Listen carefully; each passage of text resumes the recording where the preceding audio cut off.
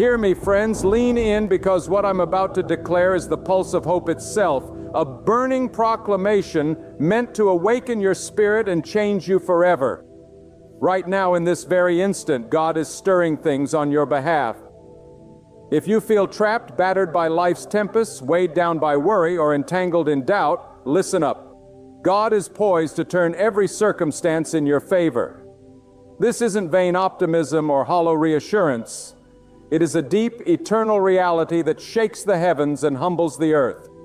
God's arm is not too short to save you. His might is undiminished, able to liberate you from every chain and lift you from every valley that threatens to swallow your hope. This is a living, urgent promise, streaming from the heart of eternity straight into your situation. A shift is coming, a reversal beyond natural explanation that will dismantle the barriers between you and the victory God intends for you. Do you feel this stirring? It is the wind of God's presence blowing into your situation, about to scatter every obstacle, about to tear down every stronghold of fear and frustration. You have endured long enough. You have prayed fervently, cried silently, even wondered if God heard your desperate cries. But believe this tonight: God has not forgotten you. Your story is not finished. Your breakthrough is not postponed. God's timing is perfect, and His plan surpasses the understanding of every human heart. The moment you have been waiting for is on the horizon, drawing near as the night yields to the dawn. This shift is not accidental. It is intentional, sovereign, and filled with divine purpose. Consider how relentless storms sometimes seem to rage against us, how dark the nights feel when the shadows deepen. Yet God's light never fails. Though the clouds cover the sun still shines behind them, ready to burst forth and illuminate the entire sky. So too, your trials are but temporary veils that God will lift with His mighty hand. He is the God of shifting circumstances, of turning what looks impossible into unmistakable victory. When you look back one day and see the valley you walked through, you will understand in a way that only faith can reveal the valley was the path for God's greater glory to move in your life. I want you to rise up with your eyes wide open, with a heart fully expectant, because God is not just rearranging things here and there. He is orchestrating a divine shift that will open doors no man can shut and close doors that must never be entered. This is the shift of divine favor, the floodgate of blessings, the miracle that defies logic and reason, because it is God Himself who moves on your behalf.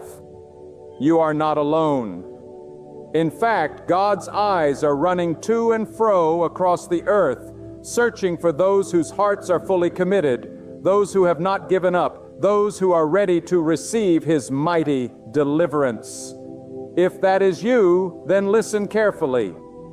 This moment demands faith. It requires that you stand firm on the promises of God, that you believe with more conviction than ever before, because what you believe will begin to form reality. You may have been betrayed, abandoned, misunderstood, and left in despair, but God's love does not fail. His love does not delay. God's love is the unshakable foundation upon which everything good is built. And when He decides to shift things in your favor, you will know it by the peace that surpasses all understanding, by the strength that rises within you that no enemy can overpower. You will see doors opening where walls stood, hear chains falling where bondage once ruled, and experience joy bubbling forth where there was once only sorrow. This is the power of God's favorite changes destinies. It rewrites history. It ushers in a new season of hope. Remember, God's shift is often quiet before it becomes loud. It is tender before it becomes triumphant, like the breaking of dawn that starts as a whisper of light before it bursts into brilliant day. God's work in your life begins in ways unseen but unmistakable to those who watch by faith. The waiting season is not wasted. It is the preparation ground for greatness. Every delay, every setback, every challenge is being used by God to perfect you, to refine your character, and to heighten your dependence on His unchanging power. Now listen carefully as I say this. No power in heaven or earth can stop the shift God is bringing. He is the Almighty One, the Eternal, the God of Abraham, Isaac, and Jacob. No circumstance, no opposition, no past failure can stand before His majesty. If you have trusted in Him, then you can boldly declare, God has turned my mourning into dancing. He will put off my sackcloth and clothe me with joy. This is not mere poetry. It is the living reality for those who embrace the shift God is carrying out. So, what must you do? Stand firm. Lift up your eyes and fix them on God who does the impossible. Strengthen your heart with faith, not fear.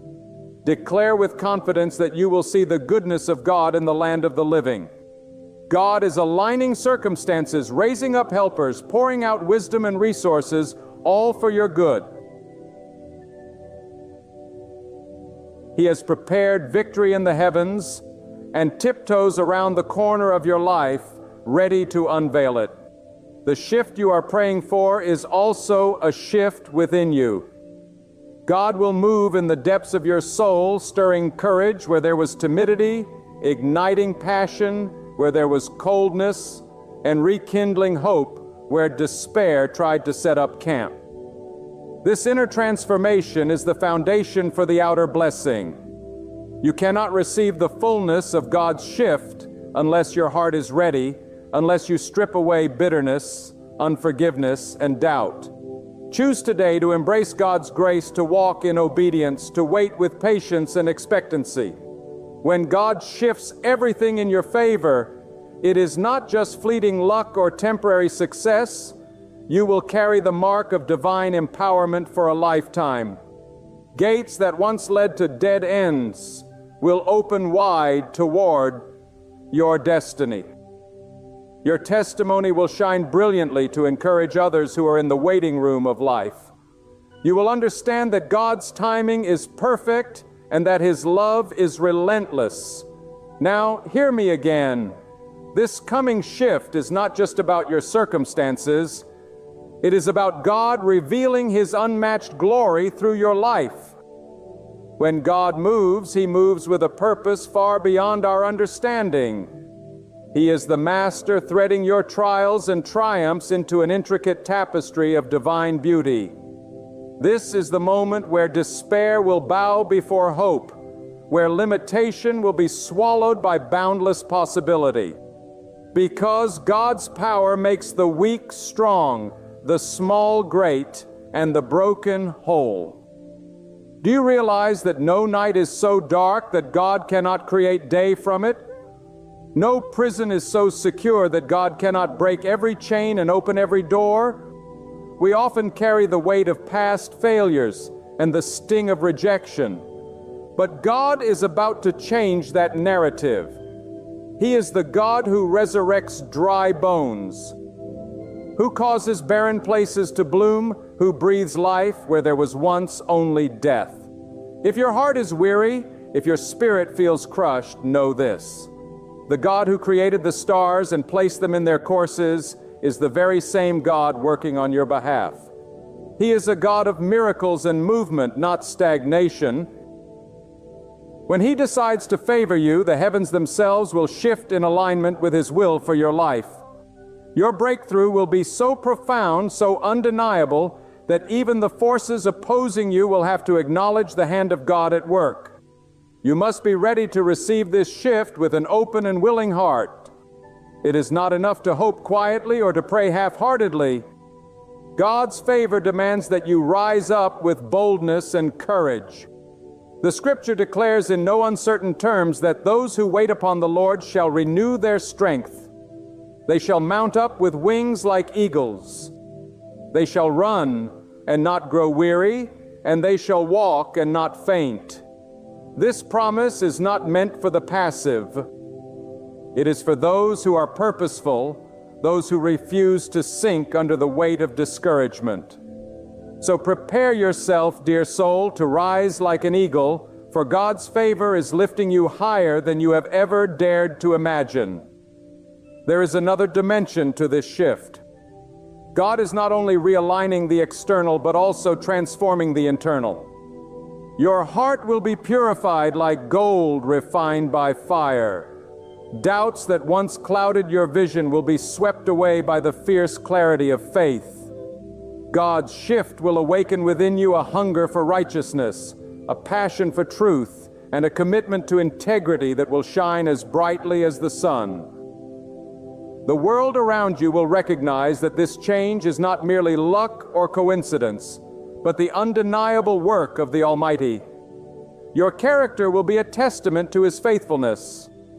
I urge you to cling to this truth with unwavering determination. Your past does not define your future. Your limitations do not dictate your destiny. And the failures that once haunted you will become the stepping stones to your greatest victories.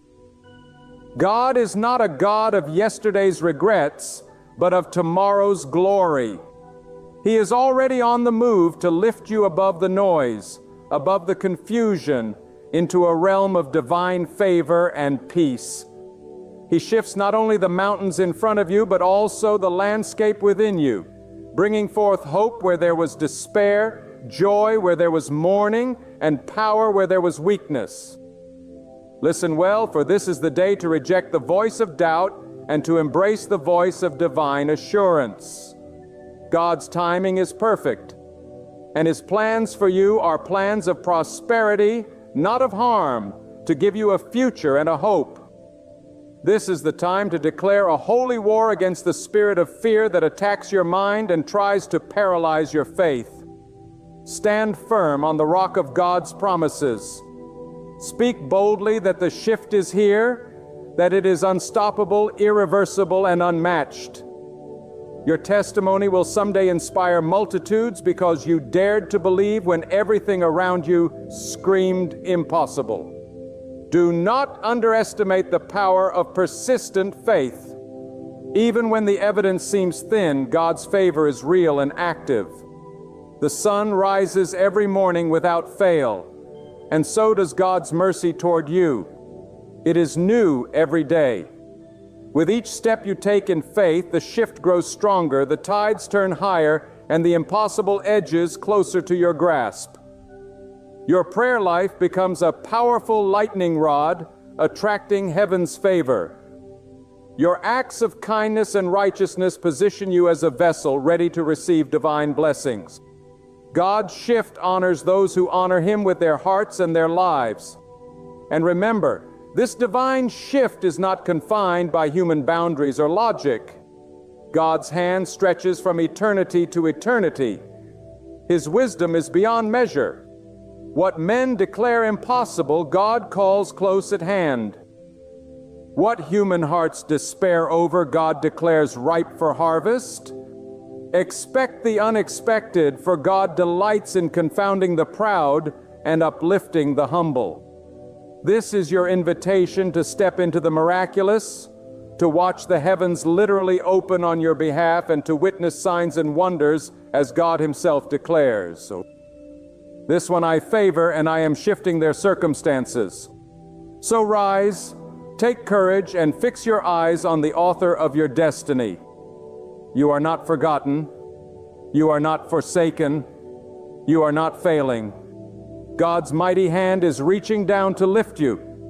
God's voice is calling you to rise, and God's eternal power is ready to renew your strength. When you face the storm, declare that God's favor is the shield around you. When you walk into the unknown, proclaim that God's light guides your steps. You are standing on the threshold of something great, something divine, something eternal. The shift in your favor will flood your life with blessings that cannot be measured. joy that cannot be contained, and peace that surpasses all human understanding. Hold fast to this promise. It is anchored in the unchanging nature of God, the one who holds the whole universe in his hands, the one who numbers every hair on your head and marks every tear you have shed. He is about to show forth his glory through you, and the world will see that there is a God who reigns, who moves mightily, and who always causes all things to work together for the good of those who love him. Let every part of your being awaken to this truth. When God moves to shift your life, he does so with unparalleled authority and wisdom. The winds of change that God brings are never random, never out of control. They are sovereign currents of purpose, sent to carry you far beyond what you ever dared imagine. God in infinite compassion sees not only your needs, but the hidden cries of your soul, the dreams yet spoken, the prayers yet uttered. God knows the depths of your longing more deeply than you do. In every season of waiting, every unanswered question, it is God who is preparing you for more than a mere answer. He is preparing you for transformation. The story is far bigger than a change in fortune. It is about the transformation of your soul, the unearthing of gifts God has buried within you for such a time as this. Listen. The shift God brings into your life is not dependent on the approval of others or the logic of circumstance. God breaks the pattern, disrupts the cycle, and sets a new course where there was none. When the world says the door is shut, God says, I am making a way even through the wilderness. His promises are not empty gestures. They are contracts sealed by his eternal word. When you choose to trust in God's shift, you step out of the shadows of fear and into the radiant field of faith, a place where the impossible bends its knee and the ordinary becomes extraordinary under God's touch. You must understand that God's favor is not earned by perfection, but received by surrender. When you lay down your fears, your pride, and your disappointments before God, you make room for miracles. Every act of humility, every quiet moment of trust is a seed that God waters and multiplies into a harvest of blessings. As you journey forward, let your prayers be bolder, your worship be truer, your hope be brighter. For God honors those who dare to believe beyond the present reality.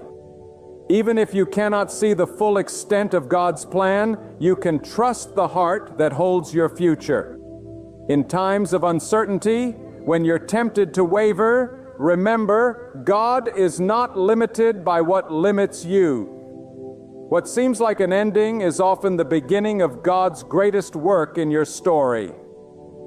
Stand firm in the silence, for God is always speaking, always working, always designing beauty from ashes. Learn to recognize the subtle rhythms of God's guidance. A gentle prompt, a sudden surge of peace, a closed door that was never meant for you. These are the ways God orchestrates the shift, leading you away from what would have hindered you and toward what will fulfill you. There is a sacredness to struggle, a holiness in your longing. For it is in those places that God forges character and prepares you for greater things. Do not despise your challenges. See them as divine invitations. With every burden you release to God, you become lighter for the journey ahead. When difficulties seem unending, remind yourself it is the refiner's fire that brings forth the purest gold. God does not waste your tears. He stores them as testimony to the faith that rises in you. The shift on the horizon is birthed through these very moments of perseverance. Let each setback remind you that what lies behind pales in comparison to what God is guiding you toward. Your worth is not measured by your scars or your accolades, but by the unwavering love God lavishes upon you. When you fall short, God's mercy is greater. When you grow weary, God's strength becomes your own. When you face opposition, know that God's shield is impenetrable, guarding you through every storm. Rest in this confidence. God's shift is not just about your victory, but about His glory revealed in you. Do not let the opinions of others or past disappointments be the ceiling of your faith. God alone has the final word over your destiny. Where others see limitations, God sees opportunity. Where they see a valley, God sees the mountain rising in the distance. Stay anchored to the hope that God's hand is moving even when you cannot track it. Keep your spirit open, your mind expectant, and your heart receptive. For God delivers in seasons that often seem the least likely. If you find yourself in the valley, do not be ashamed or discouraged. Valleys are corridors to new heights with God. In the quiet, in the pressing, in the waiting, God is shaping in you a resilience that cannot be shaken. The comfort He brings you now is the very fuel that will propel you into the places you are destined to reach. Allow your faith to expand, to stretch, to become as daring as the God you worship, refusing to settle, refusing to accept anything less than God's best. Let your life be the living proof that God's power is never diminished by silence or darkness or delay. Your testimony will shine not in spite of your struggle, but because of it. The world will witness the shift and know it is God who has done it, who uplifted, who restored, who multiplied hope where hope was gone. All things, the seen and the unseen, bow to God's command. Trust boldly and walk freely. For when God shifts everything in your favor, you are both changed and empowered to become a beacon to all who still wait for their own day of deliverance. Let your soul be alert to this. There is a sacred urgency pulsing through your life. When God stands ready to shift the very ground beneath your feet, when God determines a turning point, nothing on earth or in the unseen realm can halt it. He orchestrates events with such wisdom that even delays become bridges. Setbacks morph into setups, and silence churns with the promise of coming thunder. God's favor does not arrive quietly. It moves with a majesty that leaves you and all who witness it struck. The burdens that felt immovable begin to lose their grip, and new possibilities break in like a tide that cannot be turned back. There is a profound humility in recognizing that every breath, every opportunity, and every day you wake to see the light is a gift lovingly extended by God. Let your gratitude become a wellspring river that flows through doubt, discontent, and disappointment. Nothing in your story is wasted. God uses every thread, every trial, every joy, and every tear to weave outcomes that far surpass human understanding. Rise in the confidence that even when the world discards or overlooks you, God's vision is vivid, God's plans precise, and His timing exact. Each moment is a note in a symphony that only God could compose for your ultimate good. Allow yourself to be transformed by the patience God instills within you. It is in the waiting, when answers seem distant and prayers return in echoes, that your character grows and your faith gains muscle. God, who set the stars in their courses and commands the rain to fall in its season, teaches that trust endures not by sight, but by surrender. When shadows lengthen and hope feels faint, recall that God brings forth light out of darkness and harvest out of barrenness. His promises are as sure as the dawn. His word unbreakable as the mountains that stand through the ages. Let your mind be renewed by the certainty that God's will is never at the mercy of circumstance. He moves with purpose, stirring within you the assurance that your current season is not confinement, and your future cannot be contained under His direction. God purifies you so that your life radiates the brilliance of His wisdom. Your light is meant to shine not only in victories, but also in the crucible of trials. The strength to keep moving forward even when the road is hidden is the clearest proof of God's hand securing your soul. When challenges rise or opposition gathers, remember that God's shield cannot be pierced. He surrounds those who rely on Him with favor that pushes back resistance and welcomes opportunity. Do not lose heart when doors close or companions drift away. For often separation is God's preparation, refining your circle until only what strengthens your purpose remains. What He delivers into your life, no power can remove. And what He takes away, trust that He is clearing the path for greater blessings ahead. Raise your vision higher. Pray not just for escape from trials, but for discernment to recognize God's design in every unexpected turn. Let your faith be proactive, setting sail before the winds of blessing are visible, knowing that God upholds what is committed faithfully into His keeping. Stand ready to serve, to extend kindness, to sow encouragement, for God rewards those who bless others, even in their own season of waiting. Keep your heart attuned to the quiet movements of God, encounters, moments, and insights that seem small, but are seeds of momentous change. A simple act can trigger a wave of blessing. A whispered prayer can move mountains when uttered in unwavering faith. Invite God to saturate every corner of your life so nothing is walled off from His transforming touch. Remember, God's presence is the fountain that never runs dry. When friends fail, when strength withers, when resources dwindle, God remains abundantly, inexhaustibly present. You do not walk alone. You are carried by a love that is measureless and guided by a wisdom unfathomable.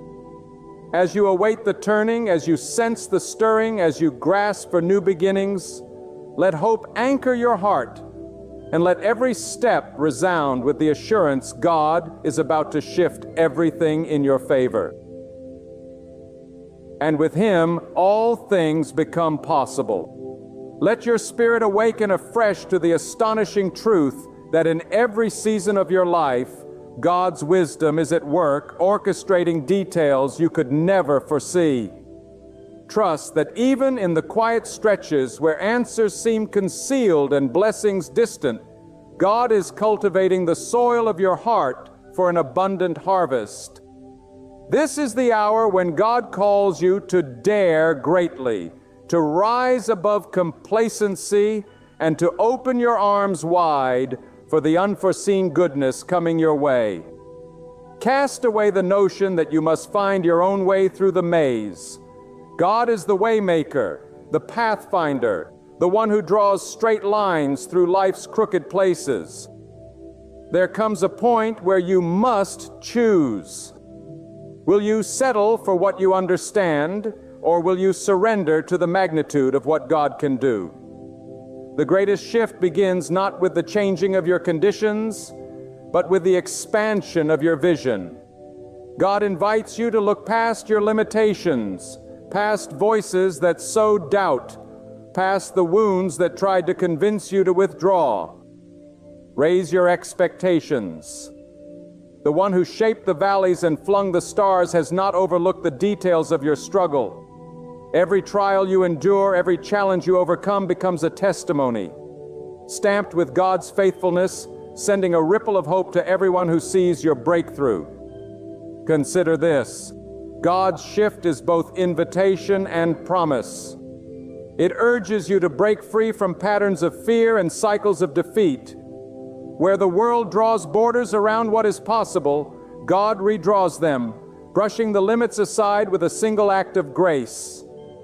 He pours new vision into weary hearts, fresh courage into trembling hands, and dignity into lives battered by disappointment. You are not defined by your past, nor are you limited by present obstacles. God's favor has a history of transforming the least likely moments into the most fruitful season. Allow the knowledge of God's constancy to become your lifeline. When turbulence comes, anchor yourself in prayer or conversation with God that moves mountains unseen. In moments of uncertainty, remember that God is not silent. He is inviting you deeper, calling you to hear guidance that the noise of life often drowns out. Refuse to interpret the temporary silence as absence. Understand it as the holy pause before a powerful move. God's timing is meticulous. It is always purposeful, never random. As you release anxiety and grasp the unyielding promise of God's presence, peace begins to replace pressure and gratitude overtakes fear. There is strength in humble reliance. Let your greatness be found not in how high you climb, but in how deeply you depend on God's sustaining presence. Yield to the wisdom that says God's plans may baffle your senses, but they will never betray your trust. When storms rage and chaos shakes your surroundings, secure your mind with the truth that God is uncontested in sovereignty and unmatched in compassion. His hand steers the currents of your life towards shorelines you would never have chosen, but that proved to be exactly what your soul needed. As you walk through doors only God could open, let your first offering be thanks. Give praise for the battles you never noticed, for the dangers diverted, for the countless no's that spared you from a lesser destiny. Let gratitude not become contingent upon visible blessings, but rooted in the unwavering confidence that God's love is intentional and His shift is always for your highest good. The more you thank God, even for what you do not yet understand, the better you position yourself to receive the next wave of favor. Stand tall, not in self-assurance, but in the certainty that God's word will never fail. Let each sunrise be a summons to hope. Let the rhythm of your every heartbeat echo the anthem of reliance, that God is for you, that God is with you, and that God is already making all things new. Speak life into dead places. Declare hope where discouragement once held sway. For just as the barren earth blooms in its appointed season, so too will your life blossom. As you yield everything to God's masterful touch, this sacred shift is not a fleeting moment, but a lasting transformation. You are being prepared not just for relief, but for purpose. What God initiates, no hand can thwart. What God promises, no force can break. No valley is too deep and no summit too high for God's reach. As you press forward, carry this unwavering truth in your soul. God is never late, never outmatched, never lacking.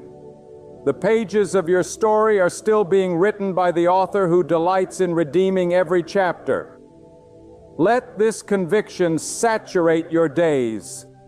God's favor is not a rumor, not a distant hope, but a present active force surrounding you right now. Open your eyes to the subtle signs.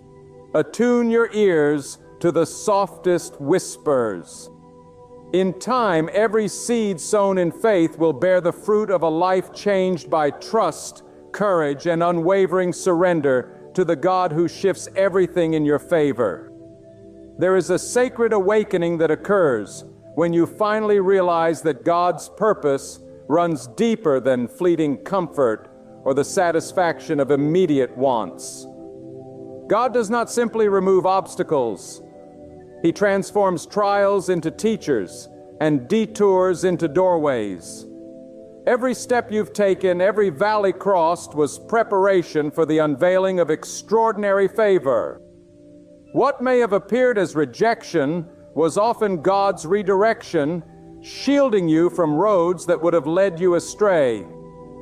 Set aside the urge to question every twist and instead embrace the revelation that no event escapes God's all-seeing wisdom. In the grand weave of your life, every thread, even the tangled and torn, is worked into greater beauty by His hand. Invite hope to sit beside you when discouragement knocks at your door.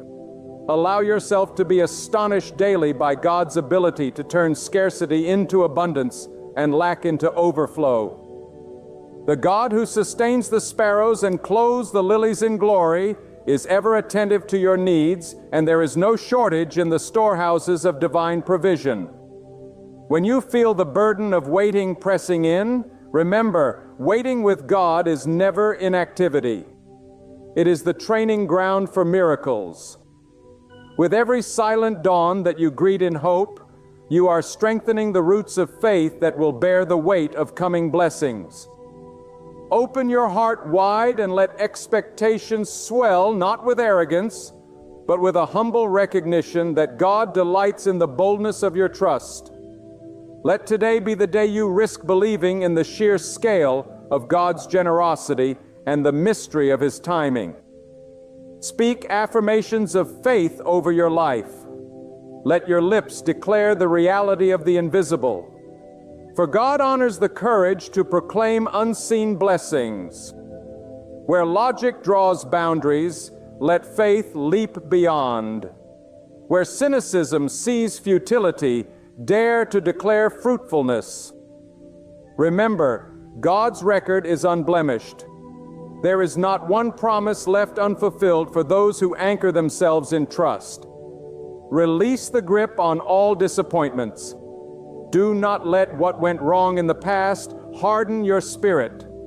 Instead, use every scar as proof of God's healing, every closed chapter as witness that endings only clear space for beginnings, orchestrated by one who knows your need before a word escapes your tongue. If you must look back, do so only to marvel at how far God has carried you. If you look ahead, do so with the unshakable assurance that the path is shaped by a hand both tender and mighty. Let the testimony of your life become an oasis for others, a living invitation to witness what God can do when faith outlasts fear. Seek not just personal advancement, but that your favor would spill over, quenching the thirst of those lost in their own deserts of doubt.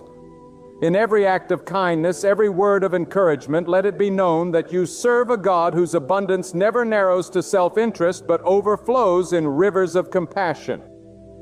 As new opportunities emerge, resist the pull of worry.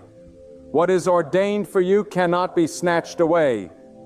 Ignore the murmur of voices that belittle your hope, for they do not know the intimacy of your journey with God.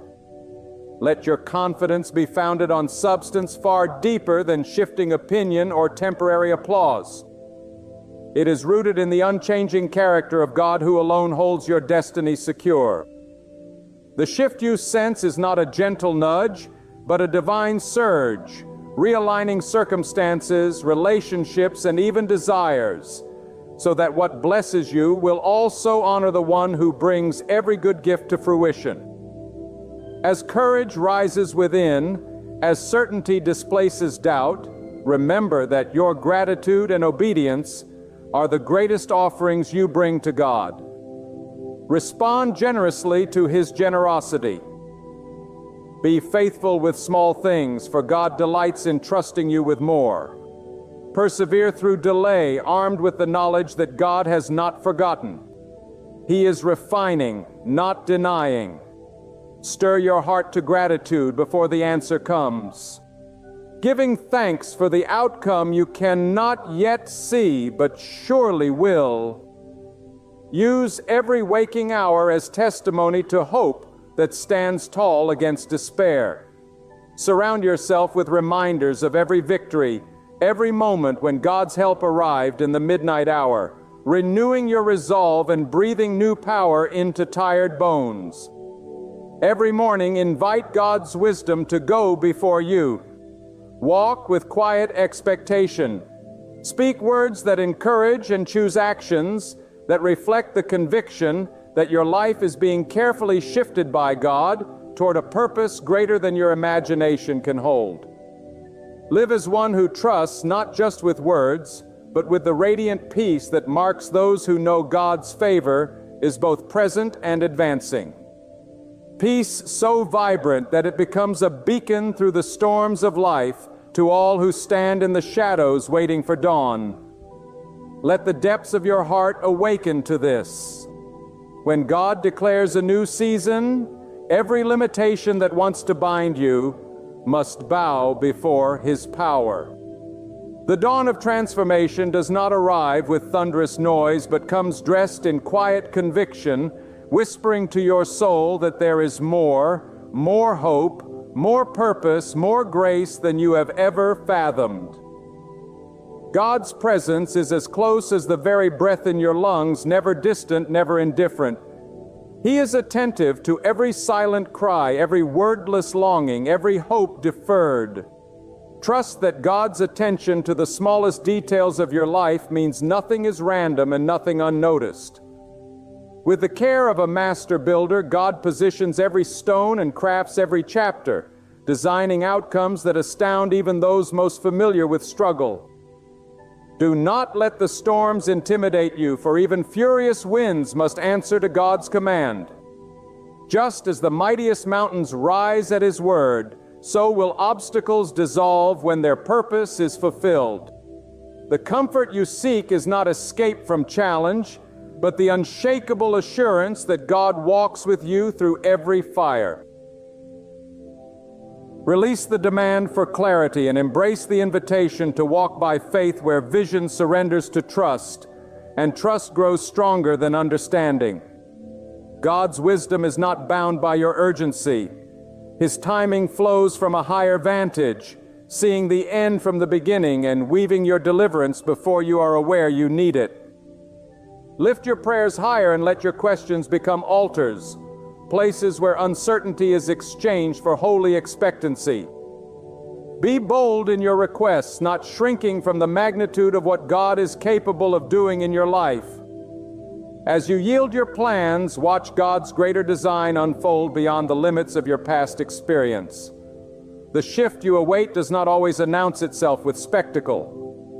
Sometimes it blooms quietly within as newfound patience, peace, and wisdom, the fruits that prove the season has truly changed. When disappointment tries to settle in your soul, remember that God's record is flawless.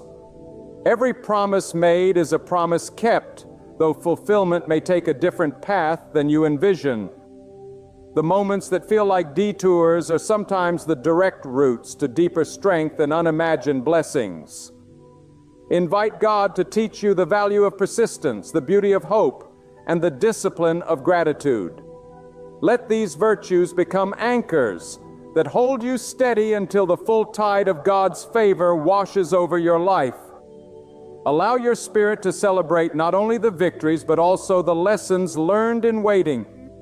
Know that every door closed by God is an act of mercy, every pause of provision, every delay a measure of protection.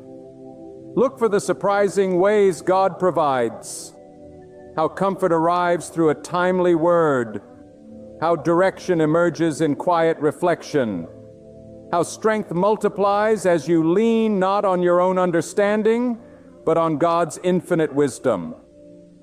There is a nobility in leaning on God, acknowledging that your strength was never meant to suffice and your knowledge never meant to supersede divine guidance.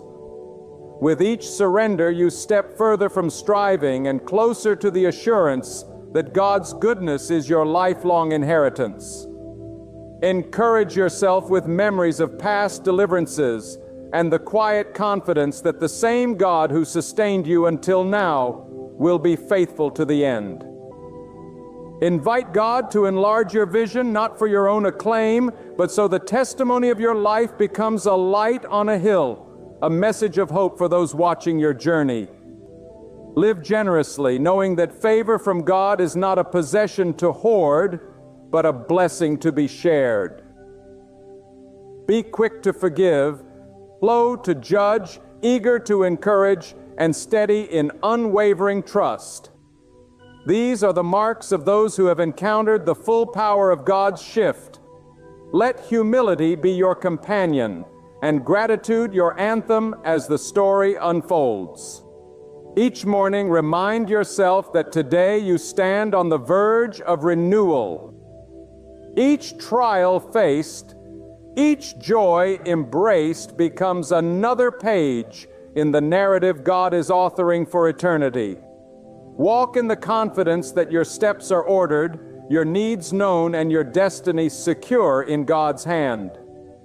The shift is ongoing, the transformation real, and the favor undeniable for those whose hope is placed in the one who never fails. Let your hearts stand in awe before this timeless truth. God's purposes stretch beyond the horizon of your imagination, and His generosity exceeds every hopeful longing. If doubt has lingered or fear whispered that you're forgotten, let assurance rise in your spirit. God never abandons those who wait in expectant faith. As the Creator breathes new life into tired dreams, receive this moment as an invitation to participate in the unfolding of a purpose much grander than you could devise. The shift you are sensing is not mere coincidence. It is the choreography of the divine guiding your steps to places of peace and flourishing. Do not shrink from uncertainty, for every uncertain path is an opportunity for discovery, a canvas on which God leaves unmistakable marks of kindness and wisdom. Instead of striving for answers, abide in the shelter of trust.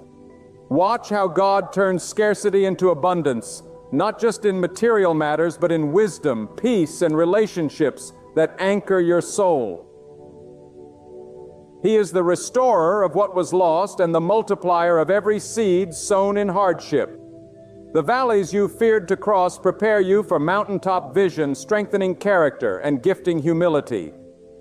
Let your words become mirrors reflecting God's steadfastness into your circumstances and into the lives of those around you. Speak affirmations of hope into places where silence has reigned too long. Each declaration of faith is both a claim of territory and an invitation for God to reveal even greater wonders.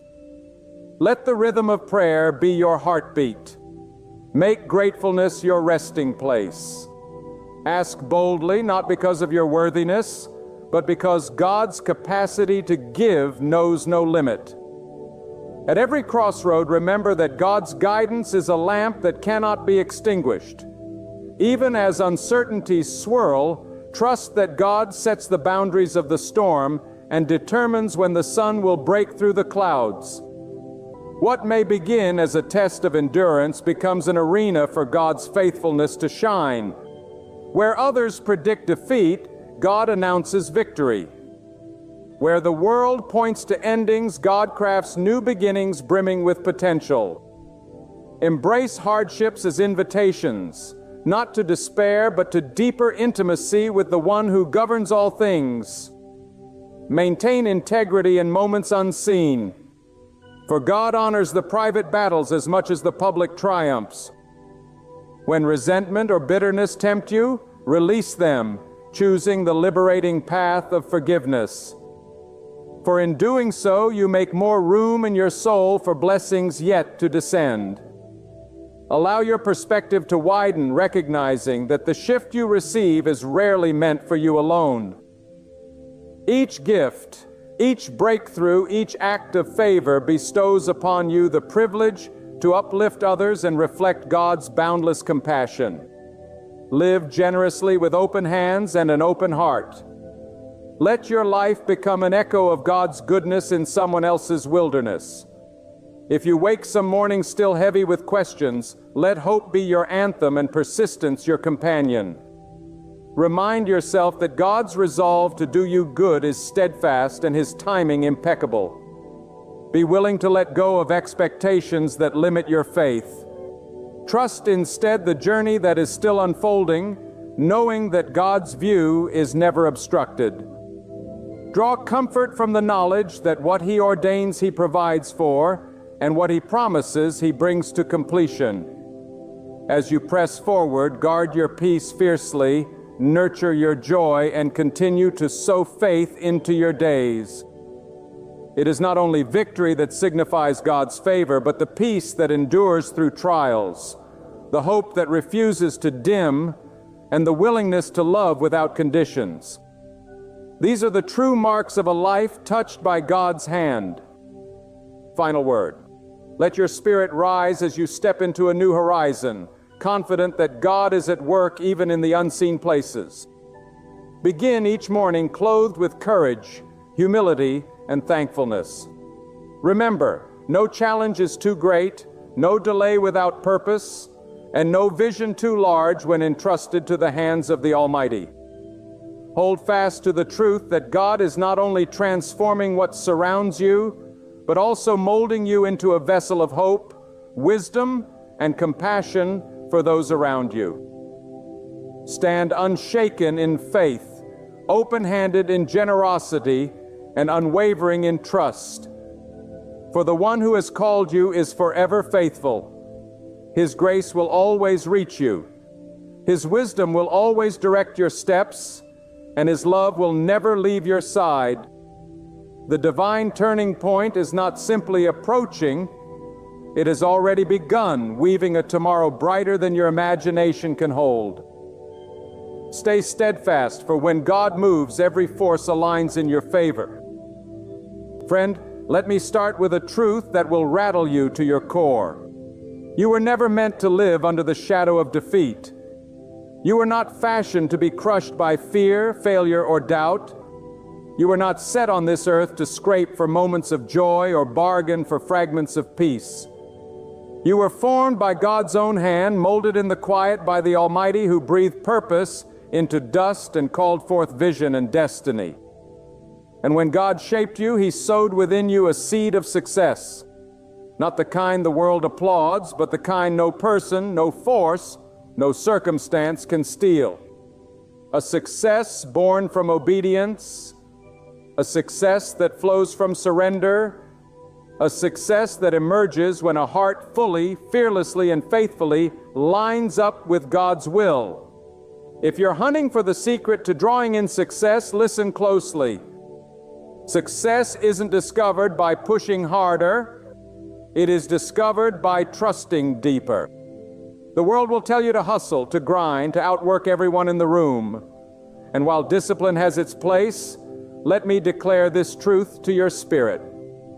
Success begins on your knees. Success is attracted by surrender.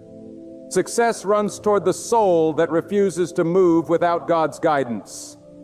You want to attract success?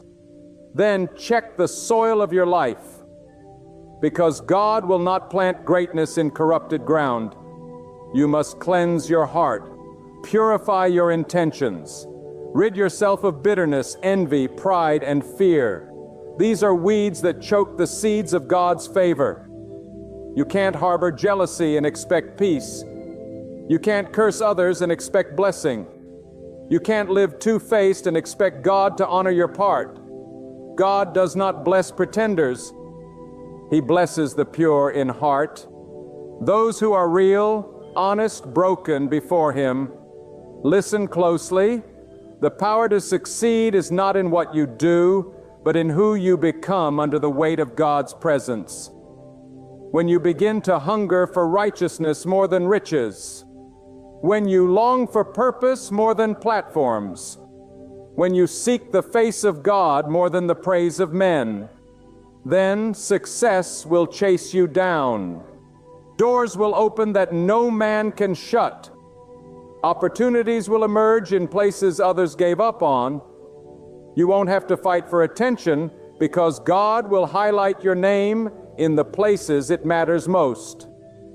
But you cannot attract what you secretly despise.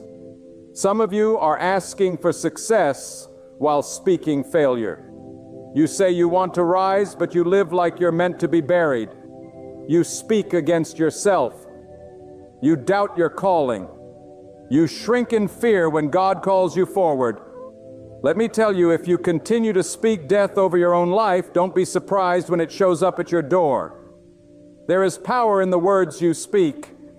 And the first sign of someone walking with God is not just clean hands, but a clean mouth.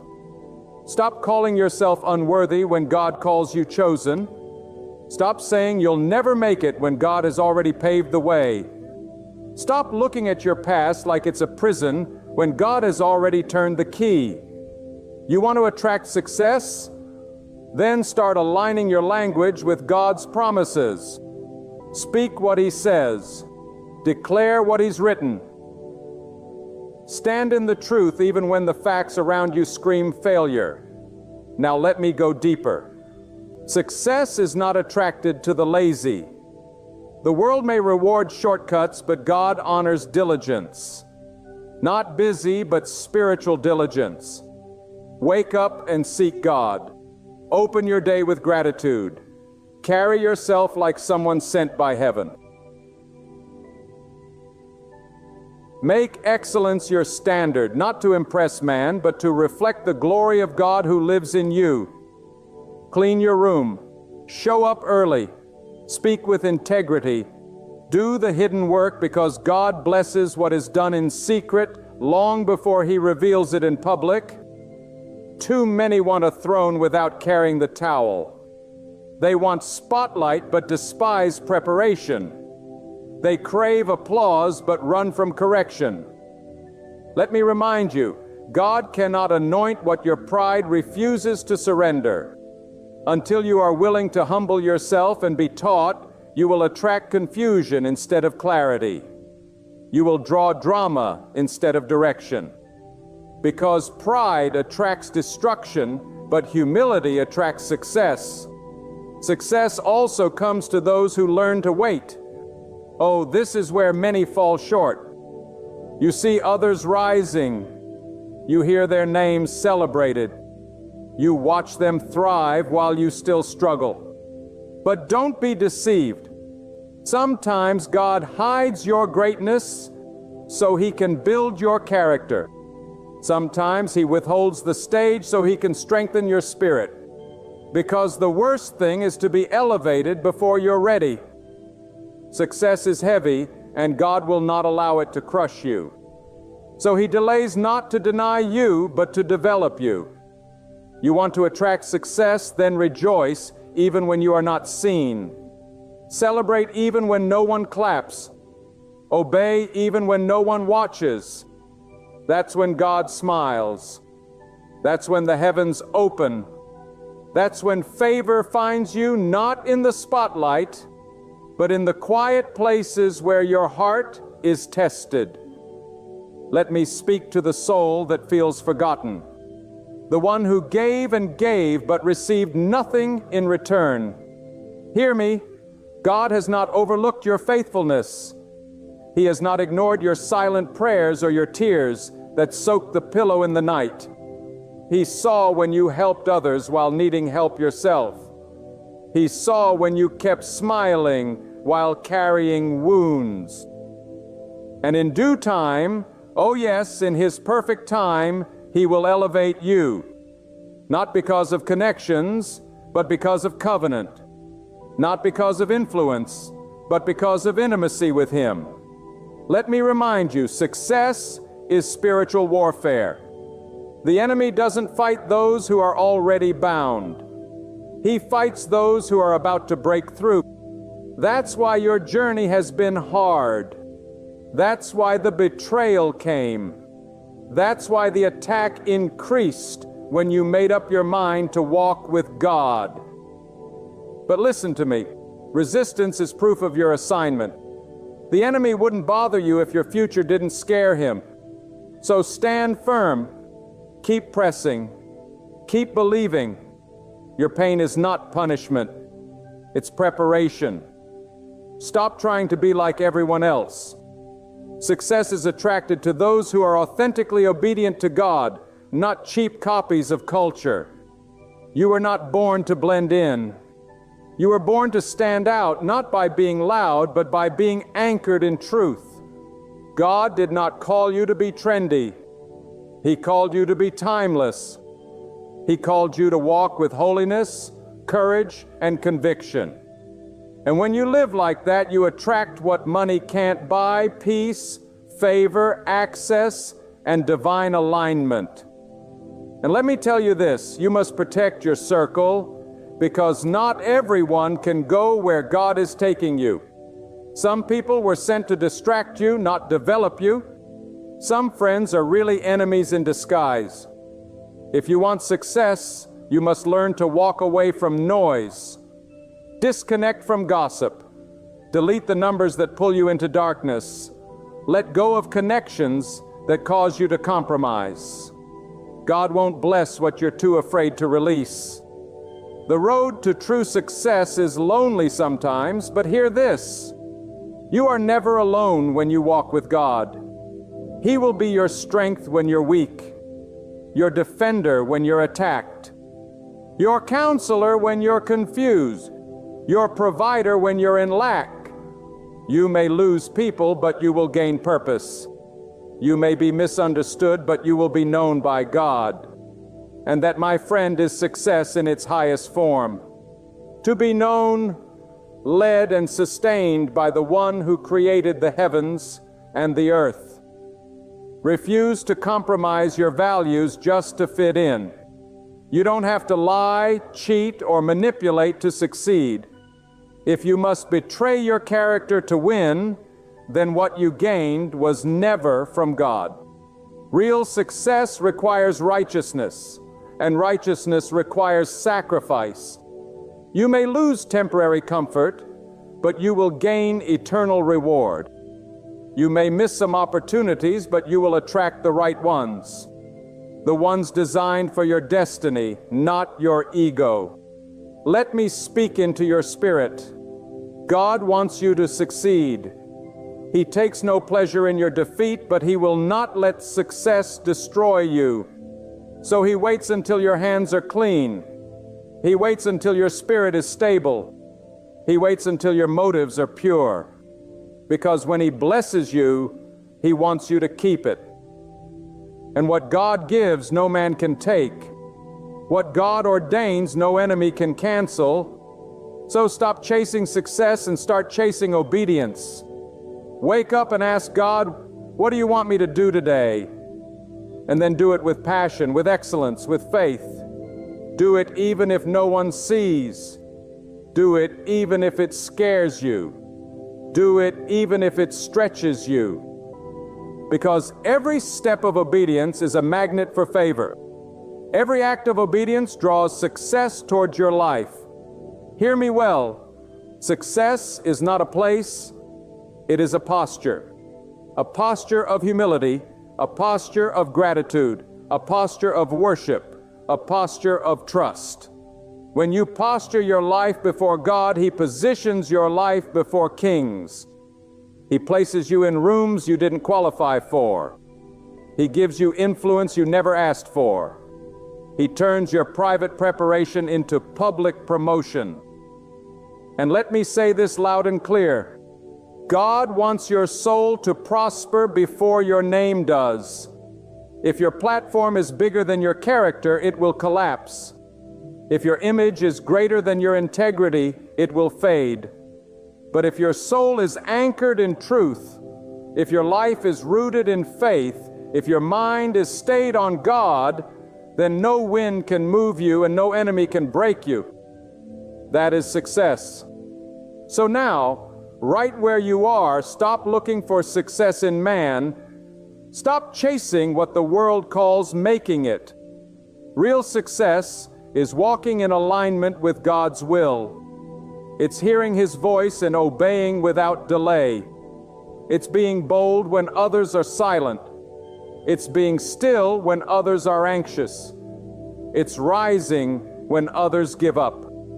It's forgiving when you want revenge. It's being faithful when nothing makes sense. You attract success when you stop making fear your God. Too many have let anxiety rule their decisions. But fear is a liar. Fear is not from God. If you are waiting to feel brave before you obey, you'll wait forever. Courage is not the absence of fear. It is obedience in the face of fear. It is saying, God, I don't understand, but I trust you anyway. That's the kind of faith that pulls heaven into your situation. That's the kind of faith that moves mountains, opens doors, parts waters, and makes a way where there was no way. If you want to attract success, you must let go of the past. God cannot fill a hand that is still holding yesterday's pain. Release the guilt. Let go of the shame. Stop rehearsing what they did. Stop replaying what you lost. What's behind you is over, but what's ahead of you is full of promise. Lift your eyes, open your heart, get ready, because when you let go of the ashes, God will crown you with beauty. And remember, success is not instant. There is no microwave miracle. God works in seasons. Some seasons are for planting, others are for pruning, some are for preparation. And then when the time is right comes the harvest. Don't give up in the waiting. Don't abort the process. Trust the timing, because when God moves, He moves suddenly. What took years to build in silence will be revealed in moments. What was hard will become easy. What was blocked will break open. What was delayed will accelerate. Let me take you deeper into this divine truth. Success is not found in the clapping of hands, but in the quiet approval of God. If God is pleased, then you have already succeeded. If His presence surrounds you, then no crown, no title, no position, and no applause can compare. People chase validation, not knowing that the most powerful validation comes from the one who sees in secret and rewards openly. Stop asking the world to clap for what God already called good. The favor of God outweighs the approval of man 1,000 times over. God's yes is all you need to rise. Let me tell you something that will separate the average from the anointed. You must learn to be led by conviction, not by convenience. Success is not found in comfort zones. Success is born in the fire of testing, in the furnace of discipline, in the lonely nights of obedience. When your flesh says no, but your spirit says yes to God. That's when heaven takes notice. That's when the unseen realm begins to shift. That's when the seeds of success begin to grow under the soil of your sacrifice. You cannot be casual about your calling and expect to walk in divine greatness. You must be fierce, focused, fixed on God like a lion, fixed on its prey. Listen carefully. True success begins when you conquer yourself. It's not your enemies that are holding you back. It's your own lack of discipline. It's your excuses, your distractions, your desire for ease over elevation. God cannot bless who you pretend to be. He blesses the real you, the version of you that wakes up early to seek His voice, the version of you that says no to temptation when nobody is watching, the version of you that still praises Him when the storm rages and nothing makes sense.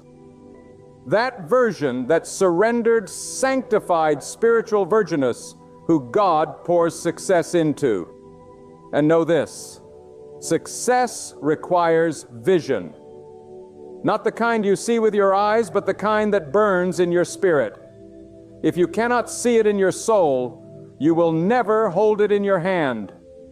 Vision is the divine picture God paints on the walls of your heart, and it gives you direction when the path is dark. When you walk with God, He gives you dreams bigger than your environment. He gives you hope stronger than your past. He gives you insight that cuts through confusion.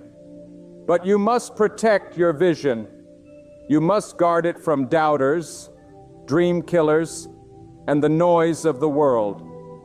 Keep your focus on what God whispered, even when it hasn't shown up yet, because what He promised, He will perform.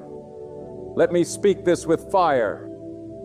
You must learn to walk by faith and not by sight. Sight will deceive you. Sight will say there's no way. Faith will say God will make a way. Sight will show you obstacles. Faith will remind you of the one who speaks and mountains move. Sight will make you feel small. Faith will tell you that you are walking with the God who holds galaxies in His hand. And when you live by faith, you begin to attract miracles. You begin to draw breakthroughs. You begin to walk in rooms where your resume doesn't qualify you, but your obedience does. There is a power that comes when a person decides, I will not live by fear anymore. Fear paralyzes potential. Fear kills dreams before they're even born.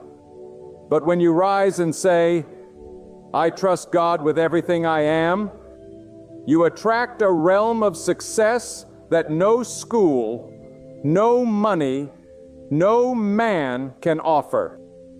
That success is divine. That success is holy. That success sets you apart. That success makes you a magnet for resources, for revelation, for righteousness.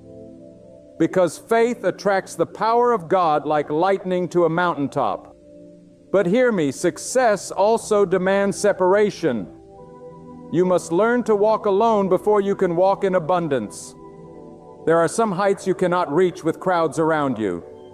You must get away from those who drain your energy, distort your vision, and disrespect your calling. Stop trying to explain your growth to those who are committed to staying small. You don't need permission to rise. You don't need approval to obey. When God calls you higher, He often calls you away. Away from noise, away from compromise, away from distraction. And it is in that holy place of separation that your next level is born. Don't forget, success begins in the mind. As a man thinks in his heart, so is he. If you think small, you will live small. If you think defeated, you will attract defeat. But when your mind is saturated with the promises of God, when your thoughts are filtered through His truth, then success is not just possible, it becomes inevitable. Renew your mind daily. Feed your spirit more than your flesh. Starve the lies. Feast on faith. Think like someone chosen. Think like someone appointed. Because you cannot live beyond your thoughts. And let me touch on something crucial. Gratitude is a magnet for success. When you are thankful in the wilderness, you attract the breakthrough. When you praise God in lack, you open the windows of abundance. Gratitude is not just polite, it is prophetic. It declares, I trust God's hand even when I don't see His plan. And that trust moves mountains. That trust opens rivers in deserts. That trust confuses the enemy and empowers your soul. Be grateful even now. Be grateful in the waiting. Be grateful in the stretching. Because success follows those who carry gratitude like a crown. Now lean in even more, as success does not mean everything will be easy. In fact, the closer you walk with God, the greater the battle. But the battle is not the absence of success. It is the sign of it. It's proof you are threatening darkness. It's evidence that you carry something valuable. You don't get attacked for being empty. You get attacked because you carry divine oil. So stop crying over the fight and start praising God for the fire. It's refining you. It's sharpening you. It's preparing you. You are not breaking. You are becoming. And never forget, every success story built on God's foundation begins with obedience. Radical, irrational, inconvenient obedience. The kind of obedience that doesn't wait for understanding, but moves at the sound of God's whisper.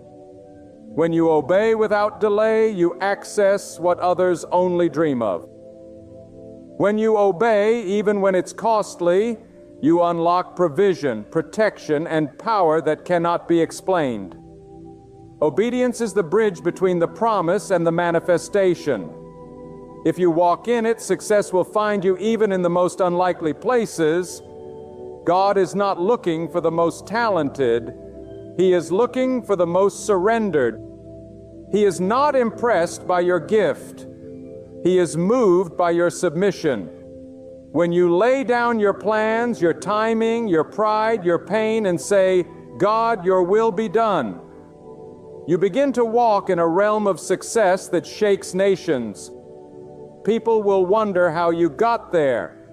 They won't see the nights you cried, the days you fasted, the prayers you whispered, the temptations you conquered, the storms you survived. But God saw, and He rewards in public what you endured in private.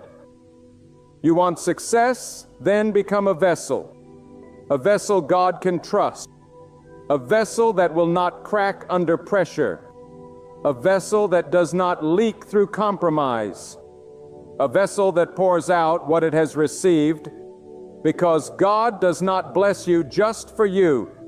He blesses you to be a blessing. When success flows through you, not just to you, God keeps refilling, but when you hoard the blessing, it dries up. Be generous, be kind, be a light, and you'll find that success follows those who give more than they take. Let me tell you plainly, success without God is a curse. You may have fame but no rest, wealth but no peace, applause but no joy. Don't envy the godless who rise fast. They rise fast, but they often collapse just as quickly. Yet when God is the one who builds you, He builds you to endure. When He lifts you up, no one can pull you down. When He sets your life on solid ground, storms may rage, but your foundation will not be shaken. That is the kind of success that outlives your years. That is the kind of legacy that resounds into eternity. So let me ask you this. Will you let God define success for you? Will you release your grip on control? Will you let Him guide your steps even when the road feels unclear? Will you stay faithful in the quiet seasons, remembering that true success is often birthed in silence? Will you choose to walk alone if it means walking in God's alignment? Because if you dare to surrender fully, you will experience what only a few ever discover. You will step into divine success, not by forcing doors open, but by following God's lead one step at a time. And in the end, the fruit of your life will testify for itself. The peace will confirm it. The doors will validate it. The presence of God will seal it. Don't chase platforms. Chase purpose. Don't pursue influence. Pursue intimacy with God. And when you do, success will no longer be something you strive for. Will be something that follows you, flows through you, and lifts others around you. That, my friend, is success that never fades. That is success rooted in eternity. And that is the kind of success God is ready to release if only you are ready to receive it. And now, I want to speak directly to the depths of your spirit. You will never attract divine success if your heart is still chained to the approval of people. The fear of man is a trap. It will silence your courage, blur your vision, and rob your identity. When you are more concerned with what people think than what God has commanded, you forfeit the greatness He has placed within you. You cannot walk in God's power while bowing to human opinion. You must rise with holy confidence and declare, I will follow God even if I stand alone. Because true success is not popularity. It is purity. It is integrity. It is walking with God when no one else understands. There is something sacred about walking with unwavering focus. You cannot be easily moved by noise if you are deeply rooted in purpose. Many miss their moment because they are too distracted by what doesn't matter. They scroll for hours and pray for minutes. They feed the flesh and starve the soul. And then they wonder why success feels so far. Let me be clear. What you feed will grow, and what you starve will die. Feed your faith. Nourish your vision. Starve your doubts. Mute the voices that poison your peace. And above all, tune your ears to the voice of God. Because when He speaks, confusion clears, direction comes, and power flows. Listen closely. Every divine success is birthed through discipline. Not talent, not charisma, not luck. Discipline, the ability to say no to temptation, the strength to get up early and seek God, the power to control your emotions when everything within you wants to retaliate. Discipline is the altar where greatness is sacrifice and success is forged. God will not entrust influence to those who can't manage themselves. You must govern your appetite, your habits, your relationships. The hand of God rests upon those who are ruled not by impulse, but by conviction. If you master discipline, success will follow you like a shadow at noon. Let me remind you, success is not the absence of battles. It is the presence of God in the midst of them. If you think a successful life is a painless one, you've believed a lie. Some of the most favored people go through the deepest waters. Why? Because pressure produces power. Trials birth authority. Pain forges wisdom. And in the fire, you don't just learn about God, you encounter Him. You learn to lean on Him, trust Him, wait for Him, and the success that comes from that kind of intimacy cannot be explained. It must be experienced. Let this truth strike deep. God will never promote who you pretend to be. He only blesses the version of you that is surrendered. Stop performing.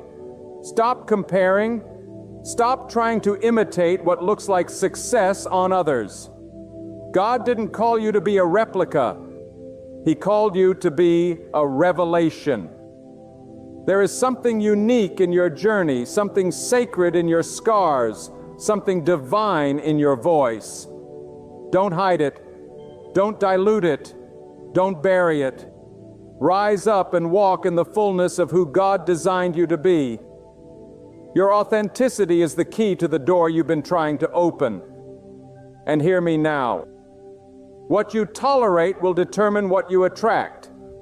If you allow chaos, you will repel peace. If you tolerate dishonor, you will lose your sense of worth. If you live among deception, you will confuse your discernment. Draw a line in the sand. Protect your peace. Honor your purpose. Guard your soul. Because success requires standards. You must elevate your expectations not in pride, but in reverence, because what God has placed in you is holy. It must be stewarded with wisdom and protected with courage. Success, my friend, is not random. It is intentional. It is the result of a life built on sacred choices day after day. The choice to pray when it's easier to sleep. The choice to speak truth when silence is safer. The choice to forgive when bitterness feels justified. The choice to stay pure when compromise is applauded. These are the building blocks of divine success. And when God sees these choices, these holy, quiet, unseen sacrifices, He responds with favor that shakes the earth. You must also learn the power of alignment, because success is not just about what you do, it's about where you are planted. Are you positioned where God wants you? Are you listening to voices that feed your spirit or drain your strength? Are you pouring your time into assignments that carry eternal value or wasting it on temporary thrills? Alignment is everything. A seed can be perfect, but if planted in the wrong soil, it will never grow. Get planted in places where God is present, in atmospheres where your faith is stirred, around people who challenge you to rise, not settle. And let's go even deeper. Your success is tied to your level of trust. The more you trust God, the more He can release into your life. But trust is not just words, it's action. It's walking in peace when the storm is raging. It's giving when you're down to your last. It's stepping out when there's no safety net. Trust is raw. Trust is radical. Trust is the language that moves heaven. If God knows He can trust you to trust Him, then He will pour out what you didn't even ask for. Success flows in the current of complete surrender. Let me shake you awake. You are not waiting on success. Success is waiting on you. It's waiting on your courage. It's waiting on your obedience. It's waiting on your discipline. It's waiting on your alignment. Stop saying one day and start declaring, "This day I choose to walk with God. This day I let go of excuses. This day I rise above the limitations I once accepted. This day I step into the identity God has spoken over me since the beginning of time." Because the moment you align with His voice, the moment you choose purpose over comfort, that's when success begins to unlock. But remember, the success God gives will always point back to Him. It will never be about your name, your fame, or your empire. It will be about His glory, His kingdom, His purpose in the earth. If the success you seek is for your ego, it will eventually destroy you. But if it is rooted in humility and fueled by a desire to serve, it will multiply beyond your imagination. God trusts those who reflect His heart. So check your motives, refine your intentions, make sure your deepest desire is not to be seen, but to be useful in God's hands. And finally, understand this deeply. The reward of success is not just material, it is spiritual. It is peace that cannot be shaken. It is wisdom that guides without confusion. It is joy that doesn't depend on applause. It is influence that uplifts others instead of crushing them. It is legacy that echoes beyond your lifetime. This kind of success cannot be bought, copied, or manipulated. It is born in the fire of God's presence and sustained by the fear of losing Him. And now I want you to open your heart wider, because what I'm about to declare is not only truth, it is divine revelation. You see, the kind of success that comes from God is not a possession, it's a transformation. It's not about acquiring more, but about becoming more. When God calls you to success, He's not calling you to comfort. He's calling you to be changed. The greatest miracle is not when your situation changes. It's when your character changes in the presence of God. Because the higher God lifts you, the deeper your roots must grow. If your character does not match your elevation, your success will become your downfall. Let me speak directly to your potential. God has already placed everything you need within you. You don't need to beg anyone for your breakthrough. You don't need to compromise to gain access. The source of your increase, the key to your next level, the power to fulfill your assignment is not outside of you. It's within. It was deposited by God Himself before you were even born. And success comes not when you search for what's missing, but when you unlock what's already there through obedience, discipline, and unwavering faith. But understand this clearly. You cannot operate in the fullness of what God has given you if your life is out of order.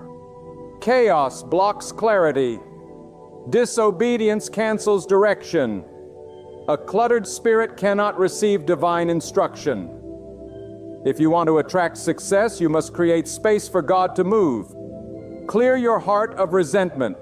Cleanse your mind of toxic thoughts. Organize your time around what matters eternally. Success flows into order. And when your life is structured around the fear and reverence of God, the flow of blessing will be unstoppable. Now let me stir something even deeper within you. Success is not always loud. Sometimes the most powerful victories are silent. They happen in private battles no one sees. The success of turning away from temptation. The success of choosing silence over revenge.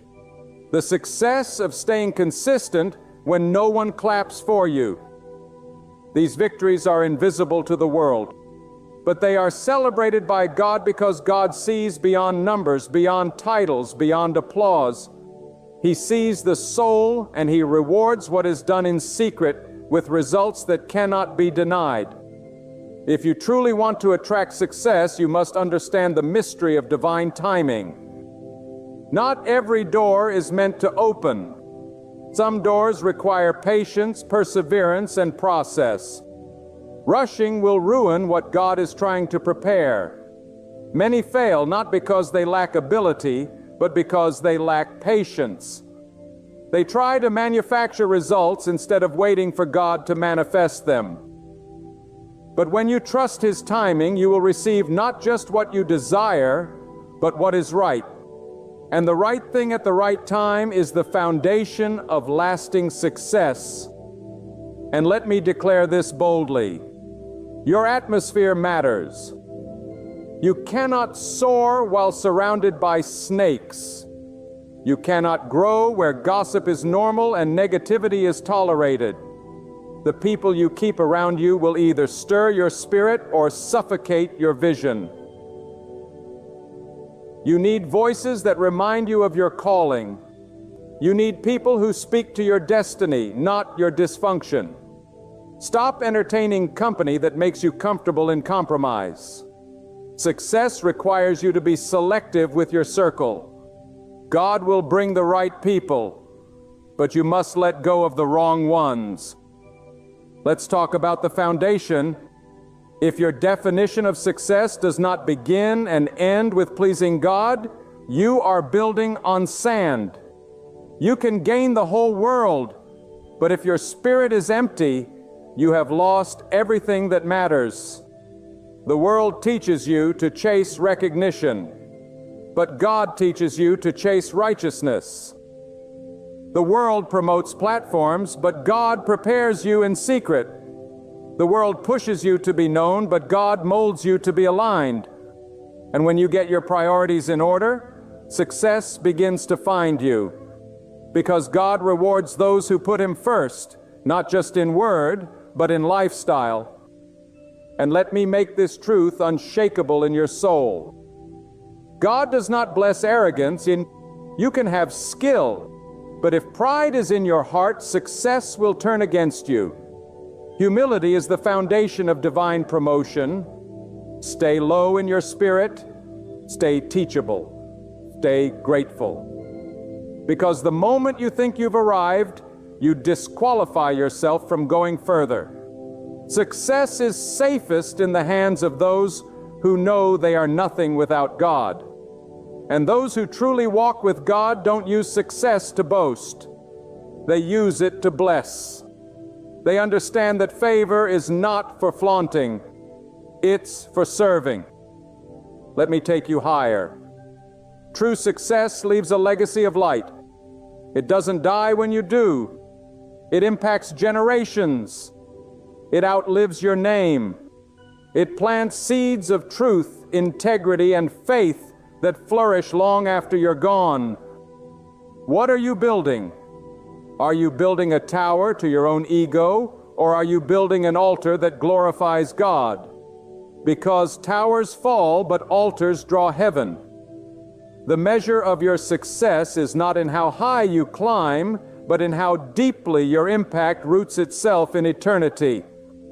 And you must also understand this: you cannot attract success while entertaining double-mindedness. You cannot walk in two directions and reach your destination. A divided heart cannot host the power of God. You must choose fully, faithfully, fearlessly. Either you trust God with all, or you trust Him with nothing.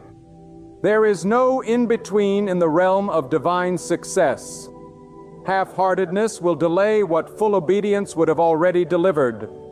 Choose today to be all in. Choose to walk with a single purpose. Choose to pursue success the way God intended, with holiness, with discipline, and with unwavering faith. Now I ask you, are you prepared for the responsibility that comes with success? Because it is not a game. With elevation comes exposure. With influence comes attack.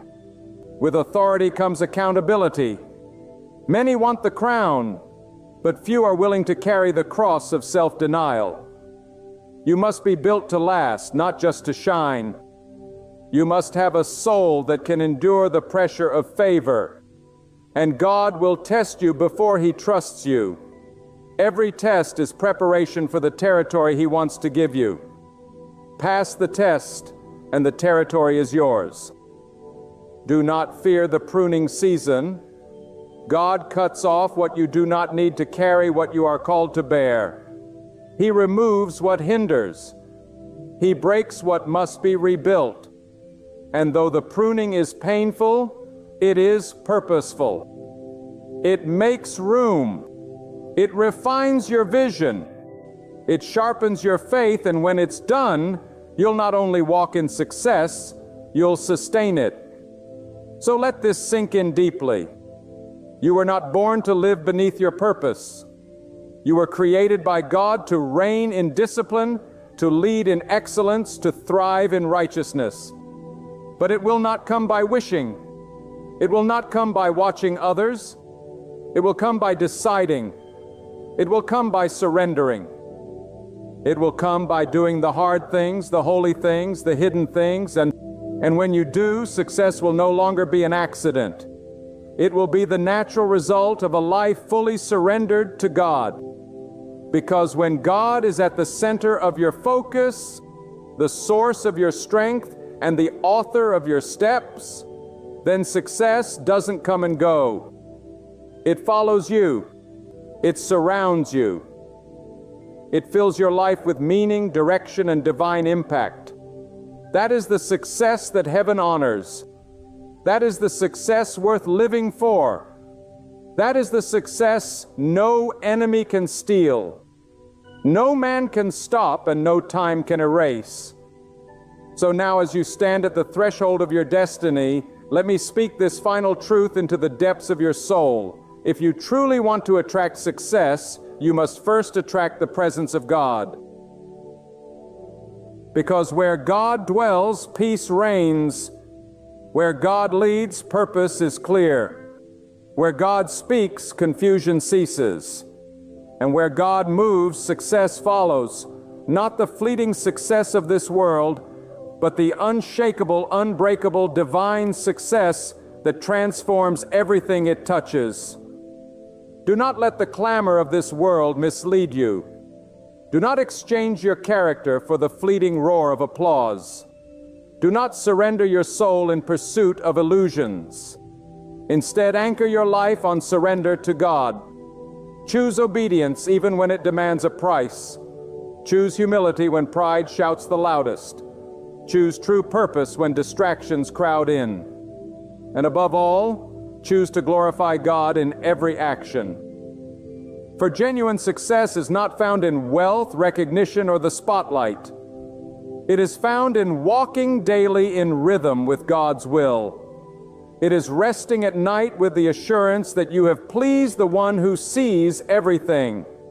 It is awakening each morning with peace in your soul, strength in your spirit, and fire in your being.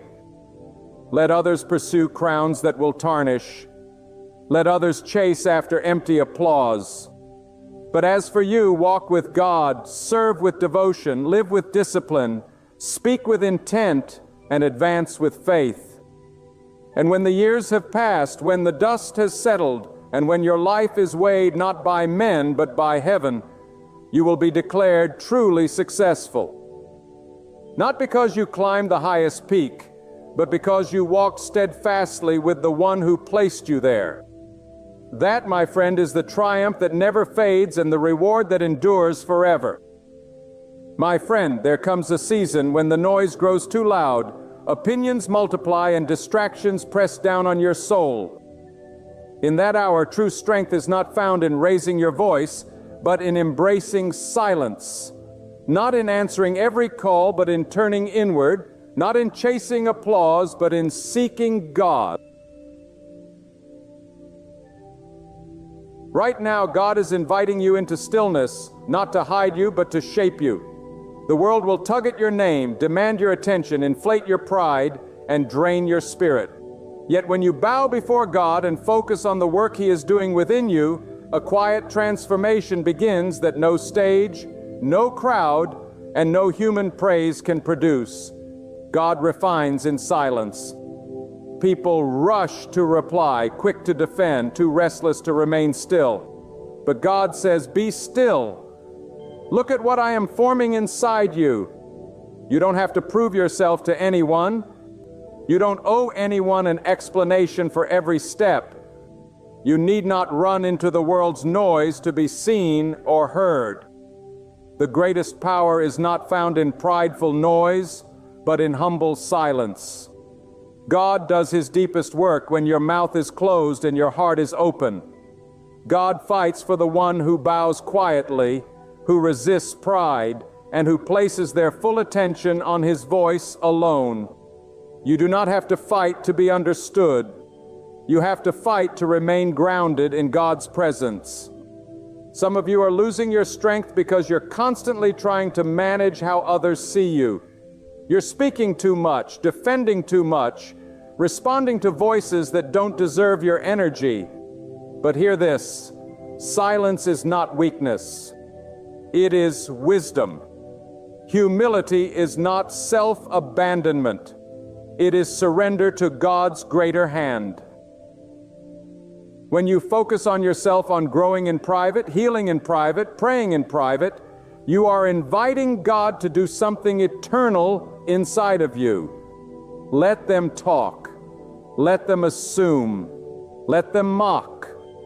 But you stay silent, stay humble, stay close to God. You don't need the world's understanding when you have God's favor. The more you elevate yourself to respond to every attack, the more you remove yourself from God's covering. But when you lower yourself, when you choose silence over ego, humility over performance, you position yourself for divine strength. Some of you are fighting battles with your mouth that can only be won in the Spirit. You are using energy to prove yourself, to explain your journey, to gain respect from those who were never assigned to understand you. But God says, silence is your shield, humility is your sword, focus is your power. When you speak too quickly, you interrupt what God is trying to reveal. When you act out of pride, you forfeit the promotion God was preparing for your humility. There is nothing more powerful than a man or woman who says, "I don't need validation, I only need God." And that person, quiet, focused, surrendered, becomes unstoppable. You see, the world teaches pride. It rewards noise. It applauds the loudest person in the room. But God exalts the lowly. God honors the humble. God lifts up the one who does not exalt himself. You want to be powerful, then empty yourself before God. You want to be elevated, then stop chasing applause and start seeking alignment with the will of God. Your silence in the presence of conflict is not cowardice, trust. Your refusal to fight back with your tongue is not weakness. It's wisdom from above. Every time you choose silence over reaction, you are stepping deeper into God's strength. Every time you choose humility over ego, you are choosing eternity over the temporary. You don't need to clap back. You don't need to prove your worth to broken people. You don't need to match energy with fools. You are not called to their level. You are called higher. And those who walk with God don't react like everyone else. They respond from a place of divine awareness. God doesn't train warriors in crowds. He trains them in caves, in silence, in prayer, in tears that no one sees, in nights where no one understands. God strengthens the soul in seasons where no one claps for you. And in that silence, your roots grow deep.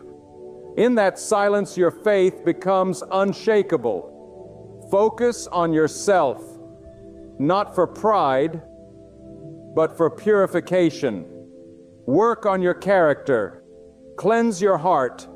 Discipline your habits. Align your motives. Let God prune everything that does not bear fruit. When you stop looking outward and start looking inward, God will begin to reveal things inside of you that were blocking your destiny. Some of you are surrounded by chaos because you've been too focused on the world's noise, but God says, "Come away. Sit with me. Let me show you what needs to be healed. Let me deal with your broken places. Let me silence the storm inside your mind." And when you allow that silence to speak louder than the chaos, you will begin to walk with a confidence that does not need applause because it comes from God alone. Too many people want to be seen before they are ready. They want to speak before they are wise. They want to lead before they've learned how to follow. But God does not elevate those who rush. God promotes the patient. God promotes the silent. God promotes the humble. If you can be trusted with silence, you can be trusted with power. If you can be trusted to sit in the back quietly, God can trust you to lead from the front boldly. But the process requires discipline. It requires you to bite your tongue, to walk away from pointless arguments, to humble your ego, to not respond even when you are right. And that right there is spiritual maturity. There is strength in staying silent when you could have spoken. There is power in walking away when your flesh wants to stay and fight. You don't need to respond to every insult. You don't need to prove your worth. God sees. God knows. God rewards. The ones who walk in silence are the ones who God lifts in due season. But you must trust His timing. You must resist the urge to promote yourself. God cannot bless pride. God cannot anoint arrogance. God anoints the broken, the contrite, the lowly. And when you walk in humility, your silence becomes your strength, and your focus becomes your protection. The ones who go far in life are not the ones who shout the loudest. They are the ones who learn how to shut the door, get on their knees and do the inner work. They are the ones who understand that real transformation doesn't happen on the outside. It happens when no one is watching. God works in hidden places. He refines in the dark. He promotes in the quiet. And when you stop looking for the spotlight, you will start seeing the sunrise of God's presence in your life. Let the world race for applause. You be still. Let them run to be heard. You remain silent because while they are talking, God is preparing you. You may feel overlooked. You may feel forgotten. You may feel invisible. But listen to this. God does His greatest work in people who the world overlooks. You are not forgotten. You are being forged. You are not invisible. You are being preserved. You are not behind. You are being aligned. And this process requires silence. It requires humility. It requires you to stop defending yourself and start depending on God fully. The moment you release control is the moment you truly give God permission to lead. But that leadership will never begin until your pride ends. You don't need to share your every move. You don't need to explain your growth. You don't need to convince anyone of your journey. Just focus on yourself. Grow quietly. Heal deeply. Pray earnestly. Listen more than you speak. Seek wisdom more than you seek attention. And above all, Stay humble. The ones who kneel before God will stand before any giant. The ones who humble themselves will be honored by heaven. And the ones who stay silent in the fire will be remembered by God when the time for promotion comes. Focus on yourself and let God focus on your destiny. Humble yourself and God will raise you in due season. Stay silent and your silence will speak volumes. You are not called to noise. You are called to purpose, and purpose is refined in humility. There is a beauty in walking silently while everyone else is shouting. There is a strength in focusing inward while others chase outward validation. The soul that is anchored in God does not panic in storms because it has already found peace in the silence. The voice of pride is loud, but the whisper of God is soft. And if your soul is too noisy, you will miss it. God does not shout to compete with the world, He whispers to see if you're truly listening. So, quiet the noise, turn off the distractions, lower your voice, and let your heart be still. That's where you will hear Him. That's where He will give you direction. That's where He will begin to reveal things you never saw before. You've tried doing it your way. Now try surrendering. Try silence. Try humility. Let go of the pride. Let go of the fear.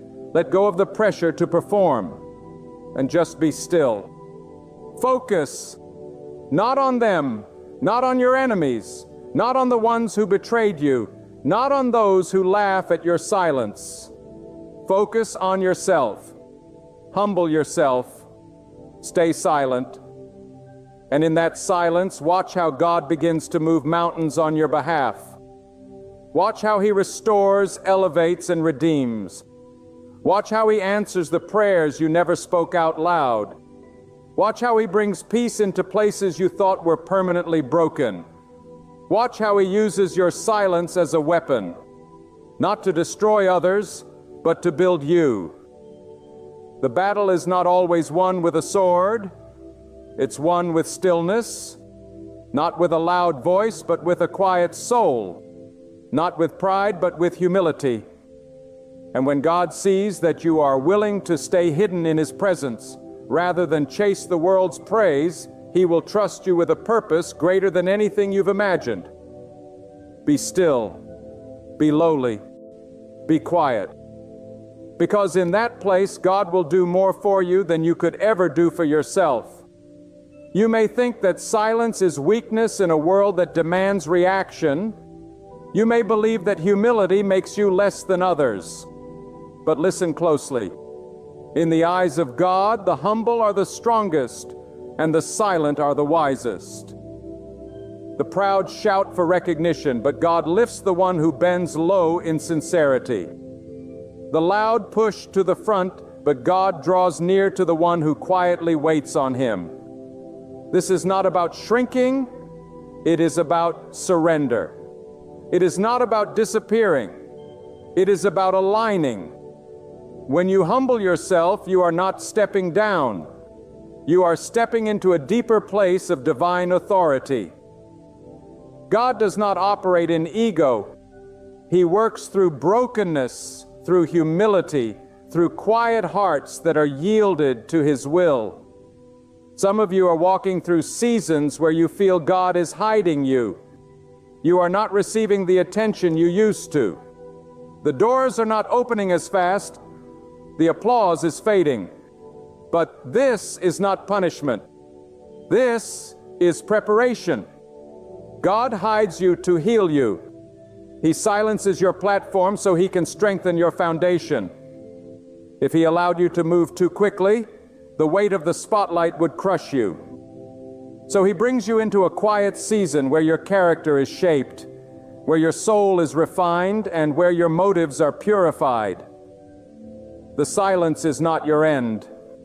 It is your elevation. The delay is not a denial.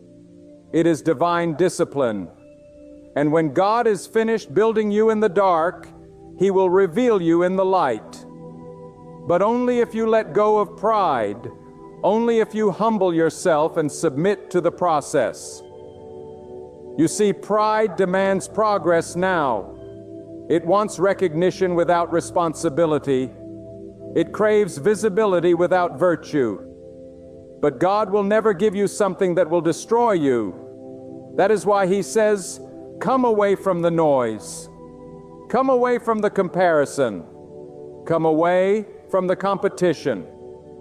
God wants to give you peace, not pressure, but peace is found in humility. Peace is born from silence. And the moment you choose to step back from chasing approval, God begins to show you who you truly are. Not what others think, not what your past says, not what the world demands, but who you are in the stillness where God alone speaks. The person who learns to sit with themselves in silence is the person who becomes a vessel for God's greatness. They do not need noise to feel significant. They do not need claps to feel valued. Their confidence is not built on the opinions of others. It is rooted in the truth that God is with them, even in the quietest valley. And that truth becomes a foundation so strong that no storm can shake it. But this kind of strength cannot be bought. It cannot be taught in a classroom. It cannot be inherited from others. It is earned in the fire of silence, in the crucible of humility, and in the daily discipline of focusing on what truly matters, your relationship with God. You must understand that not every battle is yours to fight. Not every argument deserves your words. Not every critic deserves your energy. Sometimes the greatest answer you can give is silence. Because when you remain silent, you allow God to speak. When you humble yourself, you allow God to move. And when God speaks on your behalf, no accusation, no slander, no betrayal can stand against His justice. You are not your defender. God is. You are not your Savior. God is. And the more you try to fight your own battles, the more you delay the victory that only comes through surrender. There is wisdom in knowing when to speak and when to be silent. And those who walk with God deeply are not impulsive with their words. They understand the weight of silence. They know the value of waiting. They trust that God will do more in one moment of divine intervention than they could do in a lifetime of striving. Silence becomes their weapon. Humility becomes their armor. And focus becomes their direction. These are not passive traits. They are powerful strategies. And when you embrace them, you will begin to walk with clarity, discernment, and strength that does not come from man, but from God Himself. Some of you have been so distracted trying to fix others that you've neglected your own soul. You've tried to correct everyone, explain everything, solve every conflict. But God is saying, focus on yourself, not in selfishness, but in sacred responsibility.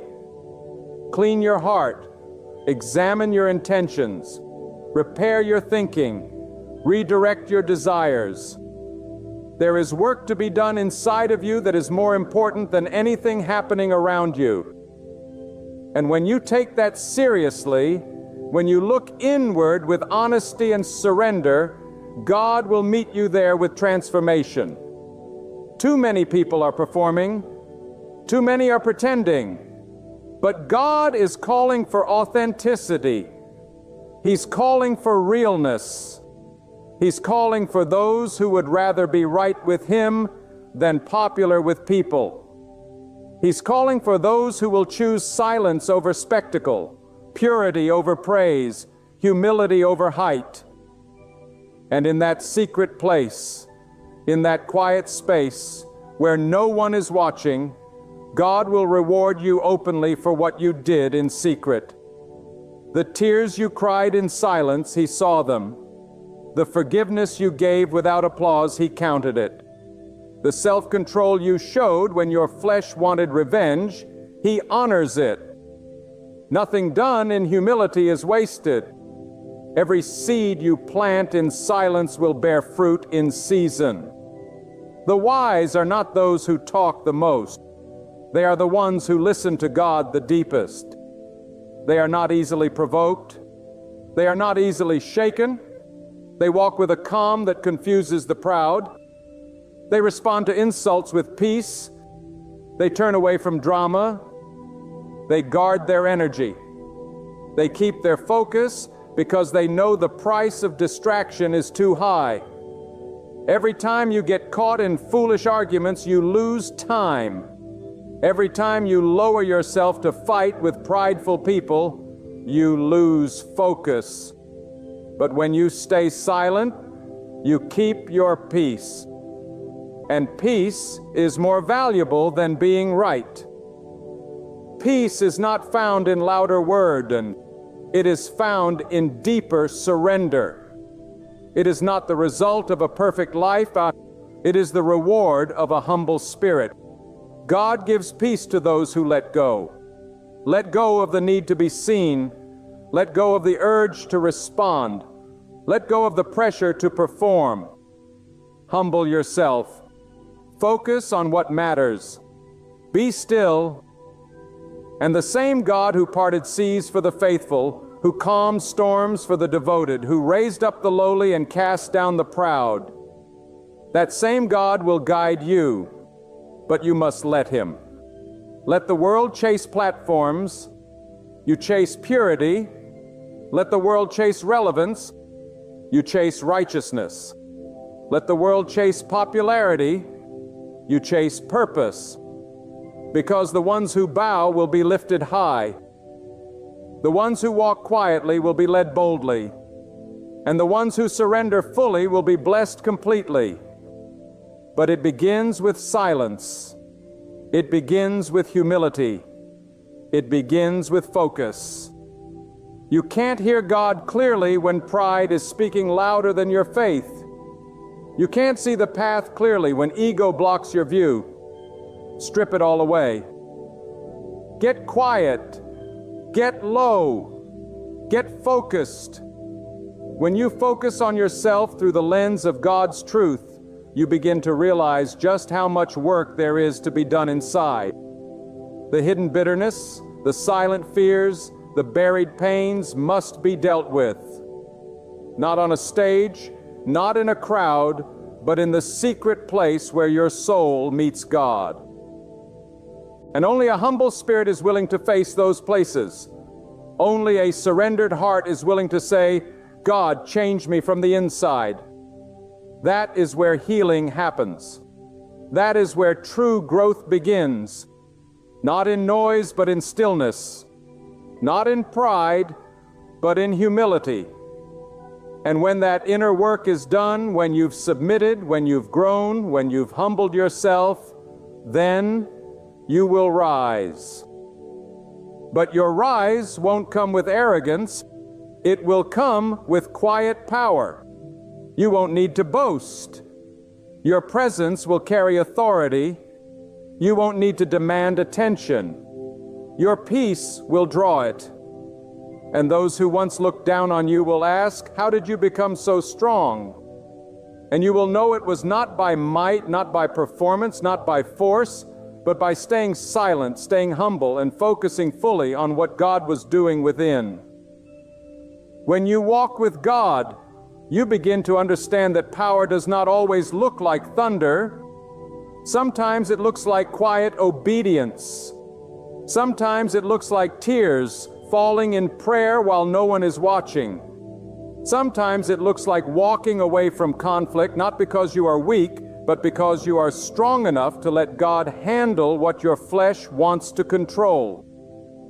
This world tells you to speak your truth, to assert yourself, to demand your place. But what the world doesn't understand is that those who walk with God do not need to prove anything to anyone. God's approval is enough.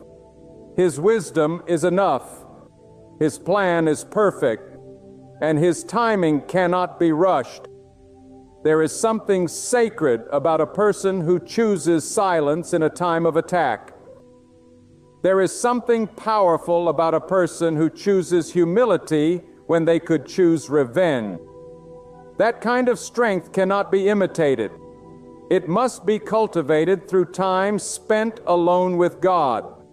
It is in those hidden moments that your soul is forged.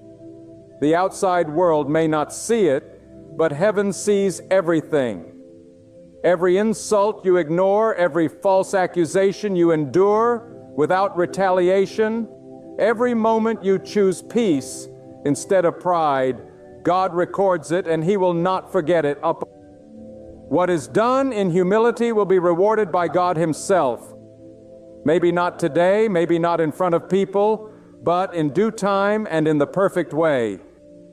We live in a generation that thinks silence is weakness and humility is failure. But God works opposite to the world. What man praises, God often rejects. And what man overlooks, God chooses to elevate. You don't need to keep up with them. You don't need to match their pace or imitate their noise. All you need to do is stay grounded in the presence of God. Your identity must not come from popularity, from wealth, from status, or from applause.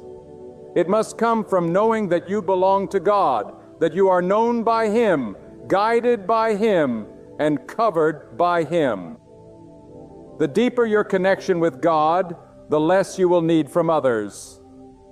The more secure you are in His hands, the less desperate you will be for attention. Humility is not the absence of confidence. It is confidence placed in the right hands. It is saying, I trust God more than I trust myself.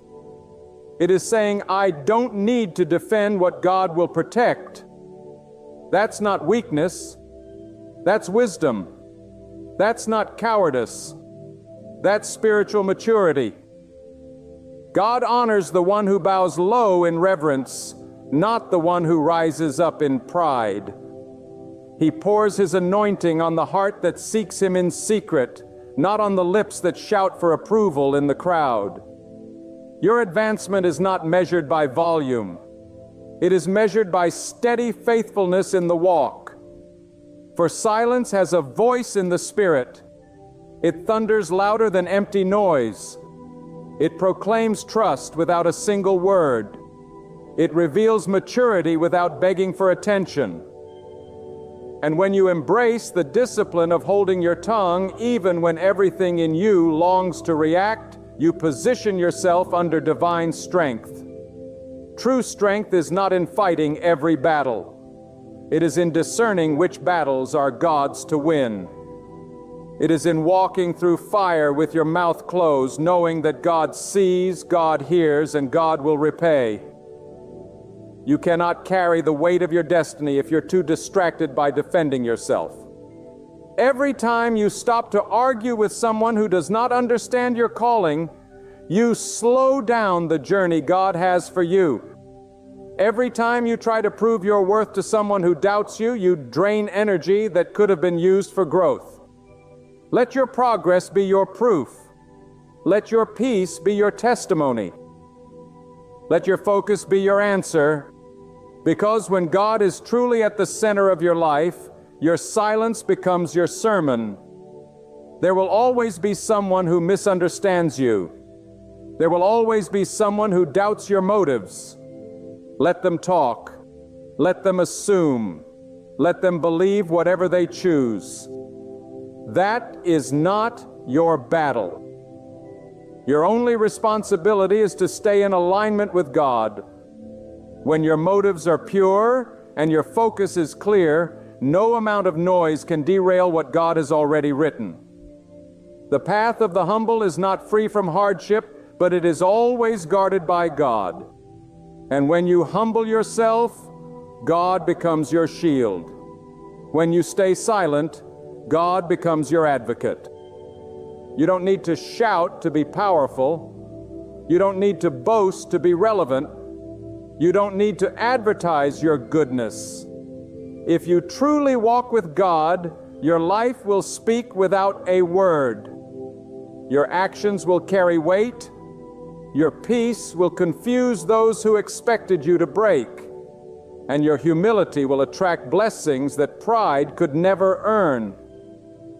Because God opposes the proud, but He lifts up the one who lowers himself. That's not just a lesson, it's a law. You cannot fake humility before God. He sees your heart. He knows your intentions. And He rewards those who come to Him with sincere reverence. Every time you choose silence instead of gossip, you are planting seeds of wisdom. Every time you choose humility instead of retaliation, you are building a foundation that cannot be moved. Every time you choose to focus on your inner work instead of seeking outer recognition, you are preparing yourself for something greater. But it takes discipline. It takes maturity. It takes a soul that is anchored in something higher than the praise of people. The humble soul understands that validation from God is more important than attention from the crowd.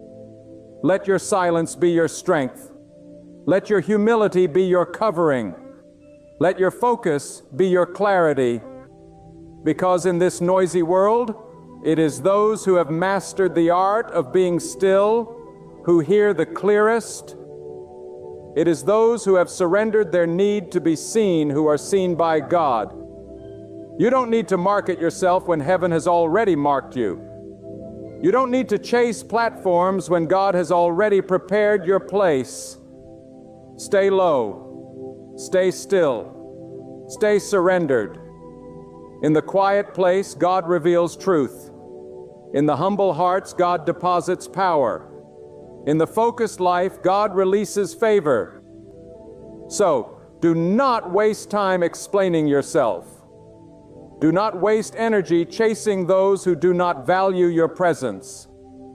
Do not lose your way trying to make others comfortable. Your peace matters. Your growth matters. Your connection with God matters more than anyone's opinion. You are not for everyone, and that's okay. You are for God. And if you are for God, He will be for you. He will go before you. He will open doors. He will close wrong ones. He will correct what you cannot. But He needs your humility. He needs your stillness. He needs your complete trust. And if you give that to Him fully without conditions, you will walk into seasons you did not earn. You will receive favor you did not chase. And you will experience peace that passes all understanding, not because you shouted, not because you forced it, but because you submitted, because you focused, because you humbled yourself in the sight of God. And the one who sees all things will lift you up in due time. There is a sacred strength in the one who refuses to be moved by noise. There is divine wisdom in the heart that resists the urge to respond to every voice. God does not speak through chaos. He speaks through calm. He does not guide through ego. He guides through surrender. You must understand the more deeply you walk with God, the less you feel the need to justify yourself. The more you abide in His presence, the quieter your spirit becomes, because you know that your life is not a performance, but a process in the hands of the Almighty. And when you trust the process, you will not rush the outcome. You are not called to be loud. You are called to be lights. And light doesn't need to scream to be seen. It simply shines. In a world addicted to attention, you must become addicted to alignment with God. That means letting go of your desire to explain yourself, to be understood by everyone, to fix every misunderstanding. It means finding your identity not in opinions, but in obedience. When you reach that level of faith, you stop chasing affirmation. You stop craving applause. You stop running after people who were never sent by God. Instead, you become anchored, rooted, unshakable. Because the deeper your roots in God, the less the storms outside can move you. And this is where God begins to trust you. Not when you have 1,000 followers, but when you follow Him in silence. Not when your name is known by many, but when your soul is known by Him. God raises up the one who has been tested in obscurity. He exalts the one who stayed quiet in the fire. He gives power to the one who submitted in stillness. You don't earn that kind of favor by striving. You receive it by humbling yourself again and again. Even when your pride wants to rise, even when your flesh wants to speak, even when your heart wants to retaliate, the real power is in restraint. It's in the ability to walk away, to keep your peace, to protect your focus. Because not every battle is your calling. Not every challenge is your assignment. And not every voice deserves your attention. If the enemy can't destroy you, he will distract you. And one of his favorite weapons is pride. Pride that tells you to prove yourself. Pride that tells you to respond. Pride that demands to be seen. But God calls you to something higher. He calls you to humility. Not the kind that is timid and passive, but the kind that is bold enough to be still. The kind that says, I don't need to win this argument because I'm already victorious in God's hands. The kind that says, I don't need to show off because I know who I am when no one is watching. That kind of humility breaks chains. That kind of humility silences the enemy. That kind of humility invites God to fight for you in ways you never imagined. You cannot build a life of peace on a foundation of pride. You cannot build a future with God if your heart is consumed by the desire to be right, to be seen, to be praised. Let it go. Let the need to explain yourself die. Let the desire for approval be buried. God will not share His glory with your ego. And the more you cling to the opinions of people, the further you drift from the truth of God.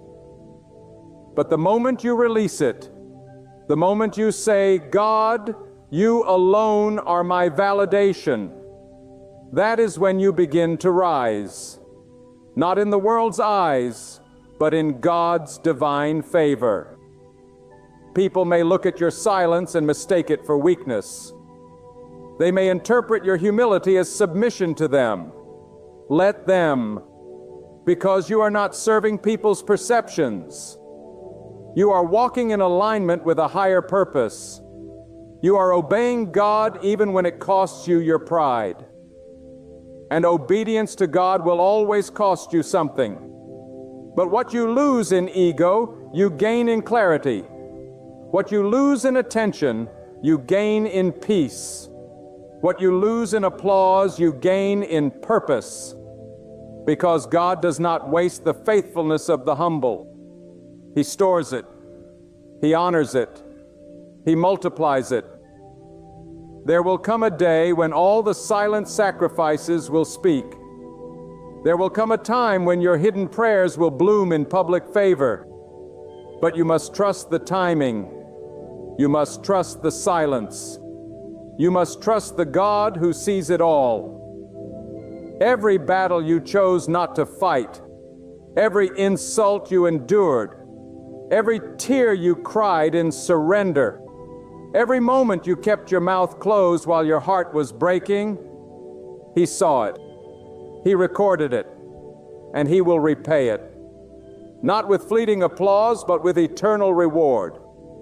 Not with temporary praise, but with lasting peace. Stay focused, because what God has for you requires more than a good appearance. It requires a clean heart. It requires a pure motive.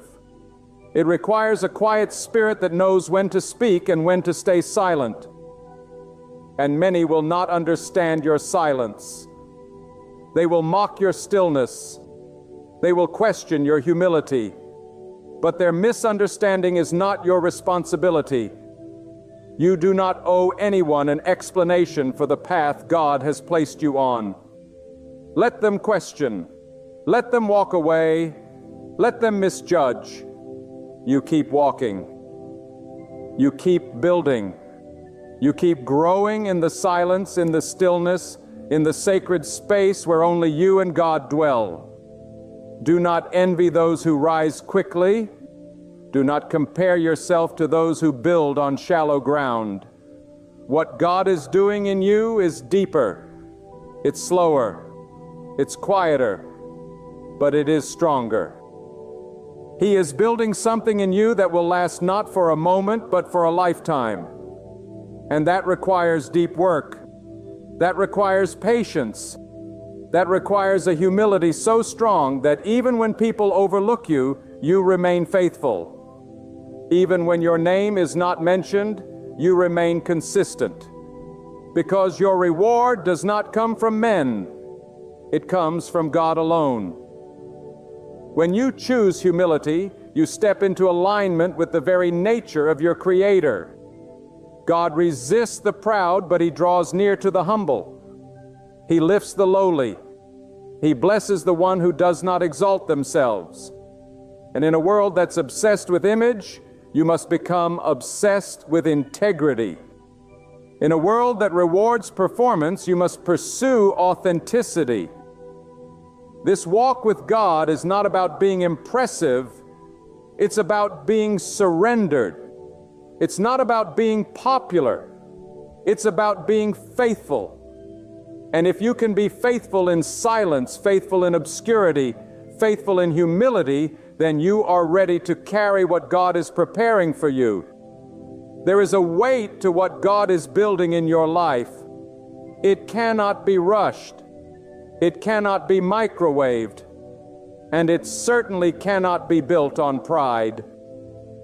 Lay your ego down. Lay your need for applause down. Lay your desire to respond to every voice down. And focus. Focus on what God is doing in you. Focus on who He is shaping you to become. Focus on the healing. Focus on the discipline. Focus on the refinement. Because that work, though hidden, though quiet, though painful at times, is the work that produces true strength. You are not behind. You are not forgotten. You are not invisible. You are in process. You are being prepared. You are being purified.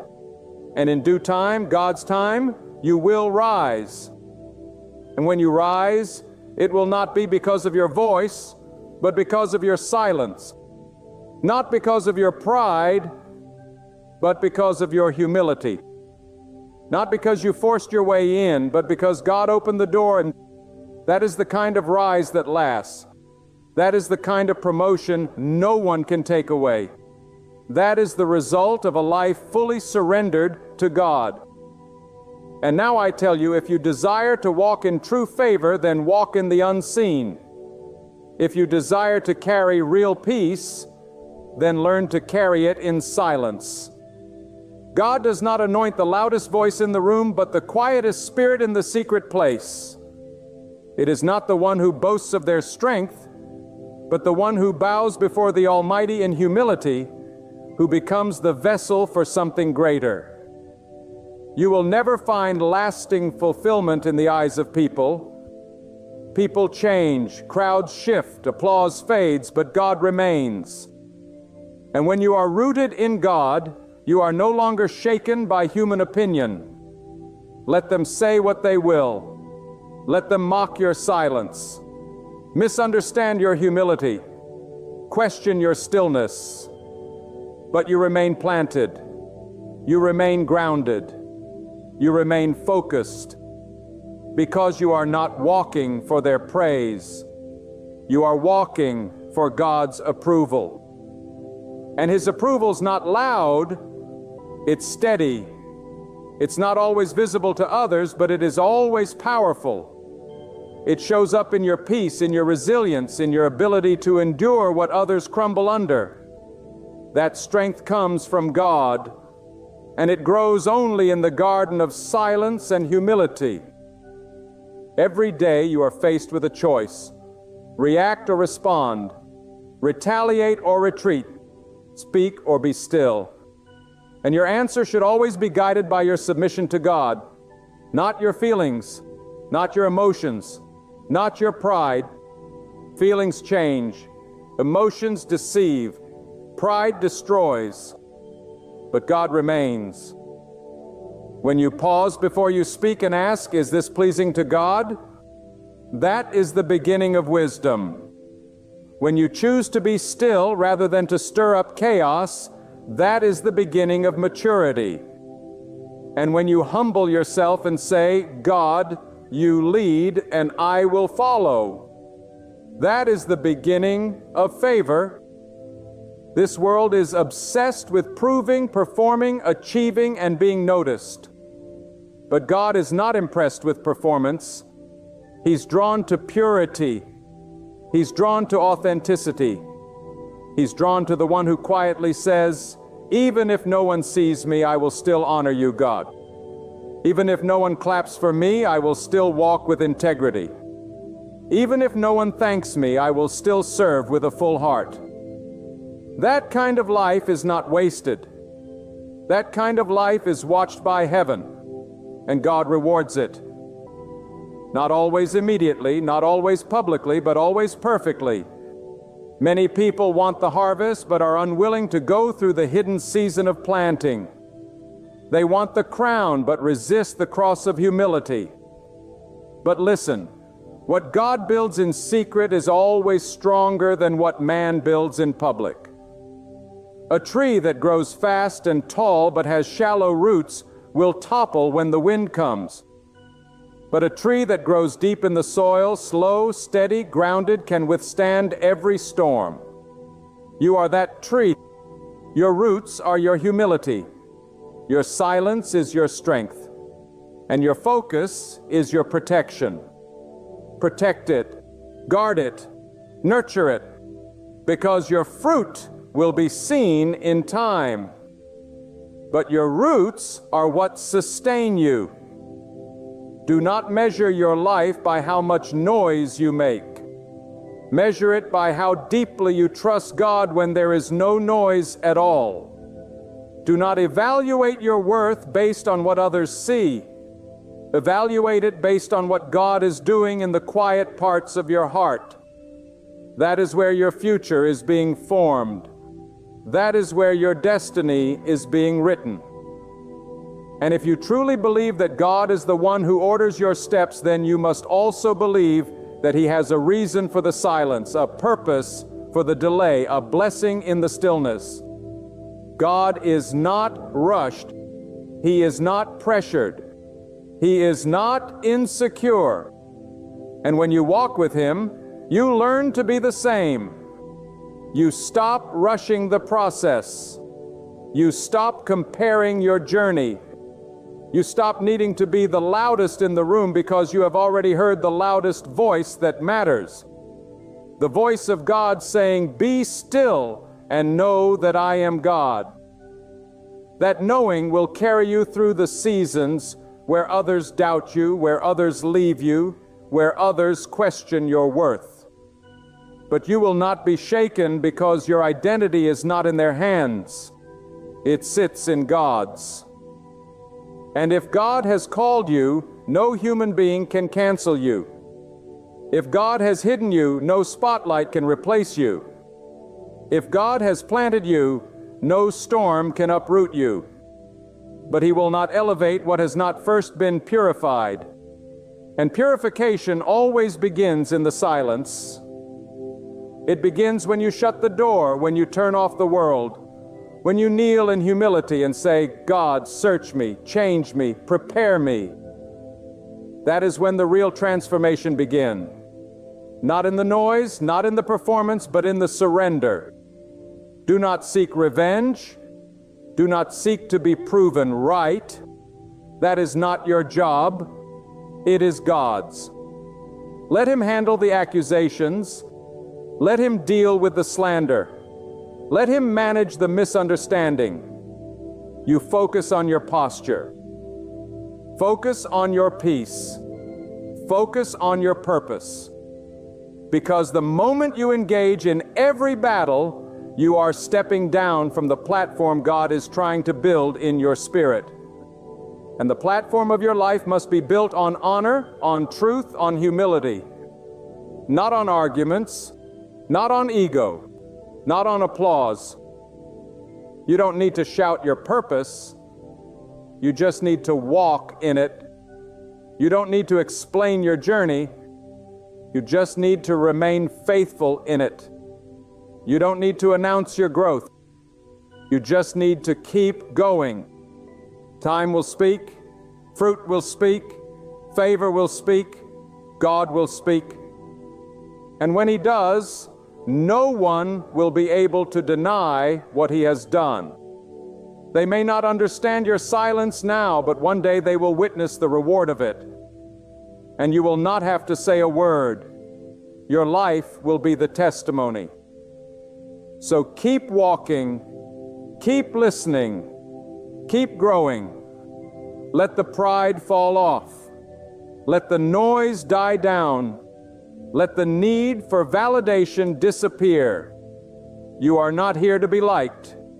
You are here to be aligned. You're not here to dazzle. You're here to obey. You're not meant to be loud. You're called to shine with quiet faithfulness and humility. When you walk in that way, God will do what only He can do. He will lift you. He will carry you. He will surround you with favor as your shield. If you remain in that posture of humility, silence, and sacred focus, you will not miss what belongs to you. You will not miss what God has written for your life. You will not miss your appointed moment. God never forgets the one who bows low. He does not ignore the one who surrenders. He never abandons the one who quietly trusts His plan. Hold on. Stay the course. Guard your spirit. And in the appointed time, the God who sees in secret will reward you openly, abundantly, and beyond what you ever imagined.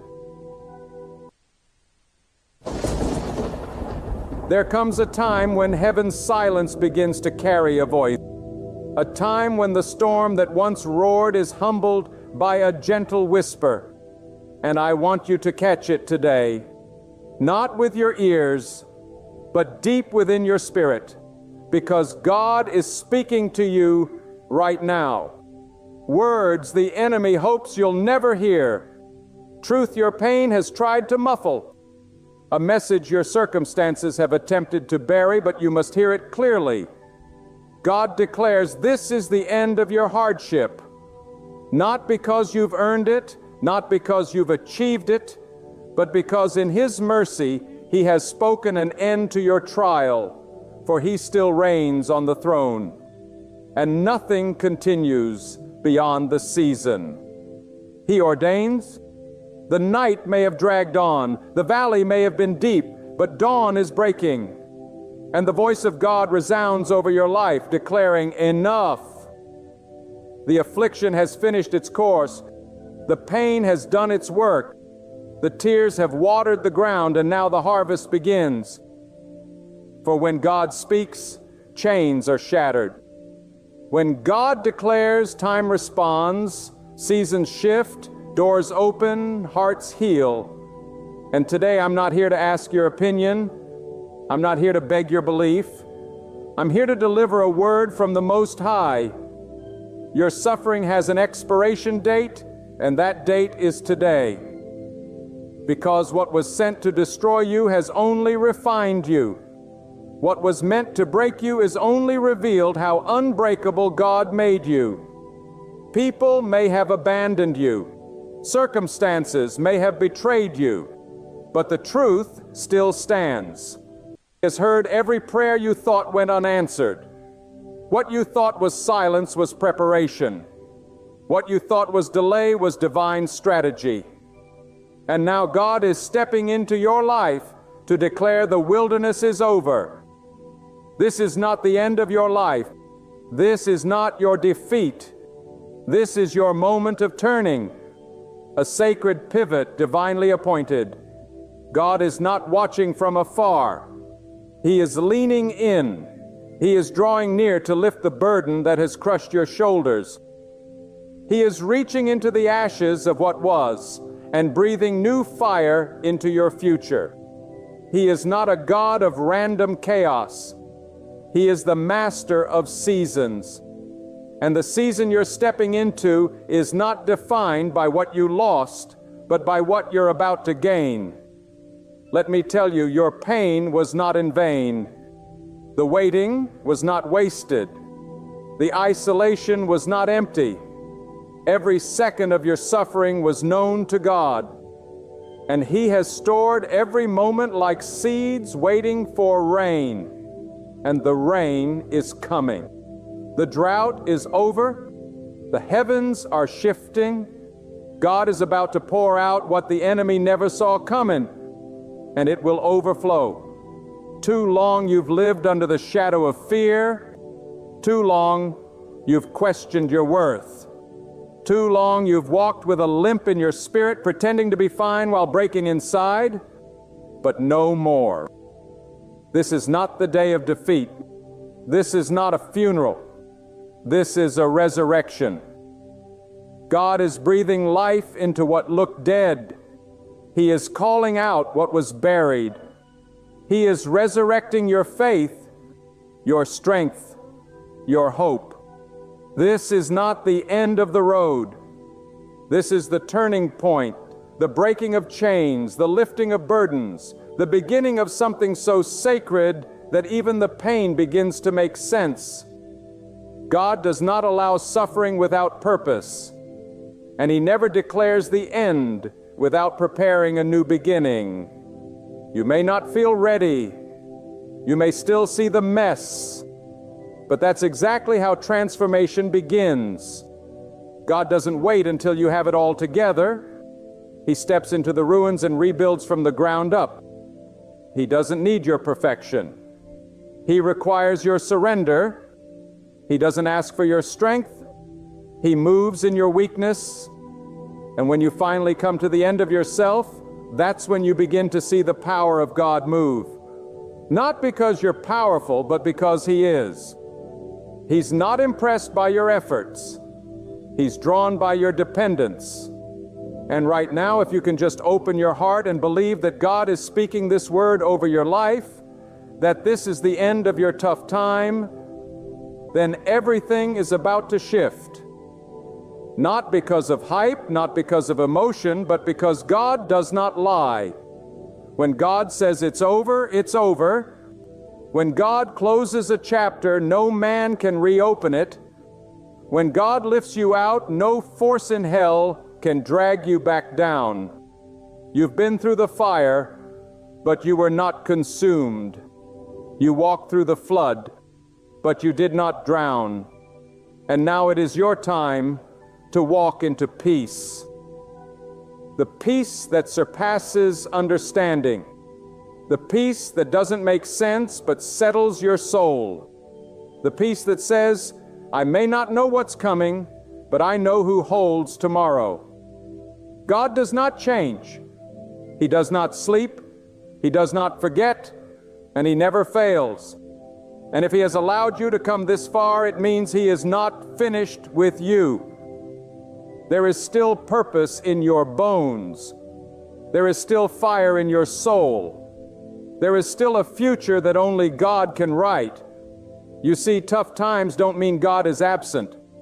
They mean God is preparing. And the harder the battle, the greater the breakthrough. You didn't go through all of this to come out empty.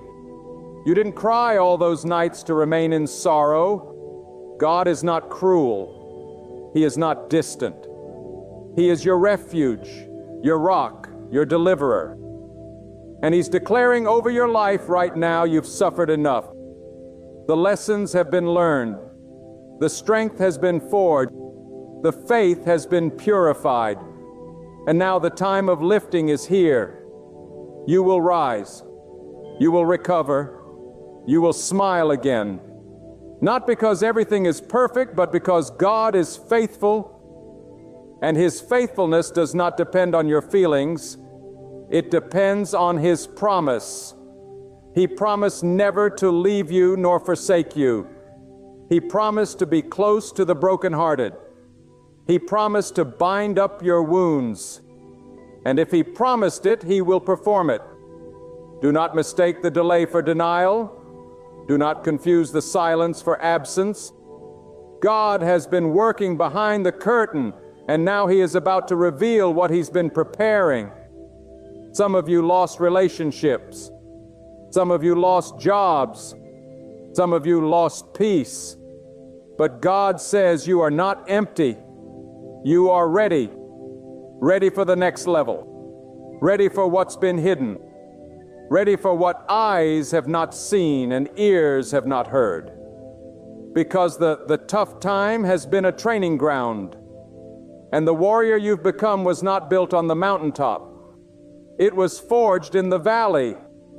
And now that valley is behind you, you will look back and not even recognize the person you were. The pain made you wiser. The waiting made you stronger. The silence made you listen. And now God is saying, Turiyat, come forth. Step into the light. Step into healing. Step into freedom. This is the hour. This is the moment. The tough time is over. Not because you escaped it, but because you conquered it. And what tried to bury you will now testify of your survival. The same people who doubted you will witness your rising. The same devil that attacked you will flee at the sight of your peace. Because God has changed your atmosphere. He has shifted the climate. And nothing can stop what He has begun. You have endured not just a trial, but a divine proving ground. This wasn't just hardship. It was heaven's shaping. You didn't just go through difficulty. You went through the fire and came out refined like gold. And what you didn't see during those long, weary nights was how God was working silently like a master craftsman behind the scenes. He was removing what couldn't go with you into your next chapter. He was pruning so that you would bear greater fruit. He was stretching your faith so that it could hold the weight of the blessings that are now approaching. You felt loss, but God saw preparation. You felt delay, but God saw development. You felt forgotten, but God never took His eyes off of you, not for a second. If only you could see what He protected you from while you were weeping. If only you could understand the storms He never let reach your shore. His silence was not neglected, was restraint. Mercy held back what your heart wasn't ready to carry. Let this truth echo in the chambers of your soul. The tough time was never about punishment. It was about positioning. God was shifting the ground beneath your feet. He was closing doors not to hurt you, but to root you. He was removing people not to isolate you, but to insulate you from what could have destroyed you. This was a divine rearrangement. And now the process is complete. The tears watered the soil. The fasting broke the chains. The prayers tore through the heavens. And now, the signal has been given. The trumpet in the Spirit has sounded. Roll. The cloud is moving. God is announcing an end to the oppression that lingered too long, to the discouragement that settled like dust, to the heaviness that clung to your chest every morning. It's lifting now, not by your might, not by your intellect, not by coincidence, but by the command of God Almighty. And hear this with fire in your soul. What's coming next is not a return to normal. It is not a recycled version of your past. What God is doing now will make sense of every unanswered question. It will silence every voice that mocked you. It will restore the years that were stolen, not just in pieces, but in overflow. God is not interested in small recovery. He is a God of complete restoration. He does not patch up the broken. He makes all things new. And when He declares the end of something, it is not a mere suggestion. It is final, absolute, and sealed in the heavens. This is your divine ship. The season of wandering is over. The season of questioning is behind you. The time of doubt is ending. Your inner storm is meeting the stillness of God's hand. Now is the moment to rise, not in your strength, but in God's authority, not with fear, but with fire. Stand not as a victim of your past, but as a testimony of what God can do with a surrendered soul. You were pressed, but not crushed. You were struck down, but not destroyed. And now you are rising with scars that speak louder than sermons. You are walking with a limp that reminds you of your wrestling with God, but also of your victory. You are moving forward not because life got easier, but because God got louder. His voice is calling you out of hiding, out of doubt, out of weariness, and into purpose, into peace, into provision. There is a divine urgency in this hour. This is not the time to look back. This is not the moment to second guess. You cannot return to what God has already closed. You cannot reattach what God has severed. When He says it's over, that is your cue to move forward. Don't stay camped in the wilderness when the cloud has moved. Don't remain in the grave when God has called you forth. Yes, it was painful. Yes, it was lonely. But yes, it is over. And what God is doing next requires your full trust. You must walk by faith now, not by what you see, but by what God said. And He said, the tough time is finished. Let that sink deep into your spirit. Let it become your declaration. Let it silence the voice of doubt that still lingers. When God delivers a word, it becomes the foundation of your next step. You don't need to understand how. Just believe. Who is speaking this over your life? The Creator of the universe, the one who hung the stars, carved the oceans, and knows every hair on your head. If He says your struggle is ending, then nothing, no enemy, no circumstance, no fear can undo that. It's already written in the eternal records of heaven.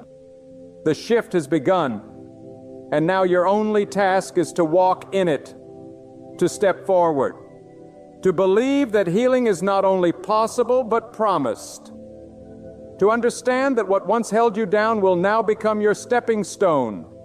God is not a man that He should lie. He doesn't tease His children. He doesn't raise your hopes to let you fall. If He has brought you to this point, it's because He intends to bring you through. The finish line is in sight, and it is not just the end of a chapter. It is the start of a testimony, one that will echo through generations. One that will inspire others to believe, one that will make even your enemies marvel at the favor resting upon you. You will no longer be known by your struggle. You will be known by your survival. And more than that, you will be known by your surrender to God's process. That's where the power lies. Not in pretending to be strong, but in fully depending on God. Because when God carries you out of a storm, the world takes notice, and they will ask how you made it. And your answer will not be about strategy or luck or timing. It will be this: God said it was over. Do not let the enemy convince you that just because you feel weary, you are weak. That just because the pain left a scar, you are somehow disqualified. No, scars are evidence of survival. They are proof that you were hit but not taken out. They show that while others gave up, you kept moving. that while others walked away from their faith, you held uneven, if it was with trembling hands. And now God is honoring that perseverance. He is not rewarding perfection. He is rewarding faith. And even faith the size of a mustard seed can move mountains when it is placed in the hands of the Almighty. That mountain of sorrow that sat in your chest, it's coming down. That mountain of fear that stood before your future, it's crumbling. That mountain of shame that whispered, "You'll never rise again," God is casting it into the sea. God is not limited by what limited you. He is not intimidated by your past, nor is He discouraged by your weakness. In fact, that weakness is where His strength thrives. He chooses the broken, the battered, the overlooked, and the tired, because when He lifts them up, no one can say it was human strength that did it. It becomes a testimony that draws eyes back to the heavens and says, "Surely this was the hand of God." And now He is about to do something in your life that will leave no room for doubt. What He is about to release over your life will shut the mouth of every critic, every voice that question whether you'd make it out. He is preparing to do exceedingly abundantly above all you can ask or imagine or not in the next life. But here now in this present moment, you're not waiting for hope to find you anymore. Hope is standing at your door knocking. Open your heart and let it in. Because hope is not a fantasy. It's a force. And when God fills your life with it, everything changes. The colors return to your days. The heaviness lifts. You begin to dream again, breathe again, believe again. But this time, your belief is not naive. It is not easily shaken.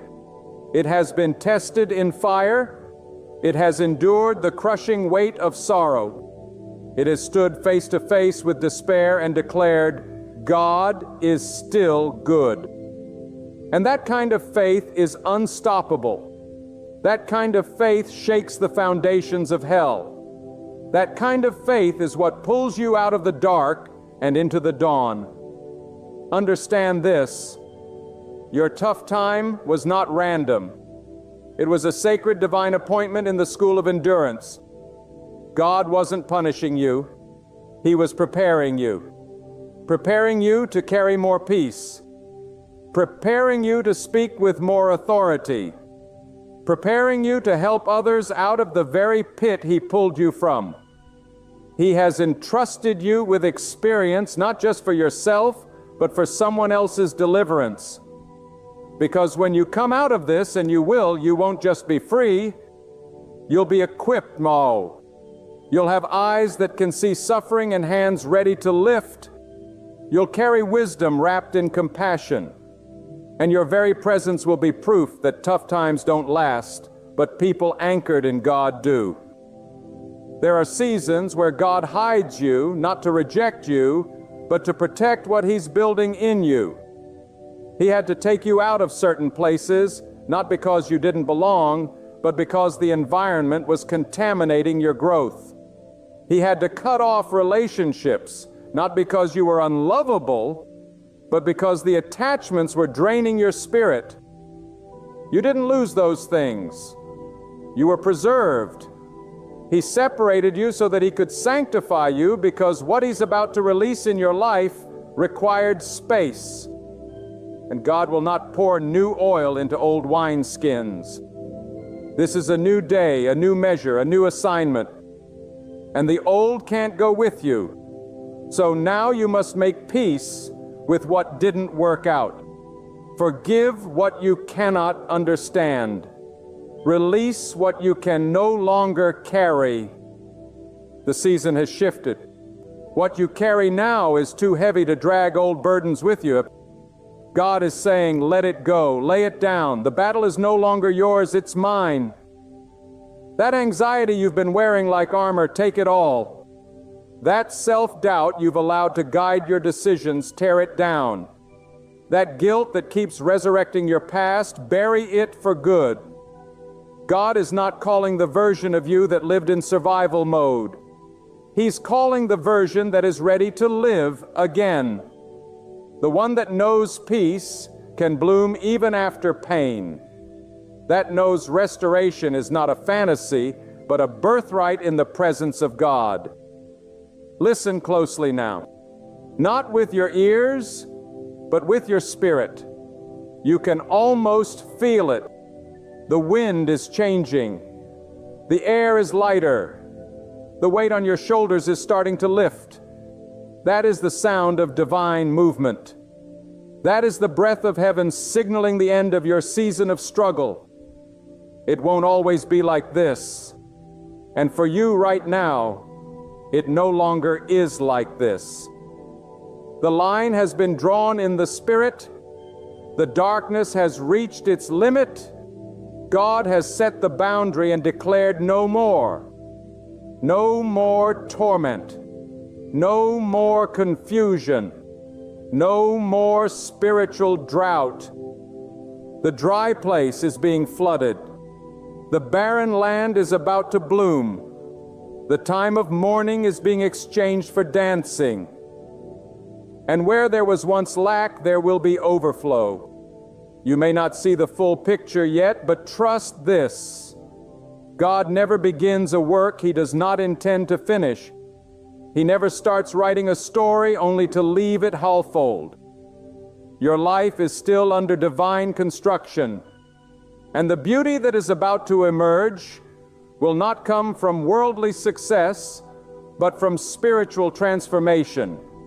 You are about to see why the pain had to be permitted, why the delay was essential, why the doors had to stay shut. Because had they opened too soon, they would have swallowed you. But now you've been fortified. Now you've been matured. Now you're not just walking. You're walking in divine alignment. And that, my friend, is the power of God. He not only ends tough times, He transforms them. He doesn't just pull you out, He raises you up. He sets your feet on solid ground and puts a new song in your mouth. You thought it was over, but God was just getting started. And this next chapter is not about recovering what you lost. It's about discovering what you never even imagined. It's about stepping into the fullness of a life lived under the shadow of the Almighty. Not striving, but surrendering. Not worrying, but worshiping. Not fearing, but flourishing. There is a sacred stillness that follows every storm, and you are standing in it now. Not because the winds simply grew tired, but because God commanded them to cease. Do you understand what that means? It means the same power that governs galaxies just intervened in your life. The same force that keeps the sun burning and oceans restrained has stepped into your chaos and drawn the line. He said, "This far and no further." The turmoil that has worn you thin, the weight that's made it hard to breathe, it is lifting now because God has spoken.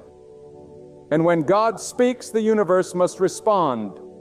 When God declares the end of your tough time, every demonic scheme, every spiritual opposition, every delay that once stood firm must bow to His authority. This is not a fragile hope. This is not a dream you're trying to convince yourself to believe in. This is divine certainty. You are not here by coincidence. You are not hearing these words by accident. God ordained this moment before the foundation of the world because He knew you'd reach the edge. He knew you'd be moments from giving up. He knew your soul would cry silently in the night, "How much longer, God?" And right at that breaking point, He scheduled a divine intervention. You didn't find this message. This message found you. It came like a trumpet in the wilderness, like water in a dry place. Because God refuses to let you quit in the valley when He's prepared a mountain for you to climb. He is not just watching your struggle, He is stepping into it. And when He steps in, everything shifts. Not just the obvious things, even the unseen, the unnoticed, the inner wars no one else knows.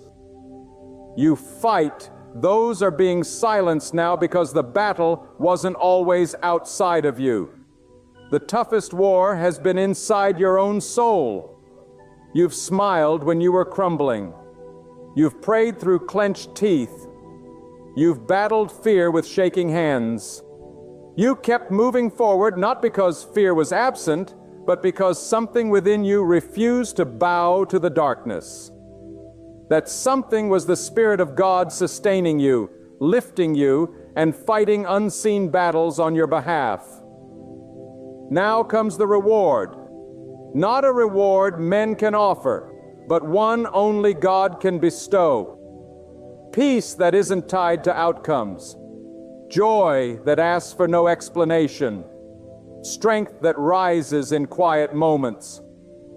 God is moving you into supernatural provision.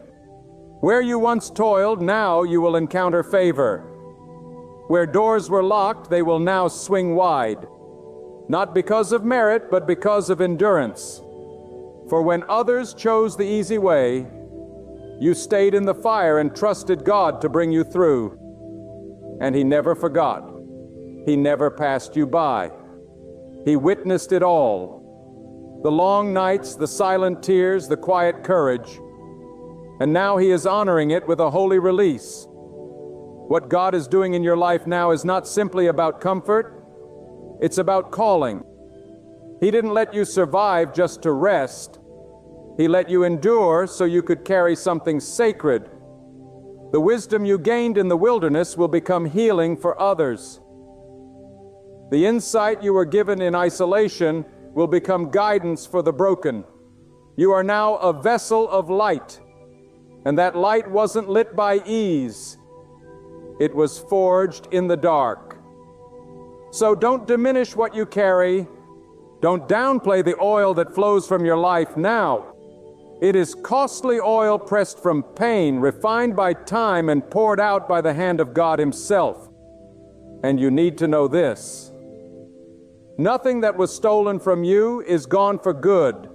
The God who ends tough times is the same God who restores what was lost. And when He restores, He does it with interest. He multiplies what you thought was gone forever. He gives beauty for ashes, joy for mourning, and praise for the spirit of heaviness. He doesn't just replace, He upgrades, and what's coming won't look like what you lost. It will be better, richer, deeper, because it will come with peace. And anything that cost you your peace is too expensive for this next chapter. Right now the weight is lifting, the fog is clearing. You may not feel it all at once, but don't mistake slow healing for no healing. God often works in quiet, steady movements. Mountains don't shift with a bang, they shift with a groan. And your life is groaning into alignment. The ground beneath your feet is stabilizing. The noise of the past is fading, and the voice of God is growing clearer. He's not yelling, He's whispering.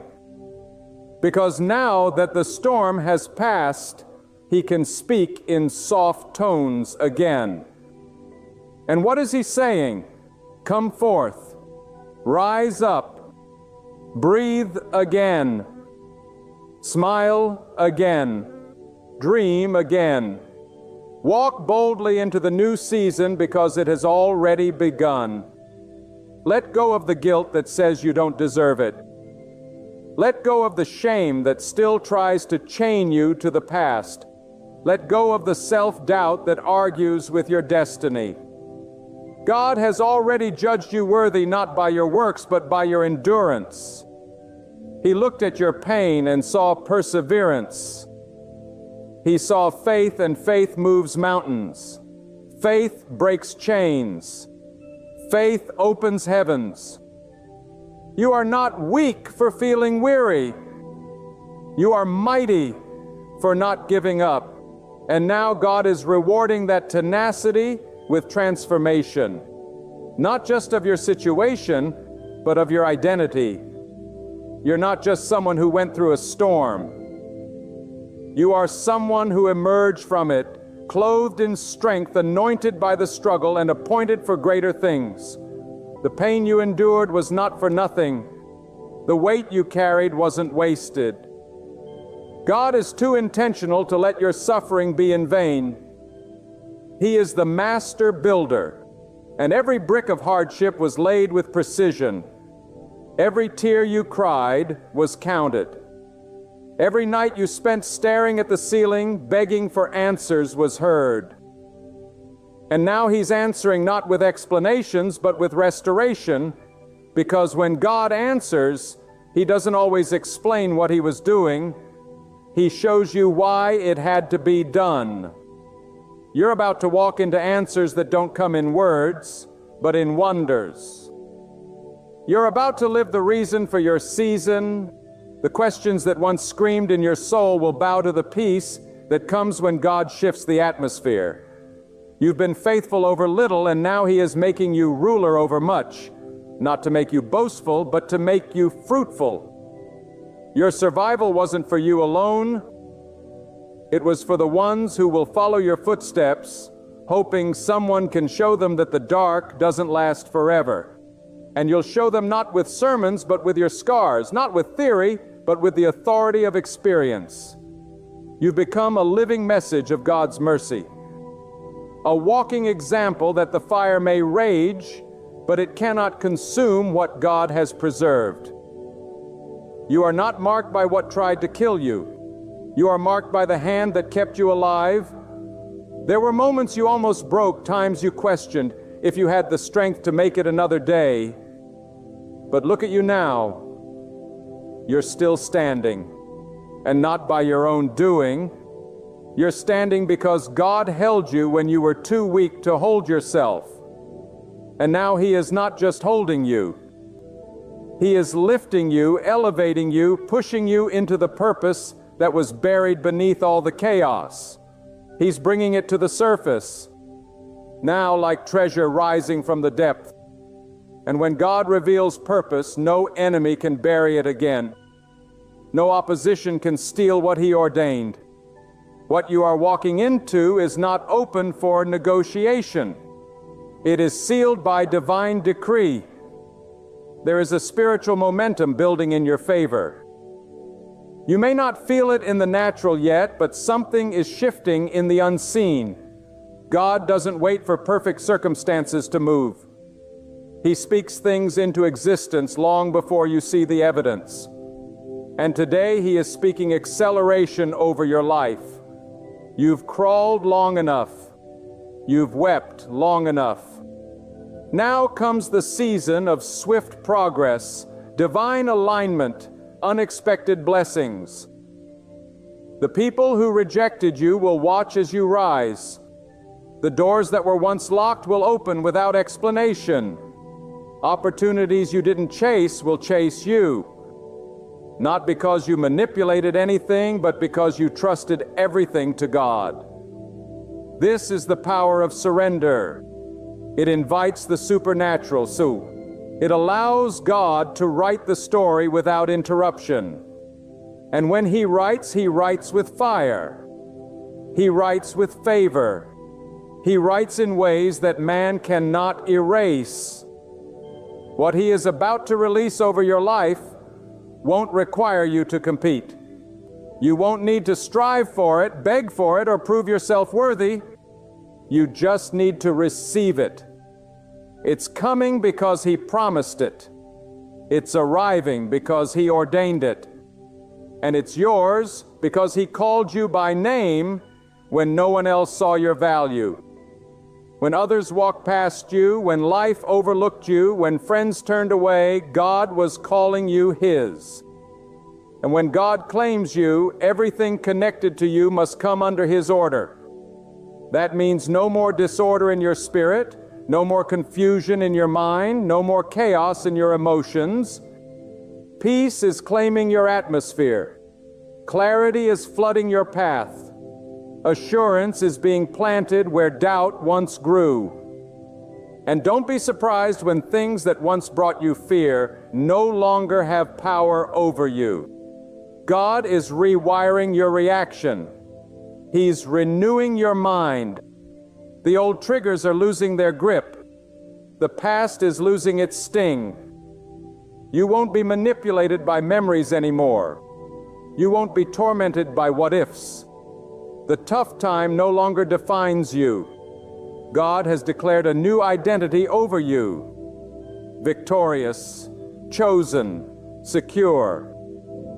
Some people around you may not understand the shift. They knew you by your struggle. They identified you by your battles.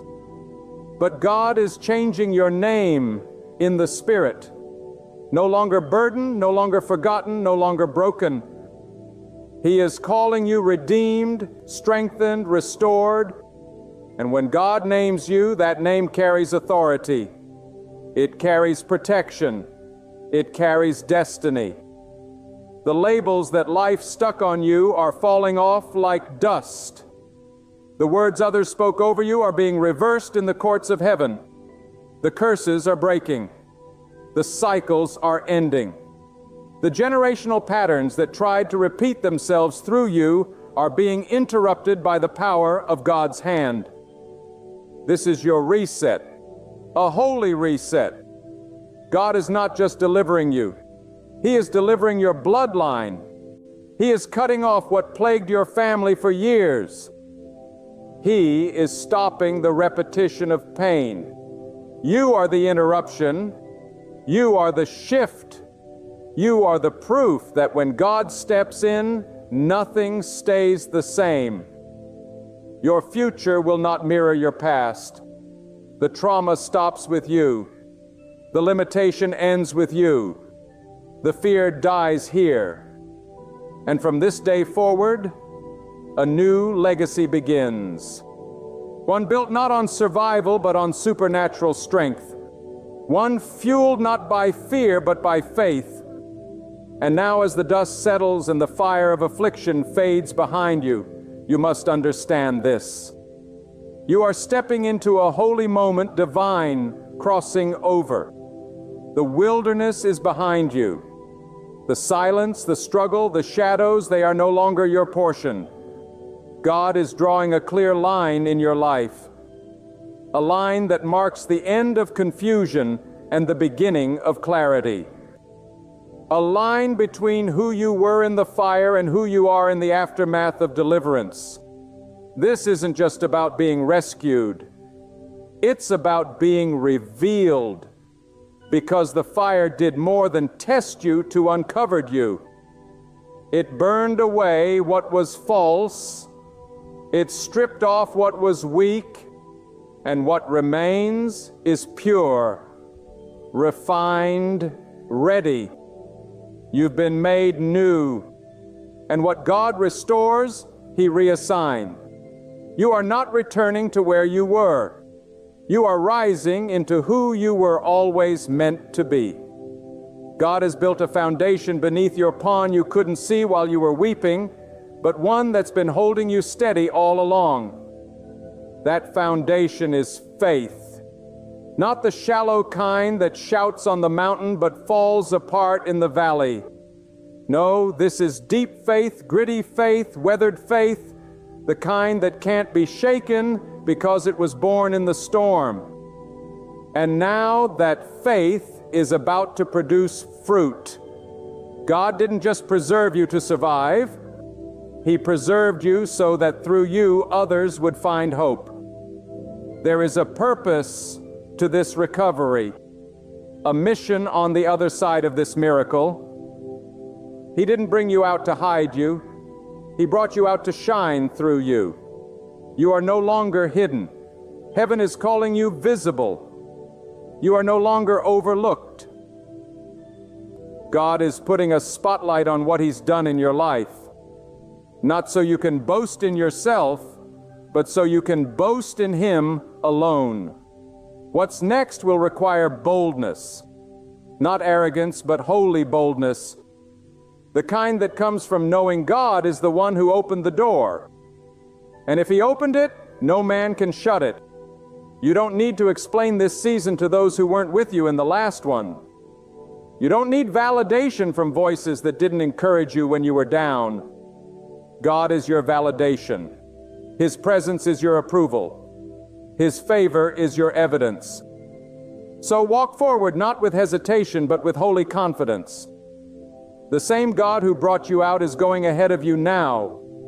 And every step you take in obedience is a declaration that your tough time is over, and your time of overflow has begun. And don't be surprised when restoration comes from places you never expected. Don't limit how God moves. What you lost in years, He can return in moments. What you thought was gone forever, He can resurrect with a single word. He is not bound by human timelines. He does not operate on earthly logic. One touch from God can shift decades of damage. One decision in the Spirit can reverse a lifetime of pain. And that is what He is doing right now. You may not see the full picture, but you can sense it. You feel the atmosphere around you starting to change. You feel the weight on your shoulders beginning to lift. That's the sound of breakthrough. That's the sound of chains falling. That's the sound of heaven leaning in with favor. This is the season where you will not have to chase what God has already assigned to you. You don't have to strive for what is already yours. You simply need to stand. Stand in truth. Stand in obedience. Stand in faith. The tough time may have taught you to survive, but this new season is going to teach you to thrive. And thriving in God's presence means living without fear of the next battle, without waiting for the next disappointment. It means you begin to breathe with ease again. You laugh again, not nervously but freely. You love again, not cautiously but fully. That's what God is giving back to you. Life and life more abundantly. There is a holy wind blowing now. Can you feel it? It is carrying you forward. You are not walking alone. You are not hoping blindly. You are moving in the rhythm of God's promise. And that promise is that He will complete what He started. That He will uphold you with His hand. That He will lead you into green pastures, even if all you've known are valleys. The ground may still be wet with your tears, but flowers are blooming from the soil. Joy is rising from your sorrow. Peace is being poured into every cracked place of your spirit. God is turning mourning into dancing, not in theory, but in truth. Your life is about to sing a new song, not written by pain, but by promise. So lift up your head, straighten your spine, roll your shoulders back, and stand tall. Not because of pride, but because of confidence in the one who never failed you. If He brought you out, it's because He's not done showing off His power in your life. You are not forgotten. You are not forsaken. You are favored, chosen, called, and your assignment didn't end in the fire. It began there. This is not the end of your story. It's the start of a new volume. And every page from this point forward will be marked by evidence of God's hand. The tough time was real, but the breakthrough is even more real. It has weight, it has glory, and it has your name on it. You are walking out of the fire, not empty-handed, but carrying the spoils of victory. You're stepping out not as a victim, but as a vessel. God is about to display through you what endurance produces. He's about to make a public spectacle of the enemy's failure. The very trial that was meant to take you out has become the proof that God still delivers, that He still reigns, that He still lifts the lowly and exalts the humble. Your life will be a banner that shouts to the world, God still speaks, God still heals, God still answers prayer. You've been quiet long enough. Now it's time to testify, not with mere words, but with the undeniable evidence of a life transformed. And now, as you stand at the threshold of a divine turning point, let this truth settle deep within your spirit. God has declared the end of your tough time, and heaven has responded. What was meant to break you has only made you bolder. What tried to silence you has only strengthened your voice. The season of suffering has fulfilled its purpose. And now, by the authority of God's word, you are being released into restoration. This is not merely relief, it is restoration. It is not only an escape, it is an ascension. You are not stepping away empty-handed. You are stepping forward wiser, stronger, with vision sharpened and covered in grace. Glance back only to witness how far God has carried you. Lift your eyes ahead, knowing the path before you is divinely secured. The doors opening in your future are not coincidence. They are divine assignments. The peace flooding your soul is not fleeting. It is everlasting. You will no longer move in survival mode. You will walk in holy purpose. God is not only shifting your situation, He is transforming you. This is your appointed time to rise, not by your own might, but with full confidence that God has already gone before you. What once brought pain will become your testimony. What once weighed you down will feel light in the presence of the Almighty. The battle is finished. A new chapter has begun. God has declared it, and it stands firm. Listen carefully right now. A season will come when the clamor around you grows unbearable. The smiles seem endless, the words sound so kind, and the helping hands so ready that you start to assume everyone near you is on your side. But I need to speak the truth into your life today. Not everyone who stands beside you truly stands for you. Not every hand that reaches toward you intends to bless you. Not every voice that cheers is genuine. And not every presence in your circle is sent by God. Some people are positioned around you by the world. Others are placed there by God. One brings peace, the other brings only confusion. One leads to clarity, the other to chaos. Yet here is the miracle. God, in His perfect wisdom, will not let you walk blind forever. He will reveal the truth to you. He will reveal it sometimes with fire, sometimes with storms, with moments that rock your very soul to show you who truly belongs in your life. Many of you have wept, asking why someone changed, why a close one grew distant, why a trusted friend betrayed you, why the voice that once praised you now whispers behind your back. But let me tell you something divine. That shift was not an accident. That change was not a coincidence. That was God's holy hand removing the mask. God is not interested in your comfort more than He is in your protection. And when your protection requires exposure, He will allow it to come, even if it hurts, even if it shatters you. Because God loves you too much to let you build your life on lies. He will tear down the fake so the real can stand. He will strip away the false loyalty so true loyalty can be born. And sometimes the people you fight to keep are the very ones God is trying to remove. When God wants to bless you, He sends someone.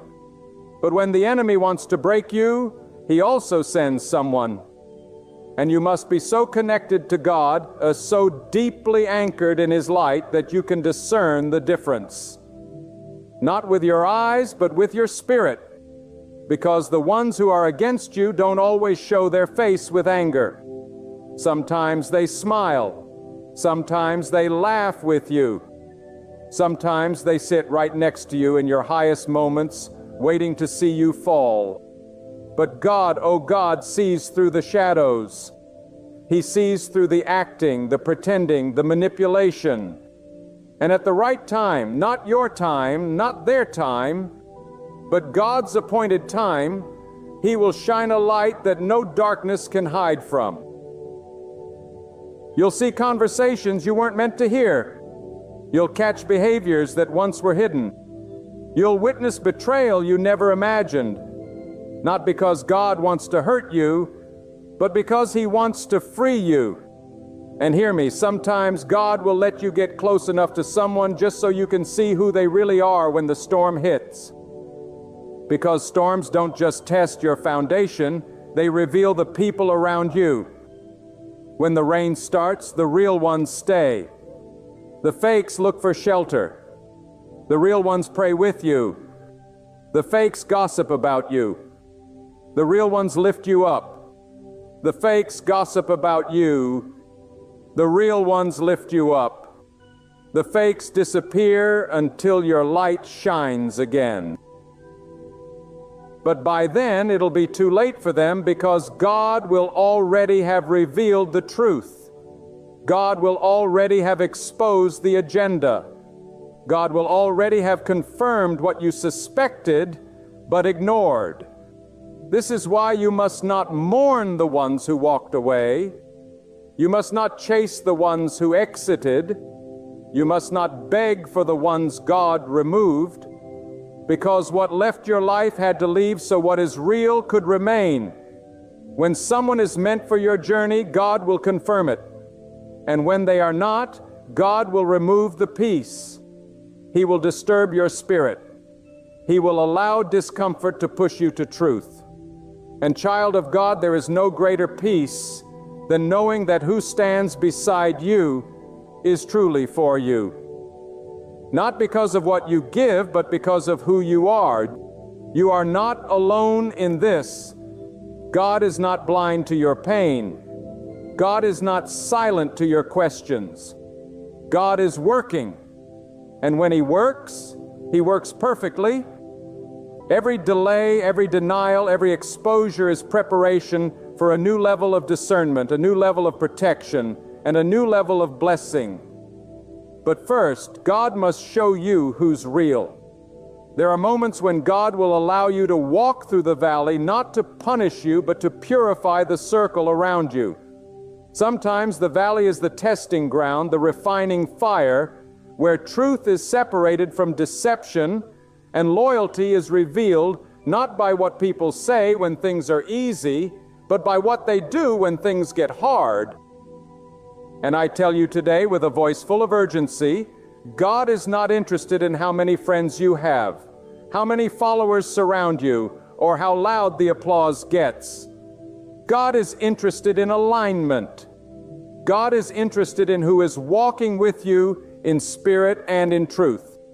Because when God gives you an assignment, when He places His power upon your life, there are people who cannot carry the weight of your calling. They may clap for your anointing, but they cannot endure the warfare that comes with it. And God, in His mercy, will not allow you to build your destiny with bricks from broken people. He will remove the ones who envy your growth. He will silence the ones who resent your peace. He will distance the ones who smile at your victories but secretly hope for your downfall. And I say to you with fire in my spirit, don't curse the separation. Praise God for it. Don't mourn the silence. Thank God for the quiet, for it's in the stillness that God speaks the loudest. You must understand, some people were only in your life to teach you who never to trust again. Some were lessons, not lifelines. Some were sent to show you how far you've come. And others, oh yes, others were sent to remind you of what you must never go back to. But because of your heart, because of your kindness, because of your loyalty, you kept letting them in again and again. And now God is stepping in, and He's saying, enough. Enough of you tolerating people who drain your soul.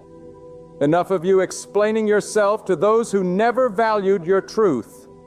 Enough of you bending backward to keep people who never even stood up for you. God is done watching his child suffer in the name of false loyalty.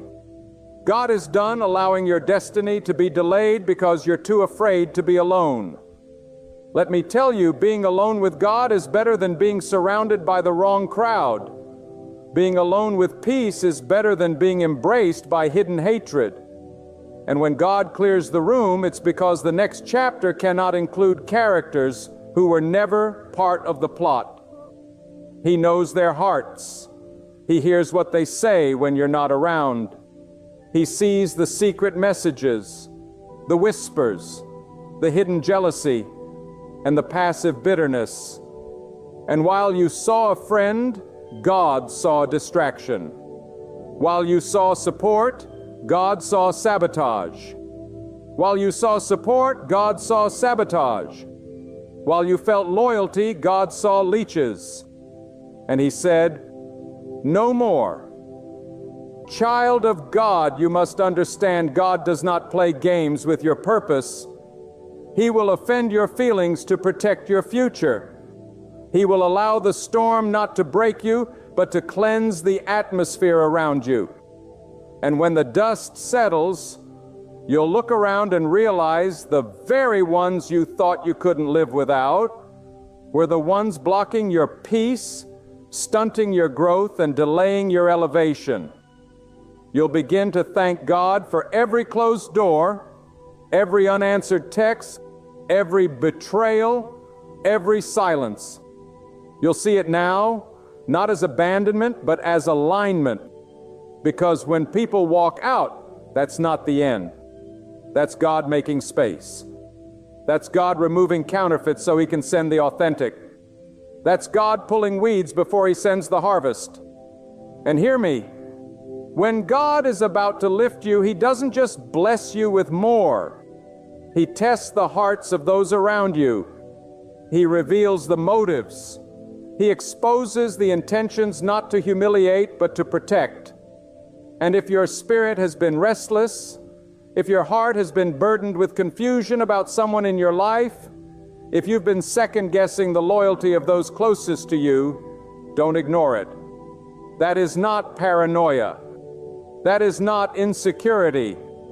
That is God's discernment rising within you. Listen to it. 6, pray over it.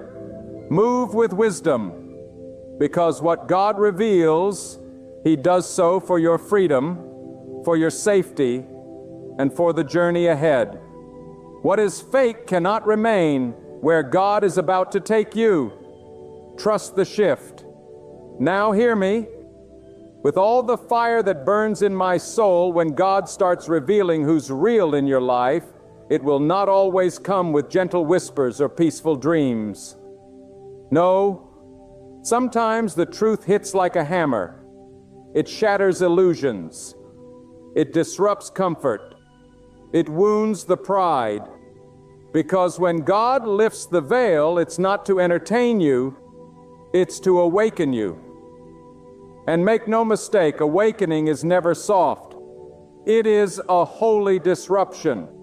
It is God shaking the ground beneath your feet so that anything not rooted in truth, anything not sent by him, anything that does not serve your divine calling falls away. Some of you have been holding on to people that God has already removed in the spirit.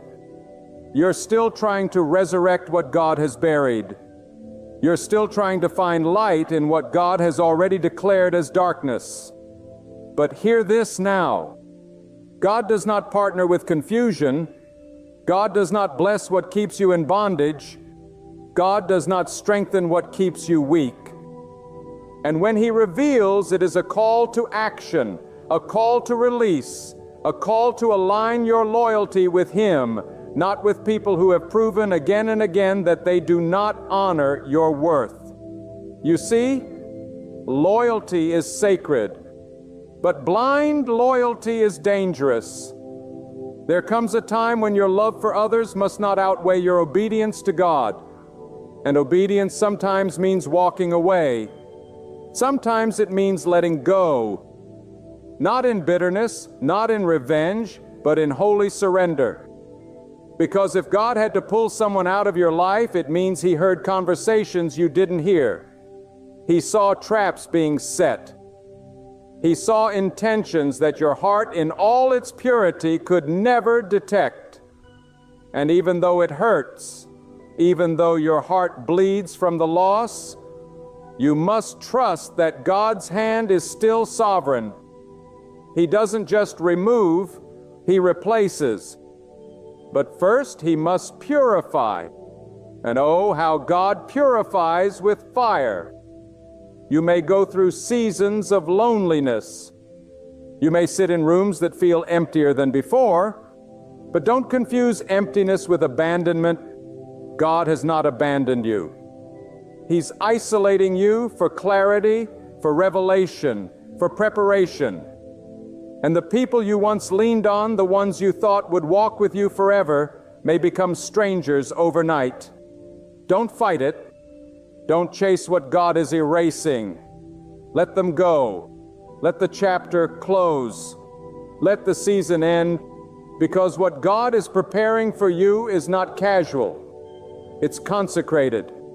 It's set apart, and it cannot be tainted by false alliances. Let me say this loud and clear. Real people, God-approved people, they won't compete with you. They won't manipulate you. They won't drain you, distract you, or deceive you. They will recognize your value. They will protect your name in rooms you're not even in. They will honor your journey even when you stumble. They will correct you with love and pray for you in silence. They don't need to be loud, flashy, or constant. They just need to be consistent, truthful, and God-sent. And until they arrive, walk with God alone. It's better to walk with truth in solitude than with deception in company. Because when you align with God fully, He aligns the people in your life accordingly. He filters, He sifts, He removes, He replaces, and He does it all with divine timing. So if the phone stopped ringing, if the invite stopped coming, if the love turned cold, don't panic. That's not rejection. That's redirection. That's God preserving you for the next level. And let me assure you, what's coming requires faith. It requires purity. It requires that only those who can handle your truth, your growth, your blessings, and your battles walk with you. And when they come, when God sends the real ones, you won't have to question it. Peace will surround the connection.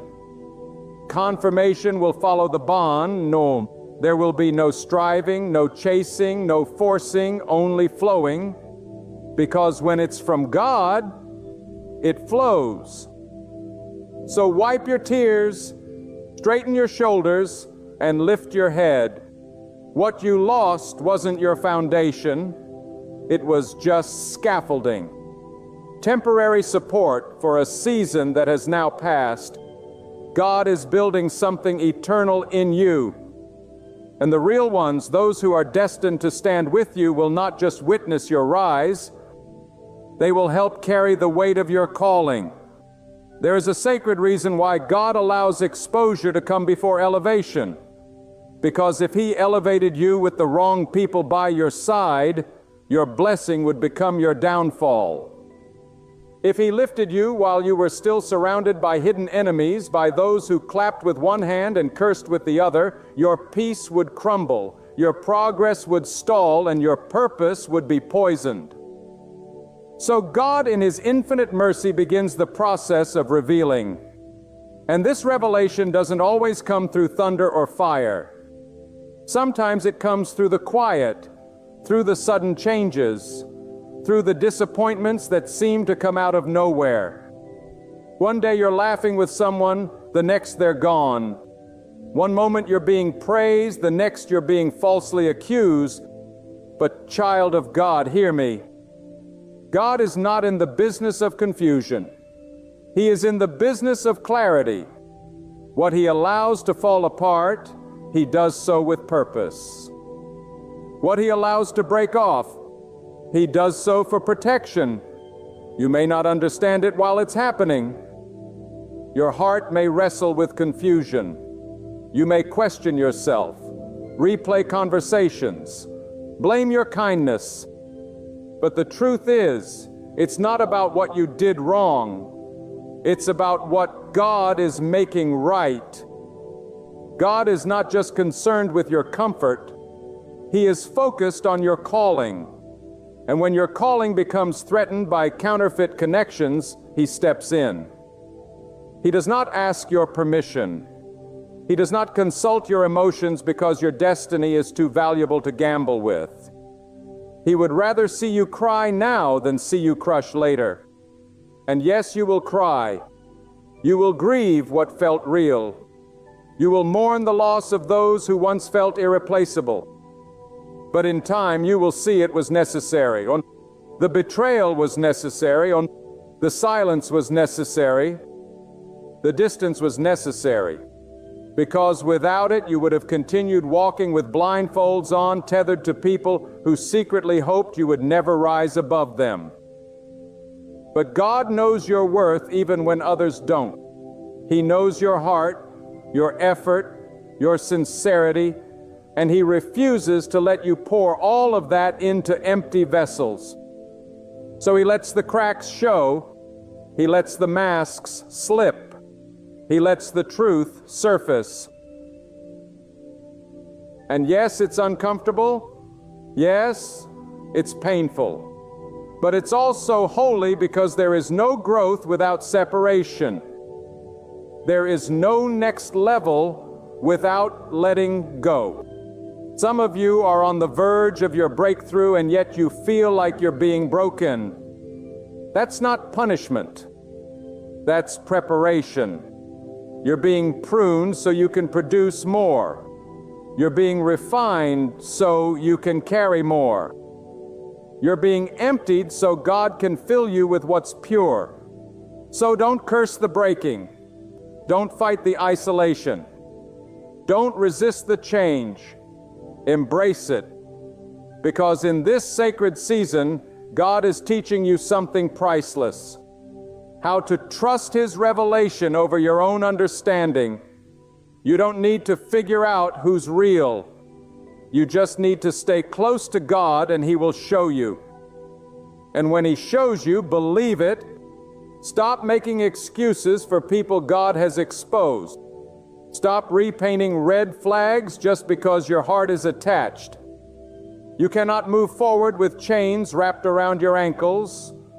You cannot soar with dead weight tied to your spirit. And make no mistake, emotional weight is the heaviest kind. It will suffocate your clarity. It will drain your energy. It will sabotage your joy. That's why God is stripping it. That's why God is shaking everything around you. Because He's removing what doesn't belong. He's tearing down what you've built out of fear, out of loneliness, out of pressure. And He's building something that will last. Something that is grounded in truth, in peace, in divine alignment. So I tell you, when people walk away, let them. When hearts grow cold, release them. When silence comes, don't chase noise. Learn to be still. Learn to sit in the silence and listen not to your emotions, but to the whisper of God. Because in that whisper, He will guide you. He will comfort you, and He will surround you.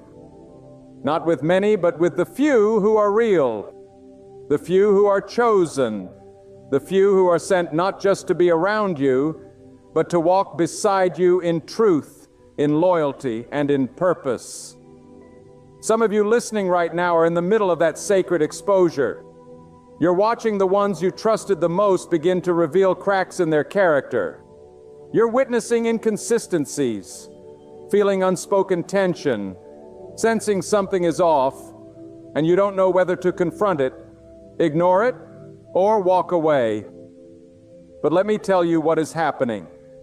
God is placing a spiritual mirror in front of every relationship in your life, and He is asking you this question. Is this helping you walk closer to me? Or is it silently pulling you away? Because real doesn't always mean loud.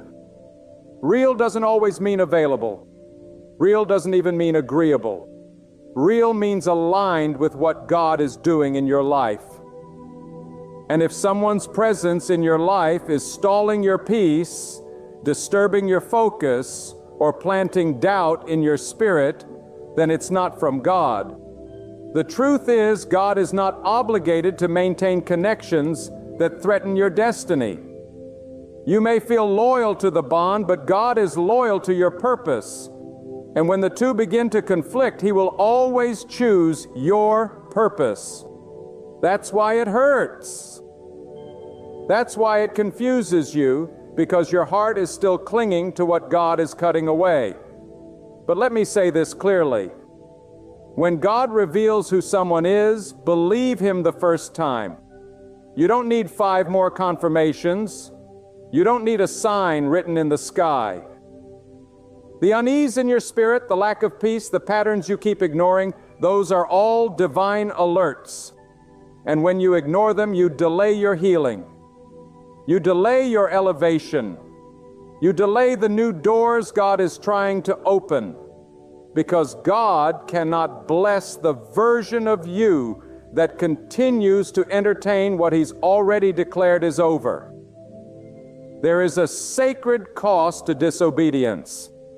And sometimes the cost is another cycle of heartbreak, another delay in purpose, another year wasted in confusion. But child of God, you don't have to stay there. You can choose clarity. You can choose peace. You can choose alignment, because God is not the author of chaos. If the relationship brings nothing but confusion, God is not in it. If the friendship constantly drains your joy, God did not assign it. If the alliance keeps pulling you away from truth, it was never divine. And when God shows you this, He is inviting you not into pain, but into freedom. Because true freedom is not just about deliverance from enemies, it's about deliverance from attachments. And that right there is the breakthrough many people never receive.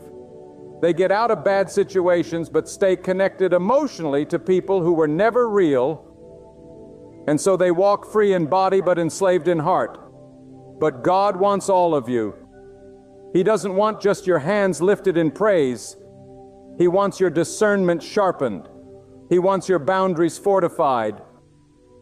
He wants your wisdom elevated, because the next season of your life requires more than talent.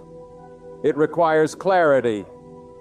You must know who is for you and who is simply using you, who is walking with you and who is walking beside you just to see if you fail. And I say this with urgency.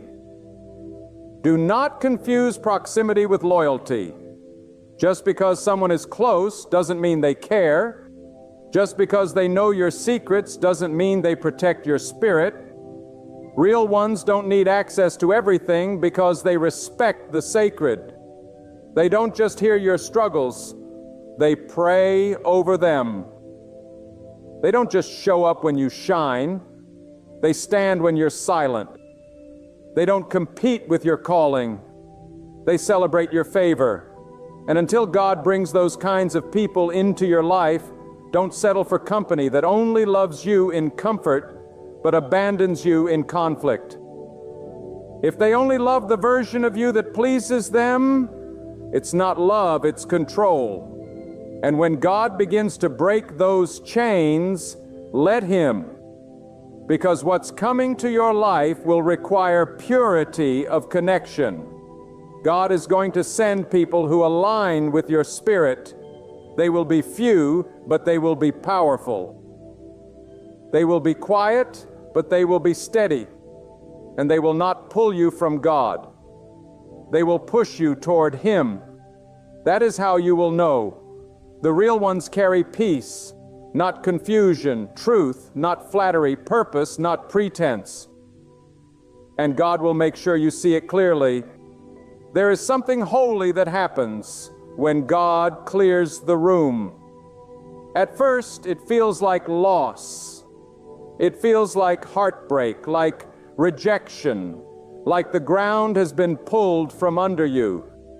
But what you must understand is that God never removes without replacing. And when He replaces, He doesn't just give you people. He gives you pillars. He gives you those who will hold up your arms when you're weary, not just take from you when you're strong. He gives you truth tellers, not flatterers. He gives you people who know how to pray with you in silence, not just praise you in public. But before those pillars arrive, He must tear down the old walls. Walls that were built with weak bricks laid by those who smiled at you, but never truly stood with you. And sometimes the process hurts because God isn't only revealing others, He's uncovering your own pattern of putting up with too much. He's pointing out the parts of you that kept making excuses for people you should have released long ago. He's showing how your hunger for love made you overlook warning signs.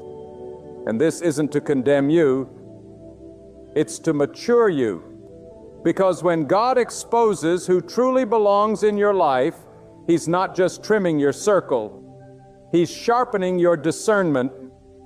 He's elevating your spiritual sight. He's teaching you to see people through His perspective. Not through the filter of longing, but through the filter of truth. Some people still linger in your life only because you haven't faced the truth. Deep down, you know they drain your strength. You know they talk about you when you're not there. You know they only appear when it serves them. And yet, you continue to open the door. But let this be the moment you close it. Let this be the season you choose peace over pity. Let this be the time you walk in the confidence that says, if God revealed it, I believe it. You cannot keep asking God for elevation while refusing to let go of dead weight. You cannot keep praying for peace while clinging to people who bring confusion. And you cannot move into the promise while holding hands with the ones God exposed as poison. There comes a moment when obedience becomes your breakthrough. Not another prayer, not another confirmation, but obedience. When you finally say, God, I trust you enough to walk away, that's when the shift happens. That's when the chains fall. That's when God begins to open doors no one can shut.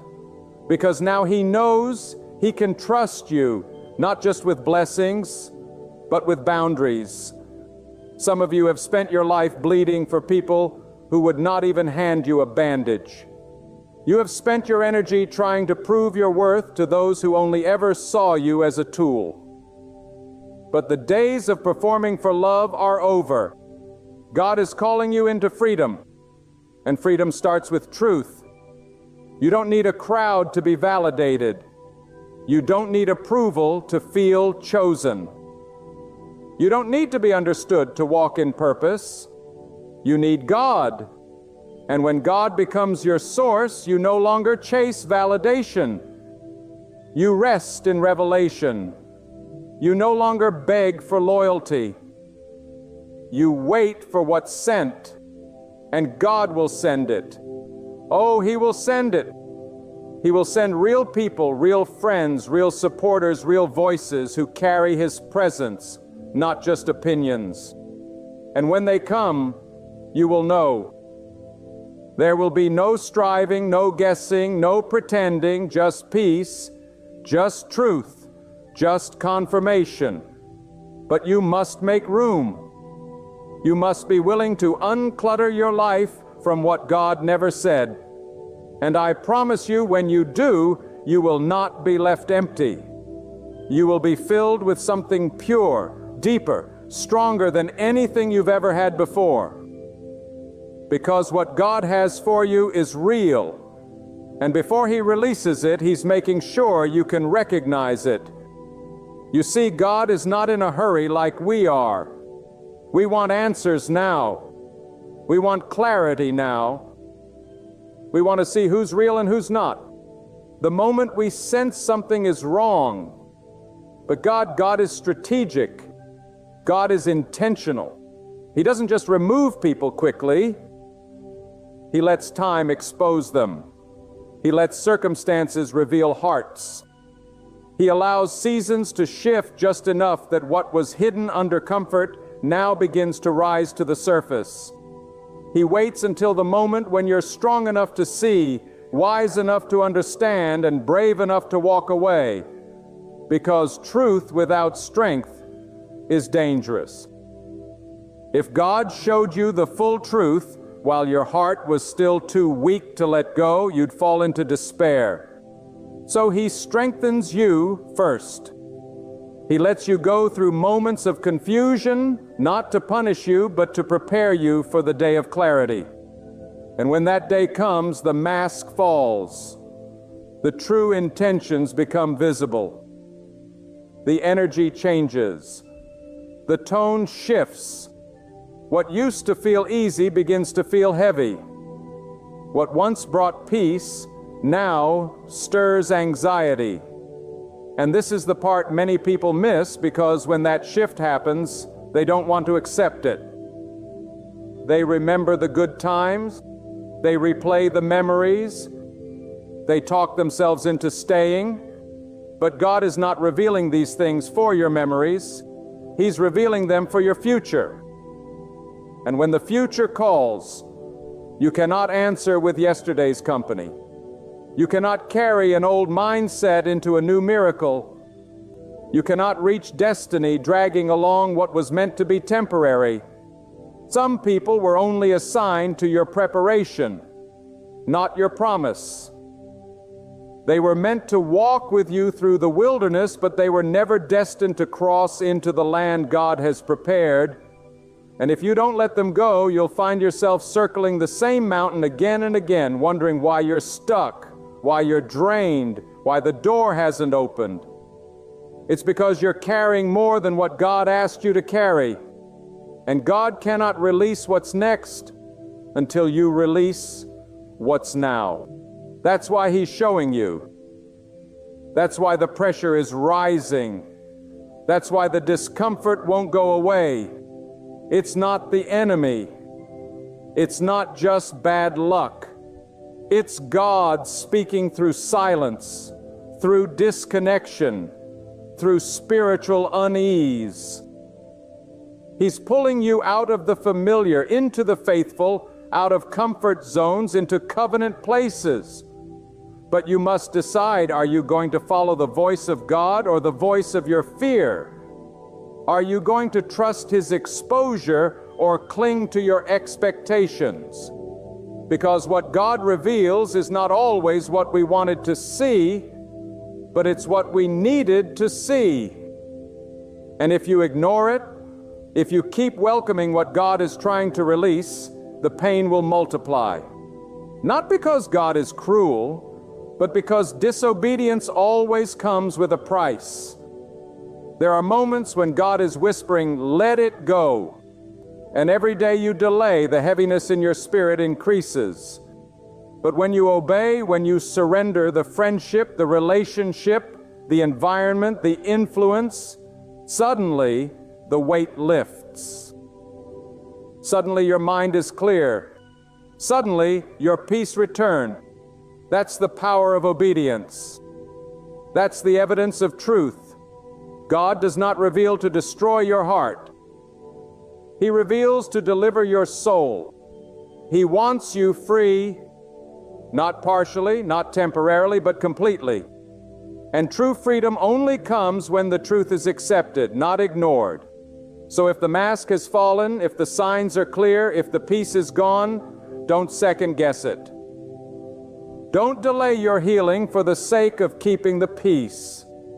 Because fake peace is not real peace. Real peace doesn't require you to pretend. Real peace doesn't make you question your worth.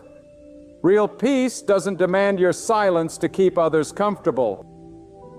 God is calling you to real truth, real clarity, real people, And when they enter your life, you'll wonder why you ever tolerated anything less. But until then, walk alone if you must. Stand alone if you must. Because walking with God alone is far safer than walking with many in deception. There's a sacred power that rises in a soul that has learned to walk alone with God. Not lonely, but set apart. Not empty, but full of clarity. Because when God removes what's fake, He doesn't just want you to see the truth. He wants you to be transformed by it.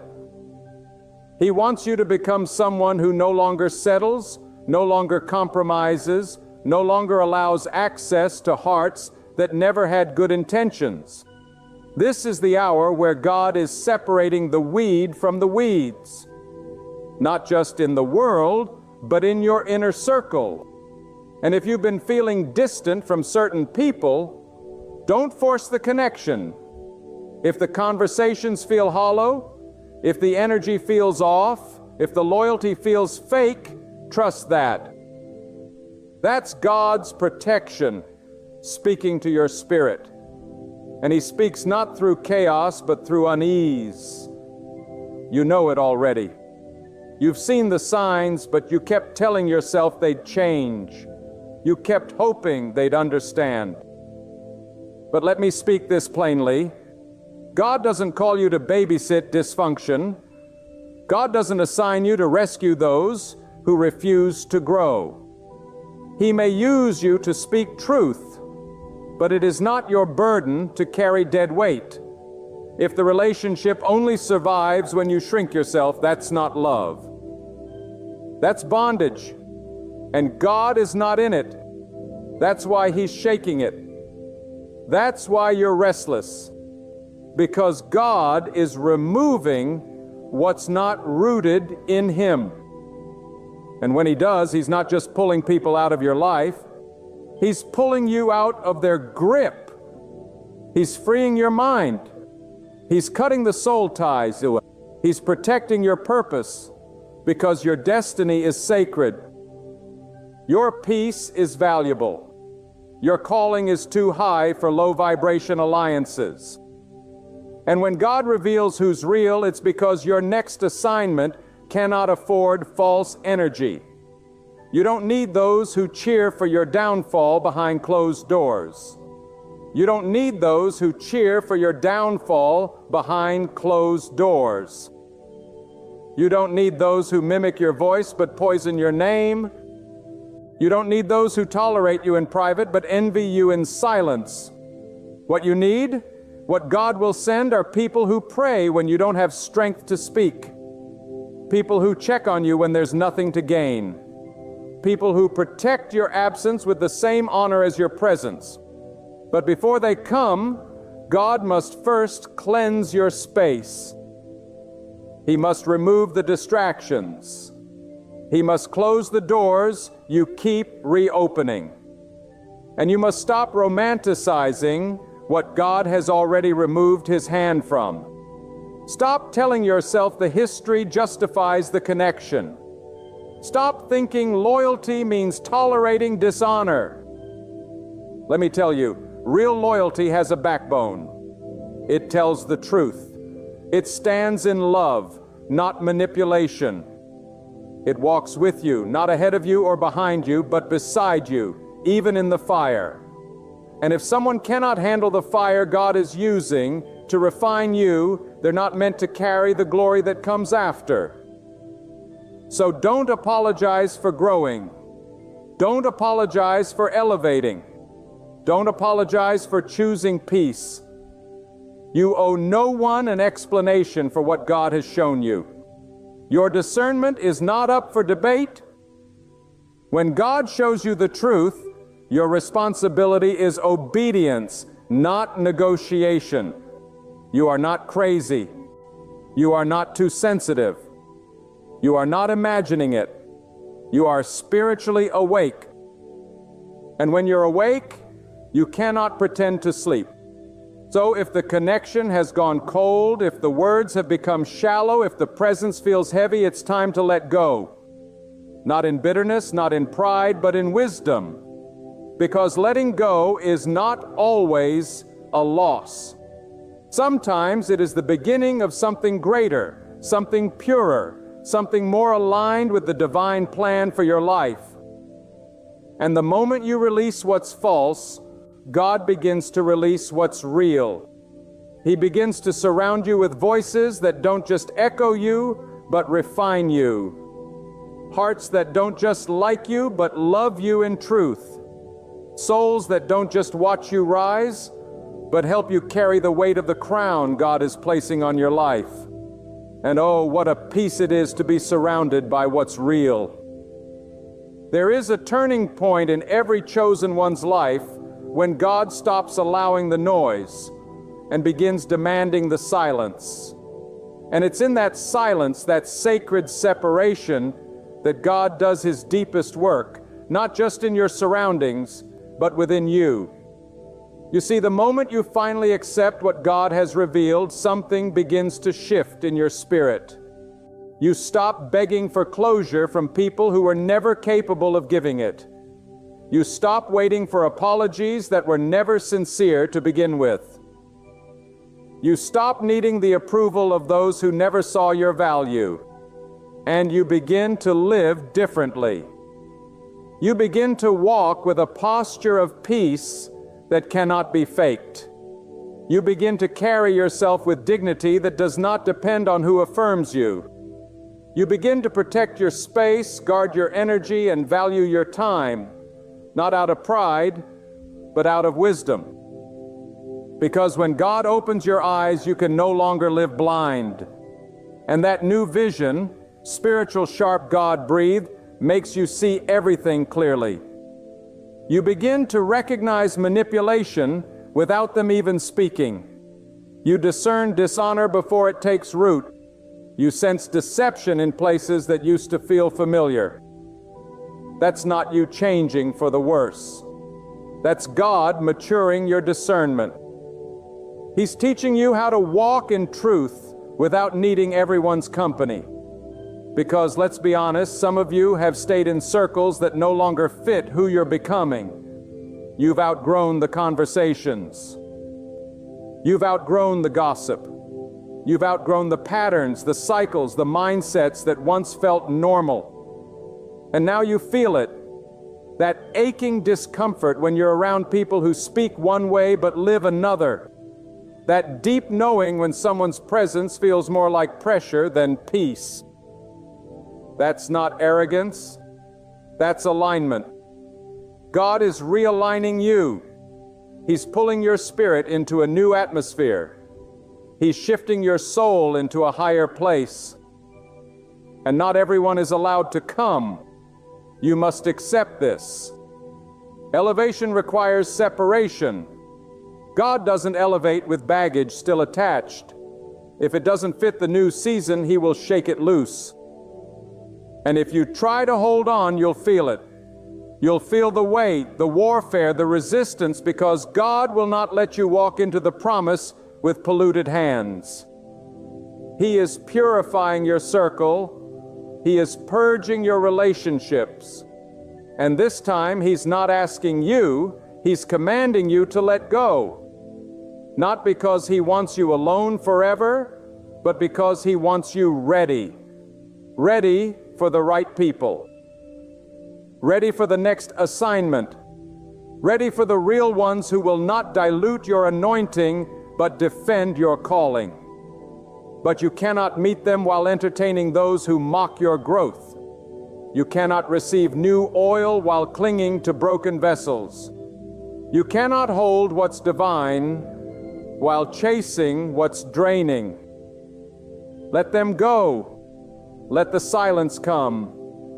Let the room be empty, because what God fills it with next will shock you. He's about to surround you with people who see you without needing explanation, who pray for you without being asked, who support you without conditions.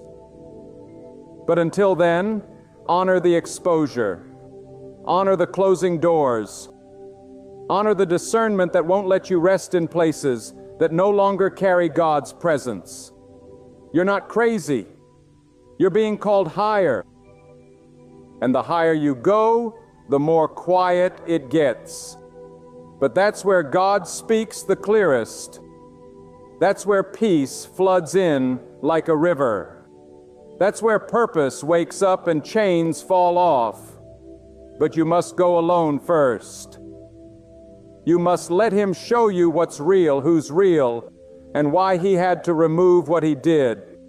And when it all makes sense, and it will, you'll drop to your knees, not in sorrow, but in praise. Because what you thought was loss was actually God's protection. What you thought was rejection was actually redirection, and what you thought would break you was the very thing that brought you closer to the truth that changes everything. God will always show you who's real. And when He does, it's your job to believe Him. And now you stand at the edge of a new season, one shaped not by what others have done to you, but by what God is doing in you. You have seen things you cannot unsee. You have felt shifts that you can no longer deny. And though your heart may still ache from the weight of exposure, your soul is lighter than ever. Because what God has lifted off of you, oh, it was never meant to stay. Those connections that faded, they were never real. Those voices that once praised you but now ignore you, they were never sent by God. The silence, the distance, the rejection, it was never about your lack of worth. It was about the abundance of your calling, and now you're beginning to see it. God didn't let them stay because they couldn't handle the next version of you. The healed you, the focused you, the called and consecrated you. You are not who you used to be. And that's a miracle. You're no longer seeking validation from empty wells. You're no longer giving explanations to people who never valued your voice. You're no longer stretching yourself thin to be understood by those who never cared to listen. Because now you understand not everyone was supposed to come. Not everyone was assigned to your future. Not everyone was built for the altitude God is lifting you to. And that's okay. You are not less for walking alone. You are not broken because they left. You are not cursed because the door closed. You are covered. You are protected. You are chosen. And what God removes, He removes with holy intention. Every disappointment you endured, He saw it. Every betrayal that broke you, He witnessed it. Every tear you cried when no one was watching, He caught it, and He did not forget. He used it. He turned it into fuel. He turned it into wisdom. He turned it into fire in your bones, so that now when you speak with power. Now when you move with authority. Now when you love from discernment, not desperation. This is the shift. This is the awakening. This is the moment when everything changes. Not because the world got better, but because your eyes opened. You now know who you are. You now know what peace feels like. You now know what real love looks like. It looks like consistency, not convenience. It looks like truth, not performance. It looks like presence, not pressure. And God, yes, God is the author of all that is real. He is not the God of masks. He is not the God of hidden motives. He is not the God of manipulation. He is the God of light, the God who exposes every shadow. And in His light there is no shadow that can remain hidden. So the next time someone shows you who they are, believe it the first time. And when God pulls back the curtain, don't close it again. Don't argue with the truth. Don't trade discernment for nostalgia. Don't let loneliness drag you back into bondage. You're free now, and freedom comes with a new walk, a new sound, a new circle, a new fire. Let them call you cold. Let them call you distant. Let them say you've changed, because yes, you have. You've changed into who God always intended you to be. You have become someone who refuses to settle for less, someone who no longer begs, someone who will not tolerate anything that wounds your spirit. Now you walk with God in honesty. And that honesty will keep you safe. That honesty will lift you up.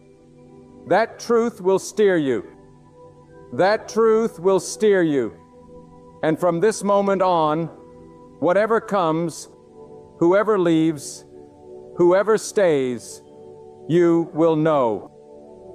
You will see it plainly. You will feel it immediately, because your eyes are no longer on people.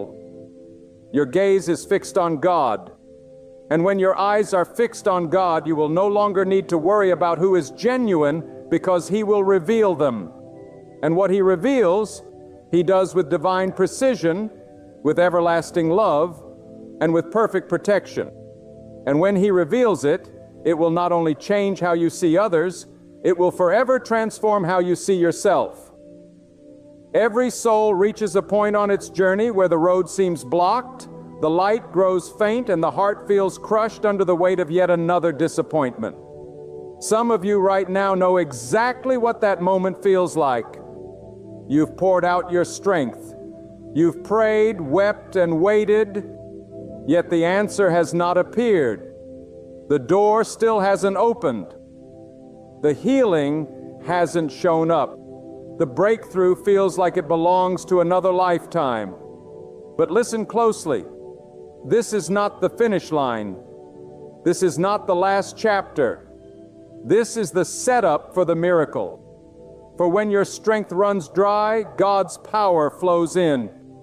When people insist there is no way, God speaks, "Watch me make a way." The world may urge you to quit. Voices around you may whisper it's already too late. Your own mind may battle with doubt, fear, and confusion. But your life is not meant to be guided by human verdicts. You are called to trust in the Almighty, the one who splits seas wide open, who draws water from stone, who breathes life into dry bones. You are not abandoned. You are not overlooked. God sees you. God hears you. And God will make a way where there seems to be none. Miracles are not myths. They are not ancient stories reserved for the past. Miracles are real. They are alive. They are happening right now. The very breath you're taking is a miracle. The fact that you're still standing after all you've been through is proof that God is not done with you. There is a reason you didn't break. There is a reason you're still here. God is preparing something far greater than you imagined. But He's calling you to believe, not just casually, not just weakly, but to believe with a fire in your soul, with a steadfast spirit that refuses to let go of the promise. There's something holy about holding on when everyone else lets go. There's something powerful about believing when it looks impossible, because that's when God steps in. That's when the impossible becomes possible. That's when the Red Sea parts. That's when the chains break. That's when the walls fall down without a touch. It is not your job to figure out how God will do it. It is only your job to believe that He will. Your miracle does not depend on your resources. It does not depend on your education, your connections, your status, or your strength. It depends on your God. And He is the master of miracles. He is the waymaker. He opens doors that no man can shut. He lifts the humble and shatters the proud. He brings justice for the oppressed and raises the bowed down. He has never failed, and He will not fail you. Maybe you've been walking through a desert, spiritually dry, emotionally drained. Maybe the silence has lasted so long that you've begun to wonder if God is even listening. Let me tell you something. The silence does not mean absence. The delay does not mean denial. God is not ignoring you. He is working in the unseen. He is setting things in motion behind the curtain. The stage is being prepared for something that only God can do. When it happens, it won't make sense. It won't be explainable by logic. People will look at you and say, "How did this happen?" And your only answer will be, "God made a way," because that's what He does. He brings rivers into wastelands. He turns mourning into dancing. He lifts up the broken and gives strength to the weary. He is not limited by what limits you. He is not restricted by what restricts you. He is sovereign, eternal, and mighty beyond measure. But He's looking for a heart that believes. He's searching for a soul that will say, "I trust you even when I can't trace you. I believe even when I don't see the evidence yet." That kind of faith moves mountains. That kind of faith makes the impossible bow to the possible. That kind of faith brings heaven's power into your life. There are moments in life when everything will try to convince you to give up. Your emotions will scream that it's over. Your circumstances will shout that it's too late. But if you listen closely, not with your ears, but with your spirit, you will hear the whisper of God saying, "I'm still here. I'm still working. I will make a way." Don't limit God to your understanding. What He has planned for you is greater than what you can imagine. His ways are not your ways, and His timing is not your timing. You may feel delayed, but you are not denied. You may feel forgotten, but you are deeply remembered in the heart of God. He has written your name in the palm of His hand. He knows your story from beginning to end. And He is writing a chapter of glory that no one can erase. Your situation may seem lifeless, but God breathes life into dead places. Your future may look closed, but God is the God of open doors. Don't you dare give up now. Don't let go of hope. You are closer to your miracle than you realize. That pain you feel is not the end. It's the pressure before the breakthrough. The shaking you sense is not your destruction. It's the sign that chains are being broken and strongholds are coming down. There is a divine strategy unfolding in your life. Even if you don't see it yet, there is purpose in the waiting, power in the pain, and promise in the pressure. God is refining you. He's not punishing you. He's preparing you. He's building your character, strengthening your spirit, and getting you ready to carry what He's about to release in your life. So believe. Believe in the impossible. Believe when others mock you. Believe when you don't feel strong. Believe through tears. Believe through the storms. Believe because you know who your God is. He is faithful. He is just. He is powerful. And He will not abandon you in the wilderness. He will lead you out with a strong hand and an outstretched arm. There's someone listening right now who's been told it's too late. You've been told the diagnosis is final. You've been told your best years are behind you. You've been told the damage is too deep to be restored. But they don't know your God. They don't know the God who restores what was lost, who redeems what was stolen, who revives what was dead. Don't let their words carry more weight than God's truth. Don't let fear shout louder than your faith. You were not created to live in defeat. You were not born to stay stuck. You were formed with purpose, destined with greatness, and chosen by the Almighty to reflect His glory. So rise up in faith, shake off the dust, lift your head. Your miracle is coming. Not because you deserve it, but because God is good. Because God is good. Because God is good. Because God is merciful. because God loves to take the broken and make them whole. You may be at the end of your rope, but you are not at the end of your hope. God has a final word, and it is not failure. It is not loss. It is not despair. His final word is victory.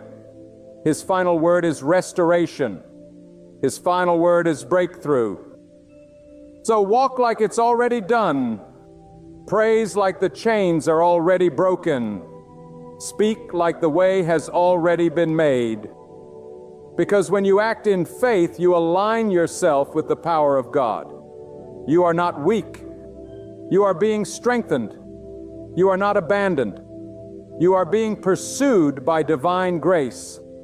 The path may not be visible yet, but trust that the steps are being laid one by one.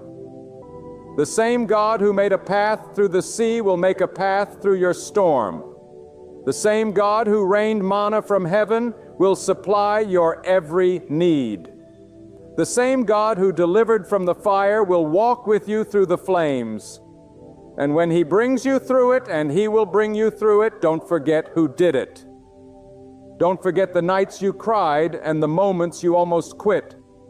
Don't forget the faith it took to stand. And when you stand on the other side of the miracle with tears running down your face and joy overflowing in your soul, you'll look back and say, "It was God. It was always God." And now I speak to the ones who are worn out, not in body alone, but in spirit. You've held on for so long. You've waited through so many nights, and yet you feel the weight of silence. But hear me with all the power and truth my soul can deliver. Just because you haven't seen the miracle yet doesn't mean it's not already in motion. Sometimes God delays what we desire to deepen what we need. Sometimes the waiting room is the preparation room. And God in His perfect wisdom holds back the blessing until your hands are strong enough to carry it and your heart is ready to honor it. When the sun hides behind the clouds, it does not mean it has stopped shining. And when God seems silent, it does not mean He has stopped working. His delay is not His denial. His silence is not His absence. His timing is not bound to your clock. He is above time, beyond logic, and infinitely wiser than we can ever understand. What you call a setback may be God's way of shifting you into position. What you see as rejection may be divine protection. The problem is too many people give up 5 minutes before the miracle arrives. They let the pressure speak louder than the promise. They let the fear drown out the faith. But you must be different. You must stand in the fire and say, "Even if I see no sign, even if I see no sign, even if I hear no sound, I still believe God will make a way." That unwavering conviction becomes a magnet for the power of God. That unshakable trust becomes the doorway through which the miraculous flows. God does not operate according to popular opinion. He is not moved by statistics or limited by impossibilities. What is impossible for man is simple for God. He doesn't need approval to open a door. He doesn't require permission to change your life. When He commands, the earth obeys. When He decrees, no force in the universe can resist. If He says you will rise, nothing can hold you down. If He says the storm will pass, the winds must cease. Let your heart absorb this truth. God is not trying to figure it out. He already has the answer. Before you face the problem, God had already written the solution. Before you cried the first tear, He had already scheduled the joy. Your miracle is not a question of if, it's a matter of when. And the when is tied to your belief, your trust, your endurance. Those who wait on God are never wasting time. They are being renewed, refined, and ready for the greater glory to come. So lift your spirit with this assurance. God is a deliverer. God is a restorer. God is a waymaker. He lifts up those who are bowed low. He crowns the faithful with strength. He exalts the one who kneels in surrender. And He will take your tears and turn them into testimony. He will take your pain and make it a platform. What looked like the end will become the launching pad for a new beginning. You see, miracles are not always loud. They don't always come wrapped in lightning and thunder. Sometimes they arrive in the stillness, in the quiet turn of events, in the moment when you thought nothing was changing. And suddenly the way is made. Suddenly the opportunity appears. Suddenly the answer comes. And not by your might, not by your power, but by the hand of God alone. It's time to speak to the mountain, not about the mountain. Too many are busy describing the problem instead of declaring the power of God. Speak life into your future. Speak favor into your situation. Speak hope into your circumstances. Say it with boldness. God will make a way for me.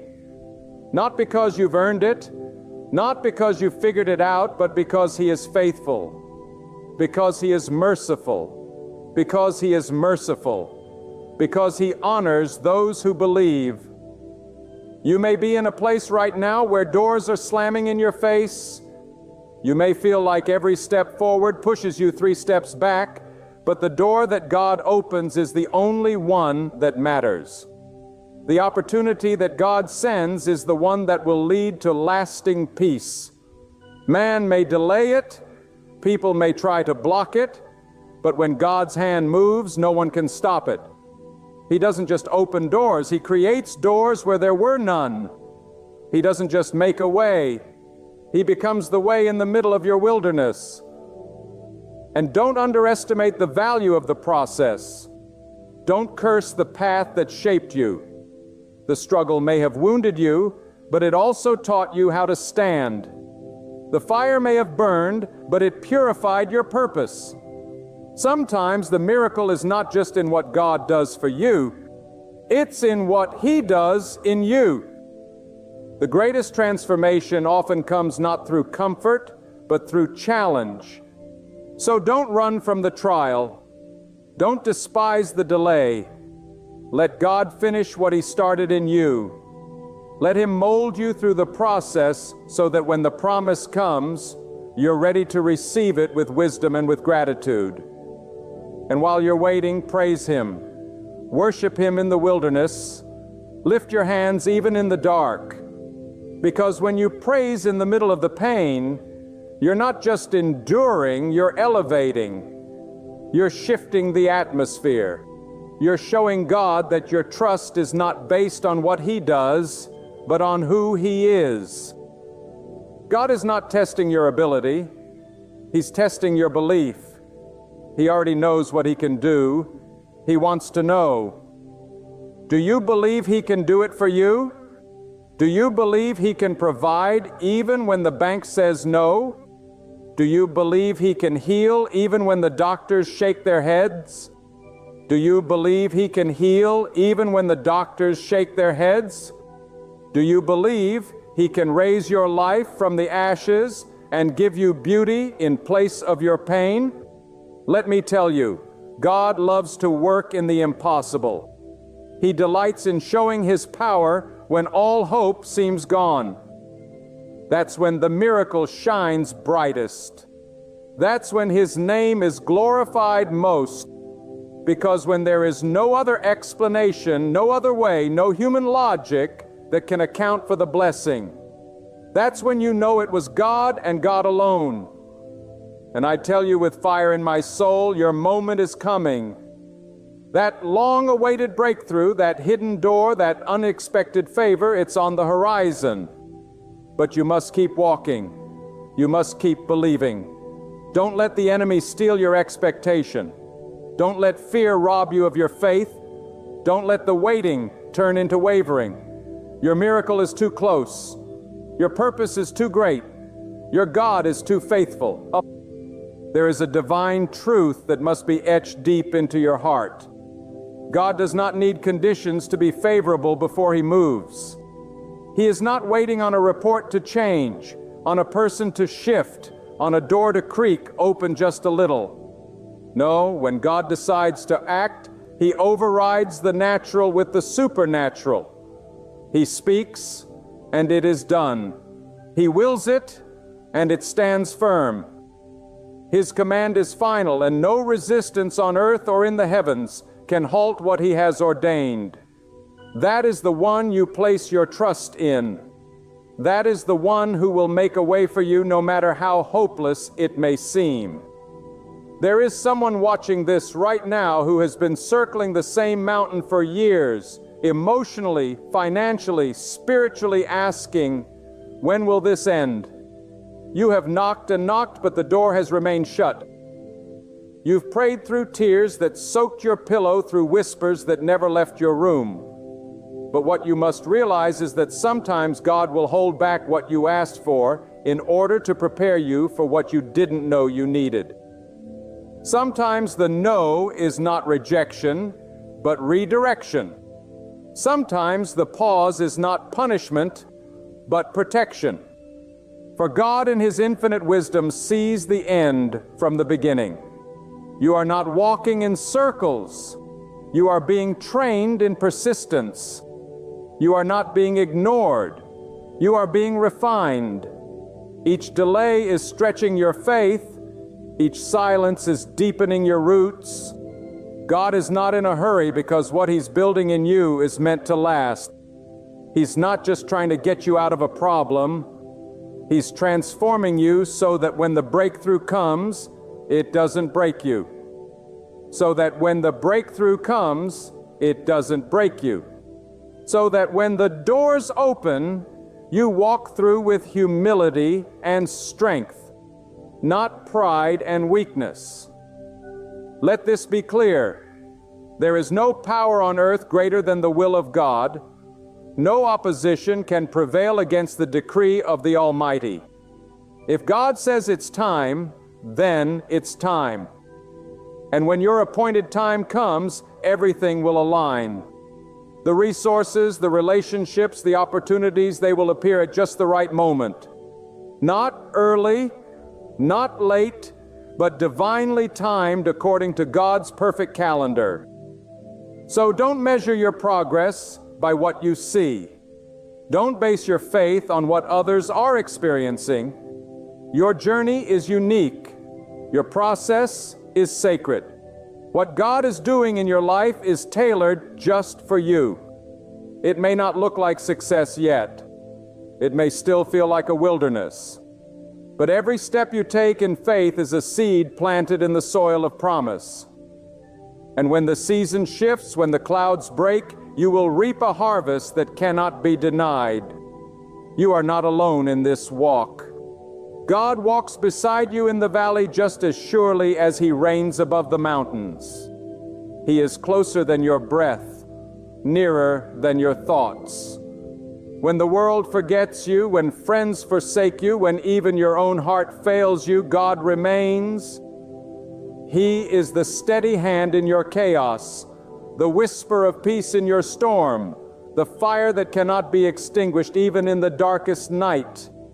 And when your strength begins to fade, when your knees buckle beneath the pressure, when your voice trembles with doubt, that is the moment God's power becomes most evident, because you were never meant to carry the load alone. You were never meant to climb the mountain by your own might. God allows the weight so you will discover His strength.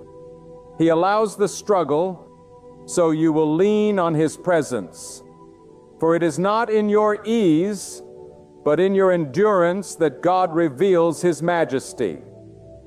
To those who feel forgotten, remember, the seed that lies buried the longest often produces the greatest fruit. Just because no one sees your growth doesn't mean it isn't happening. God works in the soil, in the depths, in the hidden places where no spotlight shines. And when He chooses to bring you forth, the world will see what He has been cultivating in silence. Let your faith rise not because everything makes sense, but because you trust the one who holds all things together. Let your hope be stubborn. Let your belief be loud in the face of discouragement. Speak to the future with boldness. Say it before you see it. God will make a way. Not might, not maybe. He will. Even if the facts say it's too late. Even if the doors have been closed for years. Even if your heart has grown weary from waiting, God is still able. His power does not diminish with time. His promise does not expire with delays. What He spoke into your life remains intact. His word will not return void. It will accomplish what He sent it to do. Not a single syllable will fall to the ground unfulfilled. All He asks is that you believe. And belief is not passive. It is a force. It is a force. It is a fire. True belief pushes back against fear, against doubt, against every lie that says it's over. True belief says, even now, even here, even in this, I believe God will move. And that belief, my friend, activates the power of the unseen. It invites God's hand to intervene. It welcomes the miraculous into the mess. It calls what is not as though it were. Do not let circumstances define your expectation. Let God's character define your confidence. He is not like man. He does not grow tired. He does not forget His promises. He does not tease your hope. If He said He will make a way, then He will make a way through the fire, through the flood, through the impossible. You may not understand the method, but trust the outcome. You may not see the next step, but trust the guide. You may not have the strength to carry on, but trust the sustainer. He has brought you this far not to leave you now. He has invested too much in your journey to abandon you before the promise. So rise, not because the struggle is over, but because your God is greater than the struggle. Lift your head not because the burden is gone, but because the one who carries it with you is mighty and merciful. Stand in faith not because you feel strong, but because God's strength is made perfect in your weakness. You have cried long enough. You have questioned long enough. Now it is time to believe again. Believe not in your own ability, but in the unstoppable, undefeatable, all-powerful force of God's will. Believe that His hand is on your life, that His plan is unfolding, that His promise is alive. Even if you see no signs yet, keep walking, keep hoping, keep speaking faith into the atmosphere, because at the appointed time, your miracle will not be delayed. And when it comes, it will come swiftly. It will come with clarity. It will come in such a way that everyone around you will say, surely God has done this. You won't have to explain. You won't have to prove. The fruit of your faith will be your witness. The power of God will speak louder than anything your words ever could. So many walk through life burdened, bowed low by fear, anxiety, and the crushing weight of unanswered questions. Why hasn't it happened yet? Why does it feel like God is silent? Why is the way still closed? But hear me now with the fullness of conviction. The silence of God is not the absence of God. His stillness is not neglect. It is precision. When God chooses to delay, it is never without purpose. His pauses are strategic. They are divine interludes designed not to frustrate you, but to prepare you for the very thing you've been praying for. You must understand this. Before every miracle, there is a testing. Before every breakthrough, there is a moment of uncertainty. Before the way is made, there is often a wall. But what separates those who witness the power of God from those who miss it is not luck, not chance, not human effort. It is the refusal to stop believing. It is the decision to hold on to faith, when everything in the natural tells you to let go. There will be seasons where God strips away the noise, the comforts, the crutches you once leaned on, not to leave you empty, but to remind you of what truly sustains you, Him alone. He will lead you into a place where only His voice can guide you, where only His hand can provide, where only His power can bring you through. That is not punishment. That is intimacy. That is the place where faith is not just an idea, but a fire that burns through every doubt and lights the way in the dark. Listen carefully. The miracle you're waiting for is not just about the result. It's about the revelation. It's not just about what God will do for you, but what God is doing in you. He is forming a strength in your spirit, a clarity in your mind, and a resilience in your heart that no storm will be able to shake. When you believe in the miracle, when you refuse to bow to fear, when you keep walking even with tears in your eyes, you declare with your life that your God is bigger than the mountain in front of you. And make no mistake, God will reward that faith. God never overlooks endurance. He hears the quietest prayer whispered in the stillness of midnight when no one else knows. He remembers the heart that chooses to worship, even when circumstances give no reason to sing. That kind of faith ascends to heaven. That kind of trust echoes into eternity. That is the faith that moves the very hand of God. Stop focusing on the height of the mountain before you. Fix your eyes on the greatness of your God. Do not enlarge your problems. Lift up the one who commands storms to be still. Do not drown in what you cannot control. Rest in what God is able to accomplish. He is not far away or indifferent. He is not letting you suffer without direction. He is weaving every detail into His perfect plan. Even the pain, even the setbacks, even the betrayals. He is weaving it all into a tapestry of triumph. And when the moment comes when God steps in, everything will change in an instant. That is the power of divine intervention. It is sudden. It is undeniable. It is overwhelming in its beauty and timing. And when it happens, you won't be able to take credit for it. No one else will either. It will be so clear that only God could have done it. That is how God moves so that all glory returns to Him. But until that moment, your assignment is simple yet powerful. Believe. Keep the door of your heart open. Keep the oil of your hope burning. Speak with confidence even when your voice shakes.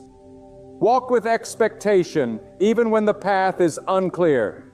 Speak what you believe, not what you see. Because your words create atmosphere. Your faith shifts the unseen, and your hope invites the power of the Almighty into the middle of your storm. And don't fall into the trap of comparing your timing with someone else's blessing. Don't allow the enemy to whisper lies that God has forgotten you just because others are stepping into their harvest. Every person has their own season. Every soul walks its own journey. What God has planned for you is specifically tailored for your life, your calling, your destiny. He is not late. He is aligning every detail to match the promise He whispered into your spirit long ago. So stay planted, stay faithful, stay grounded in the truth that God is not finished with you. Even if it feels like the pages have stopped turning, even if the story seems stalled, God is still writing. And what's ahead is far greater than what's behind. What's coming will be worth every sleepless night, every prayer you thought went unheard, every tear that fell in secret. Not one of them was wasted. God bottles your tears. He hears your cries, and He moves with compassion toward those who call upon Him in truth. And yes, the enemy will try to distract you, and he will use fear to blur your vision. He will use discouragement to paralyze your faith. He will whisper that it's pointless, that you're forgotten, that you've missed your moment. But he is a liar, and you must speak back with truth. You must declare, God is still on the throne. God still has a plan. God is not finished with me. God will not abandon the work of his hands. He does not leave his people in the wilderness. He leads them through. He does not close doors without preparing new ones. He does not prune without producing greater fruit. Every divine delay has a divine purpose. And the way that God is preparing for you, though you may not see it yet, is filled with favor, peace, restoration, and abundance. Let your confidence be in who God is, not in how things appear. Stand in reverence, not in panic. Walk in patience, not in pressure. For God is not just the God of the outcome. He is the God of the process. And every step you take, every trial you face, every moment you endure with faith is drawing you closer to the promise that awaits. You are not invisible to the Most High. Your voice echoes in his courts. Your name is known in the heavens. And what he has spoken over you, what he has declared into the very fabric of your existence, will come to pass. He is not a man that he should lie. His word is sure. His will is unstoppable. His timing is perfect. And when the miracle comes, it will not be late. It will not be small. It will not be ordinary. It will be exactly what you need in a way only God could design. There is a truth the world has forgotten. But you must remember, when you walk with God, you are never walking toward defeat. You are walking through it. You may face walls. You may face waves. You may face weapons formed against you, but they will not prosper. They cannot prosper. Because the presence of God in your life is not symbolic. It is power. It is not theory. It is fire. You are not relying on empty hope. You are relying on the one who created the stars and hung them in their place. The one who said, "Be," and it was. That same voice still speaks. That same power still moves. And he has set his hand upon your life. And even when you don't feel it, even when the ground beneath you shakes and the sky seems closed, God is still moving. Just because you can't see the root doesn't mean the tree isn't growing. Just because you can't hear the answer doesn't mean the command hasn't already gone forth. You must stop judging your progress by your senses. Faith is not built on what you can measure, and it is built on what you believe. It is the inner fire that declares, my circumstances are not my destiny. My situation is not my sentence. My God has the final say. There are moments in life when you will be called to walk through doors that haven't even been built yet. Doors that exist only in the unseen, waiting to be formed by the command of God. And when others laugh at your faith, when they question your vision, when they doubt your path, you stand firm and speak with confidence. I walk not by what I see, but by what I know, and I know that God is making a way. That is the kind of faith that moves mountains. That is the kind of belief that makes the impossible bow to the will of the Almighty. You must understand, God does not need anything outside himself to bring your miracle to pass. He is not waiting for conditions to become ideal. He does not consult with your enemies, your family, or your history before blessing you. When he says yes, no one can say no. And if he closes a door, it is not to harm you. It is to protect you from what was never meant for you. His no is as holy as his yes. His delay is as merciful as his breakthrough. Do not be disheartened when others seem to rise while you wait. Do not envy those who seem to run while you can barely crawl. Their timeline is not your truth. Their pace is not your promise. You are not late. You are not behind. You are on God's schedule. And His timing is never rushed, never reactive. It is perfect, purposeful, and precise. When He blesses, it will not be a drop. It will be a downpour. Not a portion, but an overflow. Not a survival, but a testimony. God does not build with speed. He builds with substance. And while you feel hidden, He is developing your roots. While you feel delayed, He is increasing your capacity. You are not waiting in vain.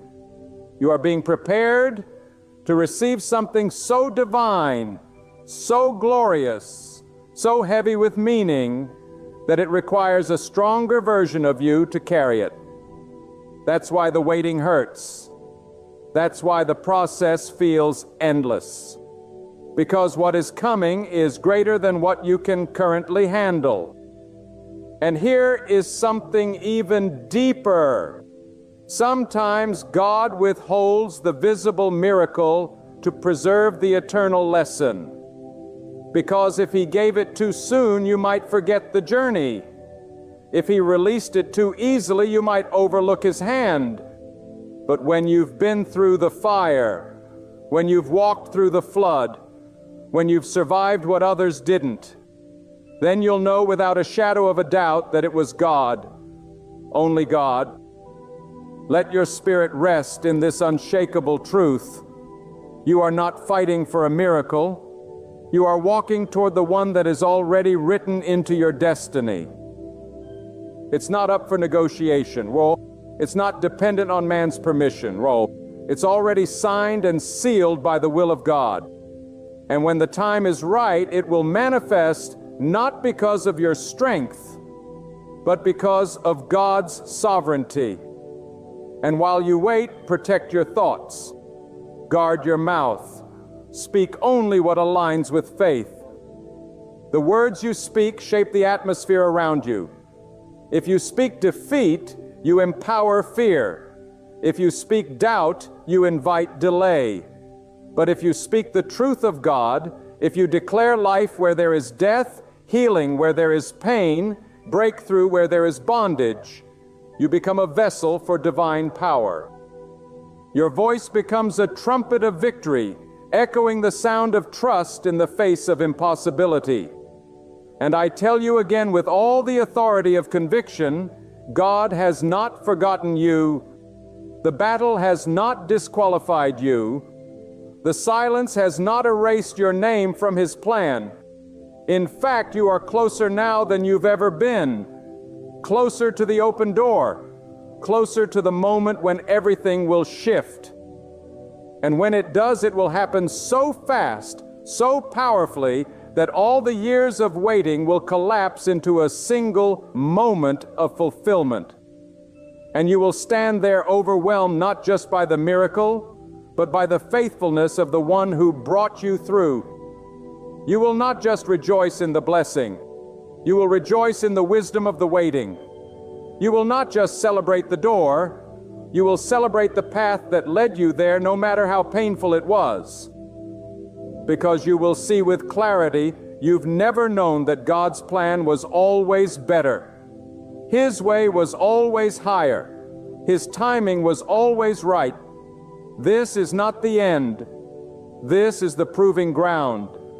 This is the sacred space where your faith is forged, your character refined, your soul anchored. And when the way is revealed, and it will be, you will walk through it not as a beggar, but as one who trusted the King of all creation. Not as a survivor, but as a conqueror. Not as one who hoped vaguely, but as one who believed fiercely. There are moments in life when all you have left is a whisper, just a flicker of strength, a fragment of hope, a quiet breath in the midst of chaos. But if that whisper is anchored in belief, if that breath is directed toward God, then it carries more power than 1,000 shouts of doubt. Because when your spirit reaches for God, even in weakness, His strength rushes in. When your faith clings to Him, even in silence, His mercy flows. When your faith clings to Him, even in silence, His mercy flows. When your heart refuses to quit, even when the world says you should, that is where miracles begin to stir. That is the sacred place where impossibility begins to bow. You must understand that God doesn't look at your circumstances the way you do. He doesn't see what's blocking you. He sees what's beyond them. He doesn't focus on what's missing. He sees what's about to arrive. While you measure your life in problems and timelines, God operates in purpose and eternity. What looks like delay to you is a setup to Him. What feels like rejection is often His redirection. And when God redirects, it's not to harm you, it's to preserve you. It's to bring you to the exact place where His power can be displayed in full. Do not let your heart be seduced by the illusion of permanence. Nothing in this world is final unless God declares it so. A closed door is not the end. A failed opportunity is not the conclusion. A broken heart is not your destiny. These are not stopping points. They are transitions. And transitions are always uncomfortable. They stretch your soul. They test your foundation. But if you hold on to God, if you keep walking, even with trembling legs, He will reveal what the struggle was preparing you for. God allows pressure not to crush you, but to uncover what's within you. Faith isn't proven in ease. It is proven in adversity. Strength doesn't rise when the wind is calm. It rises when the storm is at its fiercest. And what God is doing in your life right now is birthing something that cannot be destroyed by external conditions. He is building endurance that won't crumble when others fold. He's developing vision that can see past the smoke, past the noise, past the confusion. And some of you listening to this right now, you've been feeling overlooked. You've watched others rise while you remain hidden. You've seen doors swing open for people who barely put in the effort while yours remain sealed shut. But let me tell you the truth. The longer the preparation, the greater the impact. When God hides you, it's not because you are forgotten. It's because you are being fortified.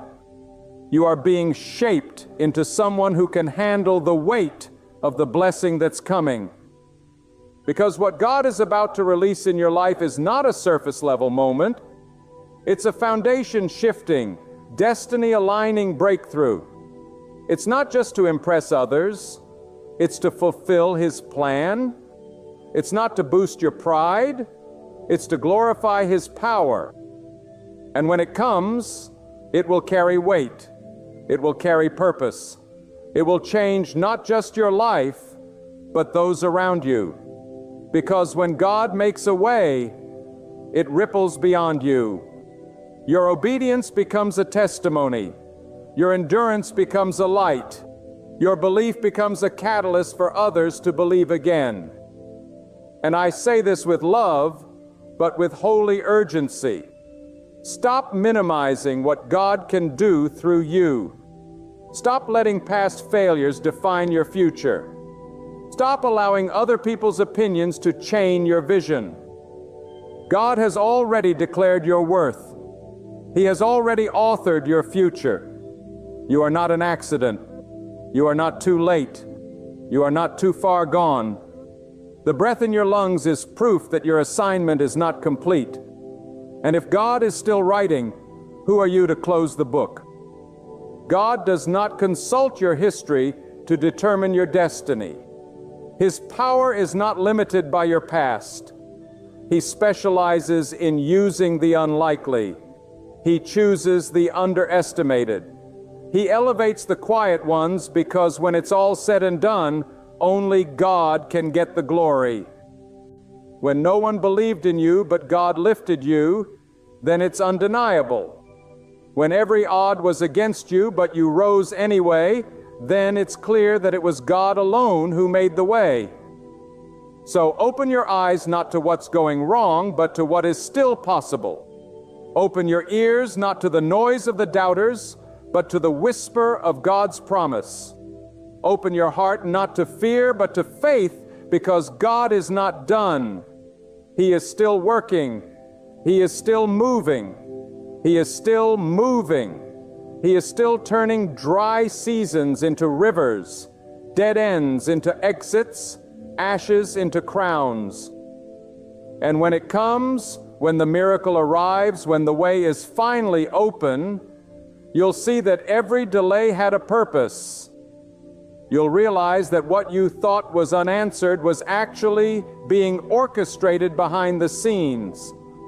Every tear was watering the soil. Every prayer was setting the atmosphere. Every step of obedience, even when you didn't understand, it was building a path straight to your breakthrough. And in that moment, you will weep, not out of sorrow, but out of awe. You'll say, "Now I see, now I understand."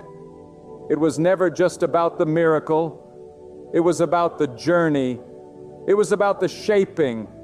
It was about knowing my God, not just through blessings, but through fire, through pressure, through surrender. So press on. Don't stop. Don't back down. Don't curse the process. Don't let go of the promise. God's word will not return void. His hand will not falter. His plan will not fail.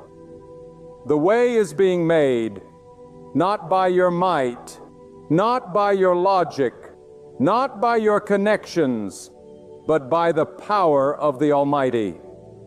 Believe again, hope again, pray again, walk again, even if it's slow, even if it hurts, even if you can't see the outcome. Walk, speak, trust, because God will make a way. And when He does, nothing will be the same. Not your heart, not your story, not your future. For when the Creator of all opens a door, it stays open. No man can shut what God has chosen to release.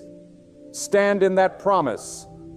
Cling to that fire and know your miracle is not far. It's closer than it's ever been. And it's coming.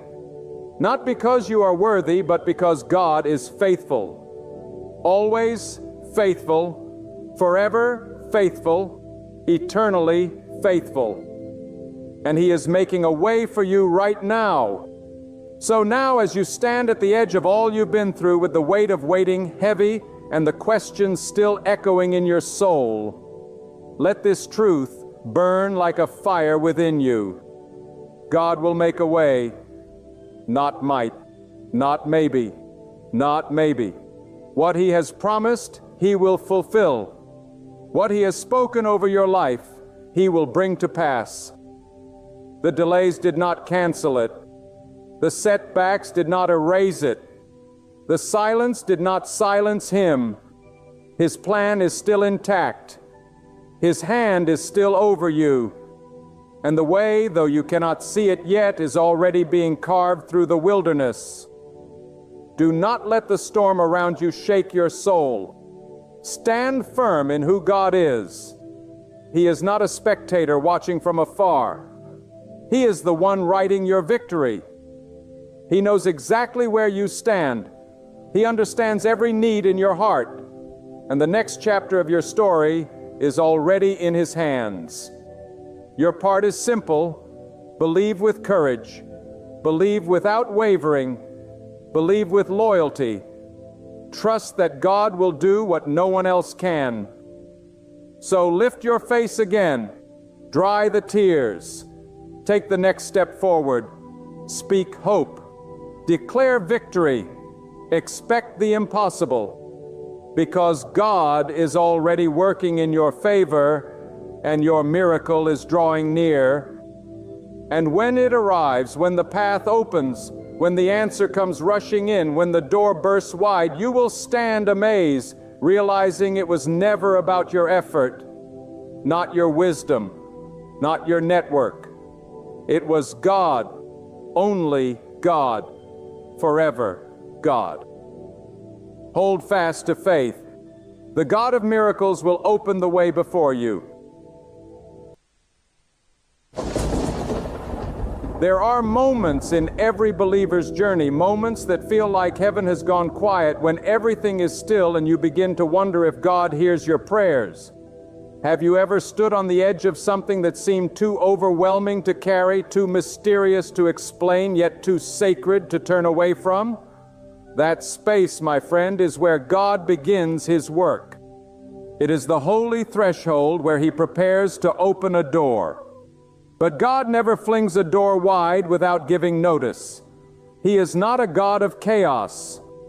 When He is about to transform your life, when He is about to shift the very atmosphere, when He is ready to release favor and blessings long held back, He sends signals. And these signals are never weak or hidden. They are bold. They are unsettling. They stir your spirit awake. And they demand your attention. You cannot overlook them unless your heart has grown dull or distracted. God begins to move right in the middle of your discomfort. He begins to shake the ground beneath you. The very people you once depended on start to drift away. The places you once felt safe in begin to feel tight and suffocating. You try to settle where you are, but something in your spirit refuses to be still. That restlessness you feel is not a mistake. It's a sign that the current place is too small for the next blessing God is about to release. God will not allow you to be comfortable in a place He is calling you to leave. That unease is not from the world. It's from the throne of God. He's awakening you. He's preparing you. He's about to open a door, but He wants to make sure you're ready to walk through it with the strength, faith, and clarity required to carry the weight of the next season. And when God is about to open a door, you will start to feel isolated. Yes, isolation is a sign God will separate you before He elevates you. You might wonder why people no longer call, why invitations stop coming, why familiar voices go silent. But it's not rejection, it's redirection. God removes the noise so you can hear His voice more clearly. Sometimes the greatest promotion begins with divine separation. God doesn't need a crowd to bless you. He doesn't need applause to validate you. He needs your full attention, your surrendered will, and your trust in Him alone. That silence you hear is sacred. It's the space where God whispers secrets about your future. It's the quiet before the storm of blessing. But oh, that silence can feel like abandonment if you don't understand the sign. When the crowd disappears and the room feels empty, lift your eyes to heaven and know that God is getting ready to fill your life with something greater. Do not confuse isolation with punishment. It is protection. It is preparation. You see, God cannot open a new door while you are still clinging to the comfort of the old hallway. He must strip away what no longer serves you. He must prune you like a wise gardener so that you can bear much fruit in the season to come. The branches He removes are not always dead. Some were just not destined to grow with you. Let them go. If they walk away while you are still waiting, thank God. If they misunderstand your calling, bless God. If they speak against you in your stillness, praise God. Because when God is about to open a door, He clears the path. And sometimes that clearing looks like people leaving, doors shutting, and plans failing. But it's not the end. It's the beginning of a divine shift.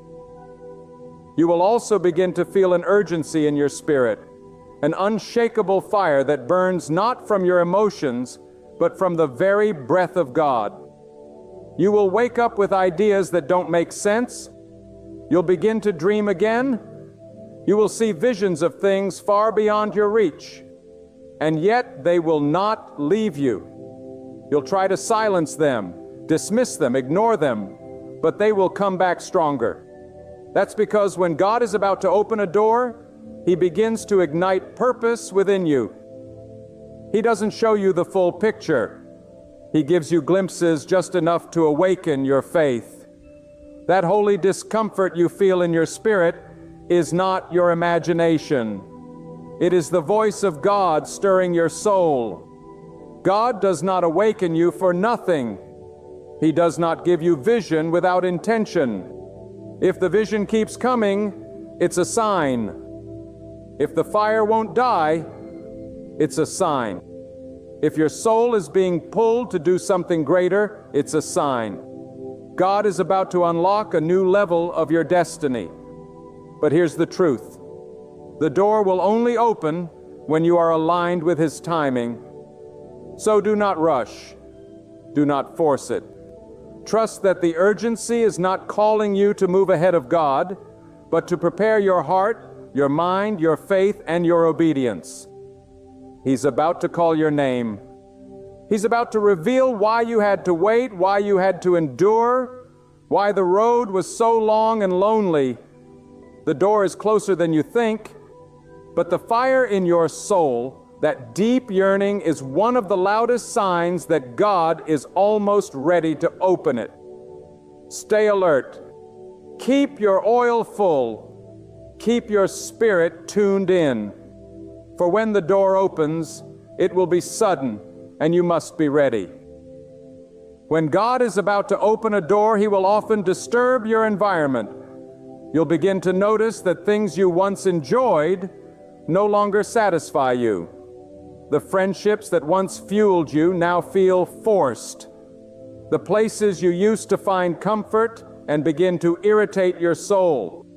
This is not a coincidence. It's a divine disruption.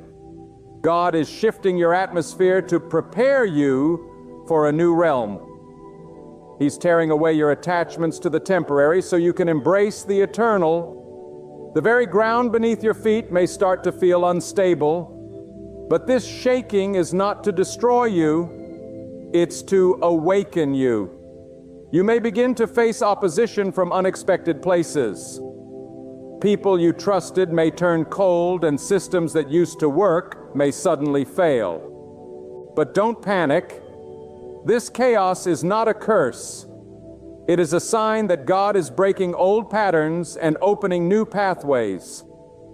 He is removing anything that could sabotage your next season. When your foundation feels like it's crumbling, remember this: God often breaks the soil before He plants the seed. That breaking is sacred.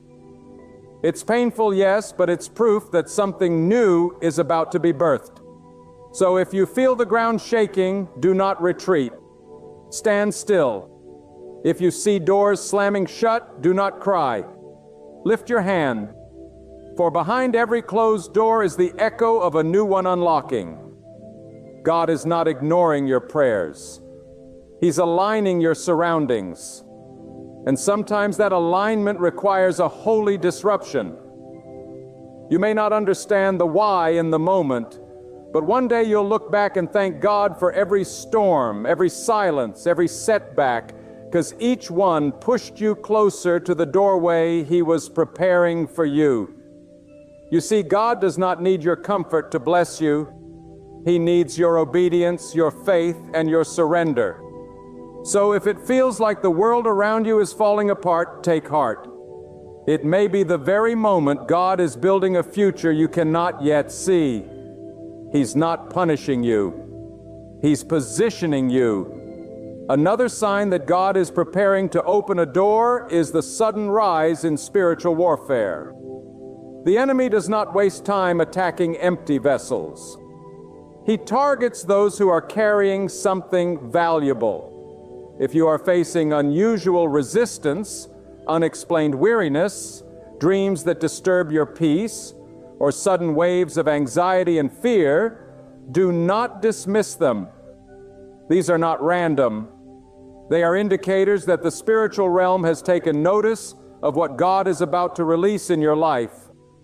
The forces of darkness always try to block the entrance before the door swings open. But hear this loud and clear: no weapon formed against you will prosper. not because of your strength, but because God is your defender. When God places His hand upon you, no force in the universe can cancel your calling.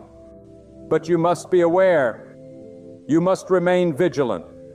When the attacks intensify, when the battles increase, it is not time to faint. It is time to fight with your faith.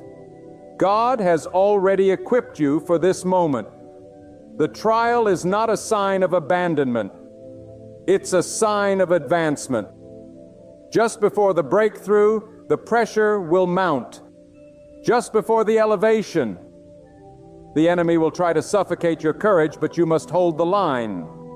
The increase in warfare is simply confirmation that the door is near, and God never allows you to enter a new place without preparing your spirit to withstand what comes with it. That spiritual battle you're in, it's the birth canal of your next level. You're not losing, you're transitioning. You're not breaking down, you're breaking through. God is proving to you that the anointing on your life is real, that His plan for you is not fiction, and that your endurance has a reward. So do not be afraid of the warfare. Let it remind you that heaven is backing you and hell is trembling, because the door is about to open and nothing can stop what God has ordained. When God is about to open a door, He begins to awaken your discernment. Suddenly, your spirit becomes sensitive to things you once ignored. You begin to see through people's words, to feel their intentions, to sense when something is off, even if everyone else is comfortable. God sharpens your inner voice, not so you can become judgmental, but so you can become wise. This sharpening is a sign that He's preparing to trust you with more. You cannot walk through divine doors with a dull spirit. You cannot handle higher responsibility with blind trust. So God begins to train your eyes and your ears. He trains your spirit to detect distractions wrapped in good intentions. Not every opportunity is from Him. Not every open door is divine. Some doors are traps in disguise. So before He opens the one that is truly yours, God will teach you to wait, to listen, to observe. He will teach you how to say no without guilt and yes with clarity. When you begin to lose interest in things that once excited you, when you find yourself turning away from shallow conversations and meaningless pursuits, that's not boredom. It's spiritual maturity. God is detaching your spirit from the counterfeit so you won't miss the authentic. He is calling you to walk with eyes wide open and a heart anchored in Him. If you are feeling unusually quiet lately, if your desire to be seen, heard, or validated has faded, it is not depression, it's preparation. God is pulling you inward to align you with what's coming outward. And when the door opens, your discernment will be your weapon, your compass, and your shield.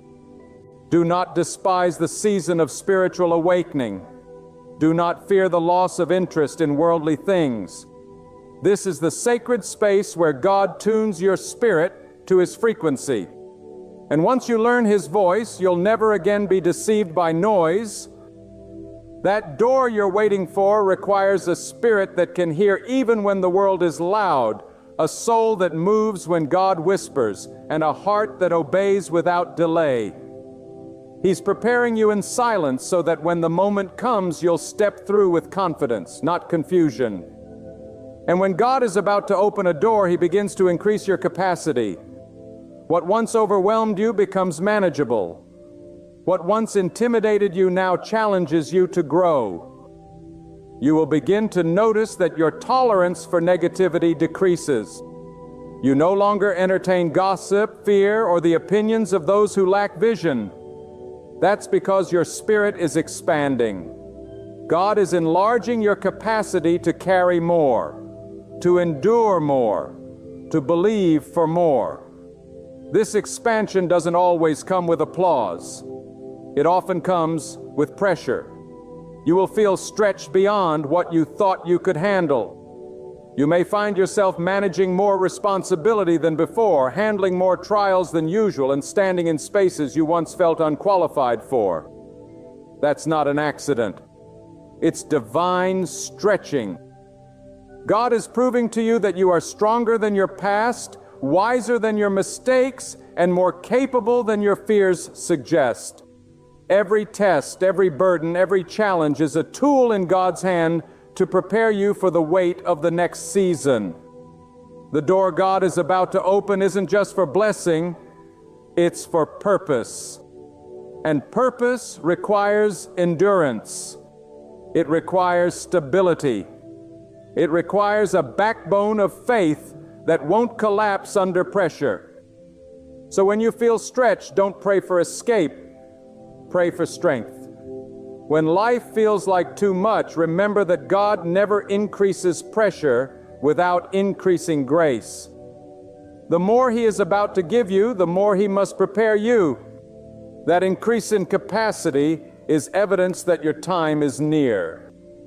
The spiritual muscles being developed in this season are what will sustain you when you walk through that open door. The people who doubted you will no longer recognize you, not because you changed to fit their mold, but because God transformed you to fit His purpose. You are not who you used to be. You are becoming who God intended you to be all along. And when that door swings open, you will not walk in timidly. You will walk in fully equipped, divinely prepared, and spiritually refined. Not by your own doing, but by the hand of God, who molded you in secret for a purpose that could only be revealed in time.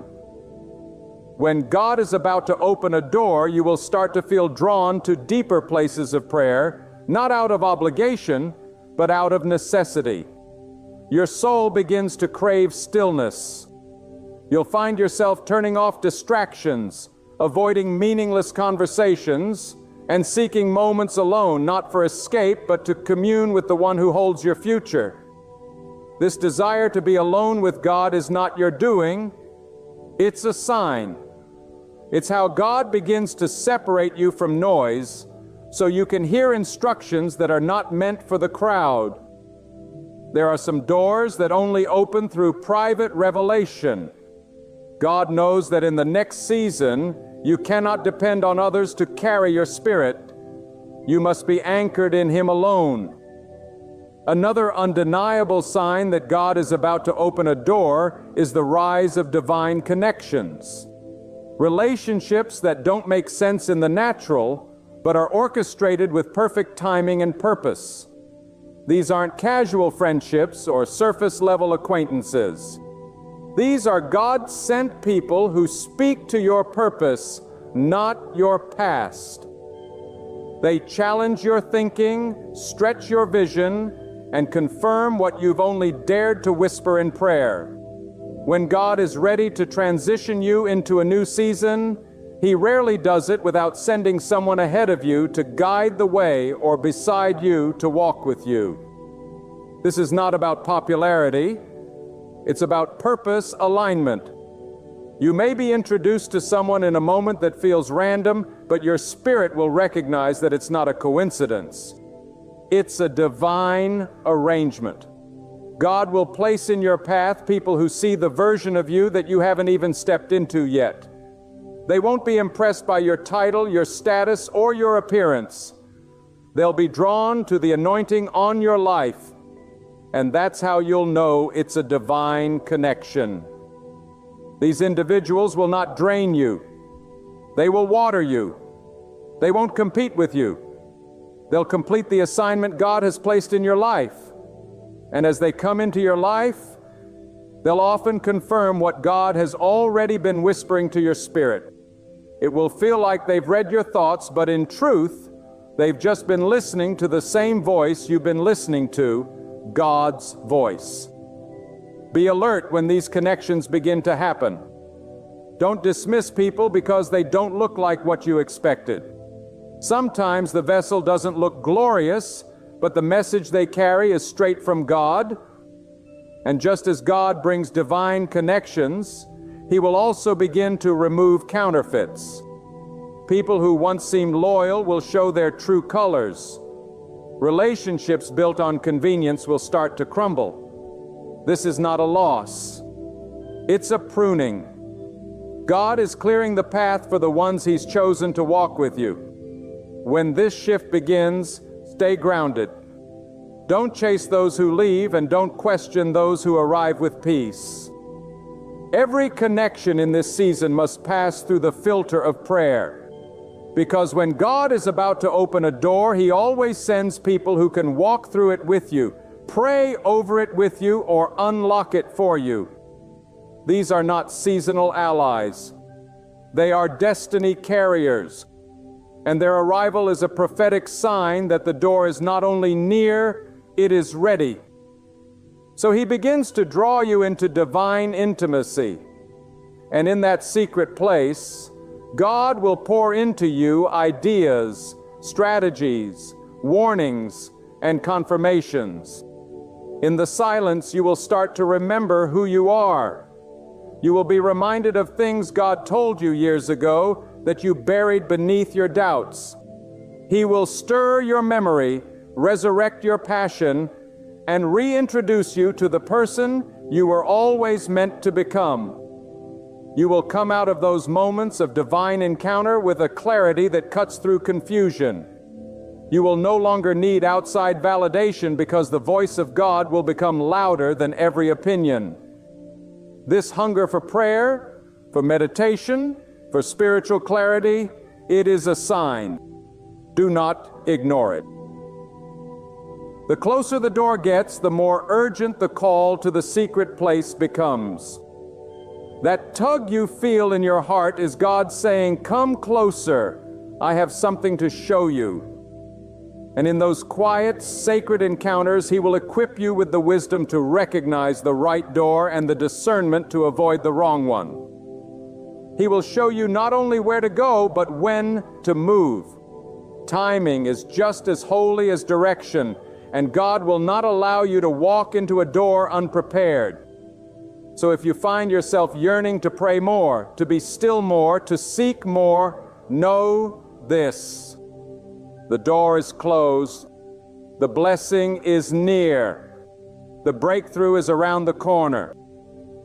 But it is your connection with God that will give you the strength to walk through and stay there.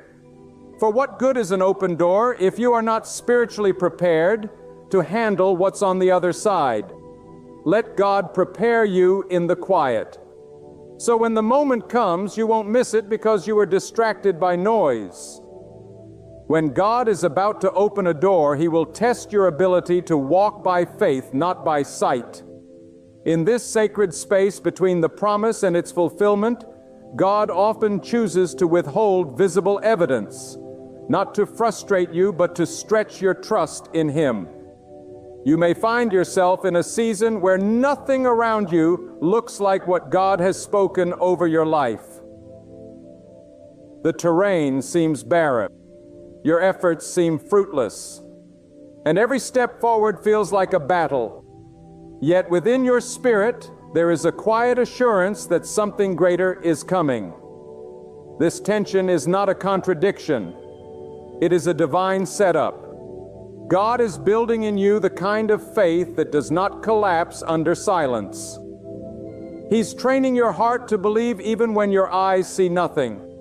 You must understand that God does not measure your readiness by how loud your praise is in the light, but by how steady your trust remains in the dark.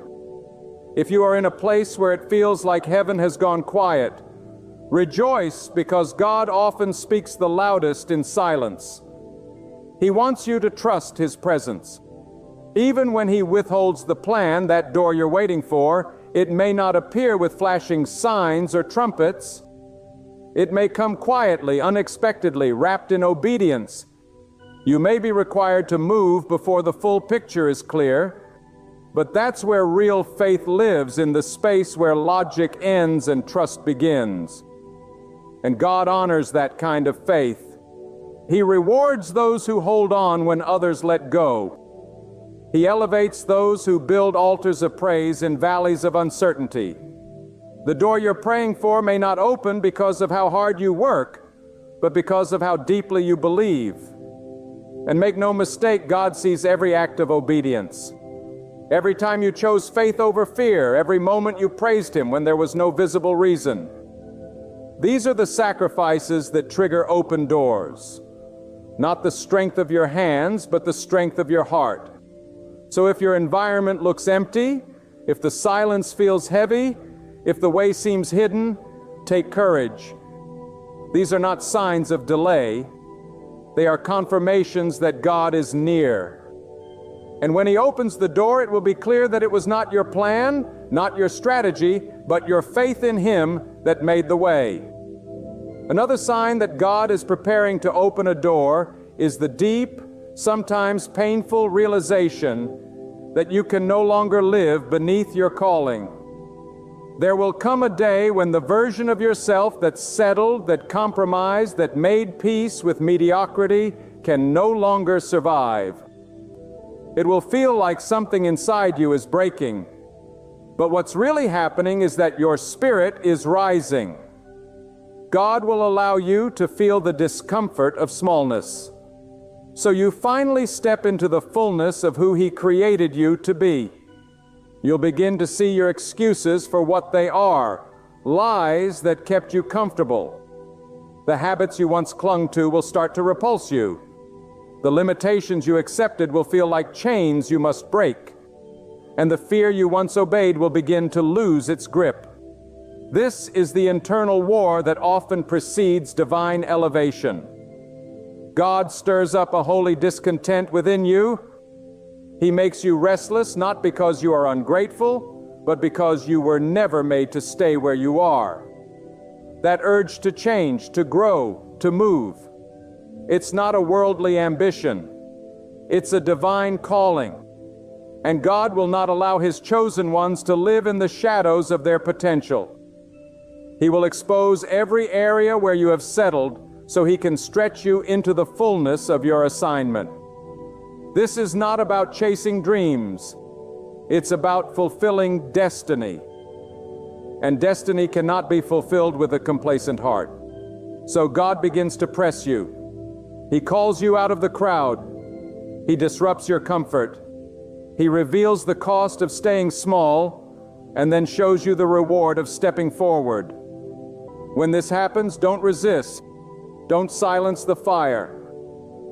Fan it, feed it, let it become so strong that it consumes every lie that told you to stay hidden. Because when God opens a door, it's not just for your blessing, it's for your becoming. The person you are now may not be ready, but the person God is shaping inside of you is. So embrace the inner breaking, the stretching, the rising. It is not a breakdown, it is a breakthrough. And on the other side of it is the door God has prepared, waiting for the version of you that refuses to live beneath what He has spoken over your life. When God is about to open a door, one of the clearest signs you will encounter is an increased sensitivity to time. Suddenly, wasted moments begin to grieve your spirit. Conversations that once amused you now feel like distractions. You become sharply aware that every second matters, that your days must align with purpose, and that you can no longer afford to live carelessly. This urgency is not coming from your flesh. It is a signal from God. It is heaven's reminder that time is sacred and delay is dangerous. God is revealing that your next season will demand focused preparation and that the window of opportunity is not eternal. While God is patient, He also operates in divine timing. When the time appointed by Him draws near, your spirit will begin to stir with a sense of holy pressure. You'll feel an invisible clock ticking, not to rush you into anxiety, but to alert you that your moment is approaching. What you do now matters more than ever. Your prayers, your routines, your decisions, they are not by chance. They are molding the person who will stand before that open threshold. And that threshold won't wait for your ease. It will wait for your preparedness. God is saying, bring your life into alignment with the dream I've placed inside you. Stop spending days trying to squeeze into doors I've already called you away from. Stop feeding what drains your spirit. A sudden, holy urgency arrives when God is about to rearrange your path. He doesn't want you to miss what He's about to do, so He heightens your senses. He narrows your circle.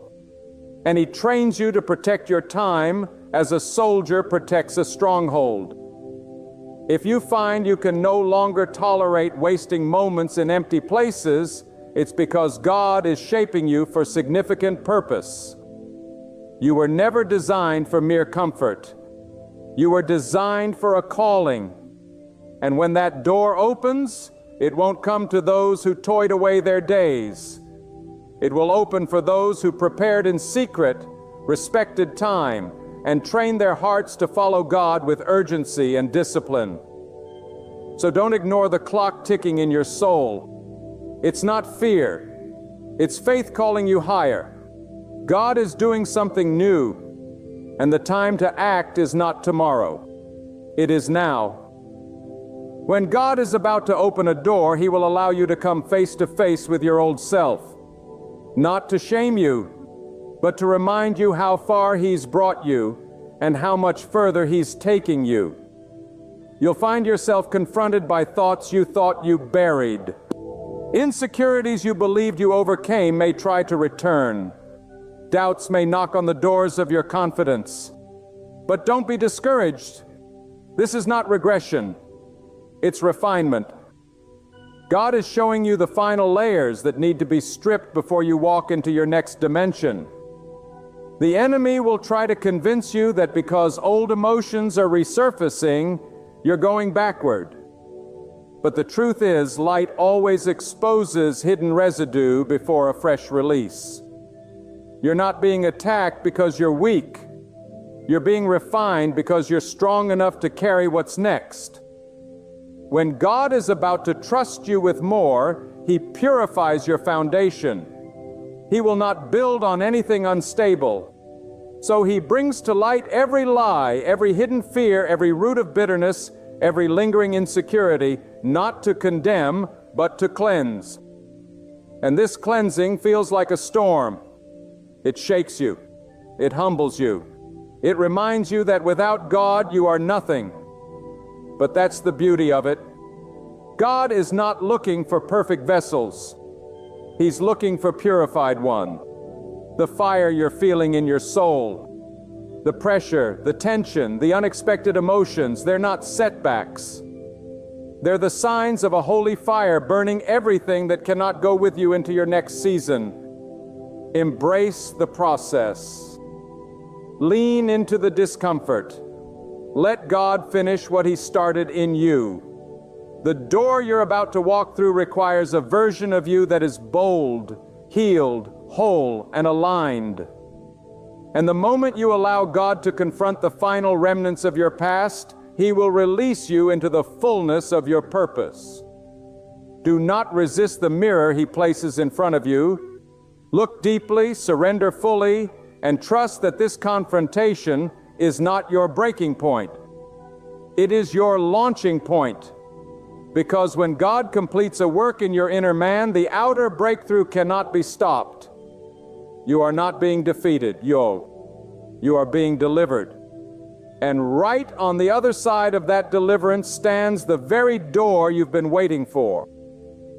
When God is about to open a door, He will intensify your awareness of what no longer belongs in your life.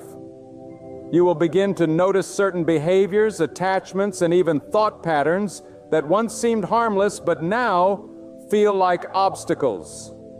The conversations that used to entertain you will begin to drain you. The relationships that once defined you will start to limit you. The comforts you clung to will feel like chains. This is not you becoming arrogant. This is you becoming awakened. God is making you allergic to what is beneath your destiny. He's not just removing things from around you. He's removing things from within you. Old desires, will begin to die. Old cycles will start to feel suffocating, and your spirit will crave purity, truth, and alignment. This stripping is not punishment.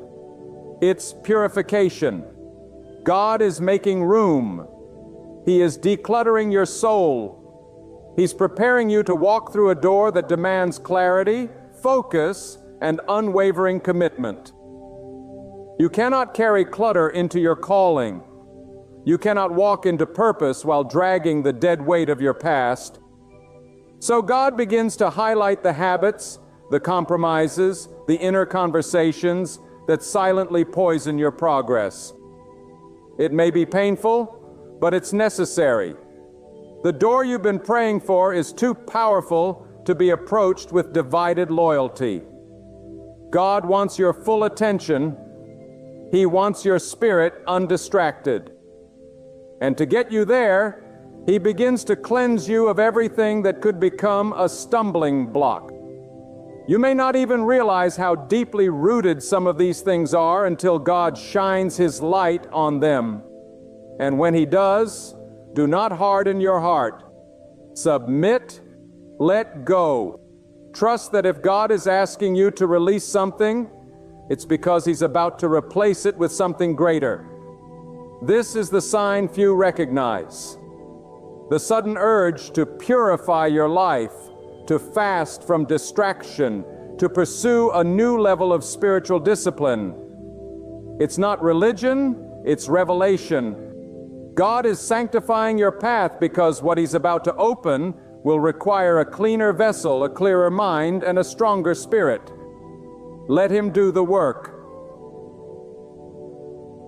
Because once He removes the unnecessary, the path to the door will become undeniable. And then, just before the door opens, God will allow a moment that tests your identity one final time. It might be a rejection, a betrayal, a delay that seems to mock everything you believe. You will find yourself standing at the edge of breakthrough, but it will feel like everything is falling apart. Do not be fooled. This is the final fire. God will always test who you think you are before He reveals who He knows you to be. He'll ask, will you still believe when it looks like I've forgotten you? Will you still praise me when the answer hasn't come? Will you still trust me when the door you expected isn't the one I open? This is where many fall away. They misinterpret the final test as failure. But it's not failure, it's formation. God is molding your character to match the weight of the door you're about to walk through. The final battle before elevation is always identity. You must know who you are in God before you step into what He's promised. Because if you enter unsure of your worth, you'll second-guess the blessing. If you walk through the door still seeking validation, you'll allow fear to rob you of the favor. So God creates a situation that forces you to decide, is your faith built on what you see or on who He is? Are you attached to the outcome or surrendered to the process? This is where you grow, not upward, but inward. And in that sacred wrestling match with your own doubt, your real strength is born. You emerge not as the person who begged for the door, but as the person who is ready to walk through it. And once your identity is sealed in God, the door cannot remain shut. Because it was never just about access, it was about becoming. And when you become who God called you to be, no man, no circumstance, no demon can deny what heaven has already ordained. So if you're in the fire, don't retreat. If you're in the test, don't crumble. Lift your head and recognize the pattern. The breaking point is the birthing point. You are closer now than you've ever been. And when you pass this test, the door will open, not because you forced it, but because you were formed for it. When God is about to open a door, He may cause your current resources to dry up. What once sustained you may suddenly become unreliable. The job that brought you comfort may begin to feel unstable. The people who supported you may grow distant. Even your physical strength may feel diminished. But this isn't abandonment. It's divine strategy. God knows that as long as you depend on the brook, you will not move toward the river. As long as your needs are being met in the old place, you won't seek the new place. So He allows the brook to dry up, not to punish you, but to propel you. This kind of divine disruption is hard to understand in the moment. It will feel like everything is slipping through your hands. You'll question your decisions. You'll revisit your faith. You'll ask, why now, God? Why this? But God, in His perfect wisdom, is not cutting you off. He's cutting you loose. Loose from the things you thought were your source. Loose from the structures you've leaned on more than Him. Loose from the old way of thinking, surviving, and living. The drying brook is not the end. It is the push. God will never allow a door to open while you're still tied to a place He's calling you out of. So if your current well is running dry, take heart. If the familiar is failing, look up. That scarcity is a signal. That limitation is a loud announcement from heaven. Get ready. I am shifting you. God never shuts down provision without preparing new abundance. But the new abundance is connected to the new place, and the new place is behind the new door. Don't mourn over what is fading. Celebrate what is forming. Because when the hand of God begins to close one chapter, it's because He has already written the next one. And what's waiting in that next chapter is not a repeat of the past. It is a reward for your faith. It is a divine unveiling of what your waiting, your weeping, your working has built. The brook may be dry, but the door's opening. The manna may have stopped falling, but the promised land is near. Trust the signs. God is not taking from you. He's leading you to more. Another undeniable sign that God is about to open a door is the sudden increase in divine clarity. It begins like a whisper and grows into a roar within your spirit. Ideas that once confused you will suddenly make sense. Paths that seemed clouded will now become illuminated. It's as if heaven pulls back the veil and lets you see what was always there, just hidden for the right time. This clarity isn't born from logic or intellect. It flows from obedience and alignment. When your heart is postured before God and your ears are tuned to His voice, you begin to discern His direction with divine precision. What once seemed blurry now becomes unmistakable. You'll start waking up with purpose. Decisions you agonized over will suddenly feel obvious. Doubts that once plagued you will lose their power. That's because clarity is a sign of divine nearness. God doesn't give vision to confuse you. He gives it to confirm your steps, but He doesn't reveal everything all at once. He gives you light for the next step, not the next mile. That's how He builds trust. So when the light comes, when that sudden clarity floods your heart, you must move. Not because you feel ready, but because God has made it clear. When God starts to show you patterns, highlight people, confirm words, and stir visions within your soul, it's time to walk. Do not ignore clarity just because it came in silence. Sometimes the loudest confirmation comes in the stillest moment, and often clarity arrives when chaos is at its peak. That's how you know it's from God. It cuts through the noise. It calms the storm. It settles your spirit. You no longer need to debate or delay. You just know. And when you know, act. Because clarity is not permanent if you keep ignoring it. God reveals direction in windows of time. If you refuse to act when He confirms the way, that clarity will turn back into confusion. Not because God is unclear, but because you hesitated when you should have moved. The open door is not just about opportunity, it's about timing. And when God gives you divine clarity, it's a sign the time is now. Don't look back. Don't overanalyze. Trust that the same God who gave you the vision will also give you the victory. When God is about to open a door, He begins to demand uncommon obedience. Not partial obedience, not convenient obedience, but full, immediate, and sometimes uncomfortable obedience. He will call you to do things that don't make sense in the natural. He will tell you to move when there's no clear reason to move. He will ask you to give when you feel like holding back. He may even call you to walk away from places, positions, or people you've grown attached to, not because they're bad, but because they're not a part of where He's taken you. This kind of obedience will stretch your trust in ways you never imagined. You'll be tempted to negotiate. You'll try to understand before acting, but that's not how obedience works. God is not obligated to explain Himself in order to be obeyed. He's looking for those who say yes, even when they don't know where the path will lead. He's looking for those who trust His character, even when they don't understand His commands. Because true obedience is not measured in ease. It's measured in surrender.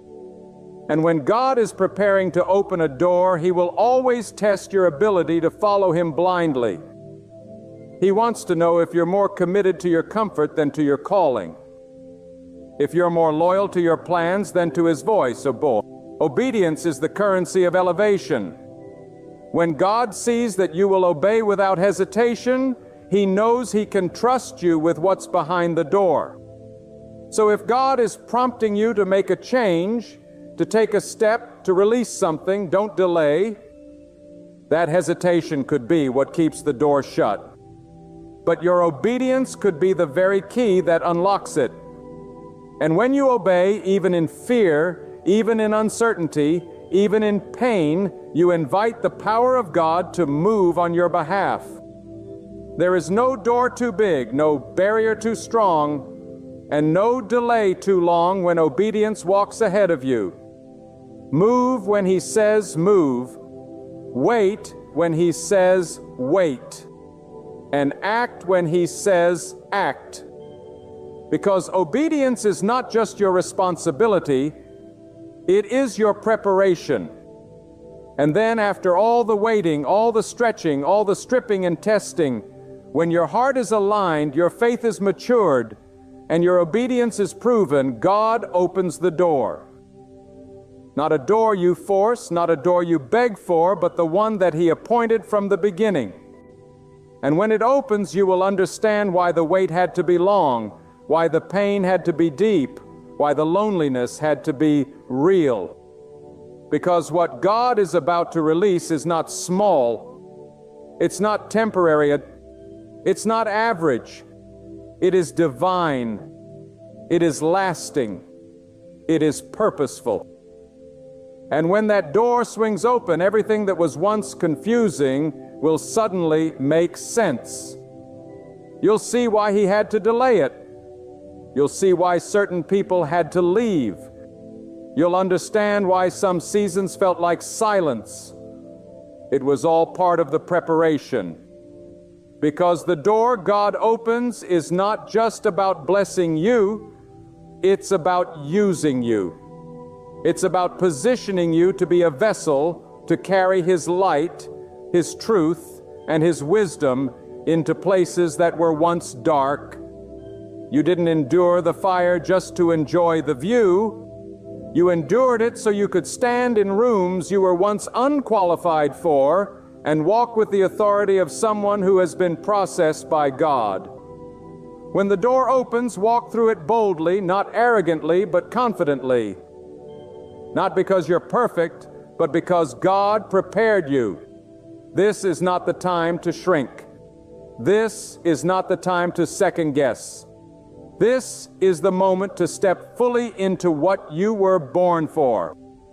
And know this, the God who opens the door will also sustain you behind it. He doesn't just prepare the path, He prepares you for the path. And when the time is right, not a second too soon, not a moment too late, the door will open. And it will be clear that it was never about luck, chance, or effort. It was about alignment with the one who orders all things. So if you find yourself in the fire, hold on. If your spirit feels restless, stay alert. If your surroundings are shifting, take heart.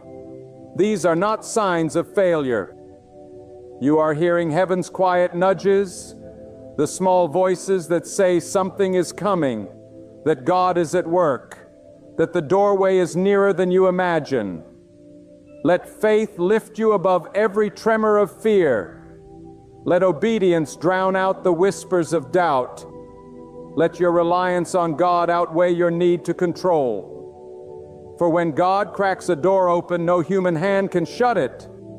No power can stand against it. No enemy can nullify it. You are not called to batter that door down. Your role is to wait prepared. Prepare, believe, obey, and release your grip. And when the entrance at last appears, step through as someone remade by trial, tempered in silence, honed in the wilderness, and possessing a confidence anchored not in self, but in God's timing and strength. The doors God opens are more than opportunities. They are missions. They are holy trusts. They are reserved for those courageous enough to trust through the waiting and faithful enough to move the moment God says now. There's a reason the Lord commands us to guard our heart, because from the heart flows the very source of life. When emotions are left unprotected, they become open doors where chaos can freely enter. Anger ushers in ruin. Jealousy breeds bitterness. Fear welcomes doubt. An unrestrained sorrow can drag the soul into the depths of despair. But when emotions are laid at God's feet, He takes His place as the guardian of your inner being. He defends your heart like a mighty fortress, shielding it from overreaction, deception, and emotional sabotage. Make no mistake, your feelings are not always truthful. They can mislead. They often speak from unhealed wounds, from disappointments that still ache, from expectations that were never met. And if you listen to every emotion as though it were truth, you will drift far from God's plan and closer to the cliffs of regret. Hear this: not every feeling deserves to be followed. Not every tear needs to fall publicly. Not every opinion needs to be voiced. Real maturity is when you pause long enough to ask, is this emotion leading me toward God or away from Him? That is the question that separates the wise from the impulsive. That is the question that builds legacies instead of ruins them. Because controlling your emotions isn't about pretending you feel nothing. It's about knowing how to respond when everything in you is trembling. And God honors the one who chooses discipline over disaster. He honors the one who says, yes, I feel broken, but I will not lash out. Yes, I feel offended, but I will not destroy with my words. Yes, I am afraid, but I will not let fear be my master. This is not weakness. This is the highest form of strength, a strength that flows not from muscles or might, but from submission to the will of God.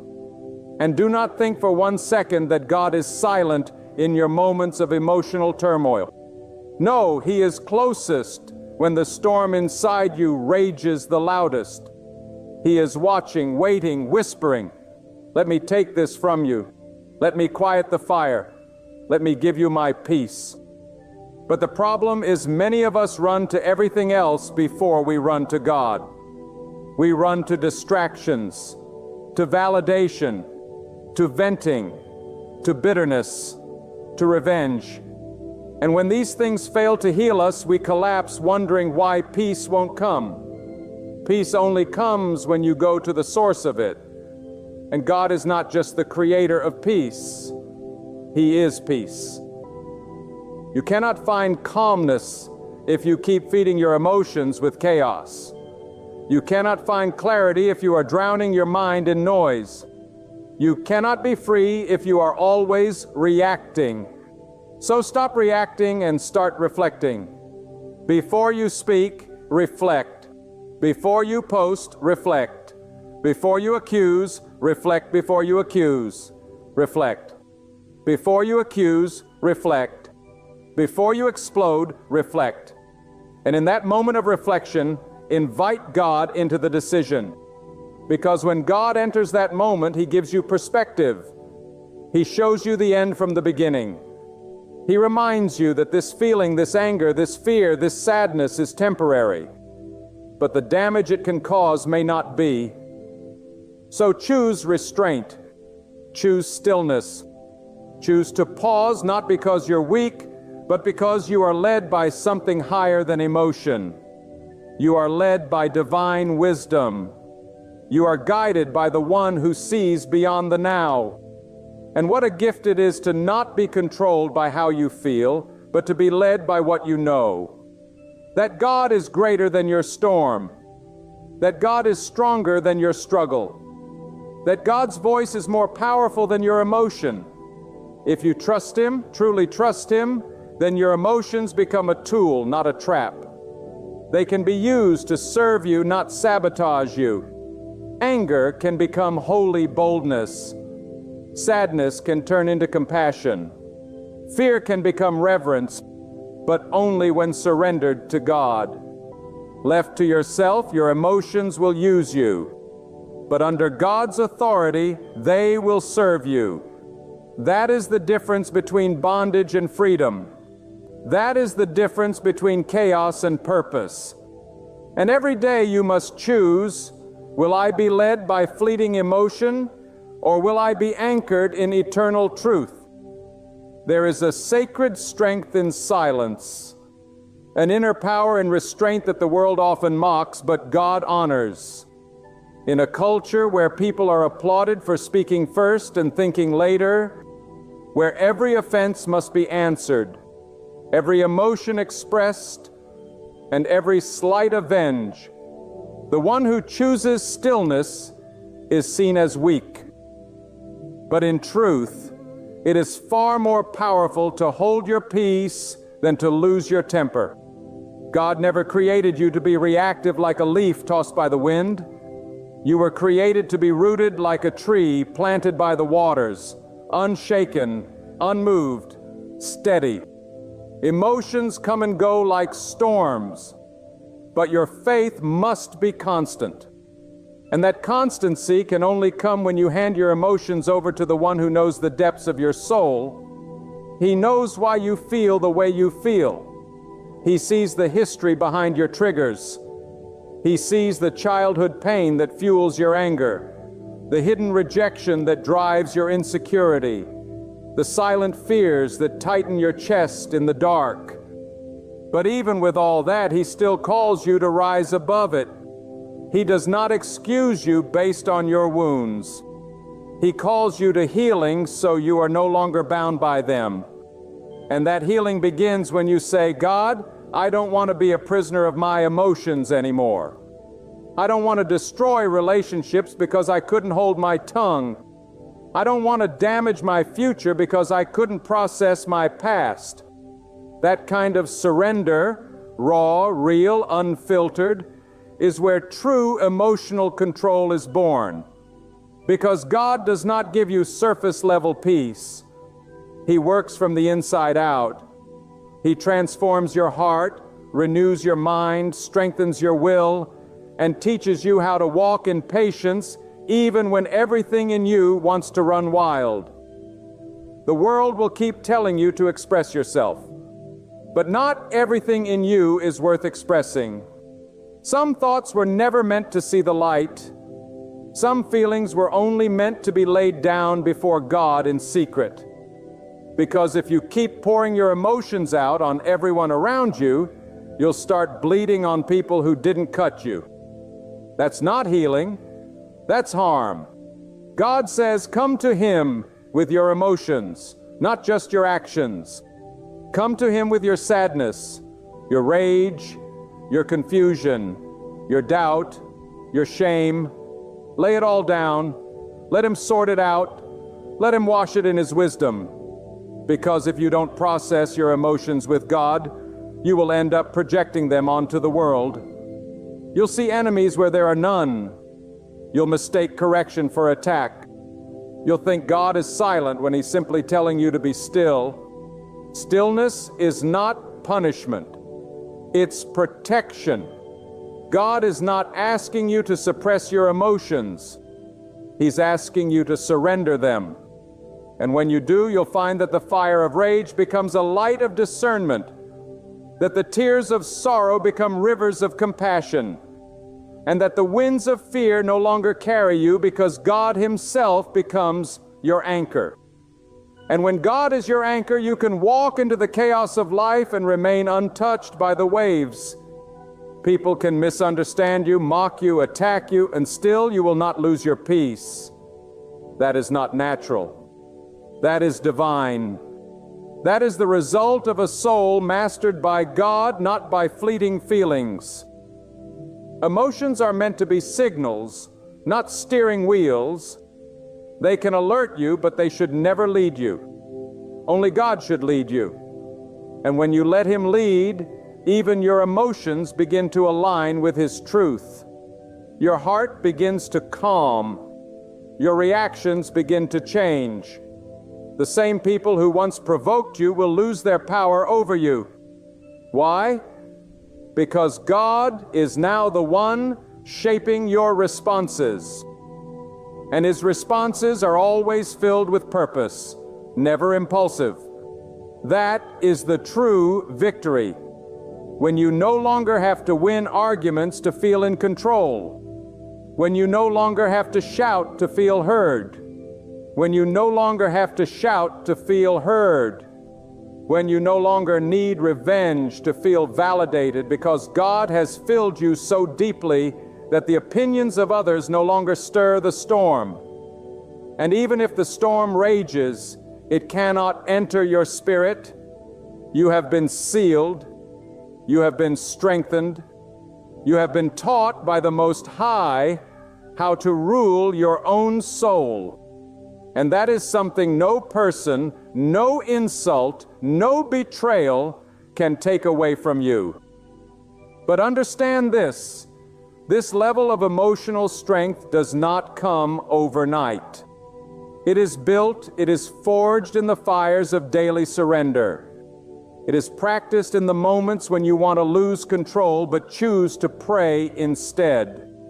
It is built when you want to lash out but choose to walk away.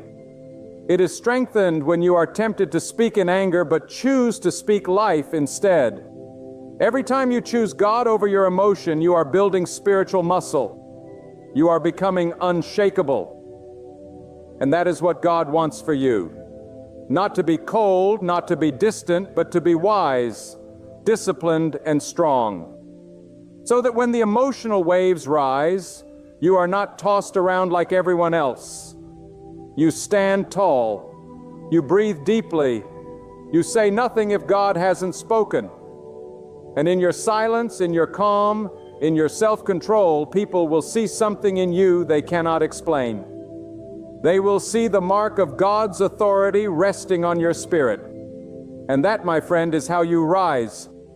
Not through emotional explosions, but through divine composure.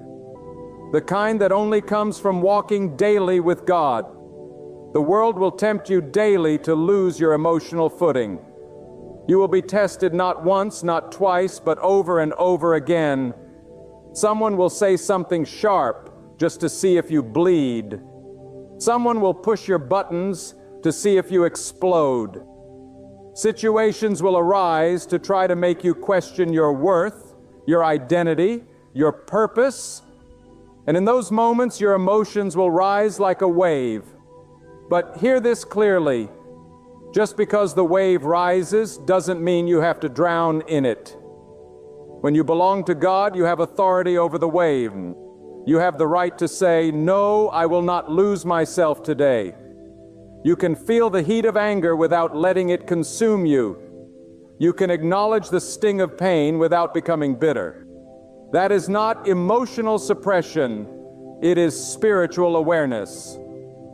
And too many people confuse surrender with silence. But silence alone is not power. Power comes when your silence is filled with purpose, when your restraint is grounded in God's strength, when your peace is not passive but active, guarding your spirit like a soldier at the gate. God does not call you to be a victim of your emotions. He calls you to master them. Not by might, not by pretending you feel nothing, but by constantly pouring every emotion back into His hands. Let Him mold it, let Him filter it, because your heart cannot lead you well if it's unhealed. Your thoughts cannot guide you if they are ruled by wounds. But when you spend time with God, when you pour out your frustrations, your confusions, your fears to Him in secret, He begins to clean the emotional lens through which you see the world. And suddenly, what once made you explode now makes you pause. What once made you retreat now makes you rise. This is the work of God, and it is not always loud. Sometimes it's in the quiet transformation of a soul that no longer bends to chaos. You start noticing it in the way you carry yourself, in the way you no longer explain yourself to everyone. You no longer react to every opinion, every criticism, every mood swing of others. Why? Because your spirit is now anchored in something deeper than emotion. It is anchored in God, and that anchor keeps you steady in storms that used to destroy you. Make no mistake, emotional maturity is not a personality trait. It is a spiritual weapon. When others lose their heads, you keep your crown. When others throw stones, you build bridges. Not because you are soft, but because God has taught you that peace is more powerful than vengeance. And He honors those who choose His way over their feelings. He lifts up those who humble their emotions and exalt His wisdom. And when you walk with that kind of strength, the world begins to take notice. People wonder how you stay so calm in the middle of chaos, how you smile when others are angry, how you remain respectful when disrespected. But what they don't see is the secret place. The hours you spent on your knees asking God to calm your heart, the private battles you fought to not give in to the rage, the silent tears you cried while asking God to give you the strength to keep your mouth shut, to walk away, to not lose control. That is where emotional power is born, in the place where no one is watching but God. And God sees. He sees every time you choose peace over war. He sees every time you choose understanding over reaction. And He rewards it not with applause, but with wisdom, with favor, with inner stability that no man can give and no man can take away. The ability to control your emotions is not weakness, it is alignment. Alignment with the will of God. Alignment with the character of God. You become a vessel through which peace flows into rooms filled with conflict. You become a calming presence in an agitated world. Not because you have no emotions, but because your emotions have been placed under divine management. That's the secret. Not to fight your feelings, but to guide them. To tell your anger you may knock, but you don't get to enter. To tell your sadness you may sit with me, but you will not define me. To tell your fear you may whisper, but I choose to trust God's voice instead. This is how you take back your life, one emotion at a time, brought into the light of God's truth. You are not unstable. You are not too broken. You are not too reactive. You are simply a soul that needs to return to its center. God, let Him be your compass. Let Him be your calm. And the next time your emotions rise like a flood, you'll know what to do. You'll go higher. You'll rise above. Because you've learned that the one who walks with God does not follow feelings. They follow purpose. And that purpose, when fueled by God's strength, will carry you through every test without losing the treasure of peace He placed inside you. When you understand that emotions are not your identity, everything begins to shift. You begin to see your anger not as a curse, but as a call to awareness. You begin to recognize that your fear is not the end of you. It's a signal to lean harder on God. Too often people let a temporary emotion define a permanent identity. They say, I am an angry person, or I'm just emotional, or that's just how I am. No, that is not how God designed you. That is how pain shaped you. That is how trauma trained you. But God never intended your emotions to be your master. He intended them to be your servants. When you allow your emotions to dictate your actions, you give them power they were never meant to have. But when you bring those emotions to God, you take back your authority. And hear me now. There is no emotion too dark, too heavy, too messy for God to handle. He already knows what you feel. He already knows what you're holding back.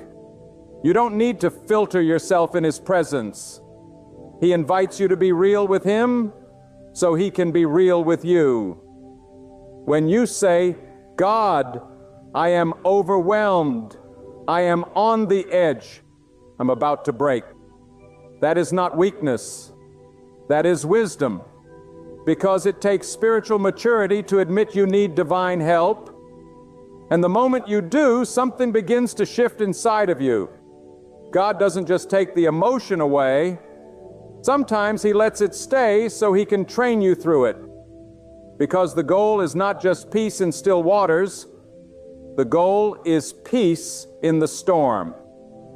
Anybody can be calm when everything is going right. But emotional control is tested when nothing is going right. When the pressure is high, when the attacks come from every angle, and you still choose to respond with grace, with restraint, with dignity. That is where you grow. That is where God trains the warrior in you. And let me tell you, there is a warrior in you.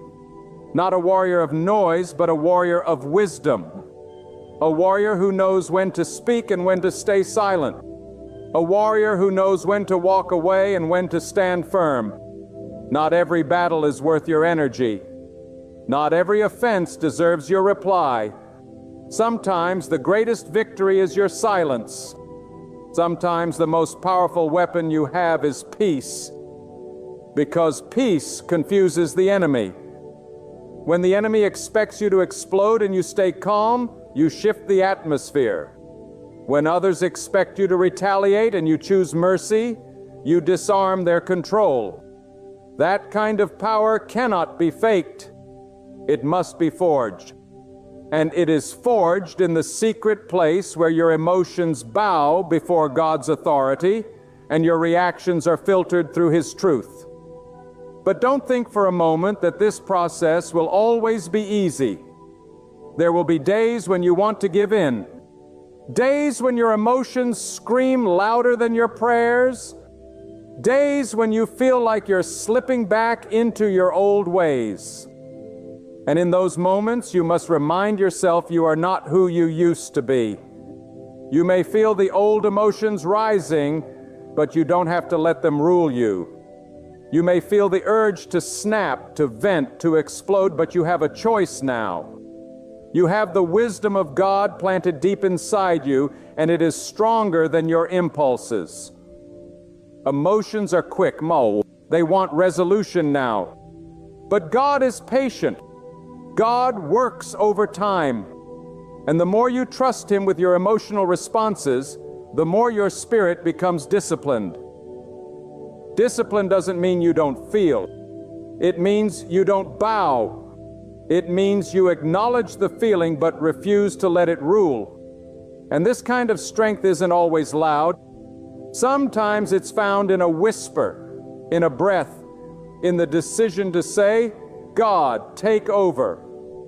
That quiet moment of surrender is more powerful than any outburst. Because in that moment, you're not just avoiding conflict. You're building character. You're laying the foundation for future peace. You're protecting the version of yourself that God is shaping. Because every time you choose emotional control, you are preserving your purpose. You are guarding your anointing. You are maintaining your clarity. And that clarity is priceless in a world drowning in confusion. When you see through God's eyes, you understand that not everything requires a reaction. Some things require prayer. Some things require distance. Some things require silence. That's not avoidance. It's alignment. And when you live in alignment with God, you begin to experience a freedom that no emotional chaos can destroy. You walk differently. You speak differently. You move through the fire without being burned, not because you're emotionless, but because your emotions are no longer your God. God is.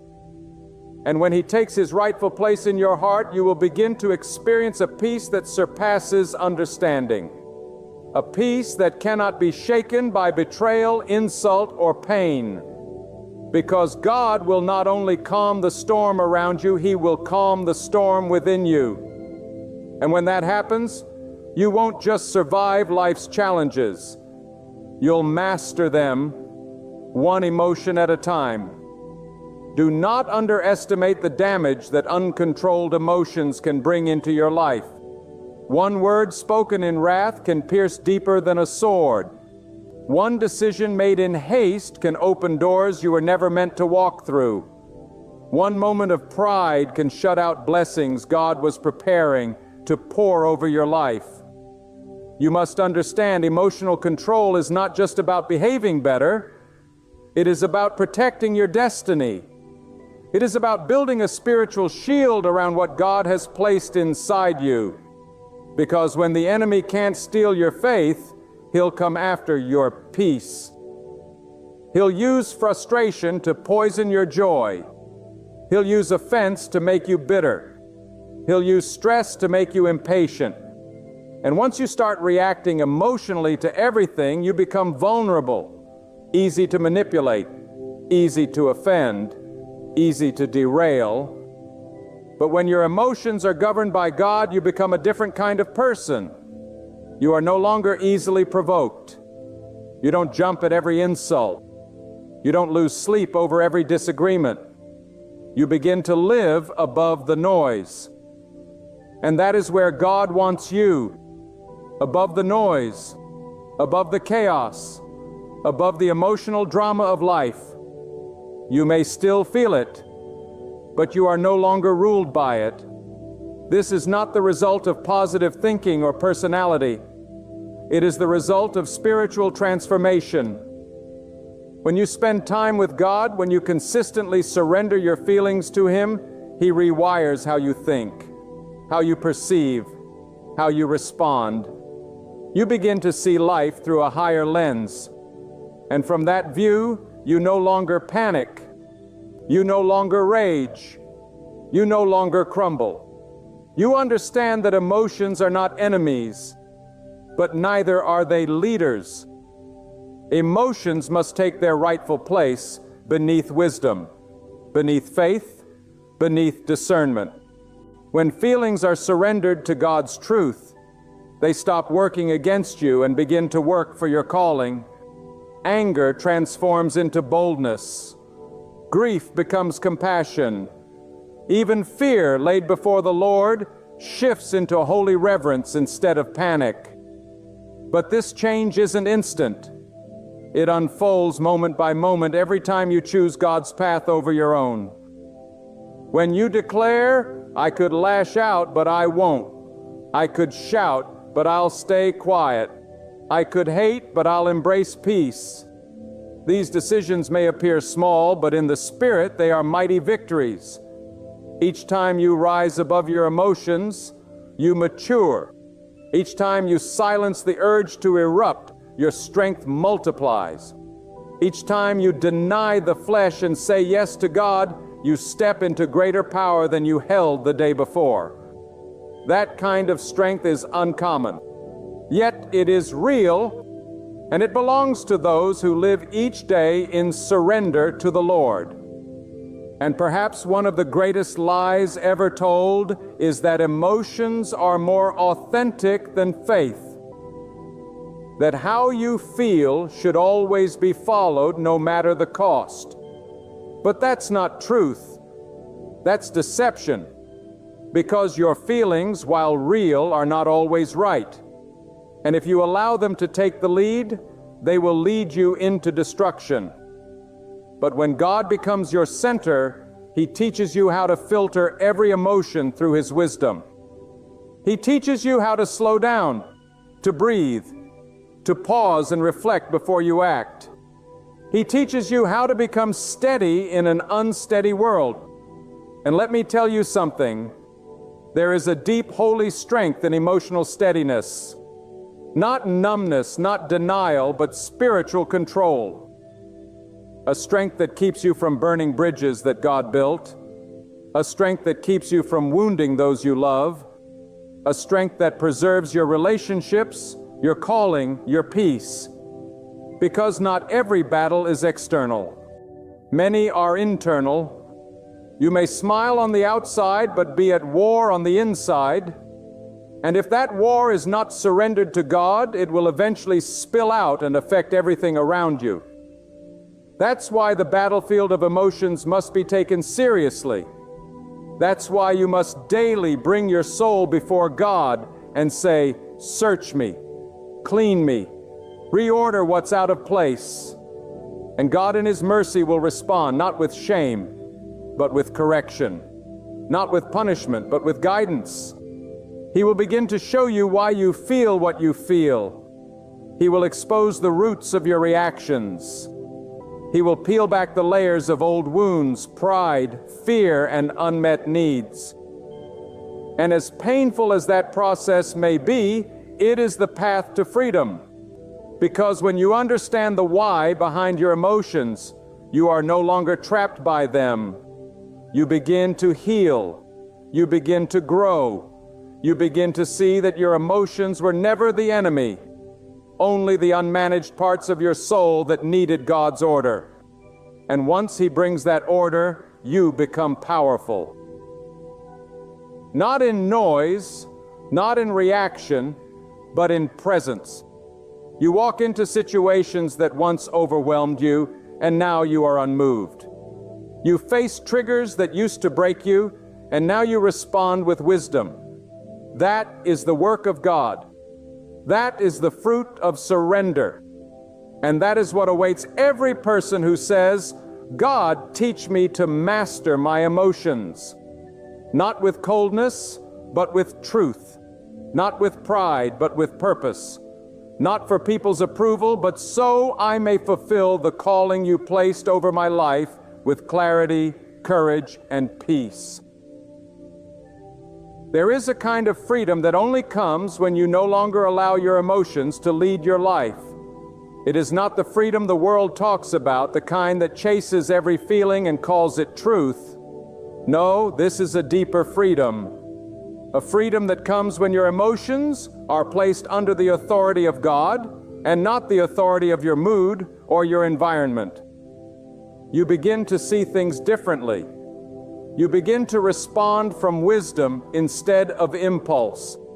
And that shift, that inner transformation, begins to create peace, not just around you, but within you. You no longer need to defend yourself every time you're misunderstood, because you know that God sees your heart. You no longer have to control every outcome, because you trust that God is working even when you don't see it. You no longer have to exhaust yourself trying to prove your point, because you have learned that some things are better handled in silence and prayer. You stop feeding arguments that were designed to pull you out of your peace.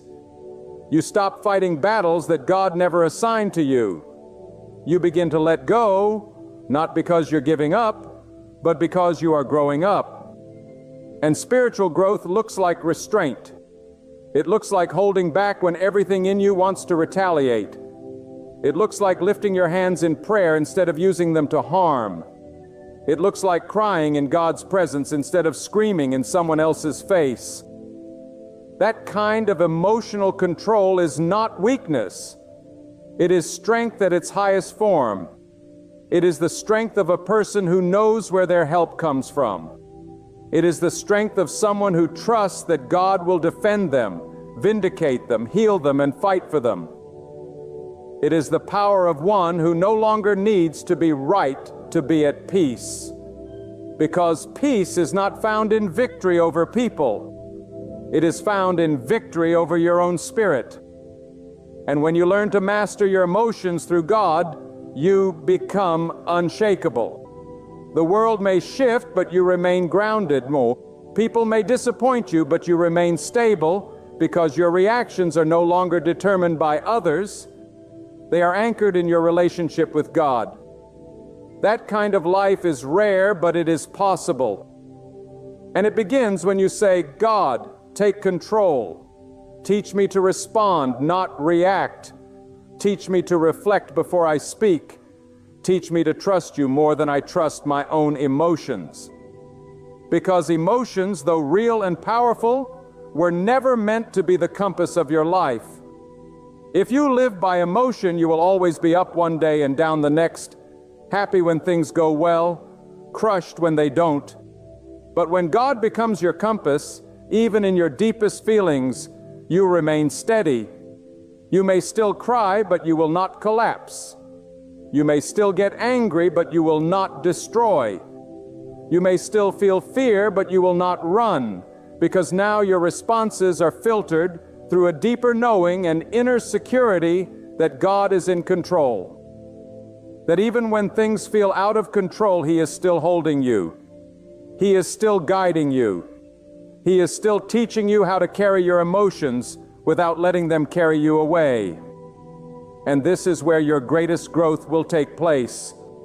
Not in the moments of applause, but in the moments of pressure. When your emotions press hard against your peace, and you choose peace anyway. When the urge to lash out rises like fire, but you extinguish it with prayer. When your heart breaks, but you keep walking in purpose.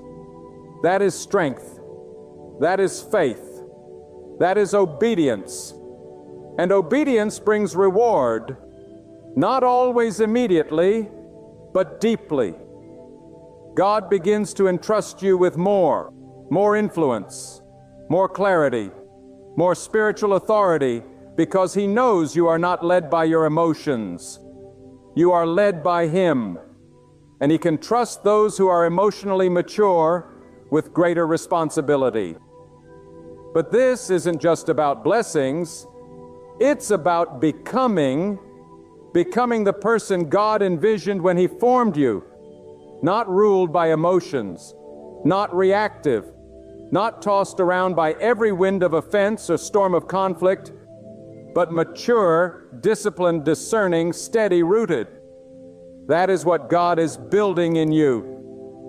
And that's why He allows tests, not to break you, but to reveal you, to show you where you still need to grow, to show you what still triggers you, to show you what still needs healing. And when you see it, don't run, don't suppress it, don't ignore it. Bring it to God. Say, here it is, God. This anger, this pain, this fear, this pride, I lay it before you. Change me. And He will. Not always in a flash, but steadily, powerfully, quietly, from the inside out. Until one day you realize you no longer respond the way you used to. You no longer fall apart the way you once did. You've been transformed not by willpower, but by surrender. Not by performance, but by God's power working in your soul. There comes a point in your journey where you begin to realize that mastering your emotions is not just about protecting yourself. It's about preserving your purpose. Your calling is too great to be constantly derailed by emotional reactions. Your destiny is too sacred to be thrown off course by momentary feelings. God did not place you here to be swayed by the winds of mood swings and instability. He placed you here to carry something eternal. And anything eternal must be protected. Emotional discipline is not just self-help. It is soul preservation. When you keep losing your temper, you delay your progress. When you keep giving in to offense, you distance yourself from growth. When you act out of insecurity, you stop short of the confidence that God is trying to build in you. But when you stand still and let God rule your reactions, the ground beneath your feet begins to solidify. Suddenly, the things that used to shake you don't anymore. The people who used to provoke you can't anymore. The situations that used to drain you fade into silence because you've changed. You no longer give your power away to people who didn't create you. You no longer hand your peace to situations that have no eternal weight, because now you've tasted something better. You've experienced what it feels like to walk in God's composure, to live from the inside out, not the outside in. And that shift changes everything. You begin to pray more than you speak. You begin to think more than you react. You begin to love more deeply because your love is no longer conditional on how others treat you. You are not living based on feelings. You are living based on God's truth. And that truth grounds you, holds you, lifts you. You become the kind of person who brings calm into chaos, who speaks life when others curse, who builds where others destroy. Not because you're perfect, not because you don't feel, but because you've surrendered those feelings into the hands of the one who made you. And He has reshaped you from the inside. He has given you authority over the very emotions that once ruled you. And now you are not a slave. You are a steward. You steward your anger. You steward your sorrow. You steward your joy. And in doing so, you walk in power, quiet, unshakable, God-given power. And so, as you go forward, remember this. Every emotion is an opportunity to choose either to bow to the flesh or to rise in faith. Anger will come, but you don't have to serve it. Fear will knock, but you don't have to answer. Sorrow will whisper, but you don't have to surrender. You have a choice. And every time you choose God's way over your own, you are not just becoming better. You are becoming who you were always meant to be. Strong, grounded, wise, peaceful. And not because life is easy, but because God is with you. This is not about pretending. This is not about suppression. This is not about hiding how you feel. It is about inviting God into every emotion and letting Him purify it, direct it, and use it for good. You can be real and still be righteous. You can feel deeply and still respond wisely. You can be fully human and still fully surrendered. That's what God desires. Not perfection, but partnership. He wants to walk with you through the messiness of your heart and bring clarity where there's confusion, healing where there's hurt, order where there's chaos. So don't run from your emotions. Run to God with them. Don't deny what you feel. Lay it down at His feet. Let Him show you what to keep and what to cast off. Let Him show you what to keep and what to cast off. Let Him teach you when to speak and when to be silent. Let Him shape your reactions until they reflect His character, not your past. Because the more you walk with God, the more you will find yourself becoming steady in a world that trembles. You will find yourself walking in rooms that once made you anxious, and you'll be calm. You will hear the same insults that once broke you, and you'll be unmoved. You will face the same pressures, and you'll be grounded. That's the transformation God offers. That's the strength He gives. A strength not built on denial, but on divine order. A peace not built on avoidance, but on truth. A self-control not born from effort, but from surrender. So let today be the day you say, God, I will no longer be ruled by my emotions. I will no longer give away my peace. I will no longer let feelings dictate my future. From this day forward, you will lead and I will follow. You will guide my heart and I will obey. And when you make that decision, not once, but every day, you will see God shape your emotions into something holy, something powerful, something stable. And you will rise not as someone tossed by the wind, but as someone anchored in God, unmoved, unshaken, and unstoppable. So now the choice is yours. You can continue living at the mercy of emotions that rise and fall like the tides, or you can anchor your soul in the unshakable presence of God. You can continue reacting to every insult, every delay, every fear, or you can pause, breathe, surrender, and let God respond for you. This isn't weakness. This is wisdom. This isn't silence. This is strength. When you surrender your emotions to God, you break free from the grip of disorder. You begin to live with intention and meaning. In the midst of chaos, you remain steady. You shine as a mirror of His unshakable peace in a world overwhelmed by noise. Let this be your bold proclamation. No more chains of emotional slavery. No more reckless impulses. No more surrendering your peace to those who never gave it to you. From today, you choose emotional discipline, not through your own might, but because God walks beside you. He wages war for you. He understands your heart. He shapes your responses. With God guiding your soul, no storm is too fierce, no emotion too heavy, no wound too deep that He cannot soothe, heal, and make whole again. Step into that power. Stand firm in that strength. And never again allow emotions to take the throne that belongs only to God. You may be pacing the floor, whispering desperate prayers through clenched teeth, eyes fixed on the clock, wondering when your breakthrough will finally appear.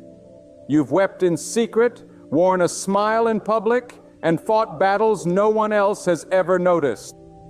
But listen closely today. God sees every struggle. He hears every cry. He is never late, and He has not forgotten you. The dreams you carry, the desires hidden deep within your soul, are already etched into the divine design of your life. They are coming.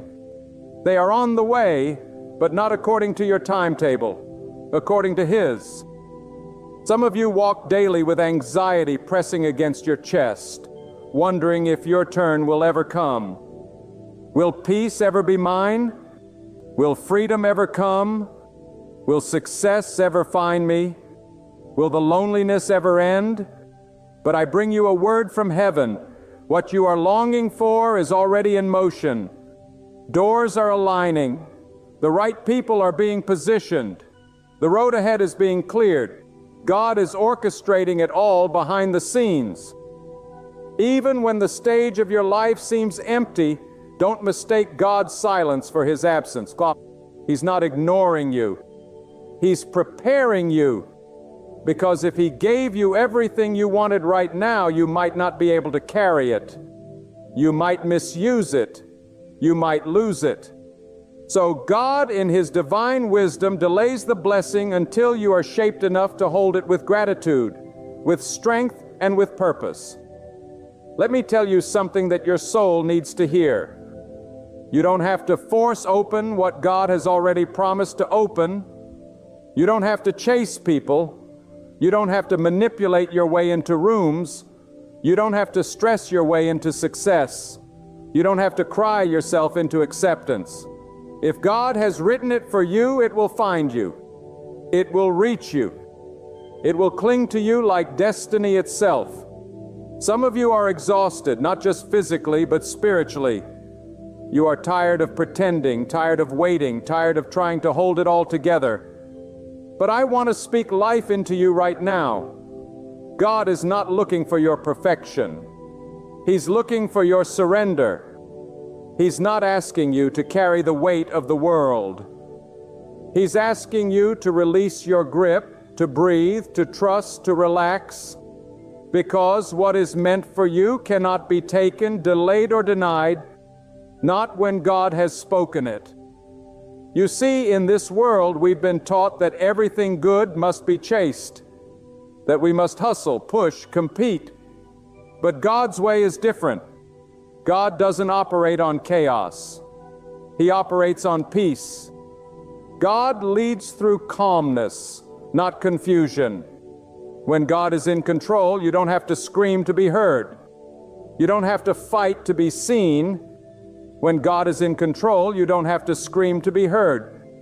You don't have to fight to be seen.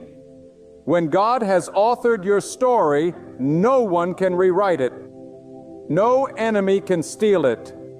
No delay can destroy it. There's something powerful that happens when you relax in faith. When you stop begging and start believing. When you stop forcing and start flowing. When you stop doubting and start resting in the promises of God. Because when you align your heart with trust, the universe around you begins to shift.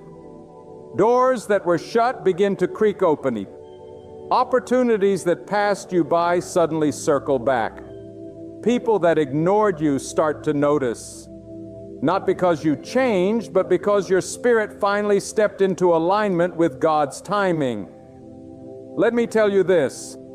Sometimes God will withhold a thing just long enough to prove that your identity is not found in it. That your value doesn't come from the thing you want, but from the one who made you. And when He sees that you are no longer desperate for the blessing, but anchored in the blesser, then and only then does He open the gates and pour out what you're ready to receive. So many of us think the waiting means denial. But waiting is not a punishment. It's preparation. Just like a seed that is buried in darkness, unseen beneath the soil, your dreams are germinating even in silence. And at the right time, not your neighbor's time, but God's perfect time, it will burst through the ground and blossom into something greater than you could have ever imagined. But you must not rush the soil. You must not dig it up to check if it's growing. You must rest, knowing the process is working. That job you lost, it wasn't a loss. It was redirection. That relationship that ended, it didn't destroy you. It protected you. That opportunity that passed you by, it wasn't for you. Because God only withholds to prepare. He only delays to strengthen. He only closes doors to lead you to better ones. But if you keep panicking, you'll miss the peace. If you keep doubting, you'll miss the blessing. If you keep rushing, you'll end up in places you were never meant to be. Relax, child of God. You will get what you want, but not before God has prepared your character to carry it. The promise is not just about receiving, it's about becoming. Because God is not just interested in giving you things. He's interested in growing you through things. And sometimes the very waiting you hate is the training your soul needs. You've got to stop comparing your timing with someone else's. Stop scrolling through social media thinking you're behind. You're not behind. You're not late. You are exactly where God needs you to be for this chapter of your life. The pain has purpose. The delay has direction. The confusion has correction. And the waiting has weight. It builds something in you that instant success never could. Think about it. When the sun rises, it doesn't rush. It rises with calmness, with authority. It stretches over the earth like a quiet promise. That's how your blessing will come. Not in panic, not in fear, but in quiet power. God doesn't bless you through anxiety. He blesses you through assurance. You see, anxiety is the enemy's tool to choke your trust in God, to make you believe that if it hasn't happened yet, it never will. But God didn't bring you this far to abandon you. He didn't shape your character through all those trials to leave you empty-handed. If He led you through the fire, it's because there's gold in you. And gold must go through fire to shine. So, breathe. Let go of the tension in your shoulders. Stop rehearsing the worst-case scenarios in your mind. God is not finished. You are still under construction. The storm is not the end. It's just the setup for the calm that's coming. What you're praying for is already on its way. But can God trust you to rest while it's coming? Faith isn't just about believing for miracles. It's about walking in peace while you wait. It's about smiling in the storm, praising in the hallway, trusting in the unknown. That's where your strength is proven. Not in how loud you pray, but in how deep your peace runs when nothing around you makes sense. God is teaching you something in the silence. He's showing you how to rest, not in circumstances, but in His sovereignty. He's pulling you out of performance-based faith and into presence-based trust. Because you don't have to earn what God has already promised. You just have to prepare. Some of you are asking, but how do I relax when everything feels like it's falling apart? You relax by remembering who holds it all together. You relax by speaking truth into your fear. You relax by shutting out the noise of the world and tuning into the whisper of God that says, I've got you. You're not forgotten. Your prayers are heard. Your tears are seen. Your desires are not ignored. And even if you've made mistakes, even if you've failed, stumbled, doubted, God doesn't cancel your blessing because of your weakness. He works through it. He shapes it. He redeems it. He uses the cracks in your life to let His light shine through. Because the blessing is not based on your perfection. It's based on God's plan. You see, when God is writing your story, delays are not denials. They are divine pauses. You may think that everything is going wrong, but sometimes God is removing what you thought you needed to give you what your soul truly longs for, not what your flesh wants, but what your spirit craves. God knows the difference between what looks good and what is good. And sometimes God's greatest mercy is not in what He gives, but in what He withholds. Because the gifts that come from God come without sorrow. They come in peace, with clarity, and with lasting purpose. There are moments when you feel abandoned, isolated, and unseen. But that is exactly where the deepest faith is born. It's in the shadows that your character is forged. It's in the stillness that your trust is tested. And it's in the quiet chambers of waiting where your soul learns to lean not on your own understanding, but on God's infinite wisdom. When you relax, not in laziness, but in surrender, you position yourself to receive what no human effort could ever achieve. Because what God builds, no one can tear down. And what God opens, no one can shut. You're not being punished, by the way. You're being preserved. Preserved from wrong people, wrong timing, and wrong decisions. Because what good is a blessing if it arrives before you're ready? What good is a promotion if your foundation is still shaking? What good is a relationship if your identity isn't rooted in God yet? God knows how to protect you from yourself. He knows when to say yes, and He knows when to hold back, not because He's cruel, but because He is wise. If only you could see what God has already protected you from, you'd fall to your knees in gratitude. The opportunities you thought you lost were never meant to elevate you. They would have broken you. The people who left were not meant to go where you were going. The doors that slammed shut were not rejection. They were redirection. Because when God closes one path, it's because there's a better one He has ordained. And you, child of God, are being led by divine hands. Not chance, not fate, but purposeful, sovereign hands that see the end from the beginning. So relax. Stop thinking you are behind. Stop thinking time is slipping through your fingers. Time belongs to God. And when you walk with God, you are never out of season. He can accelerate your destiny in a moment. He can restore lost years in a breath. He can do in one day what human efforts couldn't accomplish in a decade. But He's not looking at your timeline. He's looking at your trust. Can you trust God when there's no visible sign? Can you walk with confidence when there's no confirmation? Can you sleep at night knowing the answer hasn't arrived but the author is still writing? Listen to me. Desperation doesn't move God. Faith does. God responds to the heart that says, even if I don't see it yet, I believe you're working. That's when the atmosphere shifts. That's when chains fall. That's when provision comes. Not because you begged for it, but because you believed for it. There's a peace that surpasses logic. When you truly believe that God is in control, you start to walk differently, talk differently.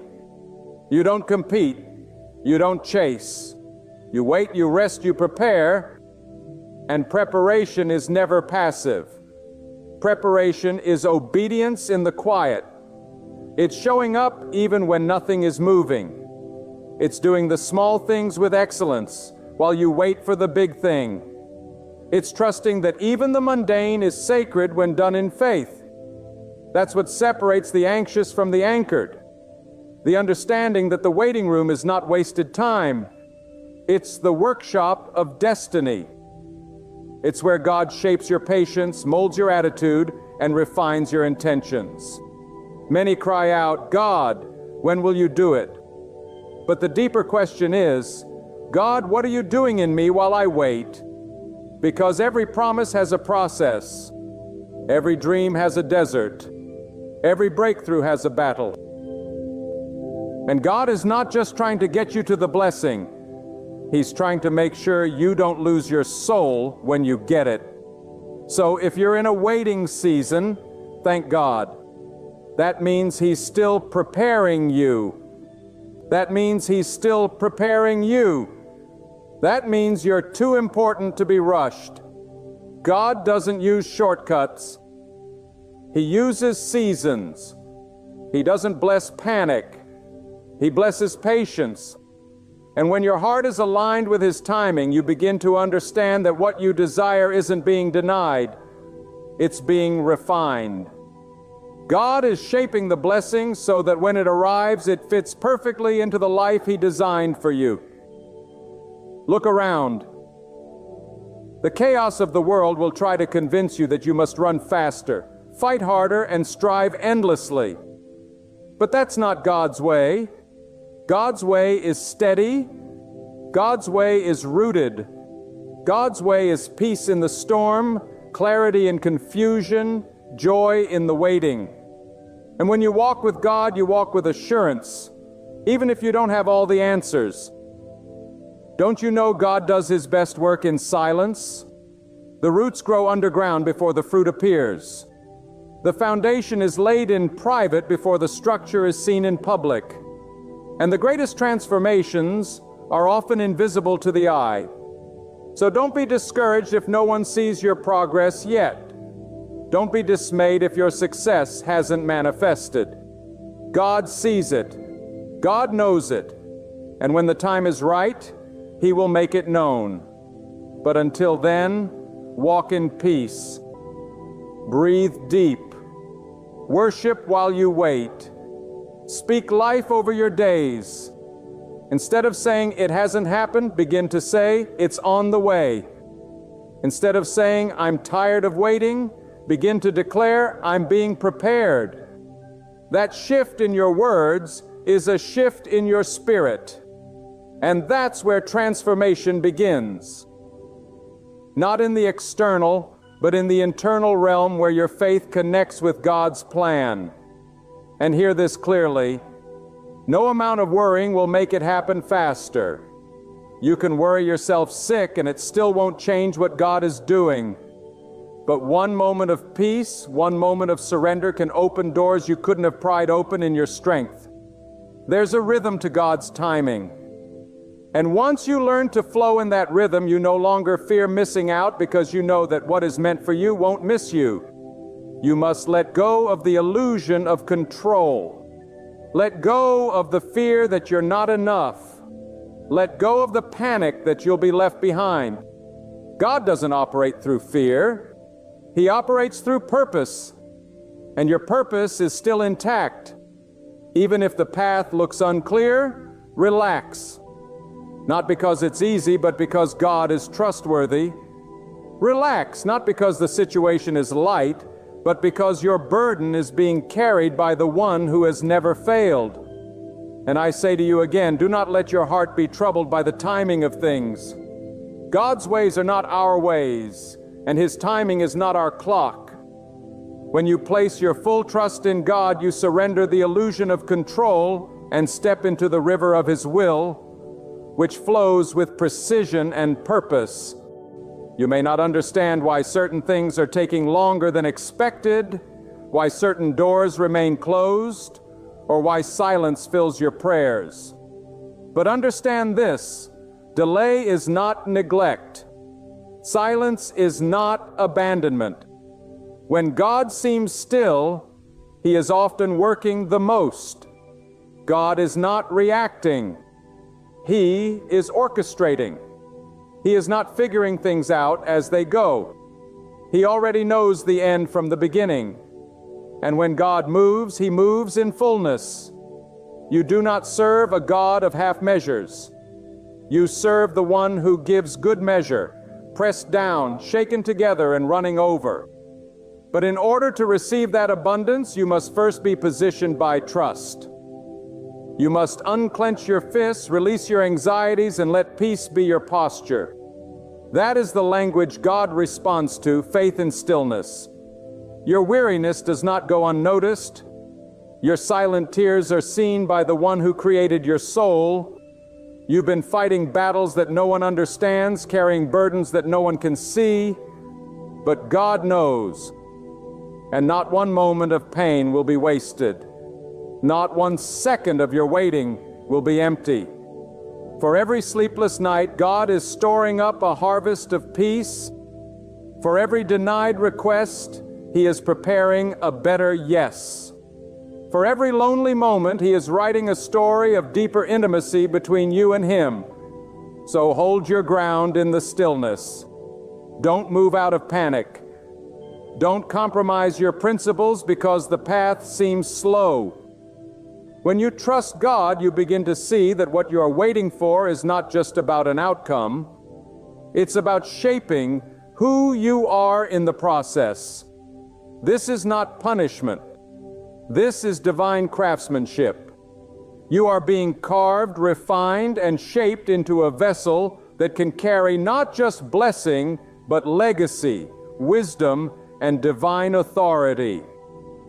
Some of the greatest gifts from God come wrapped in patience. Let your spirit be settled in this truth.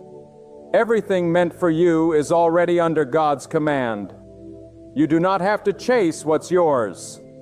You only need to walk faithfully and stay connected to God's guidance. He will bring the right opportunity at the right time. He will align the right voices, the right relationships, the right breakthrough. And when it comes, you will not have to fight to keep it. Because what God gives, no man can take away. That is the difference between worldly striving and godly waiting. One is full of pressure, the other is full of peace. Some are striving for recognition, others are hungry for status.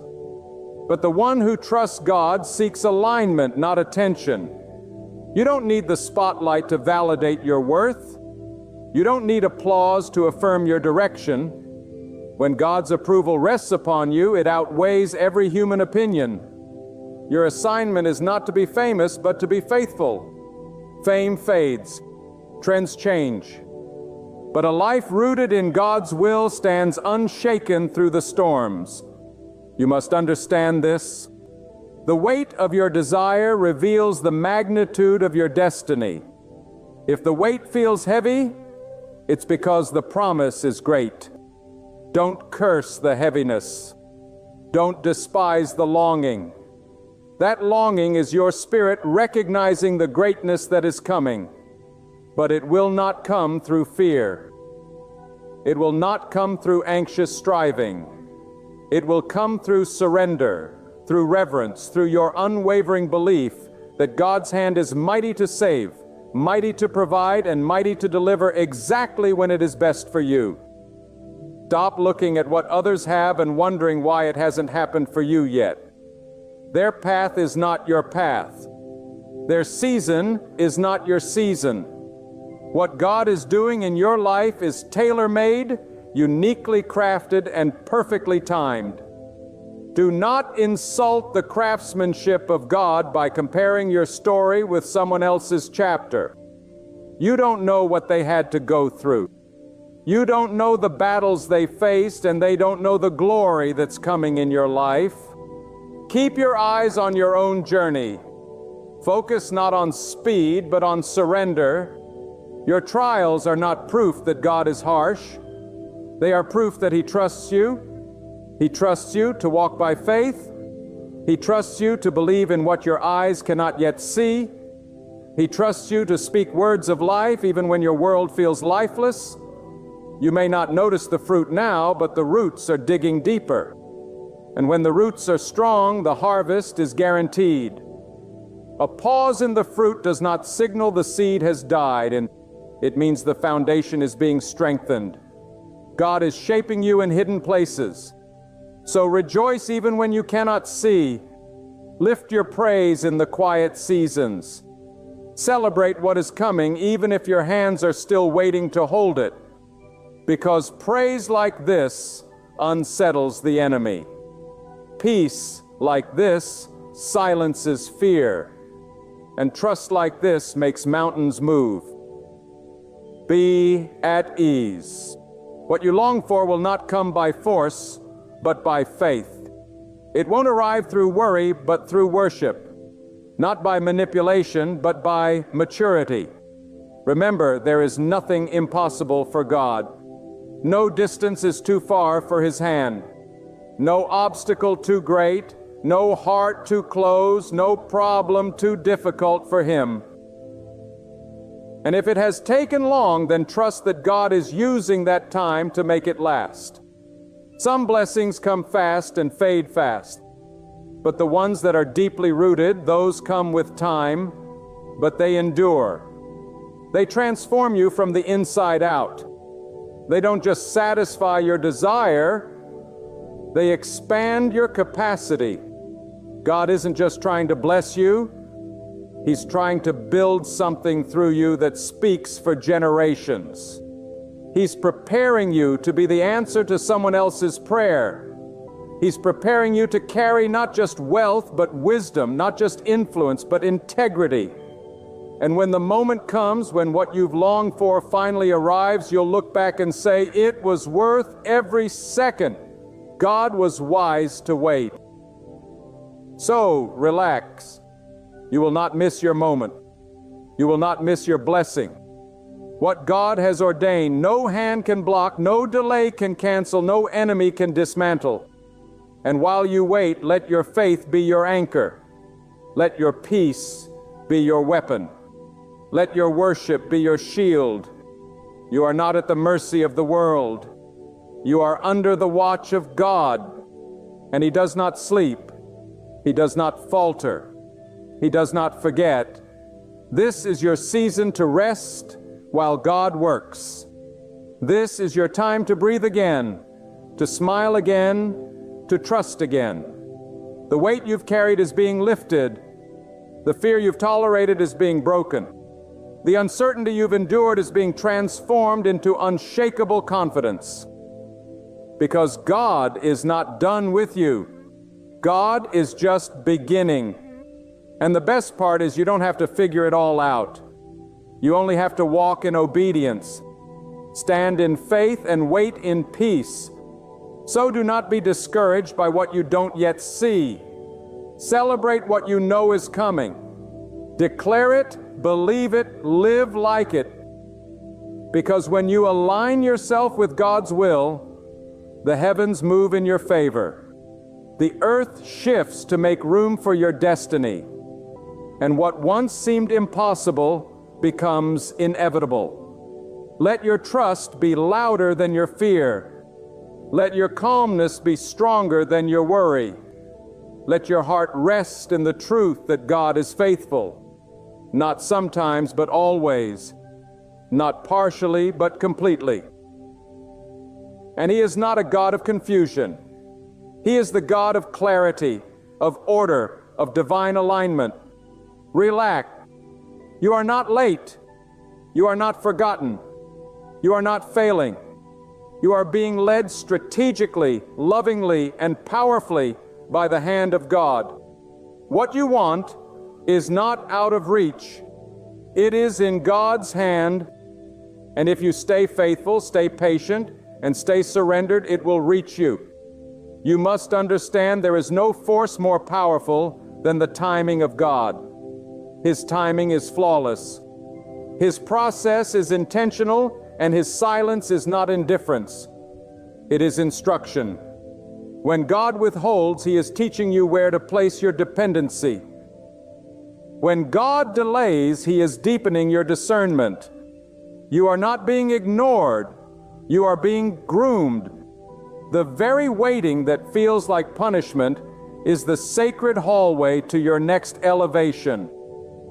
In your patience, God is building something holy in you, something that cannot be shaken by people's opinions or life storms. We are often tempted to ask, when will I see the answer? When will the season change? But the deeper question is, how God can I honor you while I wait? Because those who learn to honor God in the waiting are the ones He trusts with greater things. If your faith is only alive when things are going your way, then it's not yet anchored in truth. But when your heart still praises, when your hands still serve, when your spirit still believes despite delay, that is when your trust becomes a weapon. That is when your faith moves mountains. God doesn't want you restless in the waiting. He wants you rooted. He doesn't want you agitated. He wants you aligned. Your peace is not weakness. It's strength. Because anyone can panic when things are uncertain, but it takes spiritual maturity to be still and know that God is in control. That stillness doesn't come from pretending everything is fine. It comes from knowing that even if it's not, God still reigns. He still governs every detail, and the final word always belongs to Him. Some people will misunderstand your peace. They'll wonder how you can be so calm when things look chaotic. They'll wonder how you can keep going when it seems like nothing is changing. But they don't know that your soul is no longer anchored in outcomes. It's anchored in God. You're no longer moved by appearances. You're no longer shaken by delays. Because you've tasted the truth that when God moves, He moves completely. When God acts, He acts fully. And when God opens a door, nothing and no one can close it. There is a maturity that comes only through waiting, a strength that is birthed in silence, a confidence that rises from stillness. God doesn't just want to give you what you want. He wants you to become someone who can carry it with grace and honor. So if it's taking time, it's because what's forming in you is greater than what's forming around you. Don't curse this season. Don't resist it. Embrace it as sacred. Every day of waiting is a day of preparation. Every moment of surrender is a moment of shaping. God is doing something deep, and it requires your full trust. Do not look for shortcuts. Do not look for the easy path, because shortcuts often lead to shallow places, and shallow roots cannot sustain deep blessings. God doesn't want to give you something you can't maintain. He's more interested in your foundation than your decoration. What looks like delay is actually divine reinforcement, so that when the blessing comes, it will not crush you. It will lift you. It will not be a burden. It will be a testimony. You must learn to protect your peace in the process. The enemy wants to disturb your soul with doubt, confusion, and fear. But you have the authority to silence those voices. You have the authority to guard your mind, to speak life, and to declare truth over your situation. Don't let anxiety be your guide. Let assurance be your compass. Don't let emotions make your decisions. Let wisdom rooted in God lead the way. And even if others receive what you're praying for before you do, don't let comparison kill your contentment. What God gives to someone else doesn't diminish what He has for you. Their blessing is not your loss. Their open door is not your rejection. Celebrate them, bless them, and then keep walking, knowing that your door will open too in your appointed time. Envy is a distraction, but gratitude sharpens your focus. You don't have to manipulate anything to make it happen. If God has called it yours, you will not have to beg for it. You will not have to chase it down. It will come with grace, not with grief. It will come with peace, not with pressure. It will come in a way that honors God, not compromises your integrity. If you must lose your values to gain something, it is not from God. But if you gain it while keeping your peace, your truth, and your dignity, that is the fingerprint of God. God doesn't operate through desperation. He operates through devotion. The more you focus on Him, the less you will need to prove yourself to the world. The more you worship, the less you will worry. The more you lean into His plan, the more you'll release your own. And when you do that, your heart will stop asking, "Why hasn't it happened yet?" and start saying, "God, I trust your timing even when I don't understand it." That shift is everything. It's the difference between surviving the wait and thriving in the wait. And when you thrive in the wait, you become the kind of person who can handle what you've been praying for. Because the blessing is not just in the result, it's in the becoming. What God is doing in you is preparing you to become a steward of the very thing you've been asking for. So don't just prepare your hands to receive, prepare your heart to carry. And let me say this to the one who feels forgotten. God has not forgotten you. Even when people overlook you, even when opportunities pass you by, even when doors close in your face, God still sees you. And when He sees you, He sees the full picture. Not just who you are now, but who you are becoming. Not just what you need now, but what your future demands. And He is working it out step by step, moment by moment. The blessing that is coming will be bigger than your worry, deeper than your fear, and more powerful than your pain. But you must not give up now. You must not abort the process just because the wait is uncomfortable. You must not trade the promise for something quicker and cheaper. Hold your ground, keep your peace, strengthen your spirit, and stay surrendered. Relax not because everything makes sense, but because God never makes a mistake. Relax not because the journey is easy, but because God walks every step with you. Relax because what is meant for you is secured by God Himself. And in the right time, in the right way, for the right reason, it will manifest. Not through fear, not through force, but through faith. So lift your head, settle your soul, breathe deeply, and walk forward with assurance.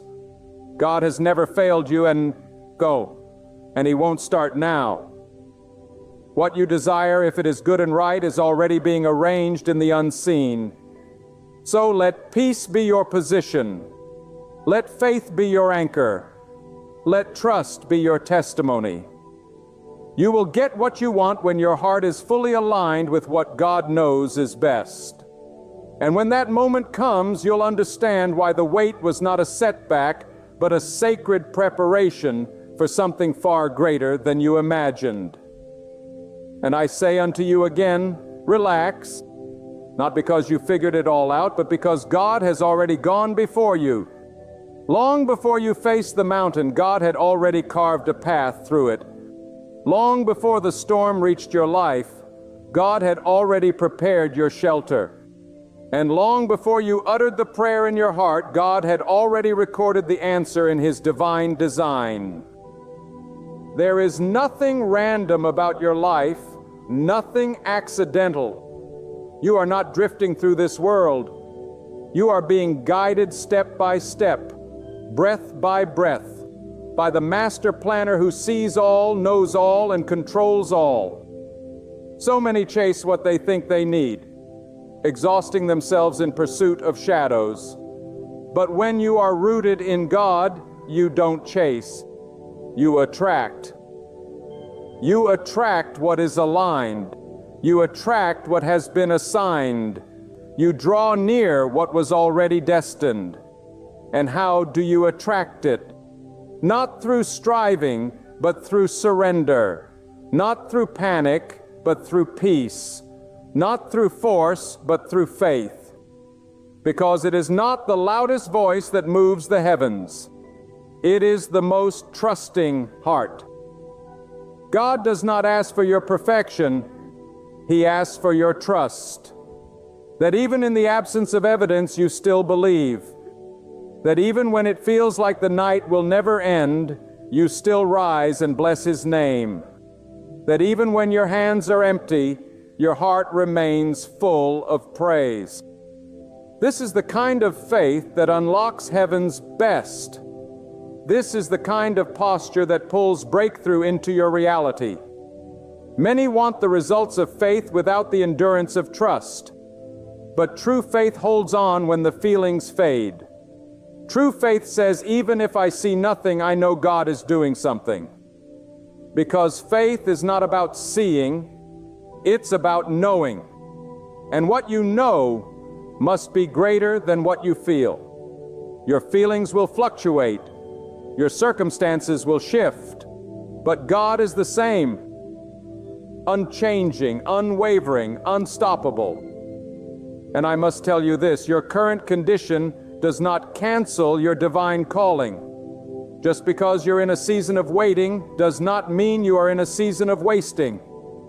God uses every second. He uses silence to sharpen your hearing.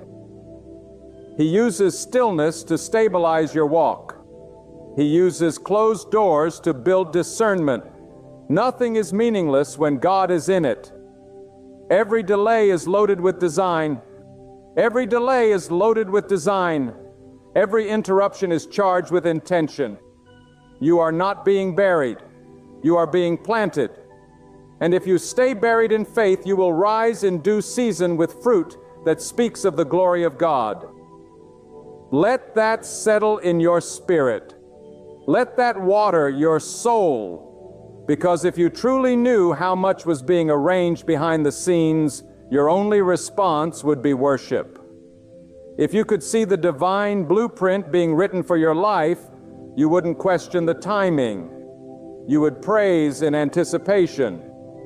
But God is not obligated to show you the entire map.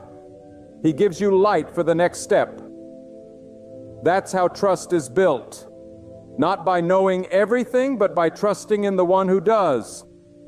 And when you walk by that kind of trust, your confidence no longer comes from outcomes, but from obedience.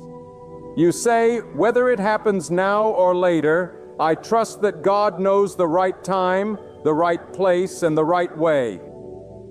That kind of trust creates a quiet strength that nothing and no one can shake. Stop measuring your progress by what the world celebrates. God is not building you for applause. He is building you for purpose. He is not grooming you for popularity.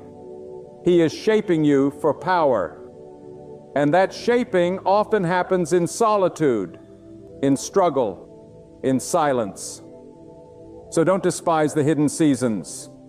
Don't curse the invisible work. God does His deepest work in places that others never see. You may not be where you want to be, but you are exactly where God wants to meet you. You may not feel qualified, but God has already marked you. You may not have the resources yet, but God is the source. Everything you need is already in His hand. Your provision, your healing, your breakthrough, your open door. It is not found in hustle, but in holiness. It is not found in pressure, but in posture. A posture of surrender, a posture of peace, a posture of surrender, a posture of peace. A posture that says, God, I may not see it, but I still trust you. And that trust, beloved, becomes your weapon. When others are panicking, you'll be standing. When the winds rage, you'll be rooted. When people give up, you'll endure. Because your foundation is not built on changing seasons. It is built on the eternal presence of God who never changes. And that presence will carry you when your strength fails. It will sustain you when your hope flickers. It will uphold you when everything around you feels like sinking sand. Let this be your declaration. I will not let fear make decisions for me. I will not let doubt define my destiny. I will not let impatience push me outside of God's will. That's how you win. That's how you stay in alignment. That's how you protect what God is doing in your life, because there is nothing more dangerous than stepping outside of divine timing. What comes prematurely can crush what God meant to bless. So if He says wait, then wait with confidence. If He says not yet, then worship with joy. Because every not yet from God is filled with purpose. It's not a rejection. It's a refinement. He's removing what doesn't belong. He's strengthening what is weak. He's reinforcing your spirit. He's stretching your faith. And when the fullness of time arrives, you will not only receive the promise, you will be ready for it. And that readiness will speak volumes. It will be evident that you didn't just stumble into the blessing. You were shaped for it, prepared for it, tried by fire, and found faithful. And all those nights you cried, all those moments you doubted, all those times you almost gave up, they will turn into testimonies of how God was always working, always watching, always weaving everything together for your good. So I tell you again, not as a suggestion, but as a charge from heaven. Relax. Let your soul return to rest. Let your spirit settle in truth. You will get what you want, but even greater, you will get what God wants for you. And what He wants for you far outweighs anything you could have imagined. He is not limited by human timelines. He is not confined by your environment. He speaks and it is. He wills and it becomes. You are closer than you think. You are stronger than you feel. You are more prepared than you know because God has been working on you the entire time. Even in the waiting, even in the silence, and even in the pain, He has been working. And He will not stop until His purpose is fulfilled. So lift up your head, quiet your mind, still your anxious thoughts, and rest in this truth. What is yours? What has been written by the hand of God will not pass you by. And when it comes, it will come wrapped in peace, sealed in purpose, and filled with glory. Stay faithful, stay humble, stay ready, relax. God is not finished, and the best is yet to come. So now let this truth settle deep within your spirit. God has not forgotten you. God has not overlooked your prayers nor ignored your tears. Every silent cry, every whispered plea, every moment you felt like giving up, He saw it all. And not a single second of it was wasted. You may have thought you were being delayed, but in truth, you were being developed. You may have felt forgotten, but in reality, you were being favored. Because the blessing that is shaped by God's own hand does not arrive early, and it never comes late. It comes right on time. And when it arrives, you will know it wasn't luck. It wasn't coincidence. It wasn't the work of man. It was the unfolding of God's perfect will. You'll stand in awe, not just because you received what you wanted, but because you'll see how every struggle shaped you, every detour directed you, and every disappointment disciplined you. For this very moment, God was never trying to harm you. He was preparing you for more than you asked for, preparing you for what eyes have not seen, ears have not heard, and hearts have not yet conceived. So walk away from worry, detach yourself from the lies of fear, silence the voices that tell you it's too late, that you're not enough, that it's never going to happen. Those voices don't speak truth. They speak limitations. And God is not limited. He is limitless. He is mighty. He is faithful. If God Himself placed that longing within your heart, then He has already prepared its fulfillment in your destiny. There is no need to run after what has already been promised to you. There is no reason to fear what rests securely in His hands. Your part is simple: trust. And in that trust, find rest. Inhale peace. Carry a smile of expectation. Step forward with courage. Speak words full of assurance. For walking with God means walking in victory.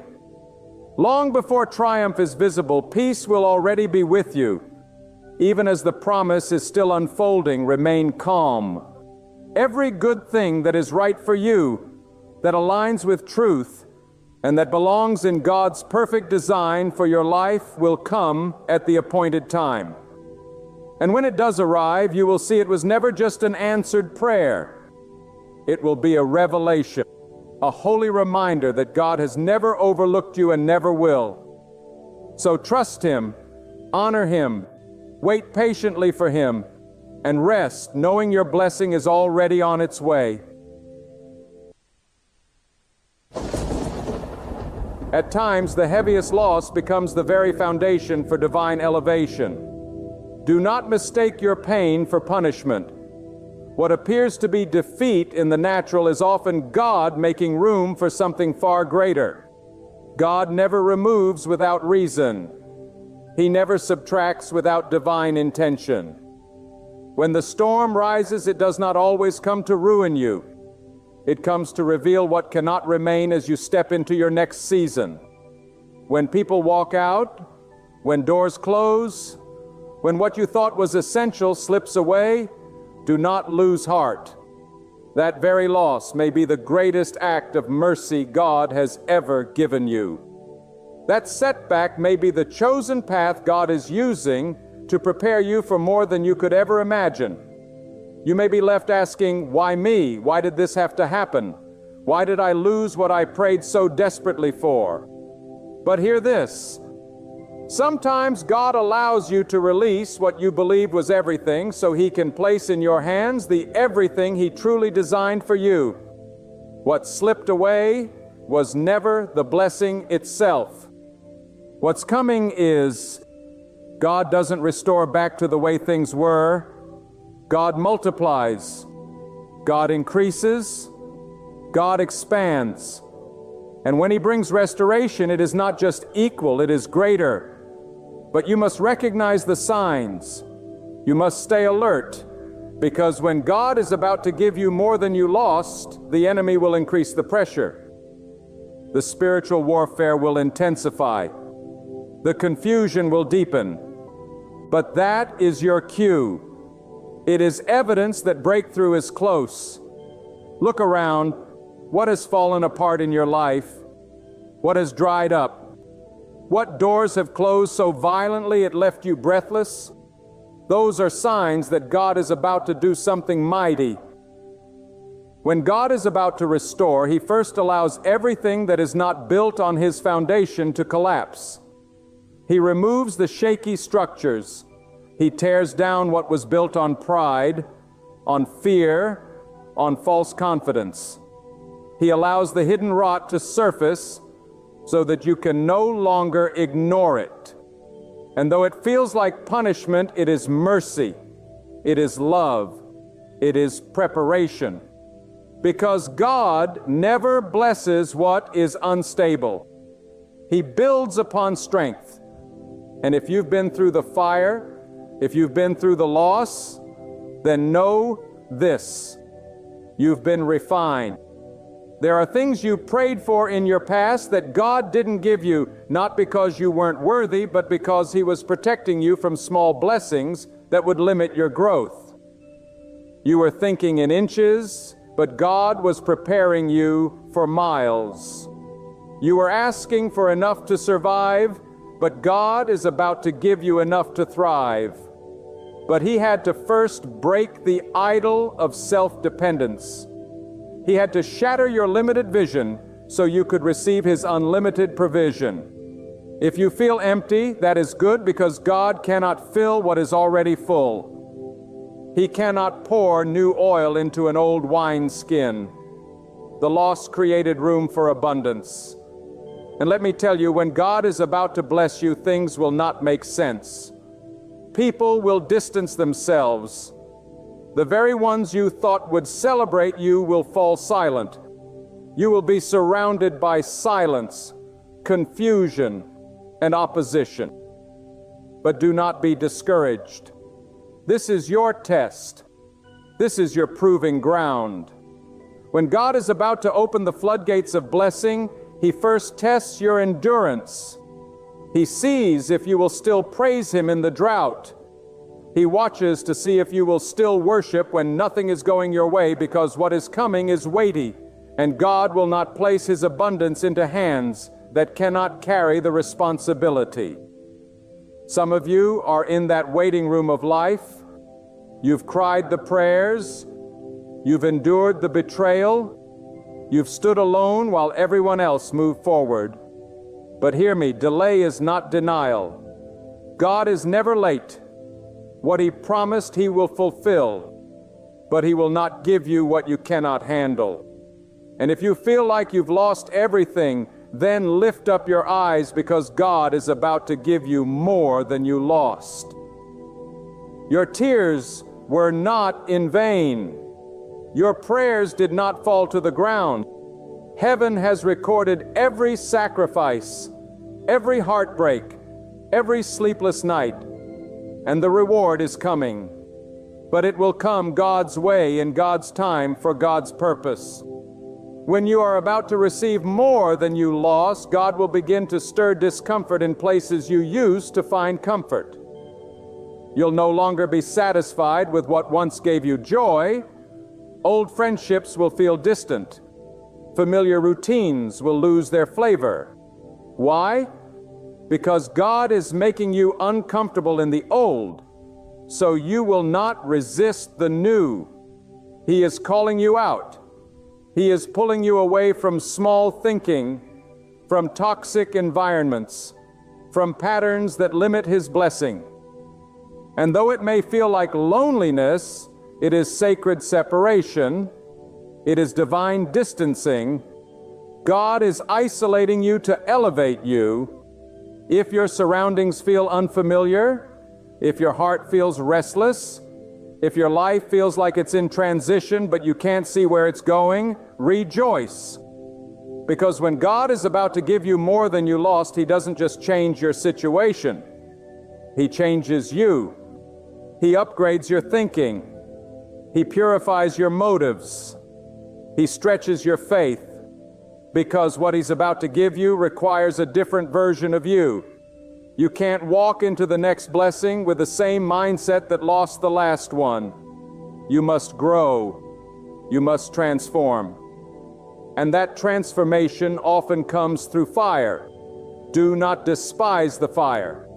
The fire is not there to destroy you. It is there to reveal what is eternal.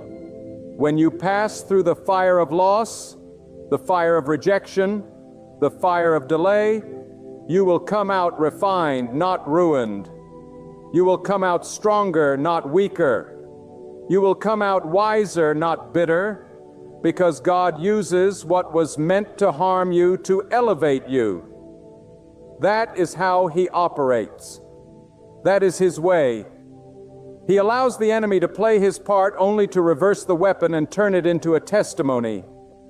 What was meant to bury you will be the very platform God uses to bless you. There are some watching this right now. You feel forgotten and you feel invisible. You've watched others be blessed while you remain stuck. But let me remind you, sometimes God hides you before He promotes you. Sometimes the greatest favor is not being seen because God is doing a private work in you that will lead to a public reward. Do not rush His process. Do not resent His timing, because when the blessing comes, it will come in such a way that no man can take credit for it. Only God. Only God will get the glory for what is about to take place in your life. And when the blessing arrives, you'll recognize it. It will carry peace, not confusion. It will bring alignment, not chaos. It will multiply, not drain, and it will match the pain you went through. For every tear, God will pour out joy. For every closed door, He will open one no man can shut. For every betrayal, He will send divine connections. For every year the locusts have eaten, He will restore. That is the nature of God. He doesn't just repair, He renews. He doesn't just repair, He renews. He doesn't just replace, He multiplies. Some of you have been clinging to memories of what you lost. But hear this, what's ahead of you is greater than what's behind you. Let go of the ashes. Let go of the bitterness. Let go of the regret. The loss was painful, but the promise is powerful. The loss was real, but the reward will be greater. God is not done with you. Your story is not over. In fact, the next chapter is about to begin, and it will be written in bold, undeniable favor. If you can sense the shifting, if your spirit feels the trembling of change, don't be afraid. You're not crazy. You're not alone. You are standing at the edge of something divine. You're closer than you think. Don't give up. Don't stop believing. Don't settle for comfort when God is calling you into abundance. because when He gives more than enough. And when He restores, He exceeds expectation. What's coming will make sense of everything that didn't. What's coming will silence every voice that doubted you. What's coming will prove that God was with you all along. You are not forgotten. You are not forsaken. You are being positioned. God is aligning the right people, the right opportunities, the right moments. And when it all collides, you'll look back and say, now I understand why I had to go through the fire. Now I understand why I had to be alone. Now I understand why I had to lose what I thought I couldn't live without. Because if you had not gone through the valley, you wouldn't appreciate the mountaintop. If you hadn't tasted the bitterness of loss, you wouldn't savor the sweetness of restoration. When everything is stripped away, when the people you trusted have walked out, when the doors you prayed would open slam shut, when your strength is dried up and your heart is shattered in silence, listen closely, because this is the sound of God preparing to give you more than you lost. This is not the end, my friend. This is the beginning of divine restoration. This is the threshold of a blessing that is far greater than the pain you endured. And if you can open your spiritual eyes, you will begin to see the signs that God is about to repay you. Pressed down, shaken together, and running over. Sometimes the deepest loss is the greatest setup for divine elevation. Do not misinterpret your suffering. What looks like defeat in the physical realm is often God's way of clearing space for something greater. God doesn't take without purpose. God doesn't subtract without intention. When the storm hits, it is not always to destroy you. It is to expose what cannot go with you into your next season. When friends walk away, when opportunities fall apart, when you lose what you thought you couldn't live without, do not despair. That loss may be the greatest mercy you've ever received. That setback may be the exact path God is using to prepare you for more than you ever imagined. You may be looking around and asking, why me? Why did I have to go through this? Why did I lose what I prayed so hard for?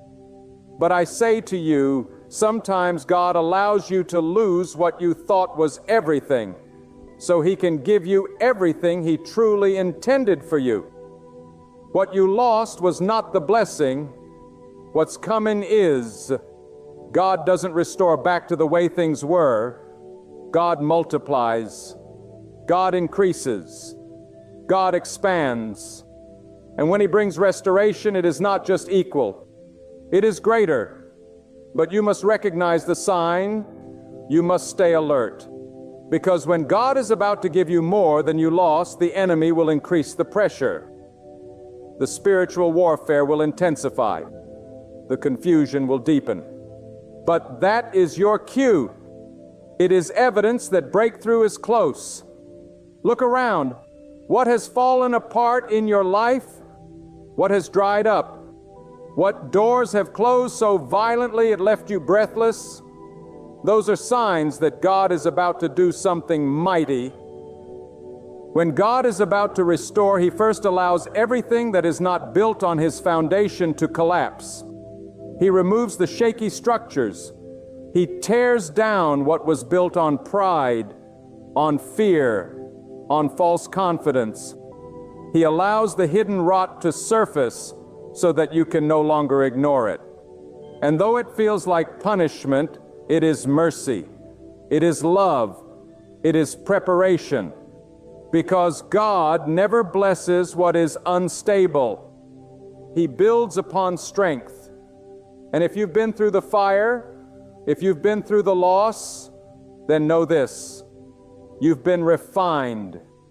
There are things you prayed for in your past that God didn't give you, not because you weren't worthy, but because He was protecting you from small blessings that would limit your growth. You were thinking in inches, but God was preparing you for miles. You were asking for enough to survive, but God is about to give you enough to thrive. But He had to first break the idol of self-dependence. He had to shatter your limited vision so you could receive His unlimited provision. If you feel empty, that is good, because God cannot fill what is already full. He cannot pour new oil into an old wineskin. The loss created room for abundance.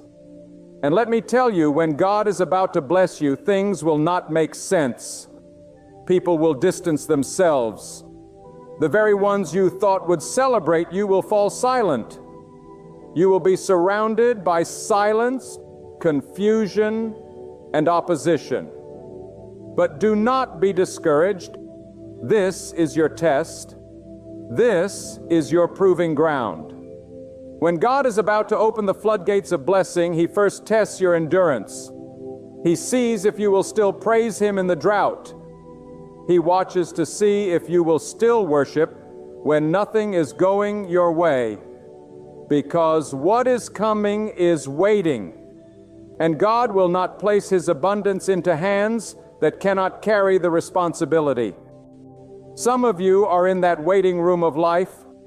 You've cried the prayers. You've endured the betrayal. You've stood alone while everyone else moved forward. But hear me. Delay is not denial. God is never late. What He promised, He will fulfill. But He will not give you what you cannot handle. And if you feel like you've lost everything, then lift up your eyes, because God is about to give you more than you lost. Your tears were not in vain. Your prayers did not fall to the ground. Heaven has recorded every sacrifice, every heartbreak, every sleepless night, and the reward is coming. But it will come God's way in God's time for God's purpose. When you are about to receive more than you lost, God will begin to stir discomfort in places you use to find comfort. You'll no longer be satisfied with what once gave you joy. Old friendships will feel distant. Familiar routines will lose their flavor. Why? Because God is making you uncomfortable in the old so you will not resist the new. He is calling you out. He is pulling you away from small thinking, from toxic environments, from patterns that limit His blessing.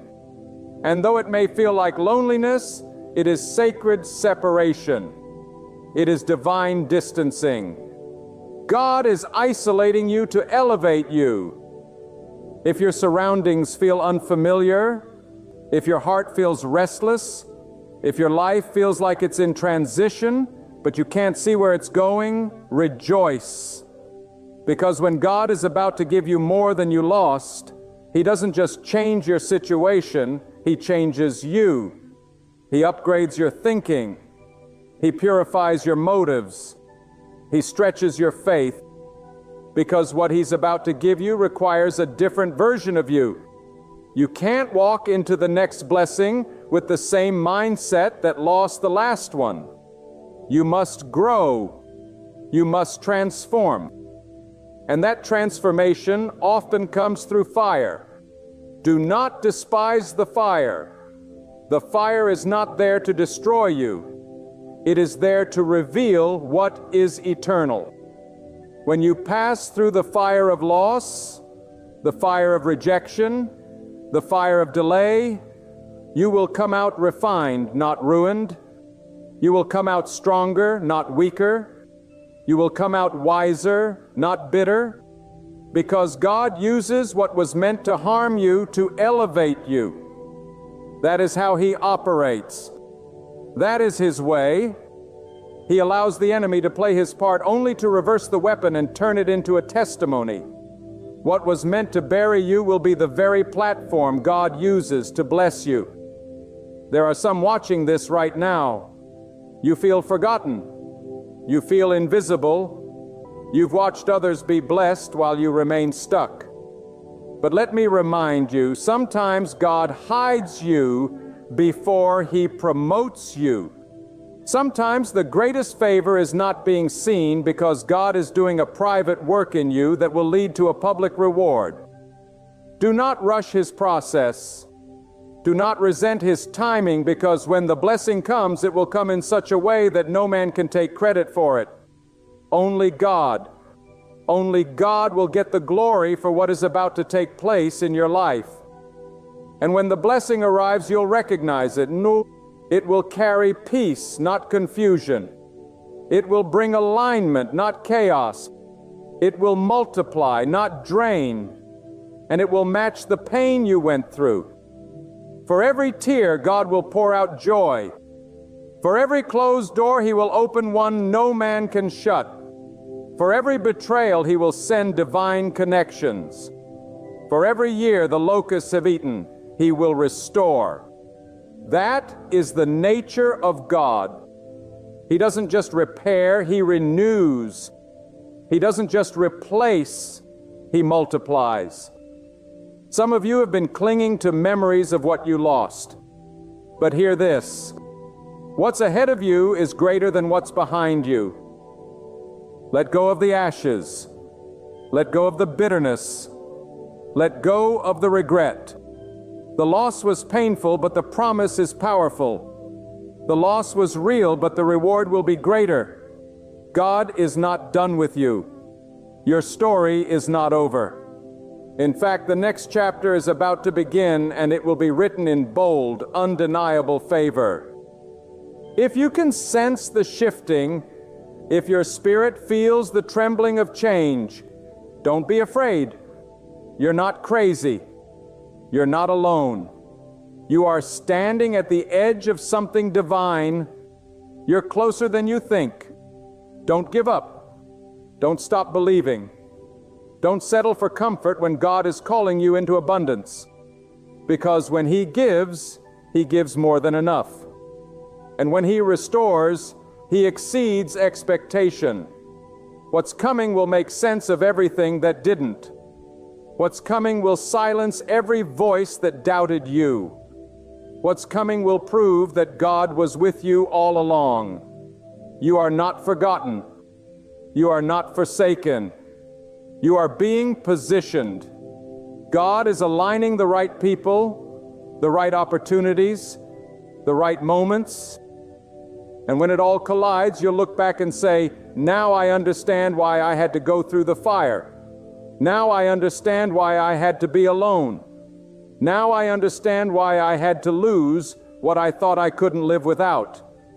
Because if you had not gone through the valley, you wouldn't appreciate the mountaintop. If you hadn't tasted the bitterness of loss, you wouldn't savor the sweetness of restoration. And now hear this with every fiber of your soul. When God is about to give you more than you lost, the environment around you begins to shift. People will misread you. Some will question your silence, while others will resent your growth. But do not be distracted. No, do not be pulled into battles God never asked you to fight. When God is preparing to elevate you, He will often separate you. This separation is sacred. It is strategic. It is not rejection. It is redirection. God removes noise from your life so you can better hear His voice. He allows the counterfeit to walk away so the authentic can find you. He closes doors not to punish you, but to protect the miracle that is coming. You may not feel strong right now. You may feel bruised, tired, and stretched beyond what you can bear. But listen, the presence of pain does not mean the absence of God. Sometimes the pain is proof that God is working on the deepest levels of your life. He is breaking cycles. He is disrupting generational pattern. He is rebuilding you from the inside out. And yes, it hurts, but it is the pain of birth, not death. You are not being buried. You are being planted. And what is planted in tears will rise in triumph. What is hidden in the soil will emerge in glory. When God is about to give you more than you lost, He gives you a new level of clarity. Your spirit becomes more sensitive to His direction. You begin to discern what is for you and what is not. You stop chasing what drains you and start guarding what feeds you. You stop explaining yourself to people who were never meant to understand your purpose. Because divine restoration always carries divine wisdom. And with wisdom flows discernment. And from discernment springs peace. That deep, steady, unshakable peace is the confirmation that your spirit is aligned with God's will. There is a sacred tension that precedes every breakthrough. A moment where everything feels suspended, where nothing shifts, where prayers seem unanswered. But know this, stillness is not the same as stagnation. God performs His greatest work in the stillness. He does not rush as people do. He is never pressed, never uncertain, never without control. When God is preparing to restore more than what you lost, He takes His time because what He establishes endures. God is not after fleeting applause. He is crafting eternal purpose. And the process you're walking through is greater than yourself. It is about legacy. It is about destiny. It is about what will carry on long after you. And when the moment of restoration arrives, it will not be hidden. It will not be silent. God will move in such a way that it silences every critic, every doubt, every lingering fear. And in that moment, you will realize the reason for the delay. You will understand why He said, "Not yet." When you begged for right now, because had He given it to you before, it would have overwhelmed you. It would have crushed you. But now your hands are stronger. Now your spirit is more disciplined.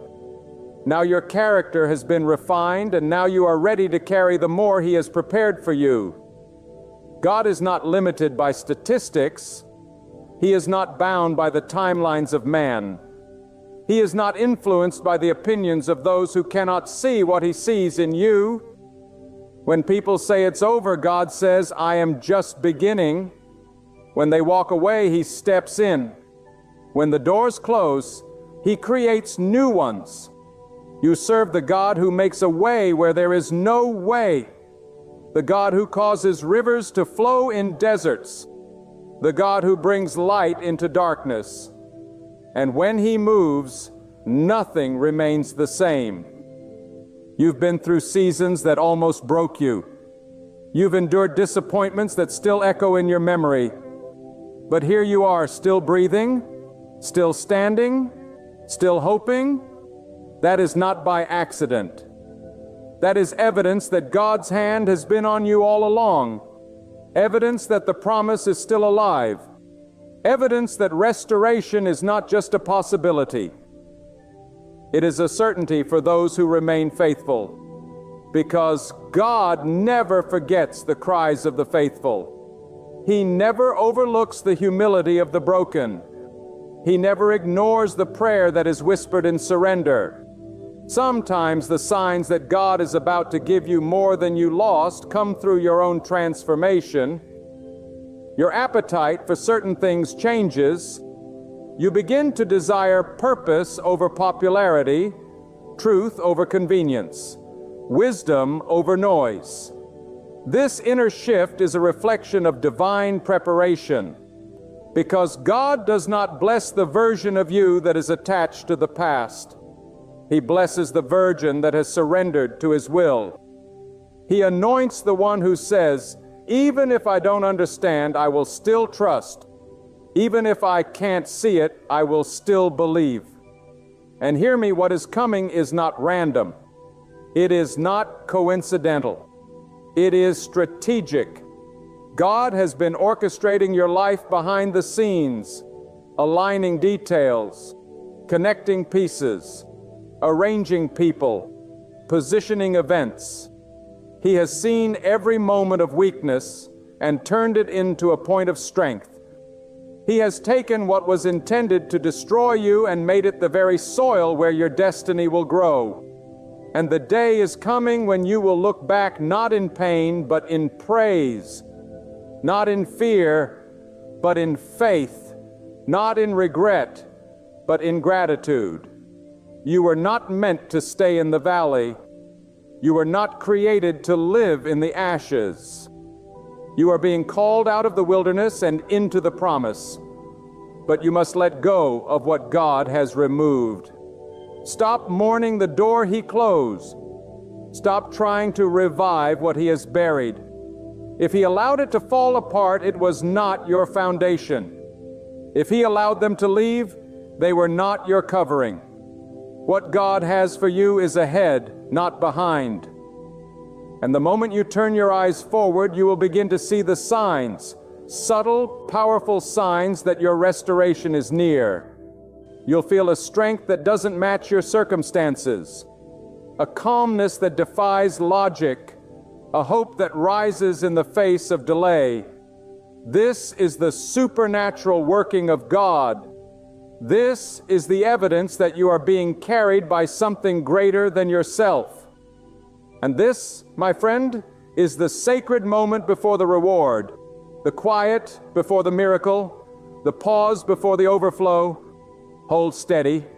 Anchor yourself in faith, because what is coming is not small. It is not partial. It is not temporary. It is full. It is multiplied. It is divine. God is about to give you more than you lost. Not because of who you are, but because of who He is. Not because you earned it, but because He promised it. And when God makes a promise, heaven and earth may shake, but His word will never return void. So walk forward with confidence. Lift your head with expectation. Stand tall in the middle of the unknown. Because the same God who allowed the loss is the God who holds the restoration, and His hands do not fail. His plans do not falter. His timing is always perfect.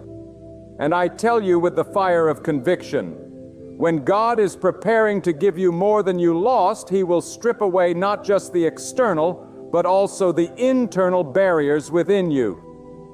Your doubts, your fears, your old mindsets, they cannot enter the next level of your life. God does not elevate without purification, and before He expands your territory, He refines your identity. He removes every lie you believed about yourself. He removes the dependence on people, the pride that grew unnoticed, the ego that quietly poisoned your purpose. He doesn't just want to give you more. He wants to make sure you're someone who can carry more without being crushed by it. And understand this, divine increase is not simply about possessions or positions. It is about power. It is about the power of clarity, the power of contentment, the power of knowing who you are and who God is. Many pray for more, but what God desires is that your soul becomes rooted. Because what does it profit to gain abundance and lose yourself in the noise? So God in His mercy often slows down the blessing until your inner foundation is unshakable, until your joy is no longer dependent on applause, until your peace is not tied to outcomes, until your value is not determined by validation. That is when He gives you more, when you no longer need it to feel worthy. When God is about to reward you, He will often ask you to walk through places that look like the opposite of what you prayed for. You will be called to stand in faith in a season of famine. You will be asked to praise while surrounded by pressure. You will be commanded to believe even when all evidence points to delay. But this is not punishment. It is divine testing. Because reward that comes without the shaping of your soul will become your downfall. But reward that follows obedience becomes your testimony. When you choose to trust God despite how it looks, despite how it feels, despite what others say, That is the faith that moves mountains. Let me tell you, when God begins to restore, He doesn't ask for permission. He doesn't follow the rules of man. He doesn't need consensus. What God has declared over your life will come to pass. Not by might, not by connections, not by force, but by His decree. And no amount of delay can cancel what God has already destined. No betrayal can block it. No hardship can destroy it. The Word of God stands above every situation. And when He commands the blessing, it will locate you. Even in the desert, even in exile, even in the lowest pit, the blessing will find you because it is attached to your name, not your location. There are moments when you will feel like the silence is too long, that the wait is too painful, that the prayers are bouncing off the ceiling. But God is not deaf. He is not distant. He is deeply involved in every detail of your life. And sometimes His silence is the space in which He watches your faith grow. It is in that silence that your roots dig deep. It is in that waiting that your heart is tested for loyalty. Will you worship when there is no sign of a blessing? Will you trust when the answer is not yet? That is where God separates the shallow from the surrendered. That is where God finds the vessel He can fill to overflow. And when the day of restoration comes, it will come suddenly, swiftly, like rain on dry land. What was barren will bloom. What was dormant will awaken. What was dormant will awaken. What was forgotten will rise with power. God will open doors that have been shut for years. He will resurrect dreams you buried in disappointment. He will shine light on the path you thought was closed forever. And in that moment, your spirit will testify that it was not your strength, not your wisdom, not your effort. It was God. It was always God. You may feel like you've missed your moment, like your chance came and went. But with God, there is no such thing as too late. He is the one who redeems time. He is the one who calls things that are not as though they were. And when He moves in your life, He will accelerate what took others decades. He will compress years into days. He will bring sudden favor that overrides every loss, every delay, every season of suffering. What you thought was wasted will be restored in a way that only God can do. Your past does not disqualify you. Your weakness does not disqualify you. Your mistakes do not disqualify you. In fact, it is often those who have been through the most fire that God chooses to bless the most deeply. Why? Because they know how to value what others take for granted. They carry humility.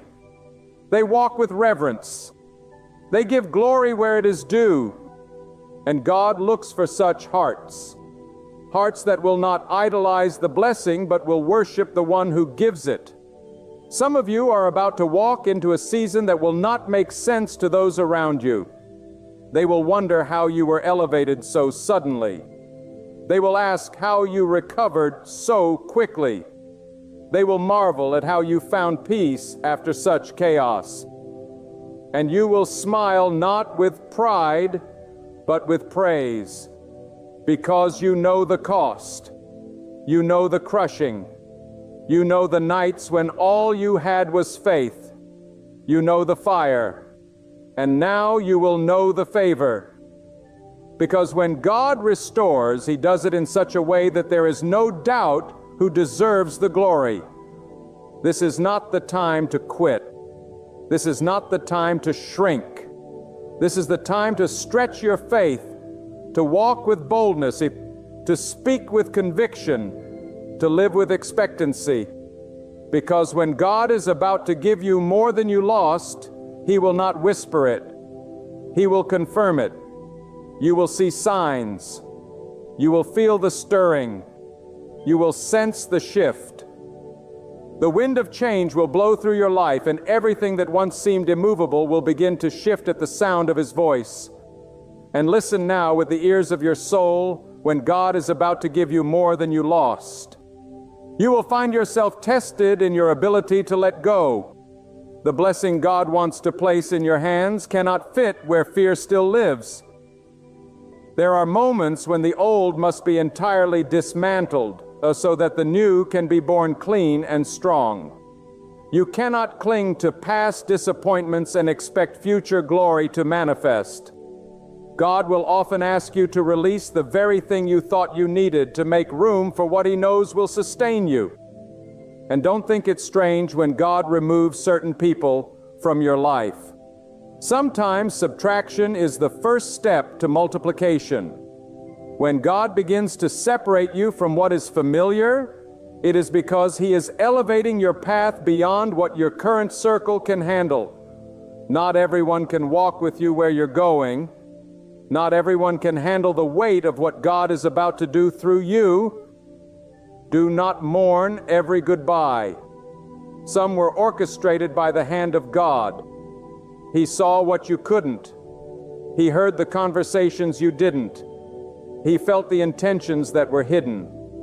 And in His mercy, He moved them out so He could move you forward. You see, divine preparation often comes wrapped in discomfort. It disguises itself in delay, in detours, in disruptions.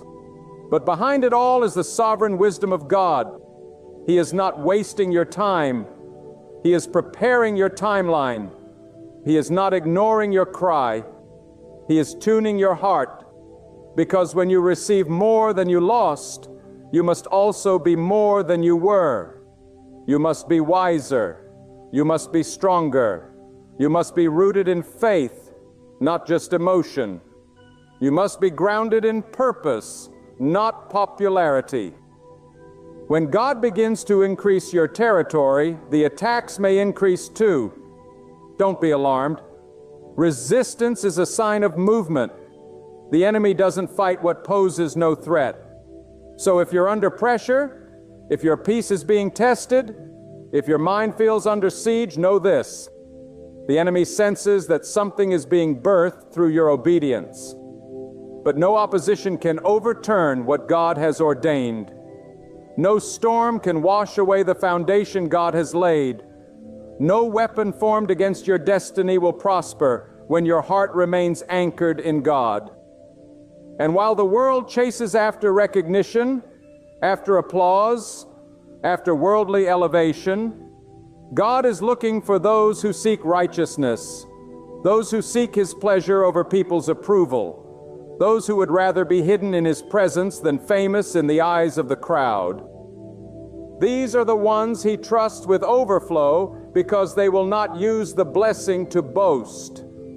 They will use it to build. They will not turn the miracle into a monument. They will turn it into a message of hope, of perseverance, of divine reward. The moment you stop depending on what you can see and start relying on what God has spoken, the shift begins. You are no longer limited by natural circumstances.